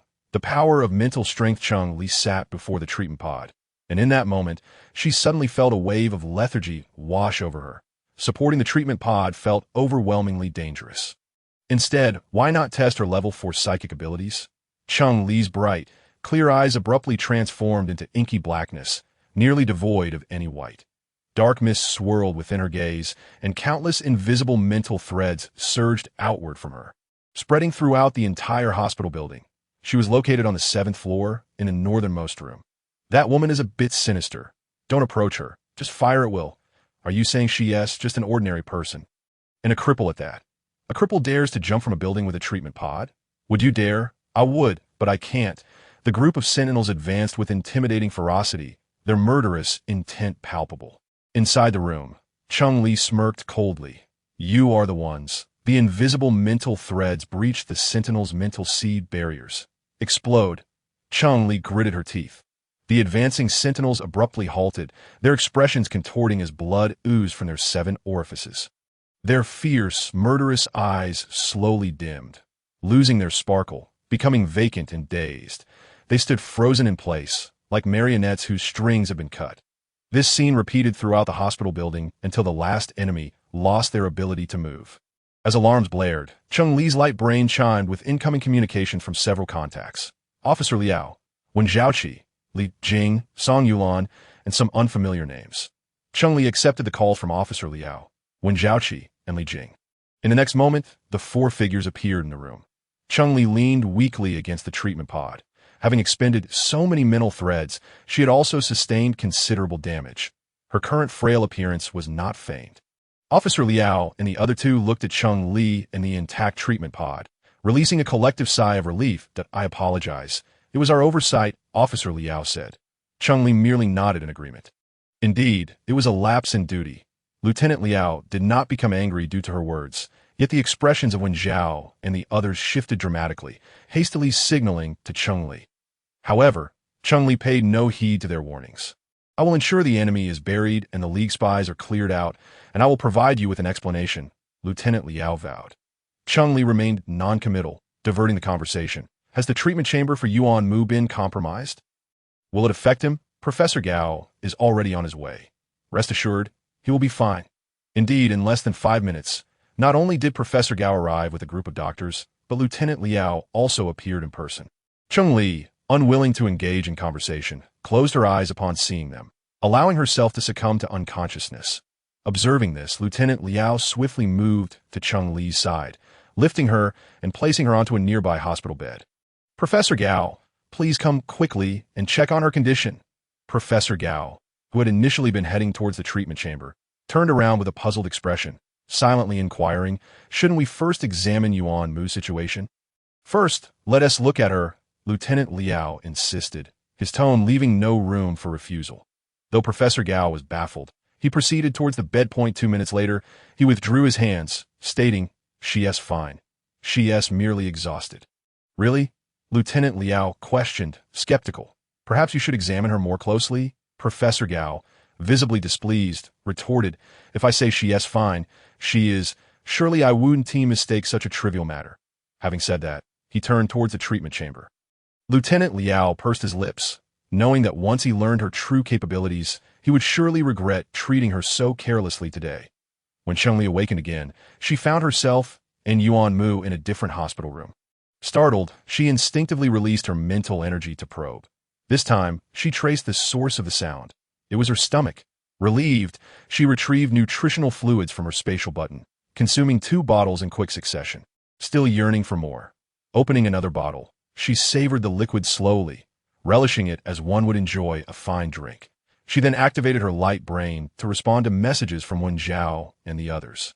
Subsequently browsing the news online. To her surprise, the first window that popped up was her own video, specifically the footage of her jumping from a building with the treatment chamber. She watched it in its entirety, marveling, how cool. Afterwards, she scrolled through the comments below the video. This must be fake. It's impossible, violating the laws of natural science. Don't speak too soon. If the video were fake, someone would have already come forward to debunk it. Debunking team number 1 reporting. The video is indeed authentic. The location of the video was the Zhongxing Hospital on Alpha Star, which had been attacked last night. Didn't you see the news? Who knows what happened? No idea.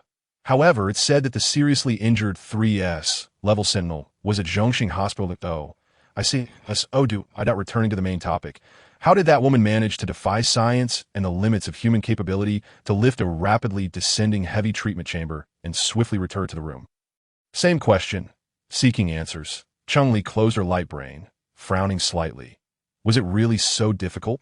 Could advanced Sentinels not accomplish this? It was challenging, yet some advanced Sentinels could indeed achieve this feat. The fact that these individuals could neither comprehend nor accomplish it was another matter altogether. Were they all dazed? Not a single one remained. Lieutenant Liao furrowed his brow. The doctors nodded, confirming their stupor, with no hope of recovery. Moreover, their mental seas had all vanished, stated the S-level guide. Lieutenant Liao's temples throbbed. He felt the situation slipping further from his control. We suspect it was the guide's doing, as no trace of drugs was found on those individuals, the doctor explained. The S-level guide shook his head. I cannot make a Sentinel's mental sea disappear. That I consulted my mentor, who is one of the only 2 SS-level guides in the League, and she could not do it either. Lieutenant Liao averted his gaze. Thinking to himself, you cannot because you are not a 3S level. Not long after Cheng Li had awakened, Lieutenant Liao entered. Are you all right? He inquired, sitting beside her bed. Cheng Li replied with a brief, asking about Yuan Mu's condition and whether he had been affected. He is fine. You protected him well. Lieutenant Liao regarded the young girl before him with admiration. Had he been in her position, he could not guarantee he would have performed better. Cheng Li had already probed Yuan Mu's condition with her mental energy upon waking. His heartbeat was strong and steady, so she felt little concern. Receiving confirmation now put her completely at ease. Cheng Li, Lieutenant Liao suddenly called her name. Cheng Li mumbled, the straw of her nutritional drink still between her lips. You are aware that advanced guides, specifically those of a level or above, cannot accept a complete marking before the age of 25, correct? Lieutenant Liao inquired. Cheng Li replied, I know. Now she understood. That's good, Lieutenant Liao said, relieved. Chapter 63. A further reminder after Lieutenant Liao left. Cheng Li belatedly realized that complete marking meant. Cheng Li silently screamed. Burying herself under the covers that moment, she felt a profound sense of embarrassment akin to being asked by an elder. Are you still a virgin? Following the Zhongxing building incident, a tense atmosphere enveloped the entire Alpha Star. Many individuals vanished without a trace, as if they had evaporated from existence, leaving no evidence behind. Amidst this atmosphere, the crime rate on Alpha Star significantly declined. Yuan Mu, who was initially thought to remain unconscious for half a month, awoke on the 13th day. Growing weary of nutritional fluids, Cheng Li ventured to the cafeteria, only to return to find the hospital room crowded with doctors and nurses. His recovery is progressing well. All metrics are normal. His hand has also regenerated. With more exercise, it should be comparable to the original. Everything appears normal, so why isn't he speaking? The crowd was puzzled. Cheng Li squeezed through the throng to see Yuan Mu sitting on the bed, lost in thought. In that instant, Yuan Mu, who had been in a daze, turned to look at her, blinking as if confirming something. In the next second, he lunged towards her with such speed that she could not evade. Cheng Li fell into a warm embrace. Mu. Is that you?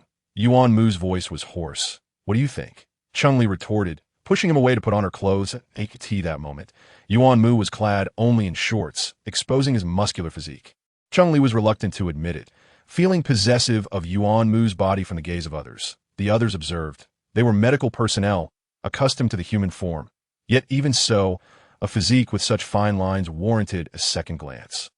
After Yuan Mu underwent a series of examinations and confirmed to be in good health, he was discharged that same day and returned to the estate with Cheng Li, the estate.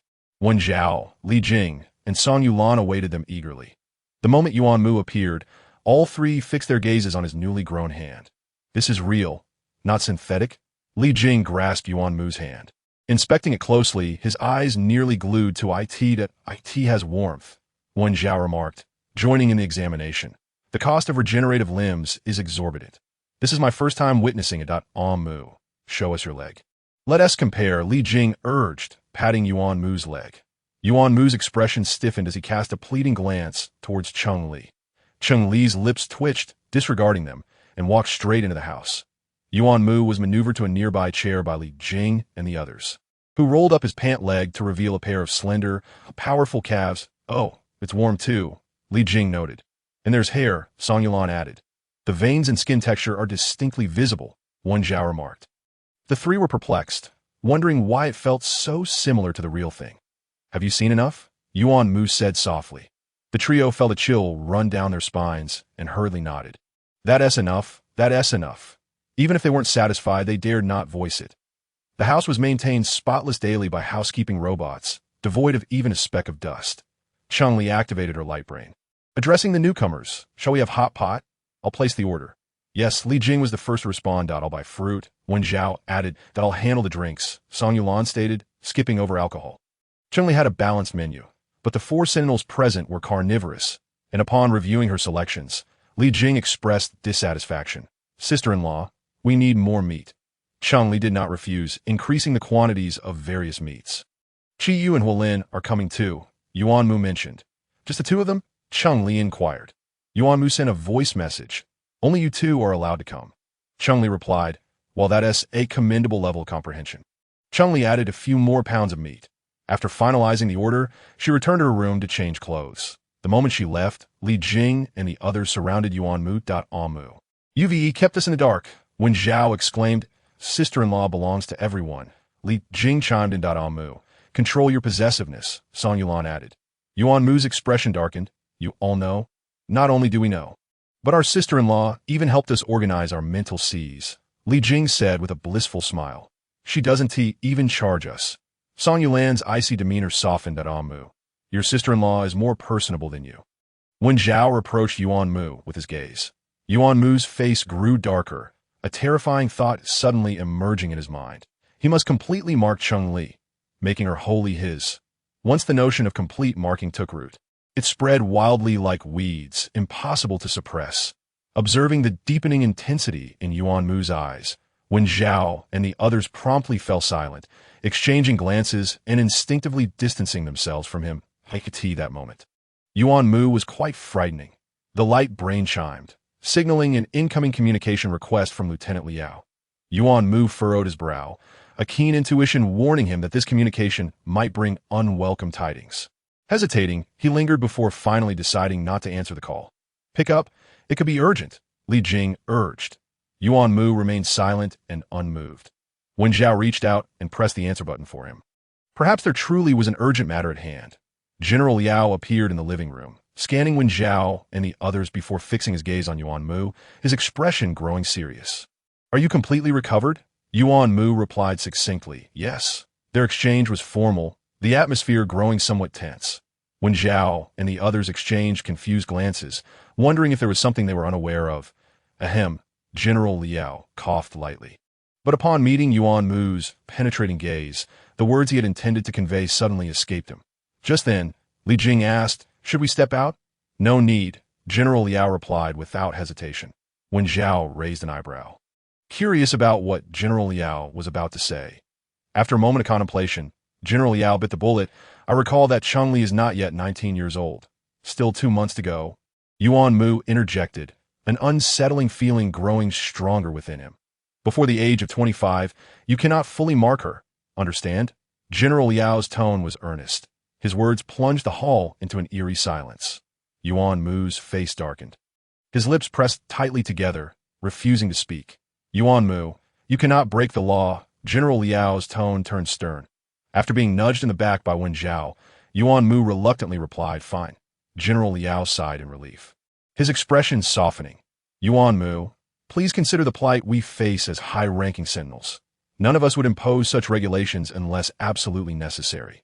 Yuan Mu remained silent. General Liao sighed again, concluding the call. Mu, are we brothers? Li Jing asked sincerely. This familiar question prompted Yuan Mu to roll his eyes.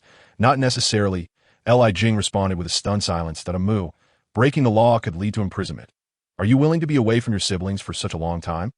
Wen Zhao gently coaxed. Yuan Mu retorted, you're ruthless. Chapter 64.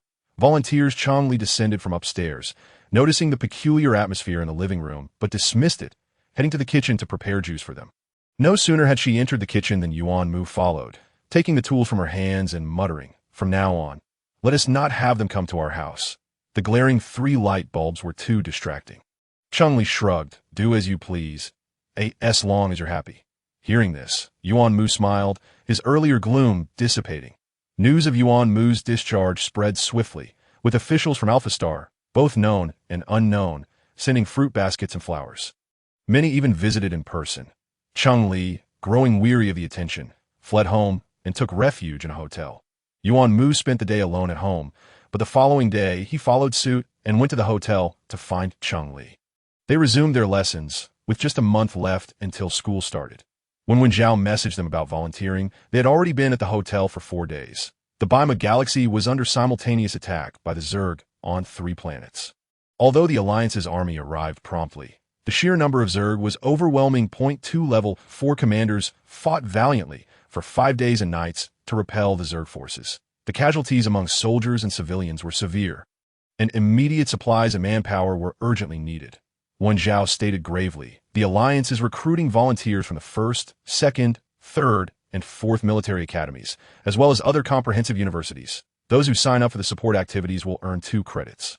If you make significant contributions during the activities, your credits can increase further, but if you take a semester off, you might need additional credits. However, it does come with certain risks, as many scattered Zerg remain on those 3 planets. Li Jing, I, and Alan have all signed up. If you wish to participate, just register on the campus network. After the communication ended, Cheng Li turned to Yuan Mu. Shall we go as well? Yuan Mu, not wanting to dampen her enthusiasm, replied, you should try registering first. Cheng Li shot him a sideways glance as she logged onto the campus network. Puzzled, isn't this freedom being restricted? Under Yuan Mu's watchful eye. Cheng Li successfully registered. Yuan Mu, surprised, said, I'll give it a try too. He too registered successfully. However, the next moment, General Liao sent a communication request to Cheng Li. The hovercar I promised is ready. I'll have someone take you there shortly. General Liao said. Cheng Li responded with a simple, thank you. You're welcome. General Liao then turned to the main topic. Are both of you heading to Baimu Star? Is that not allowed? Cheng Li retorted that it is allowed. But I will assign a few people to accompany you. General Liao stipulated, won't that make us too conspicuous? Cheng Li remarked. General Liao glanced at Yuan Mu. At this point, he is known to nearly everyone. So whether he stands out or not is somewhat moot.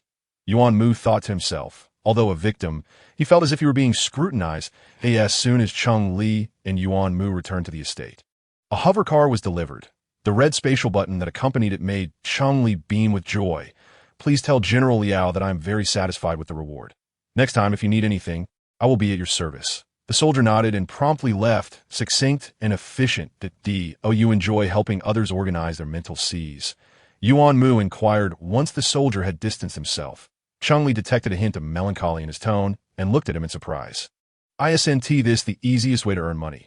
Yuan Mu shook his head. When other guides help Sentinels organize their mental seas, it usually leaves them exhausted, requiring a day or 2 to recover. Cheng Li fell silent, realizing her oversight. Will I be captured for research? She pondered seriously about the possibility. Yuan Mu's lips twitched. Compared to being your adversary, they value your utility far more. After all, they have studied the guide species for hundreds or even thousands of years and are rather weary of it. Most importantly, the higher-ups will not permit anyone to harm you. Reassured by his words, Cheng Li felt a wave of relief. The hovercar was the Alliance's latest model, the kind that money could scarcely buy. The vehicle was impressive, but the familiar red and green color made Cheng Li frown. Do outsiders have some misunderstanding about us? Yuan Mu looked at her quizzically. Isn't this color quite appealing? Cheng Li responded with a silent gaze. She tossed the hovercar keys to Yuan Mu. Citing that she already owned a mech, determined to volunteer, Yuan Mu was soon whisked away for shopping by Wen Zhao and the others, who also invited Cheng Li, though she declined, wishing to stay home to study. With only a month to catch up on lessons, and now the added commitment of volunteering, Cheng Li felt there was no time to read, not wanting to return to school only to struggle through classes like they were foreign languages. Ultimately earning failing grades, she couldn't bear that embarrassment. Yuan Mu expected just Wen Zhao and the others, but upon arriving at the meeting point, he was surprised to see over 20 people gathered. We're leaving tomorrow, and we only have this time to gather, Wen Zhao explained. Yuan Mu nodded. Where are we headed? Li Jing rolled his eyes. Where else? To the largest mall on Alpha Star. The group boarded a public hovercar, each paying 200 star coins. Back at home, Cheng Li suddenly received a deduction alert, followed by the charge description. Public transportation. She was bewildered. Had Yuan Mu forgotten that he now owned a car? While seated in the hovercar, Yuan Mu fiddled with the spatial button on his ring, daydreaming about a leisurely drive with Cheng Li when they next had the chance. An hour later, they arrived at the mall. Many students and individuals from various sectors had signed up to volunteer, transforming an otherwise ordinary day into a festive atmosphere. Yuan Mu and the group first procured essential living supplies, purchasing an abundance of nutritional liquids and all available ordinary medicinal supplies. Yuan Mu even bought several knives. What do you need knives for? To chop bones? Li Jing asked in confusion. Yuan Mu simply grunted in response, unwilling to elaborate, that we plan to buy a mini flyer, either for 2 or 1 person. Would you like to join us? Li Jing inquired. They referred to it as looking, not buying, fully aware that Cheng Li already owned a top-tier vehicle, just as Yuan Mu was about to agree. A few female classmates passed by. The sales from the guide clothing house just informed me that they received a new batch of ultra-soft fabric clothing. The quantity is limited. We need to hurry. The girls dashed towards the guide clothing house. Yuan Mu turned to Li Jing, Wen Zhao, and Song Yulan. Well, we know where you're headed. You should hurry. Li Jing waved him off. Yeah, get going before it's sold out. Song Yulan appeared even more anxious than Yuan Mu in a flash. Yuan Mu followed closely behind the girls. Chapter 65. Learning from Yuan Mu, the guide clothing house was renowned throughout the alliance for its garments designed specifically for guides, emphasizing softness and comfort. The styles, cuts, and quality were exceptional, making it one of the most favored brands among guides. Naturally, the prices were steep, but it was common knowledge that guides generally did not lack funds. The higher the rank, the less likely they were to struggle financially. Thus, the guide clothing house thrived in business. Upon entering the store, Yuan Mu found it already bustling with customers. He had been trailing a few female classmates until they entered the store, at which point the girls finally noticed his presence. This was a women's clothing shop. One of the girls reminded Yuan Mu, who nodded in acknowledgement, his expression as impassive as ever. That I know. The girls, seeing his demeanor, decided not to press further and busied themselves with the sales staff. However, as soon as they left, Yuan Mu followed them again. One of the girls whispered, "Do you think he's buying clothes for his wife?" "It's possible," another replied, "that he really treats her well. The clothes here aren't cheap. Most ordinary people wouldn't bother choosing such soft fabrics." Yuan Mu pretended not to hear their conversation, but internally he thought, Cheng Li deserves the finest things in the world. The girls engaged with the sales staff, who showed them the newly arrived clothing as they touched the garments. Yuan Mu did the same. He couldn't help but admit that the fabric was incredibly soft. He observed as his classmates conversed with the salespeople and placed their orders, purchasing 1 item each. For every piece they bought, Yuan Mu matched their purchases, precisely stating Cheng Li's sizes in the end. The girls each bought 1 or 2 items, while Yuan Mu acquired 8 or 9. The girls exchanged glances, their thoughts a mix of astonishment and complexity. One even posted a picture in their class group chat, magnifying the words "guides home" alongside the bags in Yuan Mu's hands. Classmate 1. Our male classmates should take a cue from Yuan Mu. Classmate 2. He really invests thought into it. Classmate 3. And he is willing to spend money. The classmates in the group were bewildered. Are we really comparing this? Yuan Mu, could you not be so competitive? You're leaving no room for others. I also wish to learn from Yuan Mu. Can the class assign me a wife? Same question. Dream on. We would look at a kid who's even grown hair yet. Right? Too childish. The group chat buzzed with excitement, entirely oblivious to Yuan Mu's presence. After the girls exited the shop, he sought out the sales staff again and, with their assistance, purchased over a dozen sets of lingerie for Cheng Li. After leaving the clothing store, Yuan Mu went to find Wen Zhao and the others. The 3 celestial bodies were currently experiencing heavy traffic, but a flying vehicle made things a bit easier. Moreover, Alpha Star was vast and had its own flying vehicles, making public transportation obsolete. Wen Zhao remarked that he had once been part of the driving community, but now he found life without a vehicle inconvenient. Insufficient savings, Song Yulan admitted candidly. That I'm also lacking, Li Jing added with a grimace. Wen Zhao recalled the time 6 months prior when they pooled money to buy Yuan Mu a mech, and after calculating his own account balance, he suggested, then I'll buy a small vehicle, one with 5 seats. Song Yulan and Li Jing immediately laughed. You're the best, Zhao. Yuan Mu, hidden behind shelf, quietly slipped away, opening his light brain to check the savings he and Cheng Li had. Despite the mechs and flying vehicles, his savings had not diminished. In fact, they had increased. He had purchased the mech with the proceeds from selling the blue gemstone. And the flying vehicle had been a gift from Commander No. 1 that just a few weeks ago, the gemstones they auctioned had fetched a high price, resulting in a significant boost to their savings. Now, they were wealthy individuals with assets exceeding 100 million. However, he was reluctant to use this money to buy flying vehicles for Li Jing and Song Yulan. These funds belonged not only to him, but also to Cheng Li on his return home from the mall. Yuan Mu pondered this dilemma, leaving him somewhat distracted upon arrival. Cheng Li, not asking about his day, was busy melding metal purchased online, removing impurities, and utilizing her powers to forge sharp, throwing knives in public. Manipulating the knives seemed more scientific than directly handling metal. Oh, you want one? Cheng Li asked the dazed Yuan Mu. He nodded, contemplating his words. Cheng Li raised an eyebrow. Encountering something that troubles you? Yuan Mu recounted the scene at the mall. How many star coins is a single or two-seater vehicle? Cheng Li inquired. From hundreds of thousands to millions, Yuan Mu replied. Then just buy it, Cheng Li replied generously. Hearing this, Yuan Mu felt a sweetness in his heart. She was so fond of money, yet willing to spend it on his friends, which showed how much she cared for him. I wish to save the star coins earned from the extermination of the insectoid corpses during this volunteer activity to buy them flying vehicles, he stated.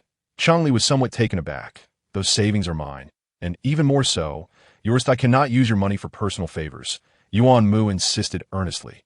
Cheng Li was touched, laughing. In this case, shouldn't you men be saying that it's my money? I'll spend it as I wish, and it's none of your concern? Yuan Mu's lips twitched. Ali, I am different from them, and why money is all yours, and I am yours. The sudden confession caused Cheng Li's cheeks to flush, and she dared not meet Yuan Mu's gaze. Then let us exterminate the insectoids together. The mech and flying vehicle were my responsibility as well. Not you, but the insectoids, Yuan Mu clarified, having heard Li Jing and the others' accounts. Even if Cheng Li didn't turn the flying vehicle and mech into blades, they were already beyond repair, rejected by the maintenance facility. The next day, Yuan Mu and Cheng Li took the flying vehicle to pick up Wen Zhao, Li Jing, and Song Yulan, flying together to the starport. The trio sat in the brand-new flying vehicle, envious, as it was the latest model in the Alliance, not yet available for sale. It costs over 100 million. Not many can afford it, Wen Zhao noted. Regardless of the price, this is indeed the most comfortable flying vehicle I have ever been in. It is said to have the strongest anti-explosion and anti-bullet capabilities in the Alliance. Li Jing added, reaching out to touch the vehicle's body, his mouth opening to bite it. Don't leave your saliva. Cheng Li stopped him. I thought you would remind me to be careful with my teeth. Li Jing replied, feigning injury. Cheng Li shot him a sidelong glance. Why would I care about your teeth when you don't care about your own? Upon arriving at the starport, the personnel sent by Commander Liao to protect Cheng Li and Yuan Mu approached them. Cheng Li initially thought there would be around 10 people, but nearly 100 showed up. She was bewildered. Was she really taking 100 bodyguards to volunteer? Cheng Li turned to look at Yuan Mu, who maintained a calm demeanor as if he had expected this all along. I sent this a bit too ostentatious. Cheng Li remarked, 100 people is nothing. Have you seen how many people commanders travel with? It's usually over 100, sometimes even hundreds or thousands, Li Jing dismissed. Cheng Li glanced at Wen Zhao and Song Yulan, who appeared equally unperturbed. Cheng Li realized she had been overreacting. Chapter 66. Search and Rescue on the Starship. Nearly all volunteers were assigned to share rooms of 4. However, Cheng Li and Yuan Mu receive a room for 2. This is an unexpected benefit of marriage. Li Jing mused. The Alliance encouraged childbirth. Not only did married couples receive privileges, but families with children enjoyed extraordinary benefits, including annual childbirth allowances until the child turned 18. Kong Ji remarked, his tone filled with longing. When will the Alliance assign me a wife? Lin Chengzhe voiced his inner question. The Alliance's rule was that once your rank reached a level 5 soldier, they would arrange a blind date for you. Kong Ji shot him a disdainful glance. You didn't know such an important thing? Lin Chengzhe countered, if it's so significant, how come you know about it? Kong Ji, disinterested, turned and went to his room. The teacher mentioned it during class. Didn't you hear? Li Jing exclaimed in surprise, unable to believe someone hadn't listened. He had paid keen attention and even taken notes. Lin Chengzhe felt he had missed out on a fortune. Leaning on Li Jing's shoulder, brother, what exactly did the teacher say? Please tell me in detail, Li Jing. That the starship would sail for 4 days and 5 nights. Cheng Li spent her days going to the gym and attending classes in their room. Yuan Mu wished to accompany her, but unfortunately, there were too many classmates on the ship, and some would occasionally knock on their door, inviting them to join them. Yuan Mu was quite annoyed by this and hung a sign on the door that read, "Resting, please do not disturb." Once the sign was up, Yuan Mu finally enjoyed some peace, and on the night of the 5th day, the starship arrived at star 132 in the Baimu star system, one of the 3 planets attacked by the insectoids. With everything stored in spatial buttons, Cheng Li and Yuan Mu disembarked empty-handed. Behind them trailed nearly 100 people, making them appear less like volunteers and more like leaders on an inspection tour. While others arrived in small groups of a few or a dozen, They stood alone to tea that moment. Star 132 was illuminated as bright as day, revealing shattered walls and shocking devastation. Robots were clearing the rubble from the streets, while some early arriving volunteers wielded equipment, searching for those buried beneath the debris. Cheng Li and Yuan Mu exchanged glances and accepted the task of locating survivors, with most of their classmates doing the same. While a few chose to clear the streets, transporting piles of stones and dirt away. Only a handful went elsewhere, such as shelters, to tend to the injured. Cheng Li stood before a heap of ruins, gazing at a massive billboard on the ground, which made it evident that this had once been a hotel. The detector emitted a faint sound. Yuan Mu scanned the rubble, walking back and forth but unable to pinpoint a specific location. Cheng Li simultaneously released her mental and supernatural powers, slowly moving towards a particular spot. Seeing this, Yuan Mu followed suit without hesitation, unleashing his own abilities. While he couldn't detect anything else, he could sense metal. Here, Cheng Li pointed to the ground beneath her. Yuan Mu exchanged a glance with her, and as his abilities surged towards the earth, he spoke after half a minute. There is a significant amount of metal below. Cheng Li nodded, stepping back a few paces. Move this wall, she commanded. The wall was a broken, collapsed structure, measuring nearly 4 meters long, about 3 meters wide, and half a meter thick. The fracture exposed sharp and menacing metal, instinctively prompting everyone to take a step back. Yuan Mu approached the metal, grasping it with his bare hands. That don't move. We will bring the machinery over, a soldier interjected, unable to contain himself. Yuan Mu did not refuse. As soon as the soldier stepped away, he seized the metal, preparing to lift it. Another soldier arrived, astonished. Are you planning to move the wall by hand? The soldier glanced at Cheng Li, his eyes clearly conveying the message. Aren't you going to stop him? Cheng Li sighed and stepped forward, coldly stating, step aside. This was directed at both Yuan Mu and the soldier. No need. I can manage. Stay back. The dust will be significant, Yuan Mu replied to Cheng Li. Then turned to the soldier, instructing, you step back a bit. The soldier hesitated, but Yuan Mu was already lifting the wall. The soldiers stood in astonishment, watching him remove the wall effortlessly, just as they began to doubt the wall's solidity. Yuan Mu slammed it down by the roadside, causing the ground to tremble and dust to billow, and no more doubts. This was indeed a real wall. With the wall removed, Cheng Li returned to her position. Let us work together. This will expedite the process, she suggested, lifting a massive boulder that obscured her figure, revealing only her calves. The soldiers were once again taken aback. Could a human truly accomplish this? What need was there for machinery?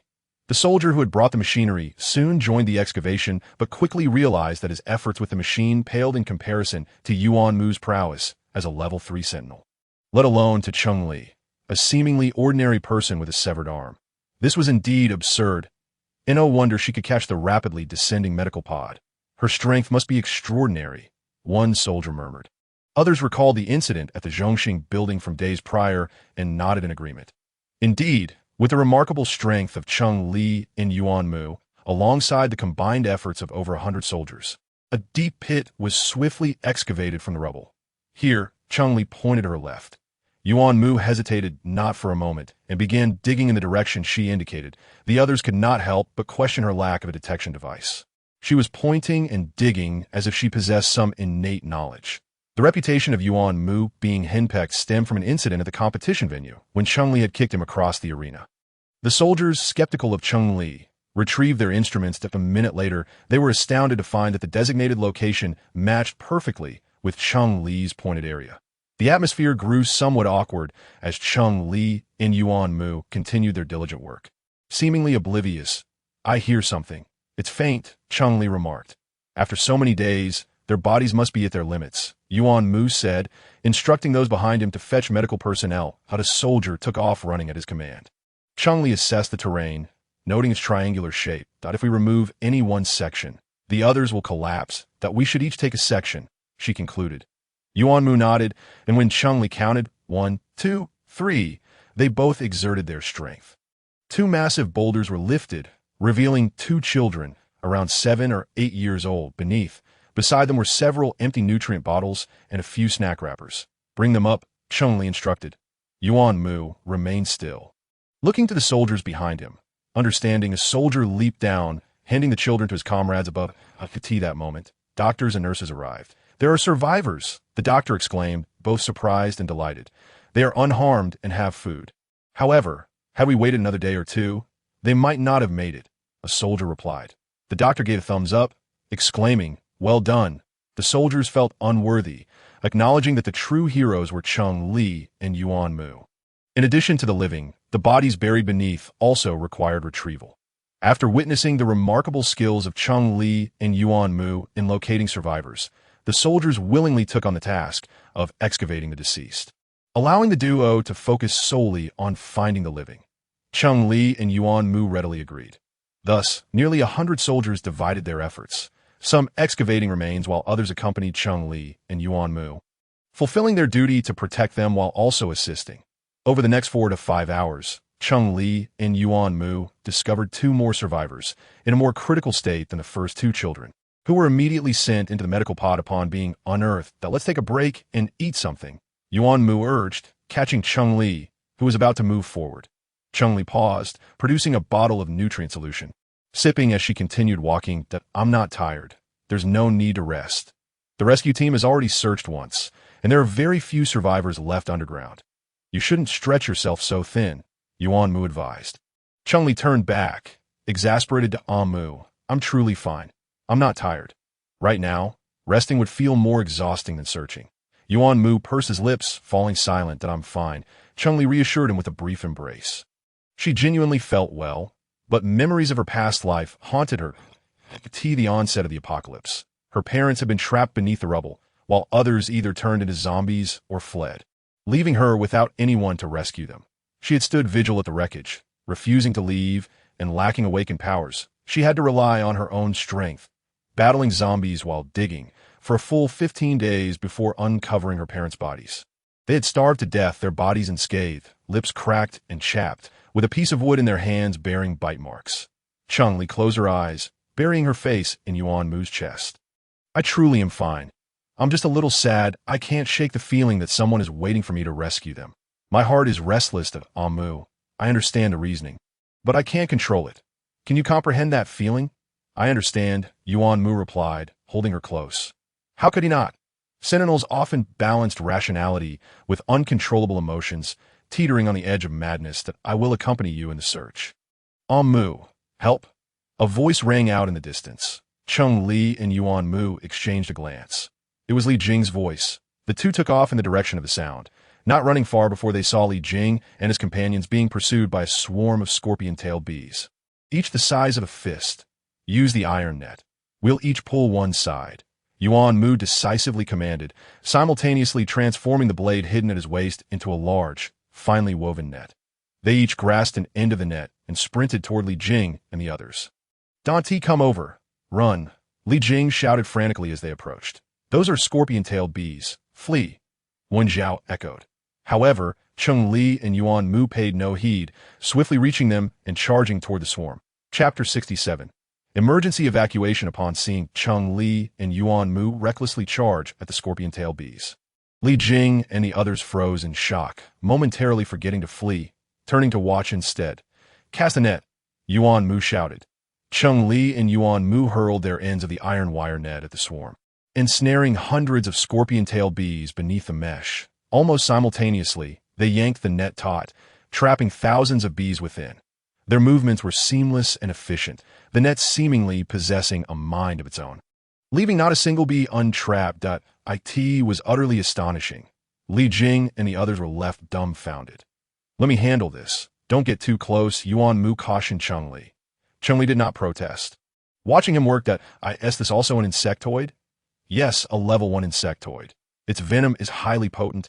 A few stings could be fatal," Yuan Mu clarified, tying off the net and securing it to a plastic pipe, which he then hoisted onto his shoulder. "This is quite valuable. A single live one can fetch several hundred to 1,000 star coins." Cheng Li gazed at the scorpion-tailed bees in the net, suddenly finding them endearing, their eyes sparkling. "Oh, many star coins." Yuan Mu's expression softened. "Typically, hospitals and pharmaceutical companies purchase these. That we should inquire with them." Each time insectoids appeared, pharmaceutical representatives would come to collect some for processing. Certain parts of these creatures could be transformed into medicine, proving remarkably effective for various ailments. "You actually brought a net," Lin Xingze exclaimed, astonished. It turned out to be quite useful. Yuan Mu demonstrated their haul to the others. Wen Zhao nodded. But who in their right mind would volunteer to carry a net? Yuan Mu. Shouldn't you all seek medical attention first? Cheng Li reminded Li Jing and his companions, as they all bore visible swelling from the scorpion tail bee stings, their faces and hands increasingly puffy. Among them, only a female guide remained unscathed, having been well protected. If you hadn't mentioned it, I would have forgotten the pain, Li Jing grimaced, wincing in discomfort. The commotion had drawn not only patrolling guards, but also medical personnel, along with curious onlookers, including representatives from pharmaceutical companies that, "Oh, these scorpion tail bees are all alive," a middle-aged man exclaimed, his eyes gleaming with greed. "How much are they worth? I want them all," just as Yuan Mu was about to respond. His expression suddenly shifted, instinctively reaching for Cheng Li, but she was quicker, her fingers releasing a flurry of blades, slicing past the man's ear like a flash of white light, with a sharp sound. Something was severed, followed by the thud of an object hitting the ground. "What the hell?" Lin Xingze exclaimed, startled into jumping on the spot. A fish had indeed fallen into the net. Li Jing wore a look of shock as well. Everyone rushed over to inspect the scorpion wasp that had dropped to the ground. Goodness, it was alive. The crowd recoiled in surprise, hastily retreating as they noticed its tail ready to strike. Damn, it moves so fast. "Catch it, and that's hundreds of star coins. Don't snatch it. That's my sister-in-law's prey." Hey, we won't compete with your sister-in-law." Amidst the chaos, they finally managed to confine the scorpion wasp in a plastic container. Upon closer inspection, it didn't seem so formidable after all. Victory lay in its numbers, or rather, its venom. Its speed of flight was also impressive. Your sister-in-law's knife skills are extraordinary. She merely severed its wings without inflicting any harm on its body. Could it be a coincidence? Show me a coincidence like that. There were over 900 scorpion wasps in total, some of which were slightly injured, thus priced lower. However, the intact ones fetched a handsome sum. Cheng Li beamed with delight as she noted the additional 800,000 star coins on the account, envisioning the prospect of purchasing a flying vehicle. Yuan Mu chuckled as well, surprised that they had managed to accumulate so much on the very first day. Should we buy for Li Jing and Song Yuan only? Will Wen Zhao be unhappy? Cheng Li inquired, glancing at the three individuals being treated by a nurse not far away. Yuan Mu froze. Realizing he had overlooked this concern, I had initially overlooked it too. Cheng Li responded calmly. They exchanged glances and, after a moment, Cheng Li suggested, "Once he gets married, I shall give him a mech that I personally crafted." Yuan Mu's expression darkened. He felt compelled to inform her that typically, only seasoned mech artisans could fabricate mechs, a title often requiring decades of experience. Wen Zhao's wedding might not occur anytime soon.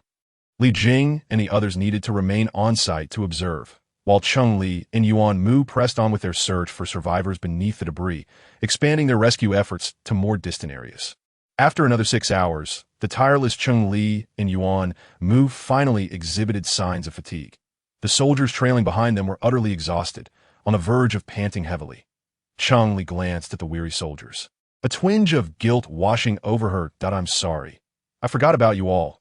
Since they refused to rest while she and Yuan Mu persisted, the burden was heavier on the soldiers, who had been working at high intensity for over 10 hours. "Let us take a 3-hour break. Everyone can move freely," Cheng Li announced.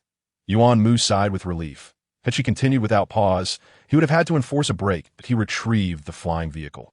Turning to Cheng Li, "Go rest in the vehicle. There's water inside, and I prepared clean clothes for you in the cabinet." Cheng Li entered the vehicle, closed the door, and set the windows to one-way mode. She poured out half a bucket of water, then opened the cabinet. The first items to catch her eye were neatly stacked undergarments. Cheng Li felt a mix of sweetness and embarrassment. She was curious about what Yuan Mu had been thinking when he prepared those items. After showering and changing into clean clothes, she opened the door, intending to call out to Yuan Mu, only to find him sprawled on the ground among the soldiers, fast asleep, gentle snores resonating around him. "Never mind, it's fine this way." Cheng Li shut the door, pulled out the single bed from the vehicle, and within a minute succumbed to a deep slumber. Cheng Li was awakened by the blaring sound of alarms. Almost instantly, she leaped from the bed, clutching her dagger at her waist that a swarm of insect eggs and newly hatched creatures appeared ahead. Yuan Mu pushed the door open, his expression grave. There might be a 5th tier, or even higher, insect mother nearby. The insect hierarchy ranged from 1 to 9, with 5 being exceptionally high, not to mention the notorious insect mother known for its mental prowess. This would prove to be a formidable adversary. Cheng Li had no concept of 5th-tier insect mother's strength, but seeing Yuan Mu's grave demeanor made her aware of the imminent threat. "Give me the mech.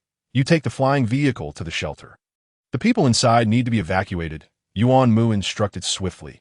Cheng Li felt the spatial button on her hand being removed. "I can't drive the flying vehicle," she replied helplessly. "No, Ali, you can. Even a 3-year-old can pilot a flying vehicle." Yuan Mu gave her a penetrating look. "Take care of yourself." With that, he closed the door. The vehicle's AI was highly advanced. Cheng Li activated the beginner apocalypse mode. Searching for the shelter's location, she swayed slightly, but managed to navigate there. Before long, she had acclimated. The driving experience was not vastly different from her previous life. It was merely a matter of being on the ground versus in the air. Frankly, driving a flying vehicle was easier, with fewer restrictions and simplified command execution. The shelter resembled a giant egg, made of various metals, which Cheng Li instantly adored. If not for the current urgency, she would have loved to explore it further. The shelter had been constructed over a considerable period, and numerous metal sources had accumulated on its surface. As she parked, she utilized her abilities to absorb some of the metal sources, after drawing in a significant amount. Her previously pale complexion regained its rosy hue as if she had consumed a vitality tonic. Cheng Li's flying vehicle had a capacity of 5 tons and only 6 seats to accommodate more individuals. She pressed the hidden seat button, temporarily folding the seats back into the vehicle's body. Besides Cheng Li, the local government had dispatched several other flying vehicles. As soon as her vehicle door opened, people surged in, cramming themselves in like sardines until no one else could fit, leaving those outside looking forlorn as they stepped back. With the door shut, the flying vehicle ascended, and Cheng Li accelerated to maximum speed. Shooting out like a beam of light, the passengers lurched forward, their faces pressed against the windows. Cheng Li drove recklessly, yet no one complained. They understood that reaching safety was their only concern. The safe zone was a temporary area designated as the most populated by the 132-star people. Guarded by the military, Cheng Li's vehicle descended like a shooting star at the gates of the safe zone. As soon as the door opened, the occupants rushed out, and the first thing they did was find a spot to bend over and vomit. Once they disembarked, Cheng Li maneuvered the vehicle away, completing the entire process in under 3 minutes. Cheng Li continued making trips, and by the 4th round, the shelter supervisor informed her, "There's no need to return after reaching the safe zone. You should be able to evacuate everyone in one go." "Understood," Cheng Li replied, her gaze drifting to a massive flying vehicle not far off. Its size 3 times greater than her OWNIT was indeed large. But it couldn't match her speed. Cheng Li shook her head. She felt no envy as her vehicle once again shot off at lightning speed. The supervisor sighed, observing the seemingly docile girl, marveling at her unexpectedly fierce nature. "One cannot judge a book by its cover," an aide commented. "Yet thanks to her, we managed to evacuate in such a short time," the supervisor noted. After completing her final trip, Cheng Li did not linger in the safe zone, but activated the location query and positioning function on her light brain, setting out to find Yuan Mu. Upon pinpointing his location, she frowned. Wasn't that the place she had just passed? Yet when she had gone by moments ago, there had clearly been nothing there. Chapter 68. The giant insect mother. The journey from the safe zone to Yuan Mu's location took Cheng Li over 20 minutes. As he had been on the move at a swift pace, when the striking red and green of his vehicle came into view, Cheng Li was momentarily stunned. Beneath it trailed a small, flying craft. What had transpired? The exterior of the flying craft was utterly destroyed, as if corroded by a highly corrosive substance and battered by gravity, exposing its inner mechanisms. Not far behind them, Cheng Li stared in disbelief at the sight before her. Was that a combination of a multi-limbed fish and a crocodile? How could such a colossal creature move with such agility? The vehicle's communication system chimed, and in the next moment, Yuan Mu's insistent voice rang through. "Cheng Li, turn around and head to the starport, quickly." Cheng Li redirected her course, following Yuan Mu closely. "What is happening?" While we were preparing to exterminate the larvae and destroy the eggs, the insect mother suddenly appeared. Until then, no one knew where it was hiding. Yuan Mu explained rapidly, "Sister-in-law, that creature is 5th tier and exceptionally formidable. Don't act recklessly." Li Jing's voice chimed in over the channel, "Sister-in-law, the military has arrived, that we are unarmed.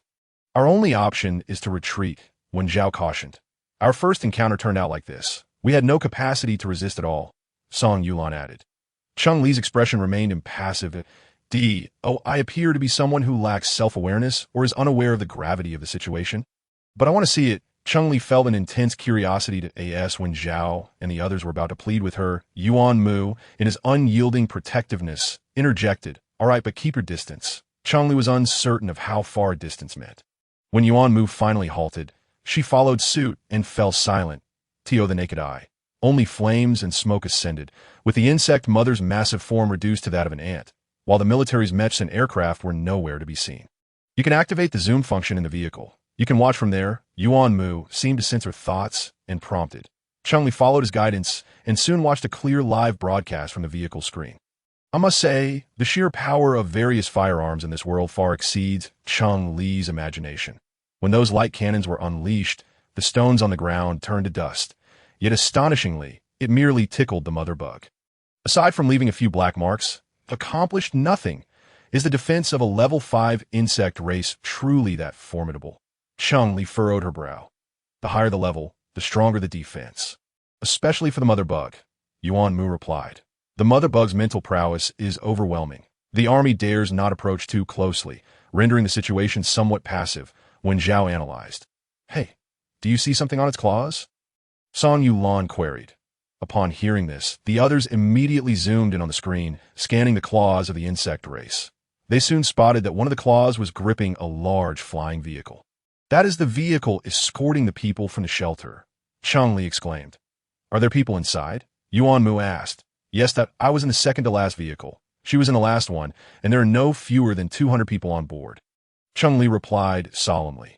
After hesitating for 2 seconds, she made a decision. I must go back and take a look. I'm not acting impulsively. I just want to see if there's an opportunity. I will go with you, Yuan Mu interjected. The small flying craft carrying one Zhao, Li Jing, and Song Yulan was set down by Yuan Mu, watching the red and green mechs and the flying vehicle recede into the distance. The faces of the three grew grim. Although the truth is harsh, I must emphasize their importance. Even 1,000 or 10,000 of us cannot compare, Li Jing said indifferently.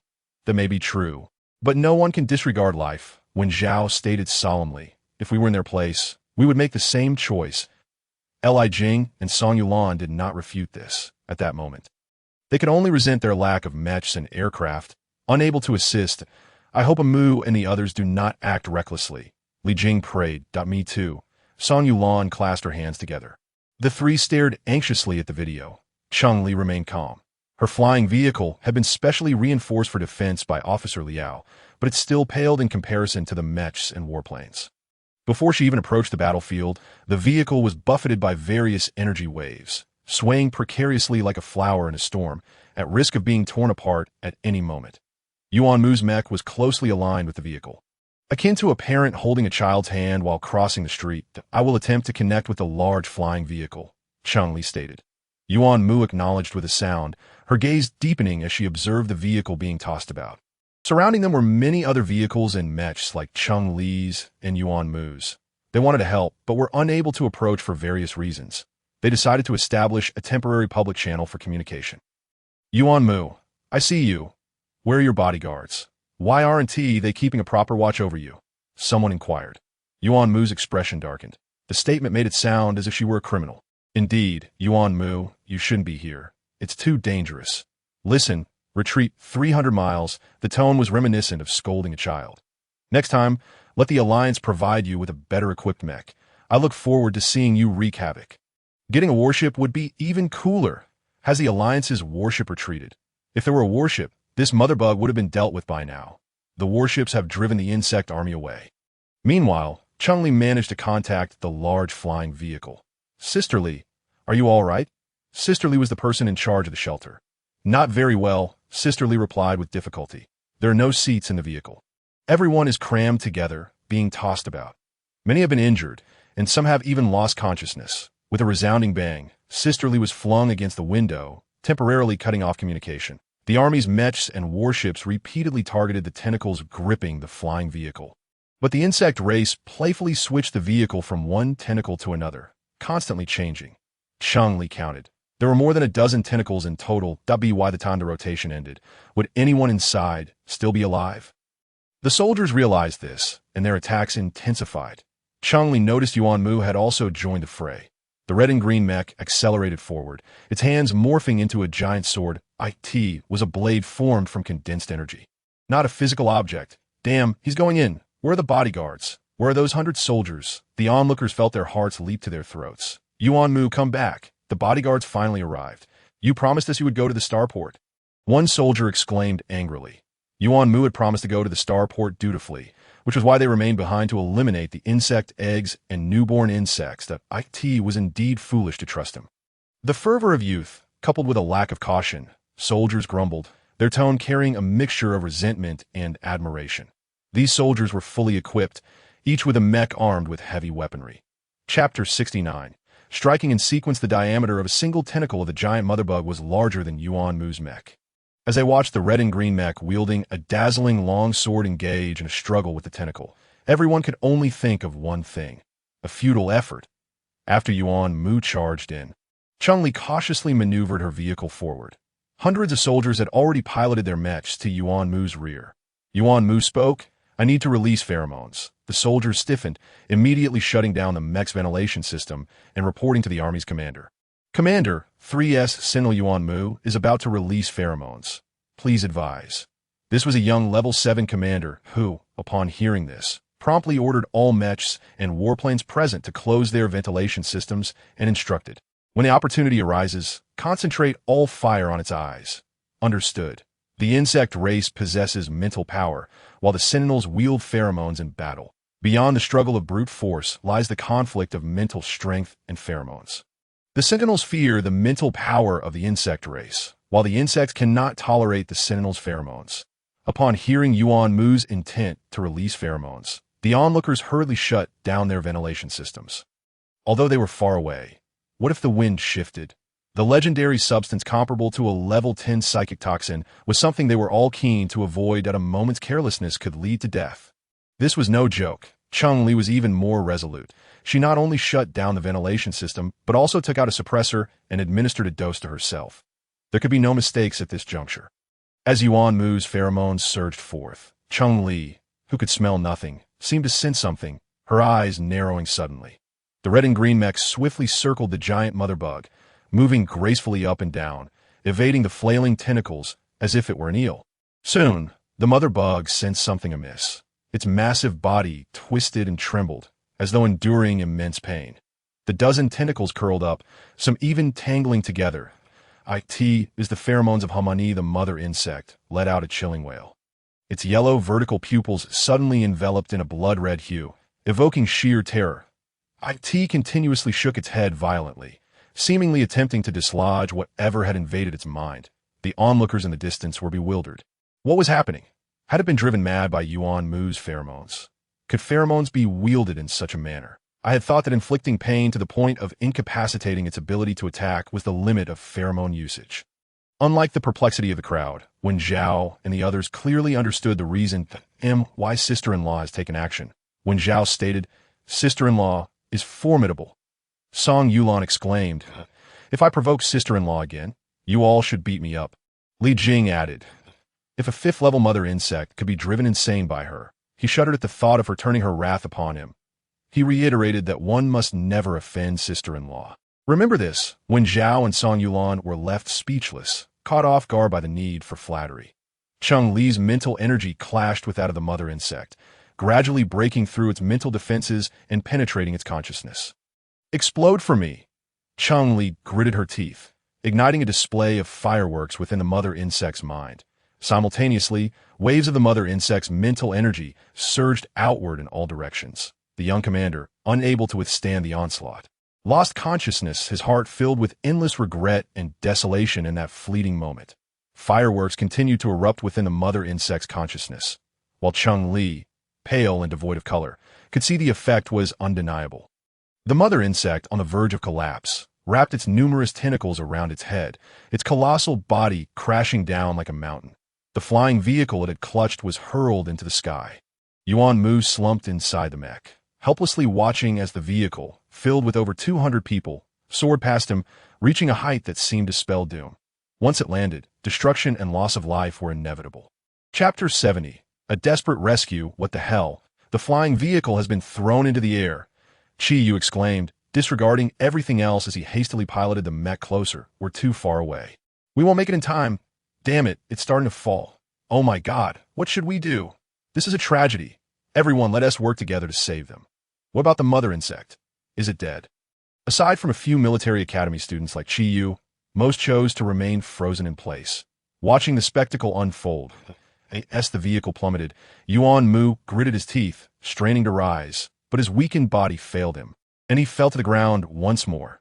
Time was running out, Yuan Mu thought, his crimson eyes filled with regret and despair. He still wasn't strong enough. Just as the damaged flying vehicle was about to hit the ground, a striking red and green vehicle suddenly caught everyone's attention. Who was it? What were they doing? There was no time for contemplation as the red-green vehicle opened its windows, launching two metal chains as thick as a child's wrist. A familiar scent, a familiar formula. The crowd recalled the scene at the Zhongxing Hospital building. Were they about to witness this anti-science, inhuman act firsthand? Eyes widened in excitement and anticipation. However, while the previous instance involved a treatment pod, this was a large flying vehicle, weighing dozens of times more. Could the two chains withstand it? Before their astonished gazes, the chains seemed to possess a will of their own, swiftly wrapping around the ends of the flying vehicle. As the chains tightened, the red-green vehicle managed to stabilize the descent of the large vehicle. It was incredible. They had actually gained control. What kind of sorcery is this? Someone asked, bewildered. Same question here. It seemed like a mystery. The moment the concept of the supernatural was mentioned, the public frequency fell silent. Yet, within seconds, someone shouted, "The small vehicle can't take off. It's going to land. Come on, little vehicle." It was struggling to ascend. It couldn't last much longer. Smoke was billowing from its power unit. Now, they needed to find a place to set down the large vehicle. Find a place? It's not even able to fly. Don't worry, Chi-Yu and the others are almost there. As Chi-Yu finally arrived, he wasted no time, piloting the mech directly beneath the descending vehicle and bracing against its weight. Others who arrived a moment later quickly followed suit, collectively managing to momentarily stabilize the large vehicle. Is the mother insect dead? Someone inquired on the public frequency, but no one could provide an answer. Cheng Li piloted her vehicle toward the safe zone, accompanied by Chi-Yu and Huolin. Meanwhile, a group of unconscious soldiers remained behind, along with Yuan Mu, who was conscious but immobilized. Yuan Mu, are you still alive? Lin Xingze asked over the public frequency. Yuan Mu, if you're alive, give a sign. This is Kong Ji. Should we go check it out? The mother insect appears to be motionless, when Si Hua suggested. Let us go take a look. She had left him behind like this. Yuan Mu lowered his gaze, knowing she was right, but feeling an overwhelming sense of loss. Gloom and sorrow burgeoned within him, refusing to be suppressed. There was a knocking sound from outside the mech. Yuan Mu, are you all right? Yuan Mu pressed his lips together, reluctant to respond. Yuan Mu, if you're fine, just give a sign that if you don't respond, I'll assume you're unconscious and take measures to break in. The voice outside insisted that I'm alive. Don't worry about me. Yuan Mu replied, devoid of hope. The individuals outside exchanged glances, puzzled by the situation. Shall we check on the others first? Someone suggested. The others nodded. Since he was alive, they would leave him be. The high-level Sentinel's physical resilience was robust. He shouldn't be so easily incapacitated. Yuan Mu thought, is that what Ali thinks too? He spread his arms and legs, murmuring, if Ali doesn't come, I'll one get up. Meanwhile, Cheng Li and the others successfully delivered the flying vehicle to the safe zone, where those waiting immediately began rescuing the passengers. Upon their return, the safe zone dispatched a security and medical team to accompany them. The members of the security and medical teams turned pale upon seeing the massive mother insect. There is still a fifth-level mother insect on the 132nd star. They realized, their backs drenched in cold sweat from the thought of having lived so close to a fifth-level mother insect for so many days. Fortunately, it's dead, one of the medical team members remarked. Chi-Yu asked uncertainly, is it really dead? It's dead, we can't even tell if it's alive or not, a doctor assured him. It died rather mysteriously, Chi-Yu muttered. Cheng Li remained silent, stowing the flying vehicle in her spatial button as she walked toward the nearby mech. Sister-in-law, you need to see what's wrong with Yuan Mu. He wants to come out. Lin Xingze urged anxiously. Cheng Li frowned and quickened her pace. Though Yuan Mu's breathing was weak, it was steady and regular. He shouldn't be in serious trouble. As she approached the mech, its hatch opened. Lin Qingze and the others exchanged glances, realizing their mistake. They had misjudged Yuan Mu, the double-standard dog. Upon entering the mech, Cheng Li noticed a faint scent of wood. "Do you have a headache?" she asked, placing her hand on his temple and gently massaging it. This moment. Yuan Mu needed mental recalibration, but after clashing with the mother insect, her consciousness had also sustained damage, rendering her unable to assist him. She recalled seeing 2 A-grade guides among the medical team.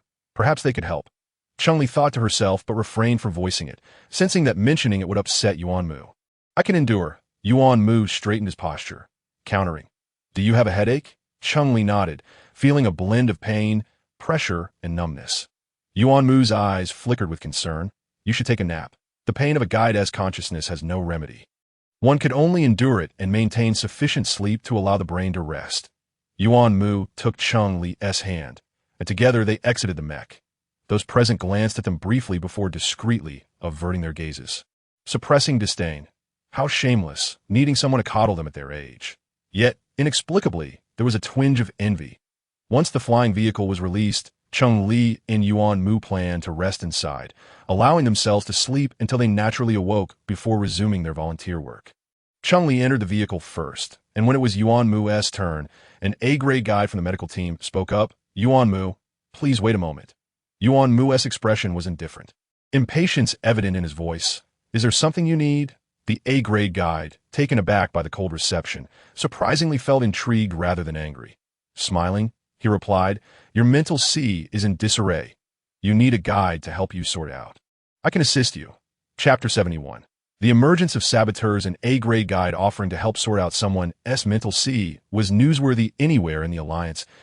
An A-grade guide was considered a high-ranking level of guide, and charging at least 5,000 star coins for a session was standard practice. Even if one could afford it, they would still have to queue for an appointment. After finally reaching the front of the line, one would also need to consider the guide's mood.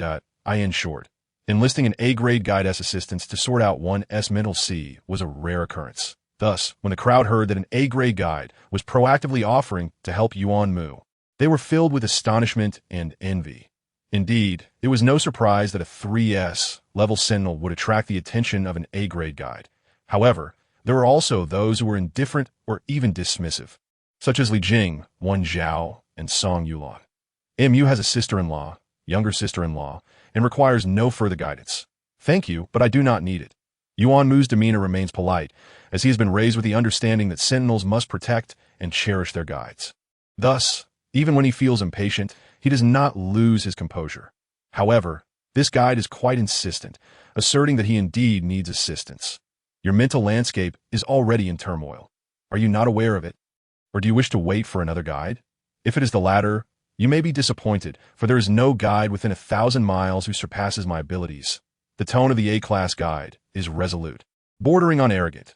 Nearby, Wen Zhao, Li Jing, and Song Yulan exchange glances, rolling their eyes. There are individuals far more capable than you within just 3 meters. Inside the vehicle, Cheng Li is already reclined on a single bed. Upon hearing the A-class guide's proclamation, she remains unfazed, her curiosity piqued about how Yuan Mu will respond. In the next moment, she hears Yuan Mu say, "Your prowess is irrelevant to me, that I do not require guidance right now. Please step aside." This time, Yuan Mu's tone has turned considerably colder. Yet the A-class guide does not relent, frowning as he insists, "Yuan Mu, your state is troubling that if you neglect guidance, you risk irreversible consequences as a 3S Sentinel. You should prioritize the greater good. If you fear your wife may object, I can explain it to her directly. Moreover, she is an ordinary person and cannot assist in sorting your mental landscape. She cannot help you and should not prevent others from doing so." The A-class guide speaks with conviction, ensuring that everyone in the vehicle hears him. Wen Zhao strokes his chin, eyeing Li Jing is unperturbed. After all, Yuan Mu has had countless admirers since childhood, making him accustomed to such attention. It is uncertain how this female guide will feel when she learns the truth later on. TSK. Ignorance breeds fearlessness. Song Yulan sneers that you think the sister-in-law will hold a grudge. Li Jing asks, intrigued by the unfolding drama. Wen Zhao and Song Yulan exchange knowing looks and nod slowly, indeed, that at this moment. Chi Yu and others quietly gather around Wen Zhao, Li Jing, and Song Yulan, each wearing an expression of curiosity. The interloper has arrived. What do you think Yuan Mu will do? Qiyu queries. Lin Changzhe declares, I stand with the sister-in-law. When Si Huai adds, I too support the sister-in-law. Lin interjects, however, what that female guide said is accurate. Yuan Mu is destined to rely on a guide. Qiyu concludes, in other words, Yuan Mu will inevitably have another woman. Upon hearing this, the group falls silent. After a few seconds, Wen Zhao remarks, mind your own business and do not meddle. The words of the female guide echo in the air, prompting the others to steal glances at Yuan Mu, attempting to discern his feelings. Yet apart from his cold demeanor and impatience, nothing else is visible. He furrows his brow and reiterates, my affairs do not concern you. With that, he slams the car, door shut. The onlookers are taken aback. Yuan Mu has dismissed a high-ranking guide for the sake of his ordinary wife. Impressive. They feel sympathy for the A-class guide. The female guide, too, is stunned, her beautiful face a canvas of embarrassment, indignation, and rage. Clenching her fists, she huffs and strides away. Inside the vehicle, Cheng Li feigns sleep with her eyes closed. Yuan Mu, fully aware of her act, does not expose her, leaning down to kiss her forehead before pulling out another single bed and lying down as well. The pretending Cheng Li turns her back to him, but her audacity has grown. Outside the vehicle, a young commander at level 7 stirs awake, muttering a foolish question, am I not dead? The nurse smiles, what do you think? The commander frowns, what about my soldiers? What about the mother worm? As the nurse tidies up, she replies, they're all beside you. You can stand up and see for yourself. Furthermore, your mental landscape has just been sorted by an A-class guide. The fee will be deducted directly from your account. The commander nods, understood. As he stands, the first thing that meets his gaze is the enormous corpse of the mother worm. His breath catches, and his pupils dilate as he instinctively looks for a weapon. However, he soon realizes something is amiss. The mother worm is dead. IT is dead. The commander dashes towards the corpse. Having lived for over 30 years, it is his first time witnessing such an intact level 5 mother worm corpse. This corpse holds special significance for the Alliance. They must protect it at all costs. The young commander excitedly activates his communicator to contact his superior. His superior, equally thrilled upon hearing the news, dares not make decisions on how to handle the corpse, so he must continue to escalate the matter. When General Liao learns that a complete level 5 motherworm corpse has been recovered from the 132-star system in the Bei Mu galaxy, his first thought is not of the corpse itself, but rather, how did you kill it? The young commander is momentarily stunned. He had completely forgotten about that. He sends someone to summon Qiyu and the others, who had been watching from a distance and would certainly know how the motherworm met its demise. However, when the question is posed, Qiyu and the others are equally bewildered. We are not sure. Huolin remarks, were you not on site? Less than a minute after you fell, the motherworm also collapsed. Lin Changzhe speculates, could it be that Yuan Mu's pheromones killed it? Was Yuan Mu there as well? General Liao inquires. Qiyu and the others nod, confirming that he released potent pheromones that temporarily incapacitated the motherworm. General Liao refrains from commenting further and asks, was Cheng Li present? Yes, her performance was outstanding today. Qiyu asserts, passionately recounting how Cheng Li heroically saved the vehicle. General Liao's expression remains stoic, but internally he is seething with frustration. How bold they are to provoke a level 5 motherworm. Were either of them injured? General Liao asks. No. Qiyu replies, pausing before adding, however, Yuan Mu's mental state is rather chaotic. He refused the A-class guide's offer to assist him. Do not concern yourself with him. General Liao states coldly. Qiyu and the others exchange glances, realizing that General Liao appears quite irate. Chapter 72. Is she useful? The cause of the level 5 motherworm's death remains a mystery. Apart from knowing it suffered immensely before dying, they cannot discern anything else for now. Perhaps by dissecting its body and meticulously studying its brain and organs, they may uncover the answers, someone suggests. This proposal is met with immediate opposition. Such a complete corpse, are you willing to part with it? If it were to be preserved as a specimen and exhibited across the Alliance's planets, it would surely be in high demand. Is it possible we are overthinking this? Perhaps it simply succumbed to the pheromones of a 3S Sentinel. The probability of that is only 50%. Then we shall await instructions from above. Whether to dissect or preserve, we shall follow orders. When General Liao contacts Yuan Mu, he is just awakened, but he glances at the still sleeping Cheng Li and quietly steps out of the vehicle. Only pressing the accept call button after moving a safe distance away. Find a secluded spot, General Liao states directly. Yuan Mu surveys the area, noticing that everyone is gathered here, treating it as a temporary base. He strides confidently to a more open space, ensuring there are no onlookers within 50 meters before replying. You may proceed. Did Cheng Li kill the mother worm? Though phrased as a question, General Liao's tone is steeped in certainty. Yuan Mu responds with an affirmative grunt, countering, have you uncovered that information? General Liao shakes his head, admitting that while they have not yet discovered the truth, they may be able to once the body is transported back to Alpha. Upon hearing this, Yuan Mu furrows his brow. Then do not send it back. General Liao's lips twitch. The news has already been relayed, and many desire the corpse that I cannot make that decision. Moreover, if I were to intervene, it would raise suspicions and deepen doubts. Ultimately, it is the commotion caused by your actions that has led to this situation that in that scenario, we had no choice. Ali was compelled to act. Yuan Mu defends Cheng Li. General Liao chuckles. I do not blame you. You all performed admirably. Without your intervention, the entire 132-star system would likely have suffered. Without a warship or the finest mecha, attempting to kill a level 5 motherworm would be akin to chasing phantoms. Yuan Mu does not share in the joy of praise.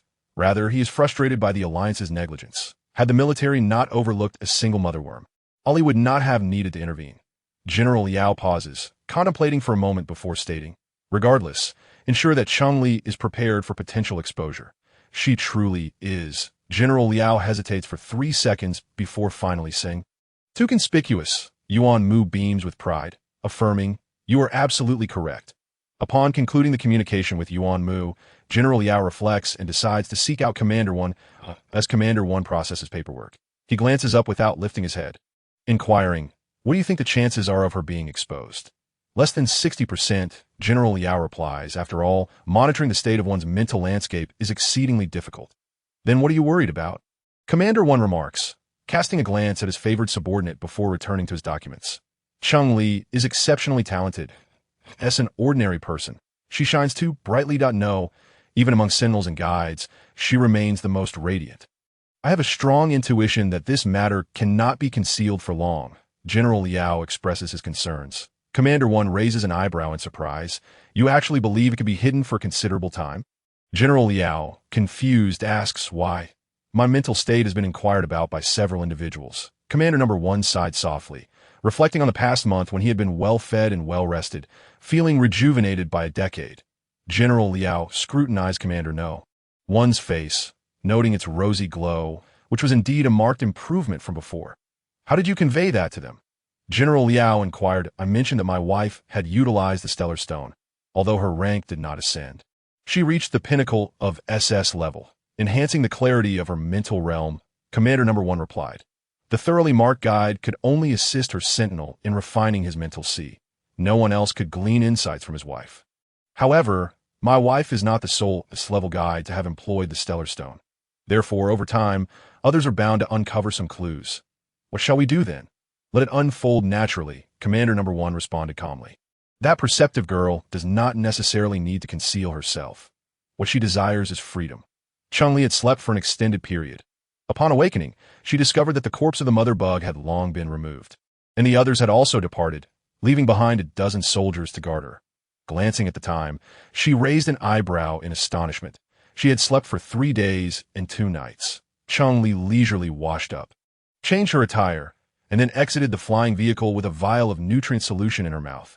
Where did Yuan Mu go? She asked one of the soldiers. The mother bug laid numerous eggs on star 132, hatching thousands of insectoids. All the military academy volunteers have gone to combat the bugs, the soldier replied matter-of-factly. Meanwhile, Li Jing and several students from the 1st Military Academy sat exhausted on the ground, gulping down nutrient solutions while their eyes fixated on the ongoing battle nearby. There, Yuan Mu wielded a machete, cutting through foes with ferocity. During the Imperial contest, Yuan Mu never utilized his legs. I initially assumed they were incapable of exerting strength. Who knew? He must have feared the battle would conclude too swiftly, leaving the Empire in disgrace, which is why he refrained from using them, Qi remarked. Wherever he trained his legs, they are mightier than my natural ones. Lin Qingze exclaimed, Li Jing, did you know? I never inquired. What purpose does it serve? You won't be utilizing them anyway. Perhaps one day we might, Lin Qing's countered. This is not without possibility, Kong Ji added. Seeing Yuan Mu, I suddenly find the prospect of losing legs and arms less daunting. Others nodded. Indeed, not just less daunting, but somehow slightly anticipated. When Zhao's mouth twitched, don't be ridiculous. Remain lucid. You are not Yuan Mu. If you lose your legs, you become disabled. Not forget, Yuan Mu attained his current strength only after redifferentiation. The group recalled Yuan Mu's despondent demeanor when his rank plummeted following the loss of his legs, and they became considerably more sober. Yet Yuan Mu's legs were indeed remarkable. Strength and speed, likely double that of my own, Lin Qingzhen noted. Qi shook his head. I fear it is more than that. He has not exerted his full might. Lin Qingzhen's expression stiffened, biting down on the straw of his nutrient solution in frustration. Fine, I shall not compare myself to a non-human. Yuan Mu's condition rather peculiar. Kong Ji expressed some concern. At that moment, Yuan Mu stood before them, blocking the insectoids, granting them the respite to rest and drink nutrient solutions. With the mental sea in disarray and the sensitivity period approaching, it is remarkable he can maintain normalcy. One Zhao stated. Others appeared taken aback, momentarily feeling sympathy for the insectoid larvae. The group exchanged glances at the dwindling number of insectoids, and someone suggested, why not leave these for Yuan Mu? Are these sufficient? Given Yuan Mu's ferocity, it might not be enough. After he finishes exterminating the bugs, will he come and challenge us? I cannot compete. Can I flee beforehand? As if we could stand a chance, observing the diminishing insectoid numbers. Urgency swept over them. Let me contact my sister. Perhaps she can come to assist, when Zhao said. Does anyone not know Cheng Li as a guide? The crowd queried, is her presence beneficial? Li Jing and Song Yulan nodded vigorously. Extremely beneficial. Chapter 73. Fierce yet foolish as the last insectoid fell beneath Yuan Mu's blade, the military academy students nearby felt a tremor of unease. They abruptly rose from the ground, tensing their bodies in preparation for a hasty retreat. Does he still possess his rationality? Uncertain. Why has he ceased moving? It seems he is gazing down at something, perhaps at his own filth. He likely finds himself repugnant. When Zhao, who had grown up alongside Yuan Mu, remarked that, the higher the rank, the more sensitive the sense of smell. I understand. Yuan Mu indeed wore an expression of disdain as he discarded his outer garment and abruptly turned to dash into the mountains. The others exchanged glances. Shall we follow? Yes, keep your distance. Yuan Mu's speed intensified, his legs creating afterimages as he sped away. The military students struggled to keep pace with him, and as Yuan Mu began to fade from their sight, they had no choice but to retrieve their flying devices. Beast! Qiyu exclaimed, unable to contain his frustration. He chose to pursue Yuan Mu on foot instead of using his mech. He refused to believe that after resting for half an hour, he could not catch up to someone who had been fighting. Wen Zhao, Song Yulan, and Li Jing also ran, primarily because when Zhao's flying vehicle was damaged, I've made up my mind. Upon returning to Alpha Star, I shall enhance my physical training, Li Jing declared. Together, Song Yulan agreed. Let us find an instructor to formulate a specialized training regimen for us, Wen Zhao added. When they finally caught up to Yuan Mu, they were taken aback by the scene before them. Holy cow! Qiyu exclaimed, his face contorted. If you wanted to bathe, you should have mentioned it. Why run away? Yuan Mu submerged himself in the cool pool, vigorously scrubbing his hair while casting a disdainful glance at them, remaining silent. Li Jing and the others soon arrived, panting that as expected, he finds himself dirty. Ugh, that damned obsession with cleanliness. I too dislike feeling unclean. Wen Zhao began to undress. Let us wash together. The others glanced at one another, then began to shed their garments. Hey, female sentinels, go over there. We won't. We do not mind. Why should you care? For heaven's sake, have some shame. Brothers, let us retreat over there. My body is only for my brothers and future wife to see, excluding female sentinels. Your physique does not even surpass mine. Do you think I wish to look? No personal attacks. The pools varied in size. Yet no one dared share one with Yuan Mu. Wen Zhao submerged himself in the water and continued to attempt contacting Cheng Li. After numerous attempts, the call finally connected. Upon connecting, Cheng Li was greeted by the sight of muscular figures clad only in shorts, causing her mind to short-circuit that, the camera angle is wrong. My apologies, Wen Zhao said, repositioning the camera to focus on Yuan M. You did T that moment. Yuan Mu glanced over, locking eyes with Cheng Li. Cheng Li, observing him, instinctively swallowed, her face slightly flushed. "What are you doing?" "Bathing," Yuan Mu replied in a low voice, emerging from the water, stepping toward Wen Zhao, or rather, toward Cheng Li. "Have you resolved the insectoids on your end?" Cheng Li inquired, her gaze unabashedly roaming over Yuan Mu's form. Yuan Mu affirmed, Star 132 has been bombarded by heavy artillery, and experts predict that humans should avoid residing here for the next decade. Our next mission will likely involve assisting residents in evacuating from Star 132. Cheng Li understood. Realizing this explained why the artillery's firepower during the battle with the Motherbug had felt significantly weaker than she anticipated. Thus, the military generally relocates the battlefield to the Star Sea, Yuan Mu stated. Fighting in the Star Sea? Cheng Li suddenly became intrigued. Sister-in-law, is it truly safe? Wen Zhao interjected. Would Yuan Mu harm sister-in-law? Li Jing queried. Haven't we asked this question countless times? It's tiring, Wen Zhao replied. Just keep an eye out, he added. Cheng Li arrived with remarkable swiftness. Reaching her destination in less than 20 minutes, she stepped out of the vehicle. She was promptly enveloped in Yuan Mu's embrace. You're freezing. Hurry, get inside and change, Cheng Li urged. You should come in with me, Yuan Mu replied, effortlessly lifting her and carrying her into the car, slamming the door shut behind them. Ever since sister-in-law showed up, Yuan Mu's aura has shifted, remarked Qi, why you so gentle, like water, right? Li Jing added, double standards. Huolin exclaimed, you'll understand once you have a girlfriend. When Zhao chimed in, you know. Aren't you single too? Qiyu, Li Jing, and Huolin teased.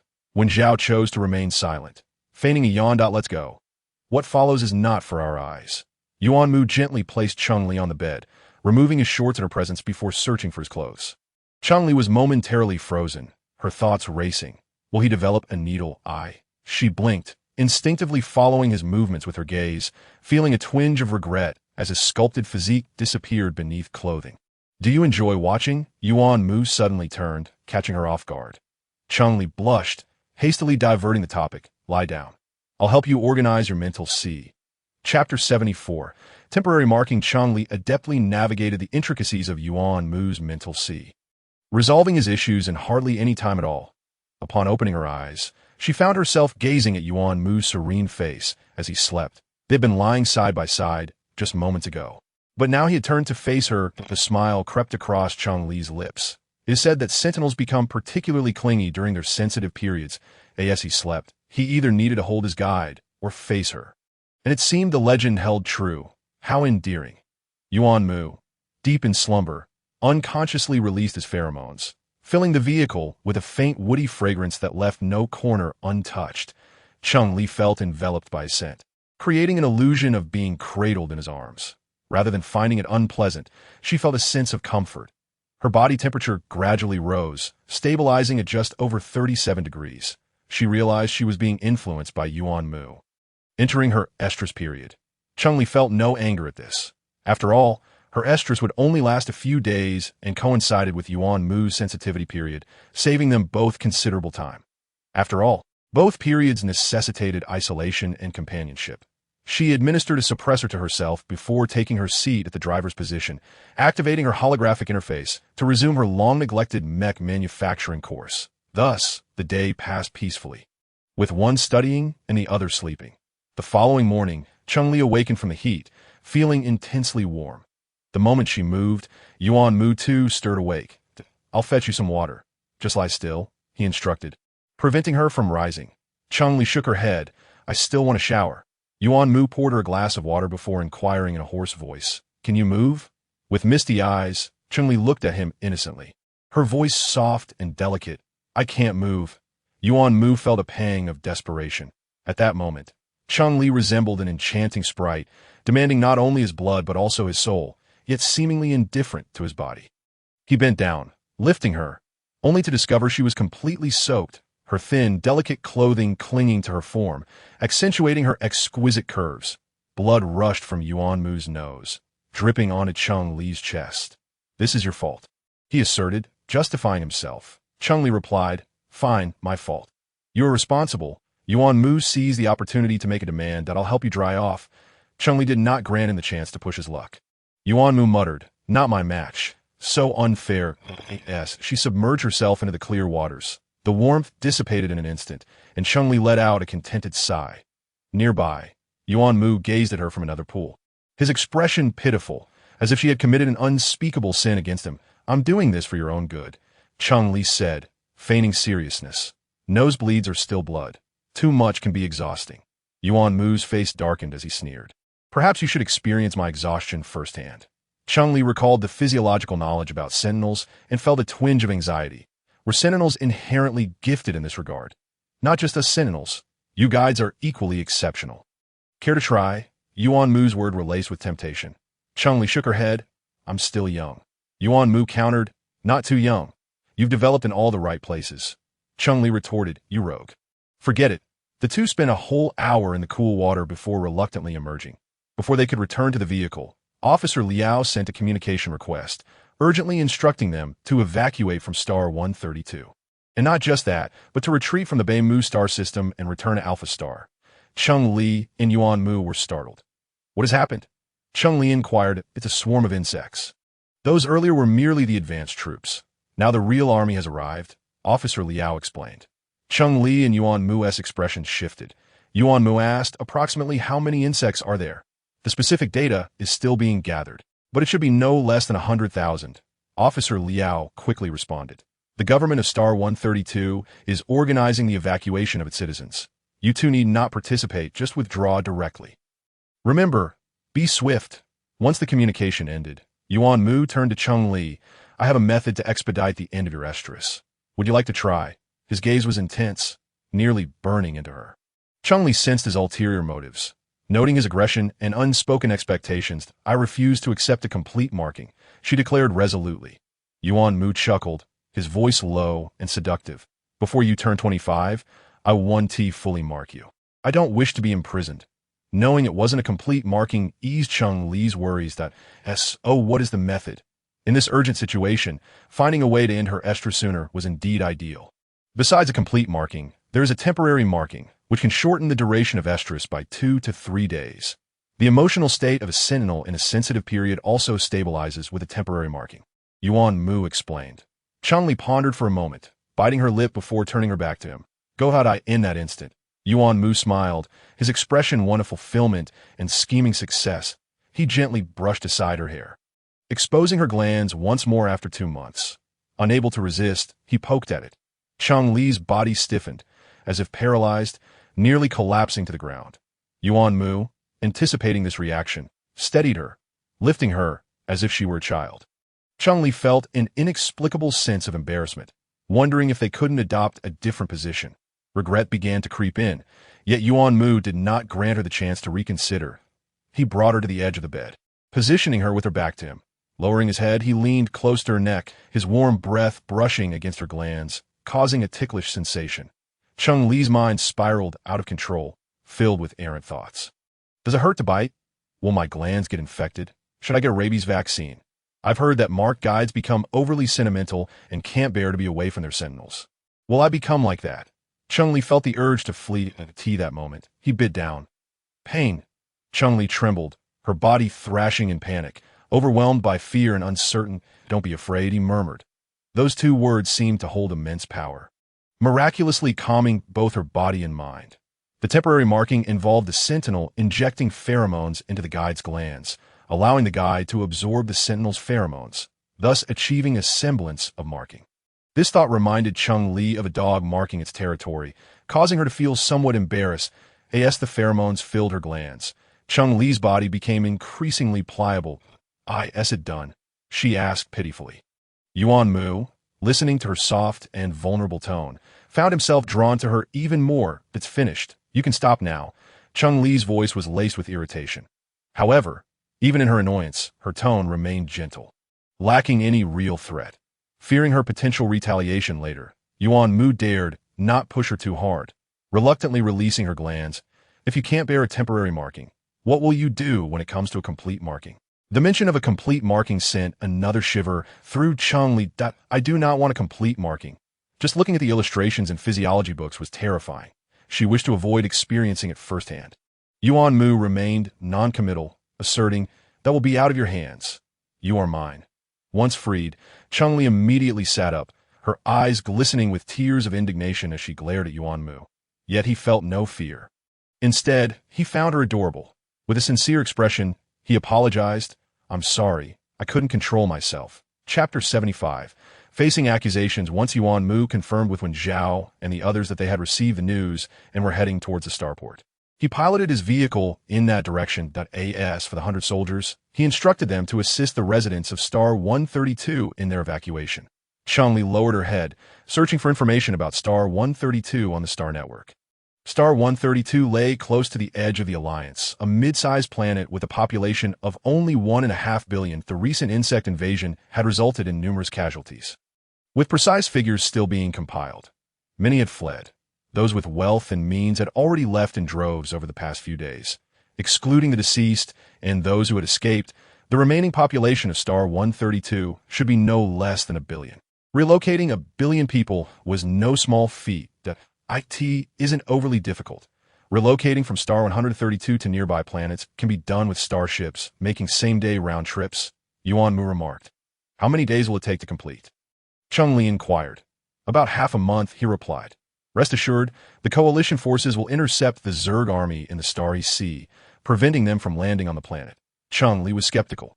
If that were the case, why was General Liao so anxious for us to leave? Yuan Mu sighed in resignation and remarked that regardless of the reason, staying would be futile. Cheng Li agreed with his sentiment. "Shall we head to the starport now?" "Yes, let us depart immediately." Upon their arrival at the starport, Cheng Li and Yuan Mu were met with a throng of people, clamoring noisily, reminiscent of a bustling market. "Let us in. Why are we being denied entry?" "Aren't you here to escort us?" A soldier maintaining order shouted. "The starship is already full. You must wait for the next one. When is the next one?" As soon as Cheng Li and Yuan Mu appeared, their acquaintances Wen Zhao and Qiyu rushed over. Wen Zhao exhaled in relief. "You finally made it. Hurry, the starship is about to depart. Go down that passage." Huolin led the way. "Hey, sister-in-law, why do you smell like Yuan Mu?" Lin Xingze wrinkled his nose and took a step back. Cheng Li's expression stiffened as her mind raced, contemplating how to navigate this predicament. That moment, Yuan Mu cast a casual glance at Lin Xingze and stated, "We are married. Is it so strange that she carries my scent?" Lin Xingze was taken aback by the intensity of Yuan Mu's gaze, feeling a chill run down his spine as he hurriedly replied, "Not strange at all. Perfectly normal." The others exchanged glances and subtly distanced themselves from Cheng Li. The sensitive Sentinel's possessiveness was not to be trifled with. "Didn't you say the starship was full? Why are they allowed to enter?" Suddenly, someone pointed at Cheng Li and Yuan Mu, loudly questioning them. Their steps faltered as they turned to face the accuser. "What are you staring at? I'm talking about you." The individual boldly continued, "We were here first. Why do you get aboard the starship while we do not?" Unfazed by Yuan Mu's cold gaze, the accuser pressed on. His outrage erupted among the crowd. "In the face of life, all are equal. Why do you have the privilege of skipping the line?" "Yes, why should you?" The crowd's anger surged, fueled by fear and frustration. "You all look young and strong. Can't you see the elderly and the infirm waiting here? Do you have no shame?" The collective emotion found a target in Cheng Li and Yuan Mu. Cheng Li remained impassive, her inner strength rendering her largely unaffected by others' opinions. Yuan Mu simply ignored the commotion, his focus solely on his guide. However, Qiyu and Huolin were not accustomed to such treatment, their noble status leaving them flustered and embarrassed. "Hey, that young man looks somewhat familiar. I think I've seen him before." Someone pointed at Yuan Mu. "Now that you mention it, he does look familiar. He is quite handsome. Perhaps he is a celebrity. I remember now. His name is Yuan Mu, a 3S level Sentinel. You can look him up on the Star Network." A gasp rippled through the crowd. He came to such a dangerous place. Why wasn't the coalition watching over him? He didn't just come to Sector 132. He's accomplished quite a bit. "Let me show you some videos," a man mysteriously declared, using his holographic device to display several clips. Among them were videos of Yuan Mu and Cheng Li rescuing survivors from the ruins, as well as a fierce battle against a Zerg queen. To ensure everyone could see, the man maximized the screen and pointed to the battle video, explaining, "The one in the red and green mech is Yuan Mu, and the one in the red and green flying vehicle is his wife, Cheng Li." The crowd was captivated by the videos, momentarily forgetting their anger towards Cheng Li and Yuan Mu. Meanwhile, the man who had played the videos offered Cheng Li and Yuan Mu a friendly smile and gestured towards the passage, urging them to leave quickly. Nodding in gratitude, Cheng Li and Yuan Mu hastened toward the starship. I didn't expect things to unfold this way. Li Jing sighed that I was terrified they would rush us and tear us apart. Lin Qingze patted his chest, still shaken by the memory of the crowd's fierce expressions. Doing good deeds brings rewards, just like this time. When Zhao mused, observing Cheng Li and Yuan Mu's closeness with a mix of admiration and envy. What do you think their reaction will be when they realize we're gone? Li Jing asked curiously. When Zhao pondered, there would be a range of responses that AS anticipated. The reactions varied after the videos played. Anger. They left. How devious. Indifference. That's how the privileged behave. They always flee first in a crisis. Acceptance. It's just a few people. They left. We couldn't board anyway. Why bother? Coalition first mentality. He's the only 3S level sentinel of our youth. What is wrong with him leaving first? He's a national treasure and deserves some privileges. Gratefulness. Given how many lives they saved, they deserve to leave first. I wholeheartedly agree. Unique perspective. Perhaps they're rushing to join the fight? They all possess extraordinary abilities. Could they be heading to repel the Zerg invasion? The collective response was a thoughtful silence. Ultimately, Cheng Li and her companions were fortunate enough to be assigned seats in the cockpit of the starship. The exterior is packed with people. There's only space here, so please find a place to sit, the starship captain said with a warm smile, his gaze lingering on Cheng Li and Wen Zhao for a moment. In the cockpit, space was limited, and everyone opted to sit on the floor. Cheng Li nestled beside Yuan Mu, claiming a corner for themselves. What are your plans upon reaching Sector 165? Qi Yu surveyed the group, focusing on Cheng Li and Yuan Mu. General Liao has ordered us to return directly to Alpha Star, Yuan Mu replied candidly, without reservation. However, the others were fixated on the mention of General Liao, failing to notice that Yuan Mu had said we instead of only Wen Zhao. Li Jing and Song Yulan caught this detail, exchanging knowing glances, recognizing it as perfectly natural for a national treasure. My family also insists I return directly to Alpha Star. While Lin added, same here, Qi Yu chimed in. The others exchanged glances, sensing an unusual gravity to the situation. It seemed the scale of this Zerg wave was not to be underestimated. The journey from Sector 132 to Sector 165 took merely 6 hours, and Cheng Li and her companions disembarked from the starship amidst the crowd. Wait here. I will check if there are any starships heading to Alpha Star today. When Zhao announced that as the others settled into their seats, they watched when Zhao approached the ticketing office. Why not check the official website directly? Cheng Li inquired. The official site may not have all the information. For instance, starships departing within the hour have already stopped selling tickets. Yuan Mu clarified. Cheng Li nodded in understanding. When Zhao returned, his expression grim. All starships are heading to Sector 132 and 2 other planets to pick up passengers. I should have anticipated that, Qi remarked, unperturbed. So, what do we do now? Lin Qingze asked. What else can we do? We'll need to find a place to stay for the time being, Qi Yu decided. Let's move quickly. If we delay, we might find all the hotels and inns fully booked. Upon hearing this, everyone hurriedly increased their pace. Cheng Li glanced at Yuan Mu. Should we pilot the mech to leave? Sister-in-law, I heard that. You're planning to abandon us. Li Jing turned, casting an accusatory look at Cheng Li. Cheng Li was momentarily taken aback, conceding, all right, I admit it's my fault. Sector 165 is relatively far from the border and should be safe. Spending some time there isn't a bad idea. We can treat it as a vacation. While Lin suggested, I'm curious to see what interesting things Sector 165 has to offer, Lin Qingze stated, activating his holographic device as they walked. Cheng Li leaned against Yuan Mu, feeling uncomfortable amidst the crowded, chaotic atmosphere. Yuan Mu wrapped an arm around her waist and held her hand, occasionally brushing his cheek against her head. An affectionate gesture that was hard to ignore. Suddenly, Cheng Li halted, frowning. Do you smell that? There's a faint, briny scent mixed with moisture. The others paused, then carefully assessed the air around them. After a few moments, they shook their heads in confusion. Cheng Li frowned and turned to the 3S level sentinel. Do you smell it? Yuan Mu furrowed his brow, replying, it's faint, but it is indeed there. This starport is situated over 2,000 meters high on a mountain, half suspended and half resting on the peak. How could there be moisture? When Zhao pondered, perplexed. Just then, Cheng Li's mental energy enveloped the entire starport as she coldly commanded, draw your weapons and prepare for battle.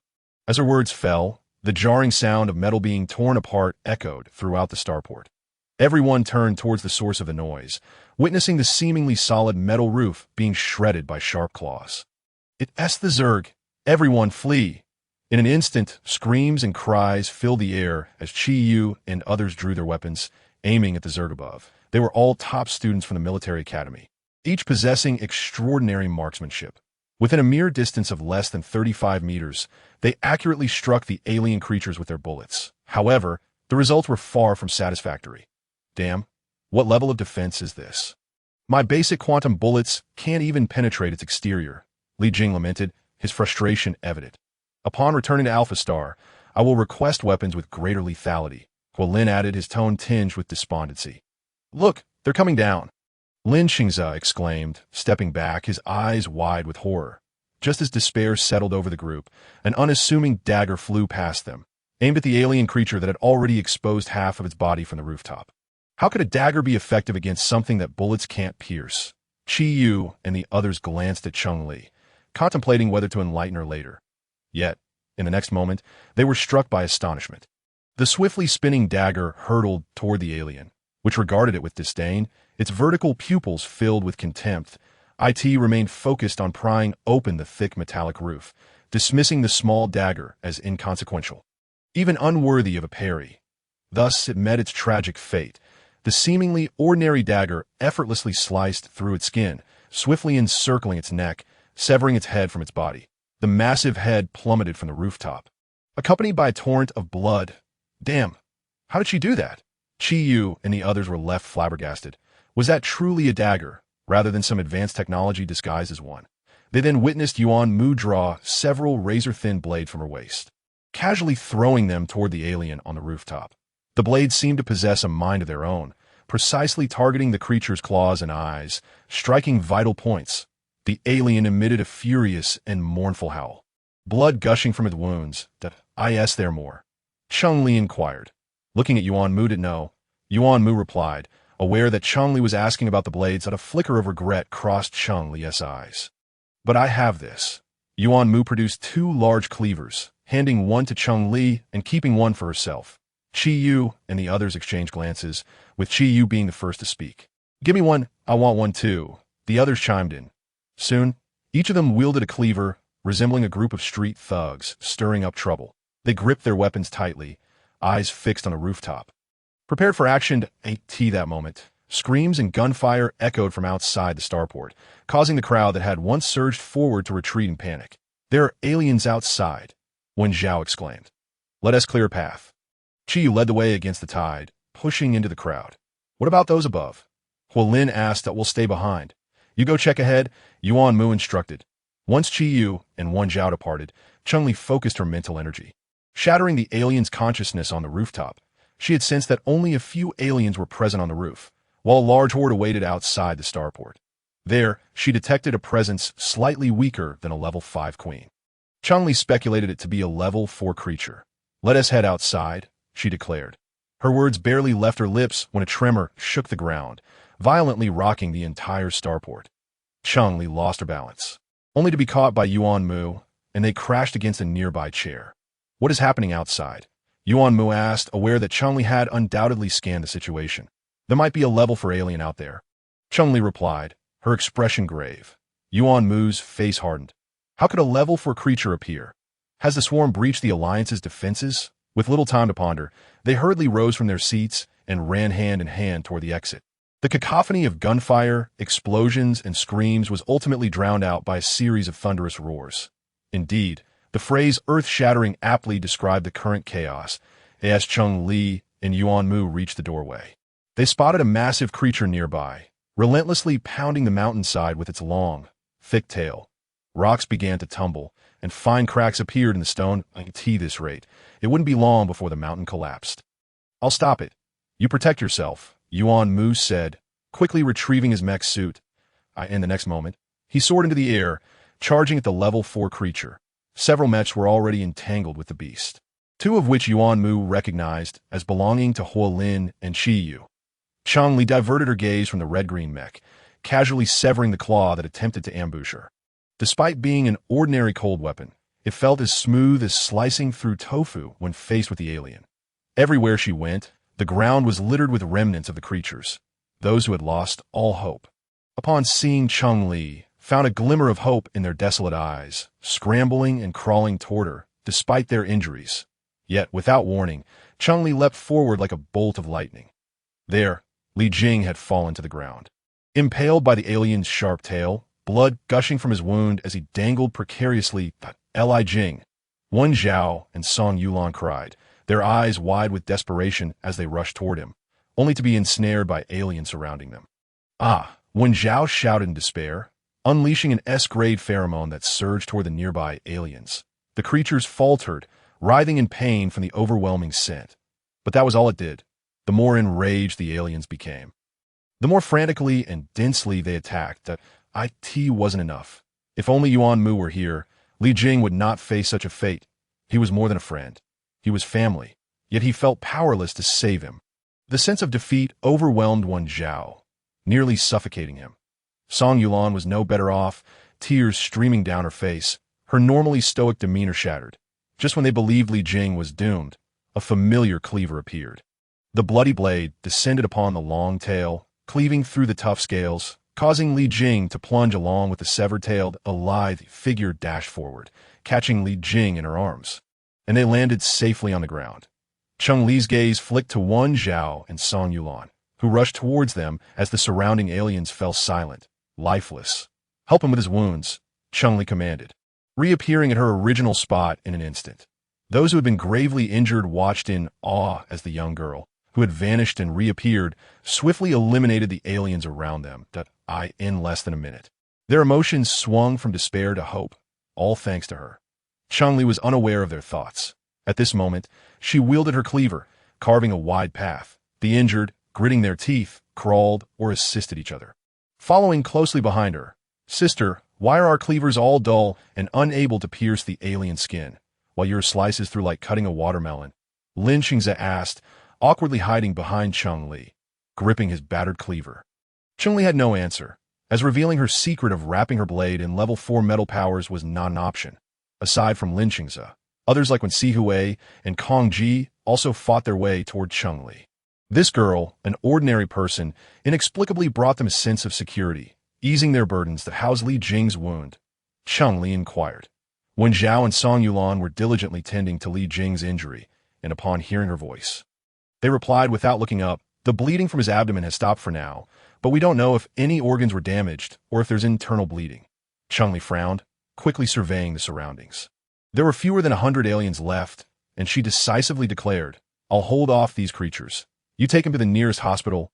As she spoke, she retrieved her flying vehicle. "Take it and go." Boom! Another thunderous sound erupted, and the red-green vehicle shook. Cheng Li opened the door, and Wen Zhao and Song Yulan carefully placed Li Jing inside. The gravely injured individuals looked at the vehicle, hesitating. "Take them too," Cheng Li instructed, pointing to a dozen or so who were severely injured and could not afford a delay. Those pointed were overwhelmed with gratitude, tears of joy streaming down their faces. "Thank you. Thank you." Cheng Li refrained from replying with "You're welcome," urging, "Hurry." The rumbling intensified, the ground trembling more violently. At this rate, the mountain would likely collapse. Cheng Li furrowed her brow, turning to glance at the battlefield not far away, only to witness a scene that sent chills down her spine. The red-green mech had plunged from above, wrapping its arms around the level for creature's long tail. Are they insane? Cheng Li's anger flared as she watched the mech crash against the rocky mountainside. Torn between concern and vindication. You brought this upon yourself? Yet, ultimately, concern prevailed. Cheng Li bit her lip, coldly observing the level 4 creature. Just as she prepared to act, the red-green mech finally stabilized, exerting all its strength to fling the colossal alien down the mountain. Cheng Li watched as the creature's limbs left the ground, soaring into the air, until it plummeted down, taking the mech with it due to inertia. Yuan Mu, the other mechs, rushed down after witnessing this. Urgency propelling them forward, a crack echoed, signaling something breaking. Cheng Li turned her head and discovered a deep fissure where the level 4 Zerg had previously stood. The crack widened rapidly, spreading beneath her feet in the blink of an eye. "The mountain is about to collapse. Run!" Cheng Li shouted, her voice imbued with psychic energy that echoed throughout the mountain, reaching the starport within. Chapter 78. It actually worked. Is the mountain really crumbling? The people in the starport remained unperturbed, seated within the oval-shaped structure, indifferent to the chaos outside. Those outside, however, gazed at the web of cracks spreading across the mountainside and instinctively turned to flee towards the starport. "We should head inside, too," Lin Chengzi suggested. Cheng Li furrowed her brows, noting that a portion of the oval starport was perched atop the mountainside, supported by numerous massive pillars. Logically, even if the mountain were to collapse, the structure should remain stable, yet an unsettling feeling gnawed at her. Cheng Li stood still, not joining the others in their rush into the starport.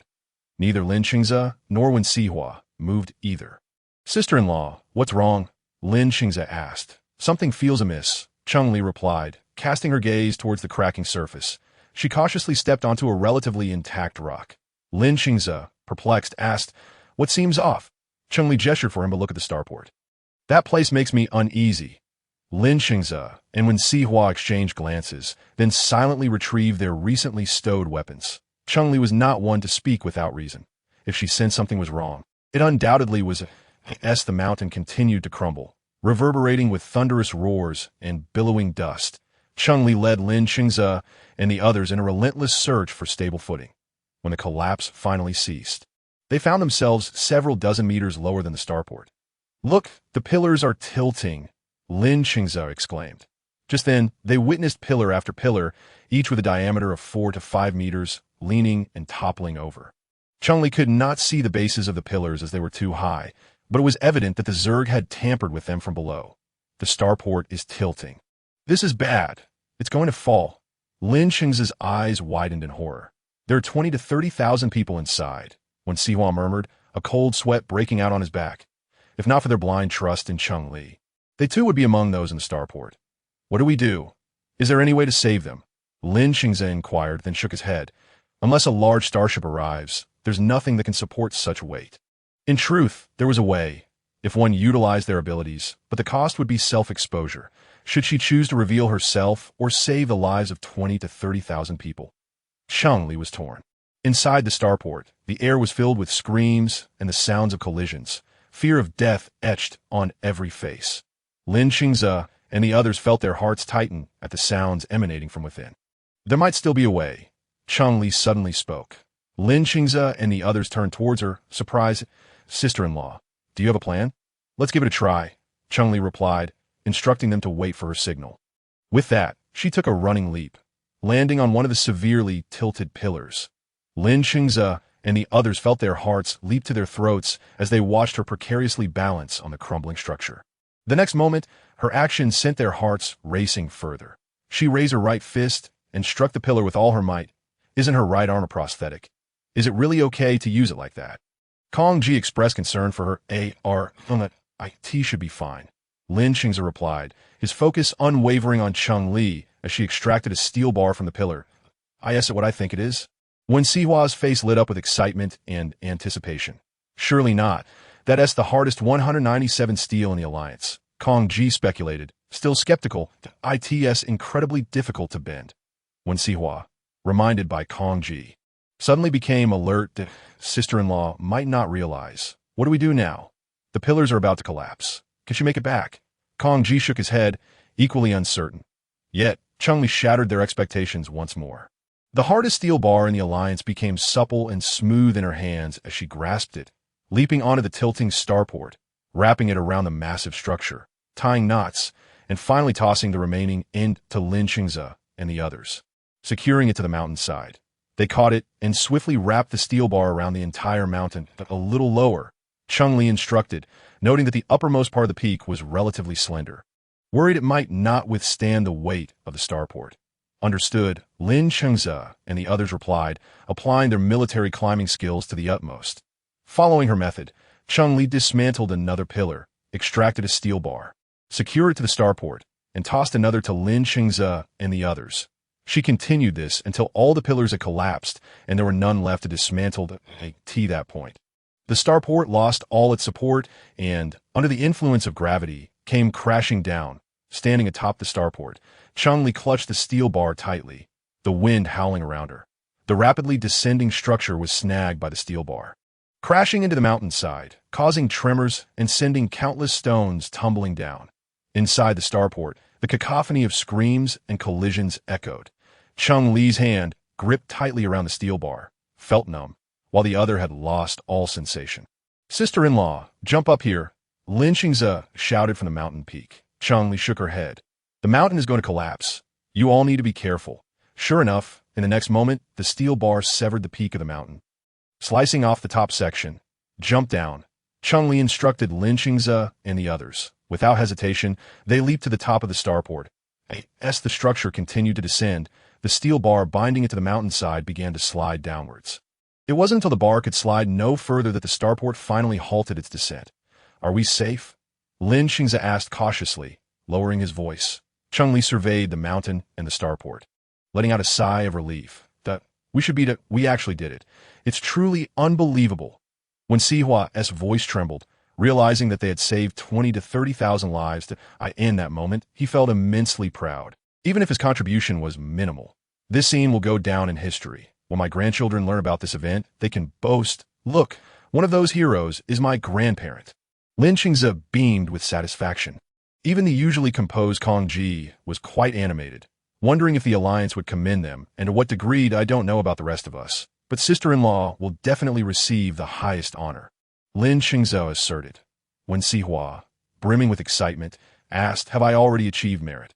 Is there a reward? Perhaps a mecha?" "Dream big, but be realistic," Lin Xingze retorted. "Surely there will be some reward?" When Sihua, a struggling student, lamented, "If the Alliance doesn't provide anything, I will personally contribute 100,000 star coins as a token of gratitude for saving my life," a voice suddenly rang out from within the starport. When Sihua looked down, spotting a man who appeared ordinary, emerging from the tier made by the Zerg. "Never mind, you've just lost your home. Life is hard enough." When Sihua declined at the 165 starport management office will reward each of you with 500,000 star coins, the man in a guard captain's uniform stated. When Sihua hesitated, glancing at Cheng Li, "Sister-in-law." Cheng Li nodded. "Accept it." When Sihua's spirits lifted, "Thank you, sister-in-law." Chapter 79. A viral sensation across the Star Network. The rescue team from 165 starport arrived late. Gazing in awe at the scene before them, utterly astounded, their understanding of reality had been shattered. Who was the genius behind this? It's one thing to conceive of an idea, but to execute it so flawlessly is truly terrifying. Could a movie even portray this? Is it really that easy to extract the steel bars from the pillars? And were they not too short? How did they seamlessly connect them? The oval starport's smooth exterior raised further questions. How did they manage to wrap the starport with steel bars? A multitude of questions swirled in the minds of the rescue team, eager to consult the superhuman behind this feat, yet they had more pressing matters at hand. They needed to rescue people. The team brought hundreds of flying vehicles, evacuating everyone from the starport, including Cheng Li and her companions. Cheng Li was the last to board a vehicle, and the moment she left the starport's top, the steel bars that had secured it began to snap one by one, shattering into debris. The massive starport, deprived of support, plummeted suddenly, creating a massive crater upon impact, leaving the once oval structure unrecognizable. Reduced to a heap of scrap metal, the passengers on the flying vehicle watched in shock as the scene unfolded, a chill running down their spines. Had they remained inside the starport, their fate would have been nothing short of catastrophic. After a moment, those who had shared the vehicle with Cheng Li rose to bow deeply before her. "Our timing was impeccable. The moment we left, the steel bar snapped," Lin Xingze murmured, stealing glances at Cheng Li. "If they had held, I would have doubted everything ID learned. After all, it's said to be the hardest steel, and its elasticity is questionable." Kong Ji discreetly observed Cheng Li. Cheng Li, oblivious to their insinuations, was busy sending a communication request to Yuan Mu through her light brain. In no response, she frowned, wondering if they hadn't dealt with that level 4 Zerg yet. That shouldn't be the case. Cheng Li then switched to contact Chiyu, and this time, the call connected. "Has the Zerg not been dealt with?" Cheng Li immediately inquired that IT's been somewhat resolved. However, Yuan Mu's condition is not quite right. Chiyu replied, directing the camera towards Yuan Mu. Then, Cheng Li fell silent as someone relentlessly pounded the head of a level 4 insectoid, even causing its brain matter to splatter, yet showed no signs of stopping. Cheng Li's projection appeared behind Yuan Mu, and she lowered her voice, Mu. The assailant's movements momentarily froze. "Yuan Mu." Cheng Li called out again, her tone tinged with a hint of anger. Yuan Mu immediately turned around. his handsome face displaying a flustered expression, tinged with a touch of helplessness. Cheng Li felt a pang of tenderness at the sight and softened her tone, saying, "Yuan Mu, dispose of the insectoid's corpse and then come find me." Yuan Mu responded with a hoarse, "Okay." The rescue team's vehicle descended in front of the hospital. Since Cheng Li and her companions were uninjured, they opted not to enter the hospital, instead planning to find a hotel to book a few rooms. The captain of the Star Harbor Guardian Corps, noticing their intention to leave, hurriedly called out to them, promptly transferring 50,000 star coins to each of them and inquiring if they would be willing to accept an interview. Cheng Li shook her head directly, expressing her disinterest. Lin Chengza and Kong Ji, considering their military academy student status, also declined. Although the captain felt a tinge of regret, he did not press further, merely stating that they could come to him if they changed their minds. Just as Cheng Li finished booking the rooms, Yuan Mu, Chi Yu, and Huolin arrived. The moment Yuan Mu spotted Cheng Li, he immediately drew close, burying his face in the crook of her neck and inhaling deeply. Chi Yu looked at Yuan Mu with disdain and teased. One would think he is a guide who has just been temporarily marked, unable to survive without his Sentinel's pheromones. Cheng Li stiffened slightly. While she understood that Chi Yu was not referring to her, she couldn't shake a sense of guilt, as she indeed relied on Yuan Mu's pheromones. The instant Yuan Mu appeared, her unease, anxiety, and subtle sadness dissipated entirely. A Sentinel in their sensitivity phase cannot do without their partner, Kong Ji reminded.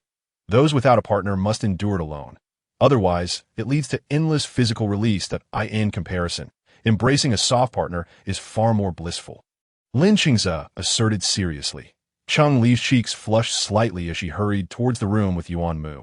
Upon closing the door, Yuan Mu embraced Cheng Li, brushing her hair aside to scent the gland at the nape of her neck, only to find that the scent of his pheromones there had nearly faded to imperceptibility, causing him to furrow his brow in dissatisfaction, just as he hesitated over whether to bite her again. Cheng Li's communicator buzz, "It's Officer Liao." Hey, as soon as Cheng Li pressed connect, Officer Liao asked, "Are you injured?" "We're all fine. Did you receive the news?" Cheng Li inquired, surprised by the speed of his response. "Not only did I receive the news, but I also witnessed your brave rescue." Officer Liao's tone carried an undercurrent of anger. "It was so dangerous. How could you take such risks? Are you trying to throw your life away?" Cheng Li detected the concern in his voice, her heart warming. "How did you see it? Did you also come to Star 165 from the Star Network? The footage is very comprehensive, capturing everything from the appearance of the insectoids to your heroic rescue of Star Harbor. Moreover, it's not just this video. There are numerous clips of your days on Star 132 that have also gone viral on the Star Network. Even the most famous stars in the Alliance cannot compare to your popularity. Especially you, Cheng Li." Officer Liao's expression grew serious. "Cheng Li, wherever you go now, you will be the center of attention. You must exercise caution and discretion." Cheng Li furrowed her brow, not expecting things to escalate to this level. "However, don't worry too much. Even if you are exposed, the Alliance will ensure your safety." Officer Liao reassured her that "My guide, I will protect her myself," Yuan Mu declared, wrapping his arm around Cheng Li's shoulders. His tone possessive. "Ha." Officer Liao scoffed. "Are you sure it's you protecting her and not the other way around?" Yuan Mu stiffened, his expression darkening instantly. Satisfied by this, Officer Liao continued, "Currently, there are no starships heading to Alpha Star from Star 165. Head to the military headquarters. I've arranged for combat mechs to be prepared for you, all outfitted with powerful artillery. Should you encounter insectoids again, you won't be caught off guard." Cheng Li and Yuan Mu's eyes lit up. "Thank you, officer." Seeing their eagerness, Officer Liao remarked with a hint of exasperation, "Tiske, what a practical little couple you are. Off you go. With mechs in hand, your safety will be further assured." With that, Officer Liao abruptly ended the call. "Shall we set off now?" Cheng Li asked, her face brimming with anticipation. "Let us take a shower and change first," Yuan Mu replied. Cheng Li glanced at their disheveled appearances and nodded in agreement. A wash was indeed in order. The two took a quick battle shower, completing their refresh in under 10 minutes. When they opened the door to leave their room, they encountered Chi Yu and Huolin emerging from their own. "Where are you headed?" Chi Yu raised an eyebrow. "What about you?" Yuan Mu countered that we're probably going to the same place, Huolin replied. Chapter 80. Delivering Mech. Huolin was the grandson of the first commander, and Chi Yu also hailed from a military background, so it was only natural for them to receive special treatment. What was unusual was Cheng Li, your sister-in-law, also piloting a mech. Yu asked curiously, aware of Cheng Li's exceptional driving skills, though he understood that operating a vehicle was not the same as piloting a mech. Yuan Mu vaguely replied, shifting the topic, are you opting for mental control or manual mech? Of course, a combination of both. In case one fails, the other can still be utilized for safety. Lin explained, I also prefer a blend of mental and manual control. What I'm curious about now is what kind of weapons they will equip us with and their power levels. Yu added, his eyes gleaming with anticipation. New recruits' mechs typically have a power level of only 5. We should be on par with them. After all, the higher the artillery level, the greater the power. If we miscalculate or fail to control it properly, we risk injuring not just the insectoids but our own comrades, and ourselves as well, Lin articulated. Yu nodded in agreement. Level 5 is sufficient. The hotel was a fair distance from the military headquarters, prompting Cheng Li and her companions to take a public transport vehicle. As the fare was deducted, Cheng Li glanced at her account balance, only to find a sudden influx of funds. 10 million star coins, attributed to the sale of a level 4 insectoid's corpse. Her pupils dilated in surprise. So much star currency. In total, it's 20 million. I split 10 million with the others and kept the other half for myself, Yuan Mu said, looking at her with fondness. Now, it's all yours, by whatever you desire. Yu and Lin exchanged glances, instinctively moving to a position farther away from Cheng Li and Yuan Mu. And oh, more dog food. I really missed out. Cheng Li recalled the level 5 insect queen from star 132. If a level 4 could fetch 20 million, how much would a level 5 be worth? Yuan Mu, clearly aware of her thoughts, frowned. Should I ask Officer Liao for more funds? He knows who killed the level 5 insect queen. Forget it, Cheng Li shook her head. Officer Liao won't find a legitimate reason to allocate us funds. Besides, we'll be receiving 2 mechs from the military soon, which is compensation enough. Next time, I'll procure a level 6 insectoid for you, Yuan Mu asserted seriously. All right, I'll be waiting, Cheng Li replied without hesitation. During their sensitivity phase, Sentinels exhibit a strong animalistic instinct, presenting anything they deem valuable to their guides, if a guide were to reject it at such a time. The Sentinel would feel profoundly hurt that, your abilities have reached level 4. Cheng Li whispered excitedly, I can't fall behind you. Yuan Mu replied, pride shining his eyes. No, you're not any less than me. You are the only 3S level among the younger generation of the Alliance. Cheng Li praised her Sentinel generously, finding his increasingly proud expression amusing. This version of Yuan Mu was a far cry from his usual calm and composed demeanor. You must be Yuan Mu and Cheng Li, right? A voice suddenly interjected. Cheng Li looked up to see a group of young girls in school uniforms, their faces flushed with excitement and trepidation. We are, Cheng Li responded gently, her voice imbued with a calming presence that eased the girls' fears. Could you please sign our books? They asked cautiously, presenting brightly colored notebooks filled with youthful enthusiasm. Cheng Li paused for a moment before accepting the notebooks, gracefully signing her name, and then handed the book to Yuan Mu. You signed too. Yuan Mu acquiesced, writing his name beside hers. The two continued to sign dozens of notebooks, and, as the girls showed, no signs of stopping. Cheng Li could not help but ask, is this not enough? Not enough. When our classmates find out we met you, they all want us to get your signatures too. And, unfortunately, we set out today specifically for class supplies, including notebooks, one girl explained with a mischievous grin, implying that they currently had no shortage of notebooks. With a resigned sigh, Cheng Li continued signing until they reached the military headquarters, finally liberated from the task. UVE become celebrities, Yu remarked, opening his light brain to show Cheng Li and Yuan Mu their trending rankings. Cheng Li was first, with Yuan Mu in second. Cheng Li's votes were soaring far ahead. Your popularity surpasses even that of Yuan Mu, Lin exclaimed. Well, you should consider what your sister-in-law has accomplished. A man waiting in front of the military department approached, affectionately ruffling Lin's hair. What did she do? Lin asked curiously, while Yuan Mu and Yu wore expressions of intrigue. Yuan Mu discreetly squeezed Cheng Li's hand, voicing his dissatisfaction. What dangerous thing have you done now?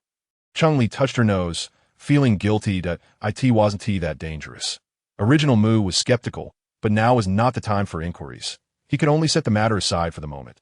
The man receiving them was a 6th-level soldier named Hua, who was a distant cousin of Lin. He instructed Cheng Li and Yuan Mu to call him Cousin Hua as well.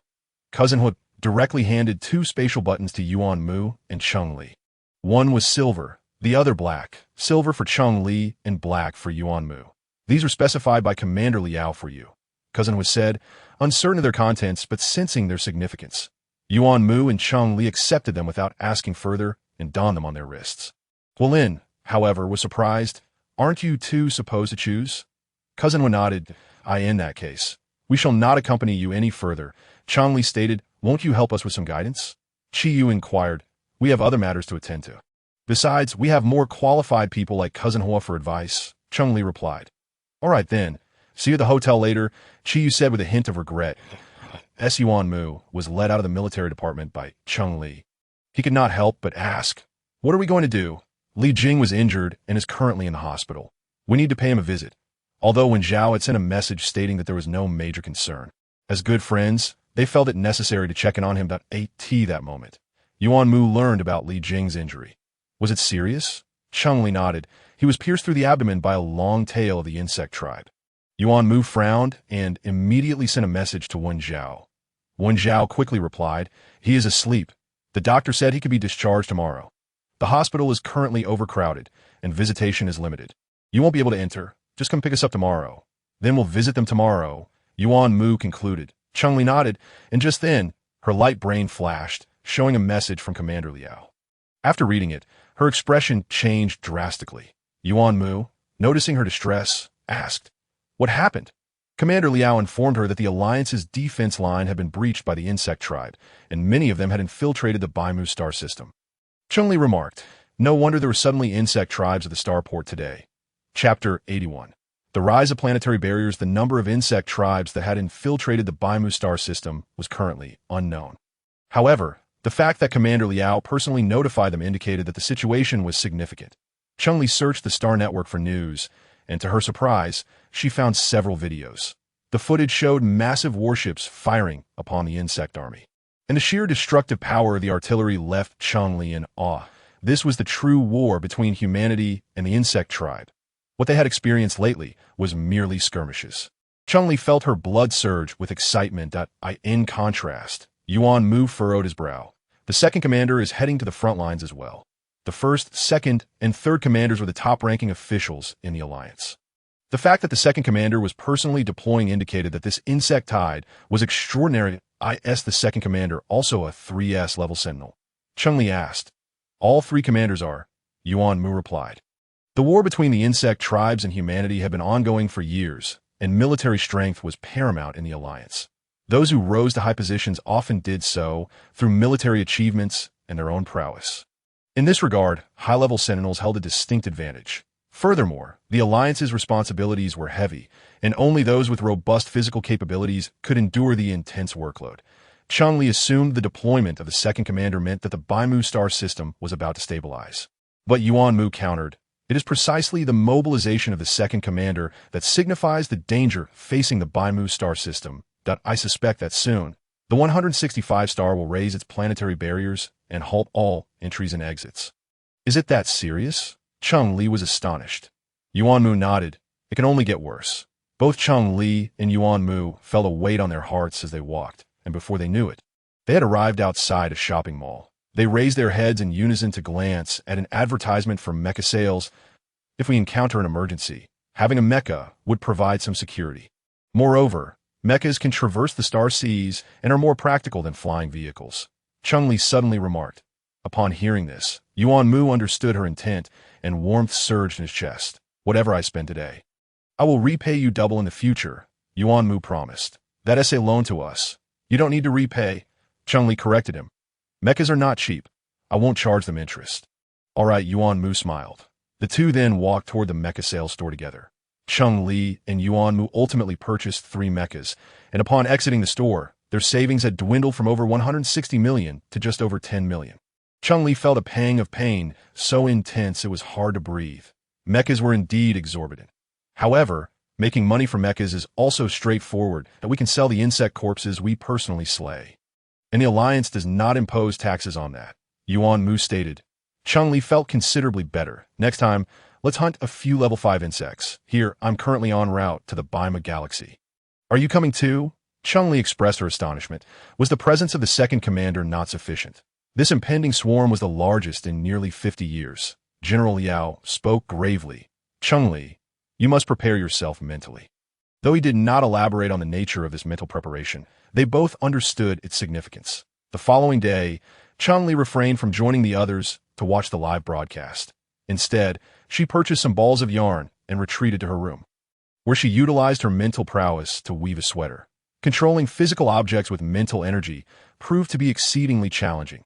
Her concentration waned within mere minutes, necessitating a 2-hour respite before she resumed her work. While she chose to forego the live broadcast, Yuan Mu also remained in the room to keep her company. Point 1 was engaged in knitting, while the other practiced his abilities with various metals. The blades he had crafted previously were quite useful, though regrettably, he could not retrieve them in the presence of others.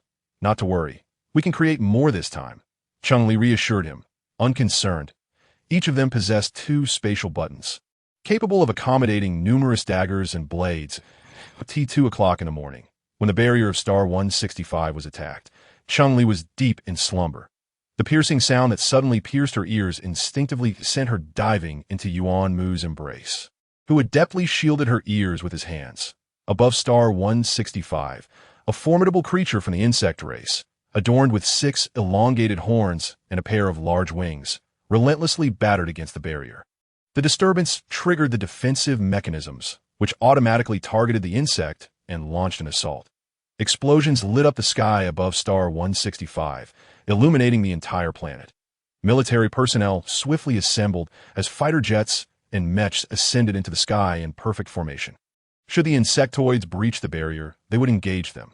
Commander, we have detected 6 level 5 insectoids, 18 level 4 insectoids, 304 level 3 insectoids, and 20,000 level 1 and 2 insectoids thus far, reported a soldier to the middle-aged commander, whose expression was grave. That he instructed the ground personnel to open the shelters and alert the citizens of star 165 to seek refuge immediately. Understood. The announcement echoed repeatedly across star 165, urging all citizens to proceed to the nearest shelters. Cheng Li and Yuan Mu hurriedly gathered their belongings as they exited their room. Others were just opening their doors. Are you heading to the shelter? Qi Yu inquired. Yuan Mu nodded, taking Cheng Li's hand as they joined the throng. It seemed everyone was aware of the impending activation of the barrier and had prepared for a swift evacuation. Within minutes, the streets were crowded and the air taxis were congested. Opting to abandon the taxi, they chose to walk. Hand in hand, they strolled at a leisurely pace, occasionally glancing up at the sky. When a dazzling light flashed above, the military's artillery fired in unison. The barrier had been breached. Yuan Mu led Cheng Li through the crowd toward a nearby square, which was relatively vacant. Aren't you going to the shelter? Wen Zhao pursued them into the square. That will go in a moment. Yuan Mu replied, turning to him. You should head there first, and no rush. We'll follow shortly. Rest assured, if the situation worsens, we'll retreat immediately, Wen Zhao assured. Yuan Mu chose not to argue further and retrieve his mech. Upon seeing the familiar red and green colors, Cheng Li felt a pang of numbness. Would anyone believe her if she explained her aversion to the red-green combination? Yuan Mu's mech, distinctly male in design with rugged lines, stood in stark contrast to her sleeker, more feminine model. Cheng Li frowned, preferring Yuan Mu's version. Just as she was about to voice her thoughts, Yuan Mu seemed to anticipate her words, swiftly entering the mech and sealing the cockpit. Cheng Li was left speechless. Insects are descending, a voice suddenly shouted. Startled, Cheng Li quickly entered her mech. Still lacking proficiency with the controls, she opted to wield her mental energy instead, as her consciousness connected with the mech. She beheld an insectoid before her, its gaping maw opening wide as a long appendage shot forth, piercing a man. While I was fishing with my grandfather, the fish were flipping with remarkable vigor. Unlike those that seemed utterly devoid of strength, the little girl, with her innocent tone, was filled with disdain. Upon hearing this, her mother could not help but interject, explaining that it was not the fish that were weak, but rather the fishermen who were exceptionally skilled. The little girl widened her bewildered eyes, exclaiming, "Oh, is that so?" In addition to the bystanders, the soldiers also took notice of the mecha. "Who is that? Their combat style is extraordinary," they exclaimed, marveling at the material of the black whip in its hand, which seemed incredibly powerful. Is this a newly released weapon? They pondered. Setting aside the whip for a moment, they focused on its strength. It effortlessly flung away several thousand pounds of insectoid foes, something no ordinary mecha could achieve. Not even the first, second, third, or fourth units could compare. The real question was how it exerted such force. The pillars and awnings it stood on remained unscathed. Divine being. The battle raged from midnight until dawn, and by this time, there were almost no humans left on the surface. The citizens of Star 165 had sought refuge underground. The first and second tier insectoids had been nearly exterminated, and only a few third and fourth tier remained. Yet the 6th tier insectoids still stood strong. Bring out the heavy artillery, the commander ordered. Sir, what is the maximum level of artillery we can deploy? A soldier inquired. Level 6, the commander gritted his teeth, for this was the Alliance's regulation. The strongest artillery permissible on the planet. A thunderous roar erupted, and countless skyscrapers collapsed in an instant, shrouding the area in a cloud of dust. Visibility vanished. The once vibrant scene was now cloaked in gray, devoid of the red and green mechas, and the 3rd tier insectoids rejoiced, feeling they could finally catch their breath. They were oblivious to the fact that they were not merely pausing, but had met their permanent demise. A sharp steel blade silently emerged from the ground, swift and fierce, piercing through the insectoid's abdomen and exiting through its back. But that was not enough. The wide blade twisted within its body, causing it to fall. Cheng Li calmly retracted the blade and departed the scene, seeking her next target. Several hours later, when the last 4th tier insectoid fell, only 4 5th tier insectoids remained on Star 165. The exhausted red-green mecha lay crumpled by the roadside. Yuan Mu? Cheng Li asked weakly while sipping on nutrient solution. Yuan Mu responded with a hoarse confirming he was still alive. Cheng Li chuckled. I didn't ask if you were alive. With your reckless fighting style, I thought you had given up on life. Of course not, Yuan Mu retorted, then boasted, Ali, I killed 6 3rd tier and 3 4th tier insectoids. So many, Cheng Li exclaimed in surprise. 3 4th tier insectoids were quite a feat. Not too many, Yuan Mu humbly replied, calculating the worth. 2 million for each 4th tier, totaling 6 million. 3rd tier insectoids were valued lower, only a few million, making a total of 70 million if in pristine condition. I didn't kill a single 4th tier today, Cheng Li lamented, noting that her tally of 1st and 2nd tier insectoids must have reached over 1,000, with several 3rd tier as well. But you saved many lives today, Yuan Mu remarked with pride. They're discussing you on the public frequency. What are they saying about me? Cheng Li inquired as she opened the public channel. The public frequency was accessible to nearby mechas or aircraft, allowing anyone who wished to join. The military had its own channel, exclusive to its personnel. Upon opening the public frequency, Cheng Li heard Chi Yu's voice. Mu, where's sister-in-law? I'm here, what do you need? Cheng Li replied, sister-in-law, you finally appeared. What material is that whip of yours? Is it the latest technology from the Alliance? Can you help me order one? Sister-in-law, your whip swinging looks incredibly impressive. So cool. Sister-in-law, you're the most beautiful. I want a whip too. Sister-in-law, you're kind-hearted. I also want a whip. Sister-in-law, you're the strongest. I want a whip. Cheng Li silently shut off the public frequency, her expression unreadable as she asked Yuan Mu. When did you acquire so many younger brothers? Chapter 84. Unsure their future, when did he acquire so many younger brothers? Yuan Mu was at a loss for how to respond. After pondering, he earnestly said, Ali, you cannot blame me for this. Initially, others called you sister-in-law for a reason, but later, you conquered them with your strength. Now, when they call you sister-in-law, it is out of admiration for your prowess. A term of respect. Cheng Li replied, I still have over 20 days until I turn 19. I do not wish to be called sister-in-law. Yuan Mu fell silent for a moment, and just as Cheng Li thought he was upset, he spoke softly, I am not the oldest in our class. Many are older than me. His tone bore a hint of grievance. Cheng Li couldn't help but smile wryly as she drained her nutrient solution and opened a new bottle. We are full of flaws. What do you think Commander Liao thinks of us? Cheng Li shifted the topic to, I don't know. Yuan Mu genuinely replied. Though he was not worried, he figured the commander intended to let things be. As long as they posed no threat to the Alliance, he was indifferent. After all, one was a 3S Sentinel, and the other a 3S Guide. Their importance to the Alliance was self-evident. Hence, they enjoyed privileges that many lacked. Cheng Li reclined, thinking it wouldn't matter to cooperate with them for inspection later. They would not uncover anything. Yuan Mu listened to her unabashed tone, rendered speechless. Cheng Li unknowingly drifted off to sleep inside the mecha. When Yuan Mu found her, he couldn't help but chuckle at the sight of her sprawled out. The 5th tier insectoids are still around. And you're sleeping? Reckless. He thought, Resigning himself to guard her, the two mechas, one red and one green, formed a unique sight amidst the ruins. The discussions on the public frequency continued, shifting from Cheng Li to the remaining three fifth-tier insectoids. They are still alive. Their defensive capabilities are astonishing. Said a soldier. These fifth-tier insectoids have nearly drained the sixth-level high-energy quantum cannon of Star 165. There's such a scarcity of weapons on Star 165. They've been transported to the front line. Who knew the insectoids would make it this far? Moreover, much of Star 165 has been devastated by artillery. Do you really think there's little left? But it's still insufficient. For a planet near the border, we should have stockpiled more weapons. Point 2 insectoid invasions in half a month. No amount of weaponry seems adequate. Ho Lin. Chiyu, can I borrow your mechas? For what? Ho Lin responded firmly that a mecha is not something to lend out. I am your cousin. Will you lend it or not? First, tell me why. Didn't TU just mention the shortage of shells? The 6th level artillery is depleted, and the 5th level is running low too. Your mechas are equipped with 5th level shells. Hurry up and hand them over. Where are you? I'll bring it to you. Yuan Mu silently listened to the conversation on the public frequency while checking the power level of his mecha's artillery, which prominently displayed as 7. His was level 7. What about Cheng Li's? Cheng Li had slept for over 2 hours before Yuan Mu woke her. What is it? She groggily asked, still not fully awake.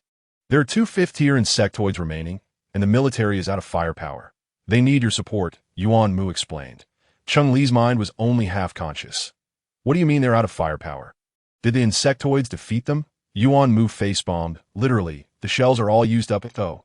Cheng Li nodded, rubbing her face. Where are they? I'll head over now. Follow me. The commander pondered the names Cheng Li and Yuan Mu. Perplexed, I know Yuan Mu, 3S Sentinel, but who is Cheng Li? You are quite uninformed. She is currently the most talked-about person on the Star Network, an officer replied. Commander Liao personally instructed me to pass on 2 space buttons to them. From the quality of the buttons, I can deduce that the mechas inside are not ordinary. Ho Lin spoke with conviction. The commander contemplated. Have they arrived? They are on their way. Not all 5th-tier insectoids possessed massive physiques, which was Cheng Li's first thought upon seeing the 2 before her. They were small and swift, making them difficult to hit. This was likely why the others had perished while they remained alive. Yuan Mu remarked, I feel they are not as strong as the insect mother from Star 132. Cheng Li yawned. Yuan Mu, wanting to roll his eyes, held back, thinking it was his beloved speaking, but he gritted his teeth internally. That insect mother had a defense level of 6 and specialized in mental attacks. It is superior to 99% of 5th-tier insectoids. Cheng Li responded with an O and asked, how should we attack? Should we aim directly? At that moment, Cheng Li merely wished for the battle to conclude quickly so she could find a place to sleep soundly. Yuan Mu sent her a link, instructing her to click it and join the army's channel, where a commander would provide directions. Cheng Li complied, and a voice soon resonated within. Cheng Li, Yuan Mu, will you take the lead yourselves, or shall we temporarily borrow the mechas? Cheng Li glanced at the mecha and warships in the distance being pursued by the 5th-level insectoids, shaking her head, expressing her reluctance to lend assistance. Report to the officer. I will handle this myself, she declared. Yuan Mu affirmed, I will also take charge. The commander interjected, your mechas are the last remaining on Star 165. Equipped with 5th-level firepower, if your artillery is depleted. The unspoken consequences were all too clear to everyone. Using pheromones would be futile. The 2 insectoids were far too swift, and by the time the pheromones reached them, they would have already fled. That a soldier reminded them of the critical importance of the 2 mechas. Beyond these, they had nothing else capable of contending with the insectoids that I understand. Yet we still prefer to proceed independently. Yuan Mu replied, his voice tinged with a metallic hardness. What is the maximum firepower you can wield? 6th level, came the commander's response. However, yours only reaches 5th level, so just aim carefully, he emphasized, especially regarding Cheng Li and Yuan Mu's insistence on retaining control of the mechas. The commander felt a twinge of dissatisfaction, labeling them as arrogant and short-sighted. Could a second-year student and an ordinary person truly manage? Could they pilot the mecha as effectively as his seasoned warriors? Were it not for the mechas being granted by Commander Liao, he would have seized them without hesitation. And do not harm our soldiers, he sternly reminded. Cheng Li twitched her lips. How little faith they had in them. Chapter 85. Ascension to Divinity under the watchful eyes of numerous skeptics. The 2 mechas, adorned in red and green, soared toward the 5th-level insectoids. Should we distract them first? Cheng Li inquired, as the insectoids relentlessly pursued the aircraft and mechas, making it difficult for them to strike. "Allow me," Yuan Mu asserted. The mechas arced provocatively, brushing past the two insectoids while releasing a cloud of exhaust a bit showy. Someone remarked over the public frequency. "You should have seen that incident over Alpha Star." "Now, that was audacious." Another chimed in that I did, hence my choice of words. Came the reply that be careful. Yuan Mu might retaliate. They joked that it was a widely accepted truth that he could not be unreasonable. Yuan Mu retorted, "That wasn't my mecha during that incident." Cheng Li countered, "Everyone in the Alliance knows it was you." With a furious roar, the two insectoids abruptly halted mid-air, pivoting to pursue Yuan Mu. He weaved left and right, spun in circles, and executed flips, embodying the very essence of defiance. "If I do not turn the false into reality, it feels unjust," Yuan Mu mused internally. The insectoids, increasingly enraged, seemed on the verge of erupting with fury. "Yuan Mu is provoking them. He may be courting disaster," someone muttered. "Someone should rein him in. We are all adults here, yet he acts so recklessly." Cheng Li, unable to endure further, switched off the public frequency. "I need to create some distance. I will engage," she warned, as the tremendous firepower could inadvertently harm allies. "Understood," Yuan Mu replied, and in the next moment he accelerated, the mecha darting forth like a bolt of light. Meanwhile, Cheng Li heightened her mental acuity, her vision sharpening to perceive every detail, as if time itself had slowed. When she launched her first projectile, it was aimed not at the insectoids, but at Yuan Mu. Heavens, what is she planning? Is she attempting to eliminate her own husband? Someone wondered, as the projectile hurtled toward Yuan Mu. Tension gripped the onlookers. Almost simultaneously, Cheng Li fired several more projectiles, none aimed at the insectoids. "This is madness," the commander exclaimed, slamming his hand on the table. Yet, in the next instant, to everyone's astonishment, the first projectile struck true, hitting one of the fifth-level insectoids squarely in the back. The other, in a frantic attempt to evade, was unfortunate enough to be struck by another projectile.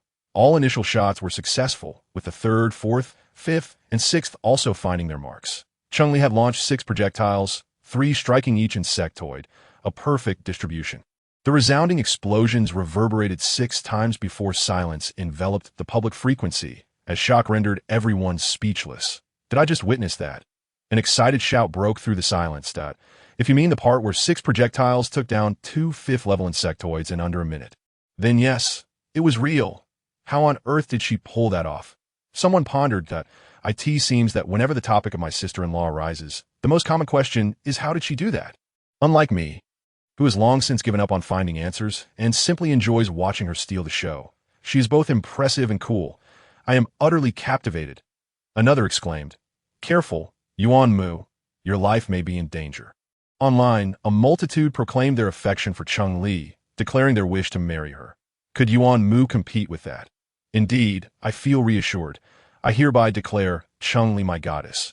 Yuan Mu, scowling, muted the public frequency. As the dust settled, everyone rushed to inspect the condition of the 2 fifth-level insectoids. Staring at the corpses, they were once again rendered speechless. Each insectoid had sustained 3 projectile hits, all to the same location. No wonder. Had they not all struck the same spot, 3 projectiles would not have been sufficient to fell a 5th-level insectoid. A soldier remarked that the defense of a 5th-level insectoid truly so formidable. The energy waves from those projectiles obliterated buildings 100 meters away. A military student pointed out that gauge the resilience of a 5th-level insectoid. Observe the rest of its body. Is it not intact? Another soldier countered. The student then noticed the unscathed areas beyond the insectoid's wounds and exclaimed, "Impressive." Moreover, those 3 projectiles possessed 6th-level firepower, not 5th, another soldier added. 6th level. Chi Yu's eyes widened as he turned to Ho Lin, questioning, "Why do ours only reach 5th? Ho Lin rubbed his nose, explaining the disparity in their capabilities. They were not yet worthy of 6th-level equipment. Chi Yu, feeling a pang of inadequacy, silently acknowledged the truth. Yuan Mu found Cheng Li asleep once more, his heart aching at the sight. He contemplated relocating her to a more comfortable resting place when the commander's communication came through. "Yuan Mu, you and your wife performed exceptionally well. You have achieved great merit." The commander's tone was filled with excitement. "You flatter me," Yuan Mu replied coolly. Were it not for the doubts of those around them, Cheng Li would not have expended such immense mental energy to dispatch 2 fifth-level insectoids in less than a minute. They could have taken their time, gradually wearing down the insectoids. Cheng Li need not have strained herself so. Yuan Mu bit his lip, feeling a surge of frustration aimed at both the commander and himself. He was still too weak. The commander, sensing Yuan Mu's chill, concluded the communication after promising to commend them. Emerging from his mecha, Yuan Mu knocked gently on Cheng Li's cockpit door, which opened at his touch. As he entered, he heard her mumble drowsily, "I granted you access." Taken aback, he realized this meant he could freely enter and exit her mecha. "I have granted you access as well," he replied, squeezing into the resting compartment, embracing her and whispering softly in her ear. Yet, Cheng Li had already drifted into a deep slumber. The fragrant scent of her pheromones began to permeate every corner of the cockpit, and as she slept, her brows relaxed, her entire body unwinding. Yuan Mu gently massaged her temples, soon succumbing to sleep himself. "Found them. Right here." Ho Lin pointed at the 2 red and green mechas lying side by side. "Shoo, let them rest. They are likely asleep." Chiyu cautioned that I must admit, I am exhausted. They must be even more so. "What shall we do now?" Ho Lin whispered that if you are tired, take a nap. The building is destroyed. So we can rest here. This way, we can keep watch over them and prevent anyone from disturbing them. Chiyu added internally. Chapter 86, 7th level soldier. As the battle concluded, the soldiers began to clear the battlefield, and the citizens of Star 165 emerged from their shelters to join in the effort. They worked fervently, but collectively, they steered clear of the area surrounding the 2 mechas. Those cleaning 100 meters away made a conscious effort to soften their movements. Even lowering their voices, Cheng Li slept for over 10 hours, awakening to the brilliance of the sun and the bustling crowd, leaving her disoriented. Had it not been for the distant ruins, she might have doubted her location. Awake, Yuan Mu peered inside, his handsome face aglow in the sunlight. Cheng Li found herself entranced. Half an hour later, Cheng Li sat on a stone by the roadside, holding a large bowl containing 2 hefty chicken legs. "Where did these come from?" she inquired, curiosity piqued. "They were forced upon me. They specifically requested to give them to you," Yuan Mu replied, a hint of bittersweetness in his tone. Many people are concerned about his guide, which he dislikes. Cheng Li raised an eyebrow and asked, "Did you thank him?" Yuan Mu mumbled in response, "I did." Cheng Li picked up a chicken leg and offered one to him, taking one for herself as well. The gesture was thoughtful, especially given the circumstances. The man insisted that he must accept it because you saved him. If he refused, the man would leave in a hurry, as if fleeing from a great danger. Cheng Li reflected on how many people she had saved the previous day and could not remember them all. Upon hearing this, Yuan Mu's frown eased considerably. "I exchanged the scores for the insectoids you killed yesterday." Cheng Li was surprised. "Why not convert them into star coins? Most of the insectoids you killed were of level 1 or 2, and their purchase price is low, so converting them into star coins is not worthwhile. It is better to donate them to the Alliance for merit points. However, it is essential that the insectoids are killed by you for the points to be valid." "And yours?" Cheng Li inquired. "I sold them for 7,000 star coins," Yuan Mu replied. "The 2 level 5 insectoids we killed at the end were also converted into merit points. You earned 120. While I earned 80, the military has determined that you were the primary contributor." Cheng Li understood that merit points were crucial for soldiers' promotions. Hearing that Yuan Mu had sold all the insectoids he had killed made her frown. He shouldn't do that again. There are many ways to earn money. This is not the only one that I mentioned. Yuan Mu agreed. "I plan to use these 7 million to invest in stocks of mecha manufacturing companies." Previously, he had not paid much attention to such matters, believing that having enough money sufficed. However, things had changed. He now had a wife to support. "That sounds promising," Cheng Li remarked without much thought, after finishing a large bowl of food. She opened her holographic computer and noticed 2 new columns on her identity page. One for merit points, and one for achievements. 50,089 merit points. Cheng Li exclaimed, astonished at the amount. "How many significant deeds have you accomplished these days? How many people have you saved?" "Don't you know?" Yuan Mu retorted. Cheng Li nodded in realization, then continued to examine the achievements column, which indicated a special merit and a first-class merit. "Is this for the 2 times I saved people?" Yuan Mu confirmed with a nod. "Check the first column." Cheng Li shifted her gaze to the first column, which had changed from ordinary citizen of the Alliance to level 7 soldier of the Alliance. "Now you are an officer," Yuan Mu teased. Cheng Li's eyes sparkled. A level 7 soldiers receive a salary. Are there allowances? Since you do not hold a position in the military, you cannot enjoy many of the benefits of a level 7 soldier. The most tangible advantage is that you receive a monthly allowance of 1,000 star coins, Yuan Mu explained. Upon hearing of the allowance, Cheng Li felt joy, regardless of the amount, and asked Yuan Mu, "What about you? My merit points are only in the thousands, not even enough to be a level 9 soldier." Yuan Mu replied. "What are the requirements to become a level 9 soldier?" Cheng Li inquired. "Graduating from military school qualifies you as a level 9 soldier. Those who did not attend military school must climb the ranks from ordinary soldiers. The reason you are a level 7 soldier is that Officer Liao likely opened a back door for you." Yuan Mu explained. "Should I thank him then?" "You should, but we'll discuss it when we return to Alpha Star." Yuan Mu had not mentioned Cheng Li's promotion to level 7 soldier to anyone else. And Cheng Li was not one to boast, so aside from the two of them, Wen Zhao and others remained unaware. When Cheng Li's video went viral online again, she was surrounded by Li Jing and others. "Sister-in-law, dear sister-in-law, please tell me, what was the deal with that whip?" Li Jing pleaded. When he had previously heard Wen Ling mention it, he couldn't imagine the scene, not thinking that cracking a whip could be so impressive or cool until he witnessed it firsthand. Cheng Li, with a stern expression, tossed the black metallic whip to him. "See for yourself." Li Jing caught it and examined it closely several times. "Is this it?" "Yes, the bloodstains are still there," Cheng Li stated. Her seriousness palpable. Li Jing handed the whip to those nearby, asking, "Do you believe this?" The others shook their heads. "Not a chance." Cheng Li sighed internally, realizing their disbelief was justified. However, since they would not relent without an explanation today, she felt a bit apologetic. Cheng Li reached out her hand. "Give it back." The others obediently returned the whip to her. Cheng Li gripped it, signaling for them to step back. "Watch closely." Li Jing and the others widened their eyes, with some even pulling out filming devices. Cheng Li deliberately slowed her movements, and under their watchful gaze, she cracked the whip, splitting a solid piece of marble in two as the stone shattered. Everyone present fell silent. Cheng Li tossed the whip back to Li Jing. "What does this signify?" Li Jing, puzzled, repeated, "What does it signify?" "It indicates that the issue lies not with the whip, but with the wielder," Cheng Li stated before walking away gracefully. Only after Cheng Li had distanced herself did Li Jing regain his senses. Questioning those nearby, was sister-in-law implying that I am inadequate? It was not an implication. It was a direct statement. Moreover, it was not aimed solely at you. She was referring to all of us. That he felt unable to refute this, frustration and gloom settling in. Thankfully, he had recorded the video. I'll post it on StarNet, so those who have doubts can witness the scorn from sister-in-law. What a splendid idea.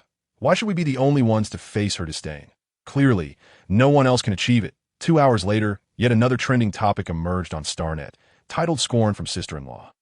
After watching the video, netizens went silent, feeling the disdain from Cheng Li, as well as the malice from the video poster. Chapter 87. Protecting the Shortcomings. Star 165, in the aftermath of the battle, lay in ruins, with skyscrapers nearly obliterated. Fortunately, the casualties were not severe, so the recovery efforts did not lack manpower. They declined Cheng Li and others' offers for assistance, reasoning that they had already endured much fighting against the insectoids and needed proper rest. Seeing that they had sufficient personnel and machinery, Cheng Li refrained from pushing forward. She attended classes daily, exercised her mental faculties, and occasionally checked StarNet for the latest frontline updates. 3 days passed in this manner. And one day, while she was in class, there was a sudden loud knocking on the vehicle door from outside. Cheng Li opened the window and saw Wan Zhao's anxious face. Yuan Mu is in a fight," he exclaimed. Cheng Li's heart skipped a beat. "Did he injure someone?" Wen Zhao wore a look of "How did you know? It can't be anyone else who hurt him," Cheng Li reasoned. Wen Zhao's mouth twitched. "Sister-in-law, you have a lot of faith in Yuan Mu." Cheng Li sighed, acknowledging the reality of his strength. Wen Zhao fell silent. She quickly learned from Wen Zhao the reason for Yuan Mu's brawl. It turned out that Huo Lin and Shi Yu had simultaneously entered their sensitive periods, and the two aggressive individuals sought out Yuan Mu together. "Couldn't they just fight each other?" Cheng Li asked curiously. When Zhao's expression grew complex, it seemed that during their sensitive periods, most Sentinels were arrogant and believed themselves to be the strongest. So they sought out the most formidable opponents for a fight. Cheng Li replied with an "oh," understanding that this was commonly referred to as courting disaster. Wen Zhao was momentarily speechless. It was indeed true, and he could not argue against it. Was either Huo Lin or Qi Yu injured? They're both fine. Huolin and Chiyu teamed up, and Mu gave them a thorough beating. The soldiers watching couldn't help but join in. As when Zhao continued, he fell silent. Cheng Li raised an eyebrow, urging him to continue. Initially, they took turns fighting one-on-one, but after realizing they couldn't win, they changed to 2-on-1, 3-on-1, and ultimately a group attack. With so many people involved, it was inevitable that Yuan Mu would struggle to maintain control. Someone targeted his leg, and he ended up breaking that person's scapula with a kick. As when Zhao spoke. He observed Cheng Li's expression and noted that she showed no surprise upon hearing that Yuan Mu had broken someone's scapula. After all, it was a bionic leg. Was it normal to break the scapula of an S-class Sentinel? Did they call a doctor? Cheng Li hastened her pace. They did. The issue is that the S-class Sentinel is a level 5 soldier, an officer, which complicates matters, when Zhao explained. Cheng Li frowned at in a fight. Is an injury to be expected? Did that level 5 soldier hold Yuan Mu accountable? Not really. When Zhao replied, that moment, they arrived at the scene. As soon as Cheng Li appeared, all eyes turned to her, including that of the injured level 5 soldier, who had been sitting but instinctively stood up upon meeting her gaze. This woman's aura was formidable, stronger than his instructor. Is the doctor not here yet? Cheng Li asked. They're on the way, Li Jing answered. Cheng Li turned to the level 5 soldier, forcing a slight apology from her lips. Just a hint, not more, acknowledging that Yuan Mu's leg lacked sensation. And he might have miscalculated the force when he inadvertently injured him. I apologize. Though it seemed like an apology, it was in fact a reprimand, questioning why he had touched Yuan Mu's leg despite knowing it was a bionic one. The level 5 soldier wiped the sweat from his brow, unsure whether it was from pain or the intimidating presence of the woman before him. His clothes were drenched. I should be the one apologizing. He said sincerely that in the heat of the moment, I lost track of my strength and forgot about that. Upon hearing this, Cheng Li's expression softened instantly, transforming back into that innocent and harmless demeanor. We will cover the medical expenses. No, there's no need. The 5th level soldier hastily declined. We must pay. Cheng Li's tone brooked no opposition. The 5th level soldier obediently closed his mouth. Just then, the doctor arrived, and the 5th level soldier was taken away in the treatment chamber. Cheng Li turned to Li Jing, followed him, and settled the medical fees. As you command, sister-in-law. Li Jing replied readily, showing no reluctance. The onlookers exchanged glances, surprised at how effortlessly the situation had been resolved. Cheng Li surveyed the crowd. Puzzled as to why they had not dispersed, they averted their eyes, sensing her desire to clear the area. Yet they remained, silently communicating with one another. Sister-in-law looks a bit intimidating when she's angry. Do you think Yuan Mu will be dealt with? Definitely. Oh my, to finally witness Yuan Mu being reprimanded in my lifetime. Hurry, prepare the tools to record it, and ensure it's in the highest definition. Yuan Mu, today is your day. The crowd exchanged knowing glances, their faces betraying a mix of anticipation and barely concealed glee. Yuan Mu, who had been silent since Cheng Li's arrival, finally moved closer and whispered, Don't be angry. How can I not be angry? They ganged up on you. Cheng Li retorted indignantly. The onlookers were stunned, petrified. Who was bullying whom? It was they who were battered and bruised, while Yuan Mu appeared unscathed. Cheng Li's subsequent remarks shattered their perceptions. Her delicate lips moved rapidly, launching a barrage of stinging words. Are you stronger than them? Is it your fault? No, but should you be bullied for being strong? To overpower the weak, to bully others. How shameless. Do they have justification for their weakness? Next time, you must retaliate fiercely. Those arrogant and deluded individuals deserve a lesson. Strike hard. We can afford the medical fees. Yuan Mu embraced Cheng Li, gently stroking her back, urging, Don't be upset. I am perfectly fine. They're the ones who were hurt. In a moment hidden from Cheng Li, Yuan Mu smirked coldly, casting a triumphant and provocative glance at the onlookers. Silently mouthing, What can you do to me? The crowd, infuriated, turned and left. Once they were at a distance, they could no longer contain their anger, hurling insults. Cunning scoundrel, feigning grievance to garner sympathy from sister-in-law. What a white lotus. Hypocrite, he provoked us, urging us to unite against him. How infuriating and frustrating, yet we cannot win. One day, sister-in-law will see through his true nature. Once everyone had departed, only Yuan Mu and Cheng Li remained. Cheng Li pushed Yuan Mu away, casting him a sidelong glance. Did you enjoy the fight? Not really. Yuan Mu shook his head. It was restrained. It wasn't as exhilarating as battling the insectoids. then don't fight them next time. Save your energy for the insectoids, Cheng Li advised. Fighting insectoids is profitable. Fighting humans incurs costs. It's not worth it. Chapter 88. General Liao goes missing following the invasion of Star 165. Other planets in the Yuan Mu star system also fell prey to the insectoid onslaught. The invading insectoids were predominantly small squads, numbering between 20 to 30,000, although there were casualties. The good news was that the invading insectoids were completely annihilated, preserving their homes. The frontline battles had escalated to a fever pitch, with an increasing number of videos uploaded daily on the Star Network, each more shocking than the last. In one of the videos, insectoids were blasted away by the Alliance's artillery, while the Alliance's mechs and small warships were brutally torn apart by the claws of advanced insectoids.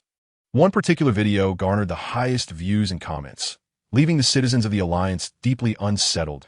IT featured a level 7 insectoid adept at mental attacks, whose psychic waves shattered the mental seas of countless sentinels, causing thousands of mechs and small warships to lose control and be engulfed by the insectoid horde. Oh, my heart aches, another psychic insectoid. The feeling of powerlessness is unbearable, so tragic. Those were the elite of the Alliance, in the prime of their youth, with bright futures ahead, now forever lost in the star sea, unable to return. How many families are left in tatters? It's so pitiful. There's no way for us humans to defend against the insectoid's mental powers. There is, high-level guides can, but a level 7 insectoid would not be a match even for an SS level guide. Are there any SS level guides on the front line? 2. Both have risen from S to SS level using starstones and are currently on the front line. However, they're there to provide mental support for the warriors, not to engage in combat. Don't go. It's a suicide mission. Such precious SS level guides should not be risked. Upon hearing this, Cheng Li asked Yuan Mu what should be done in such situations. Do we only rely on long-range artillery? Yuan Mu replied, yes, but its speed through the star sea is exceedingly swift. The artillery may not be able to keep up, while we may be powerless against it.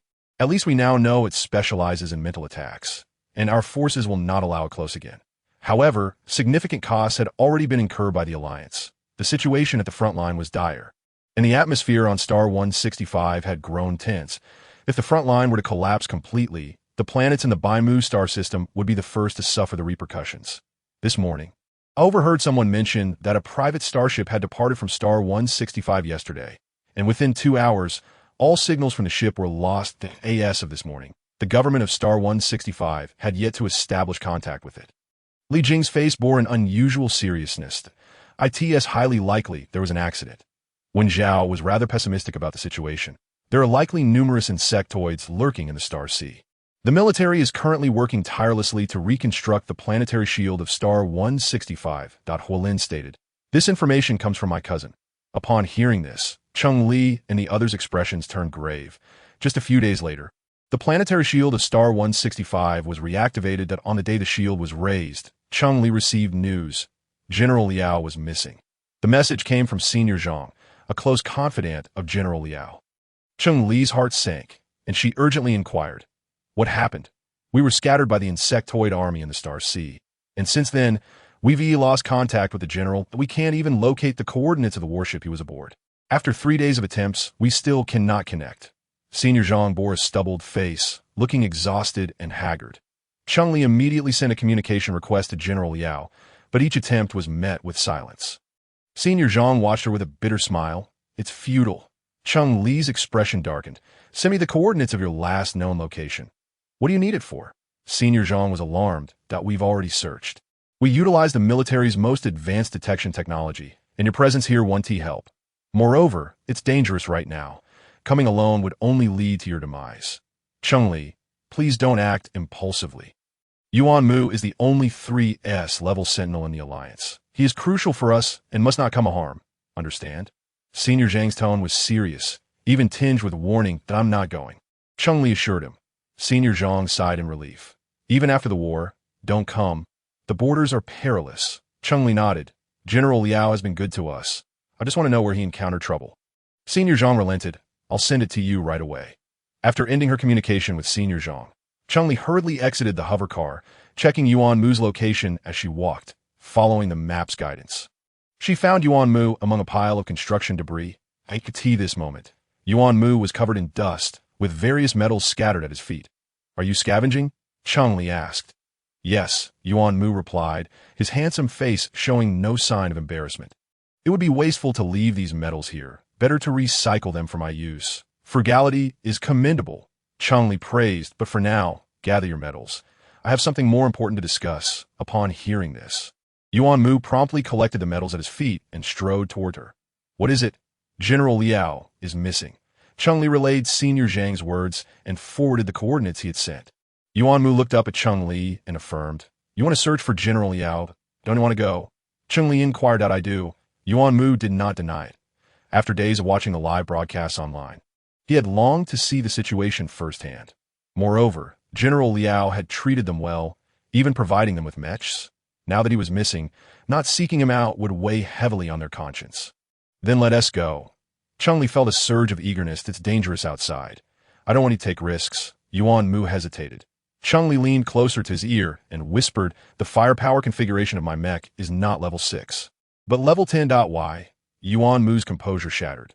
His was only level 7, while Cheng Li's was at the highest level. She had only been at the military academy for half a year, focusing on mech manufacturing.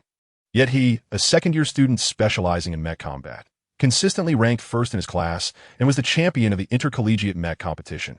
Yet in General Liao's eyes, he was inferior to Cheng Li. Yuan Mu felt a pang of jealousy. He didn't want level 10, but at least level 8 or 9 would suffice. Why was he only at level 7? Yuan Mu radiated a palpable aura of frustration and disappointment. Could it be that, because Sentinels are prone to impulsiveness, General Liao didn't promote you to level 10? Cheng Li pondered aloud. Yuan Mu. He did not find comfort in her words. Level 7 is already quite good. Upon graduation from military academy, the newly enlisted soldiers were assigned only to level 5. Cheng Li remarked. "You're at level 10. Though." Cheng Li, exhausted from patience, retorted, "You can ask General Liao about that when you find him." Chapter 89. The search. Upon hearing Cheng Li and Yuan Mu express their intention to head to the front lines to locate someone, Li Jing immediately insisted on accompanying them, only to be met with a merciless rebuttal from Song Yulan. "Are you sure you're going to find someone and not just dragging us down and getting us killed?" "That is the front line." Li Jing's expression soured as he shot a glare at Song Yulan. Falling silent, is it absolutely necessary? When Zhao disapproved of their journey, "It's far too dangerous.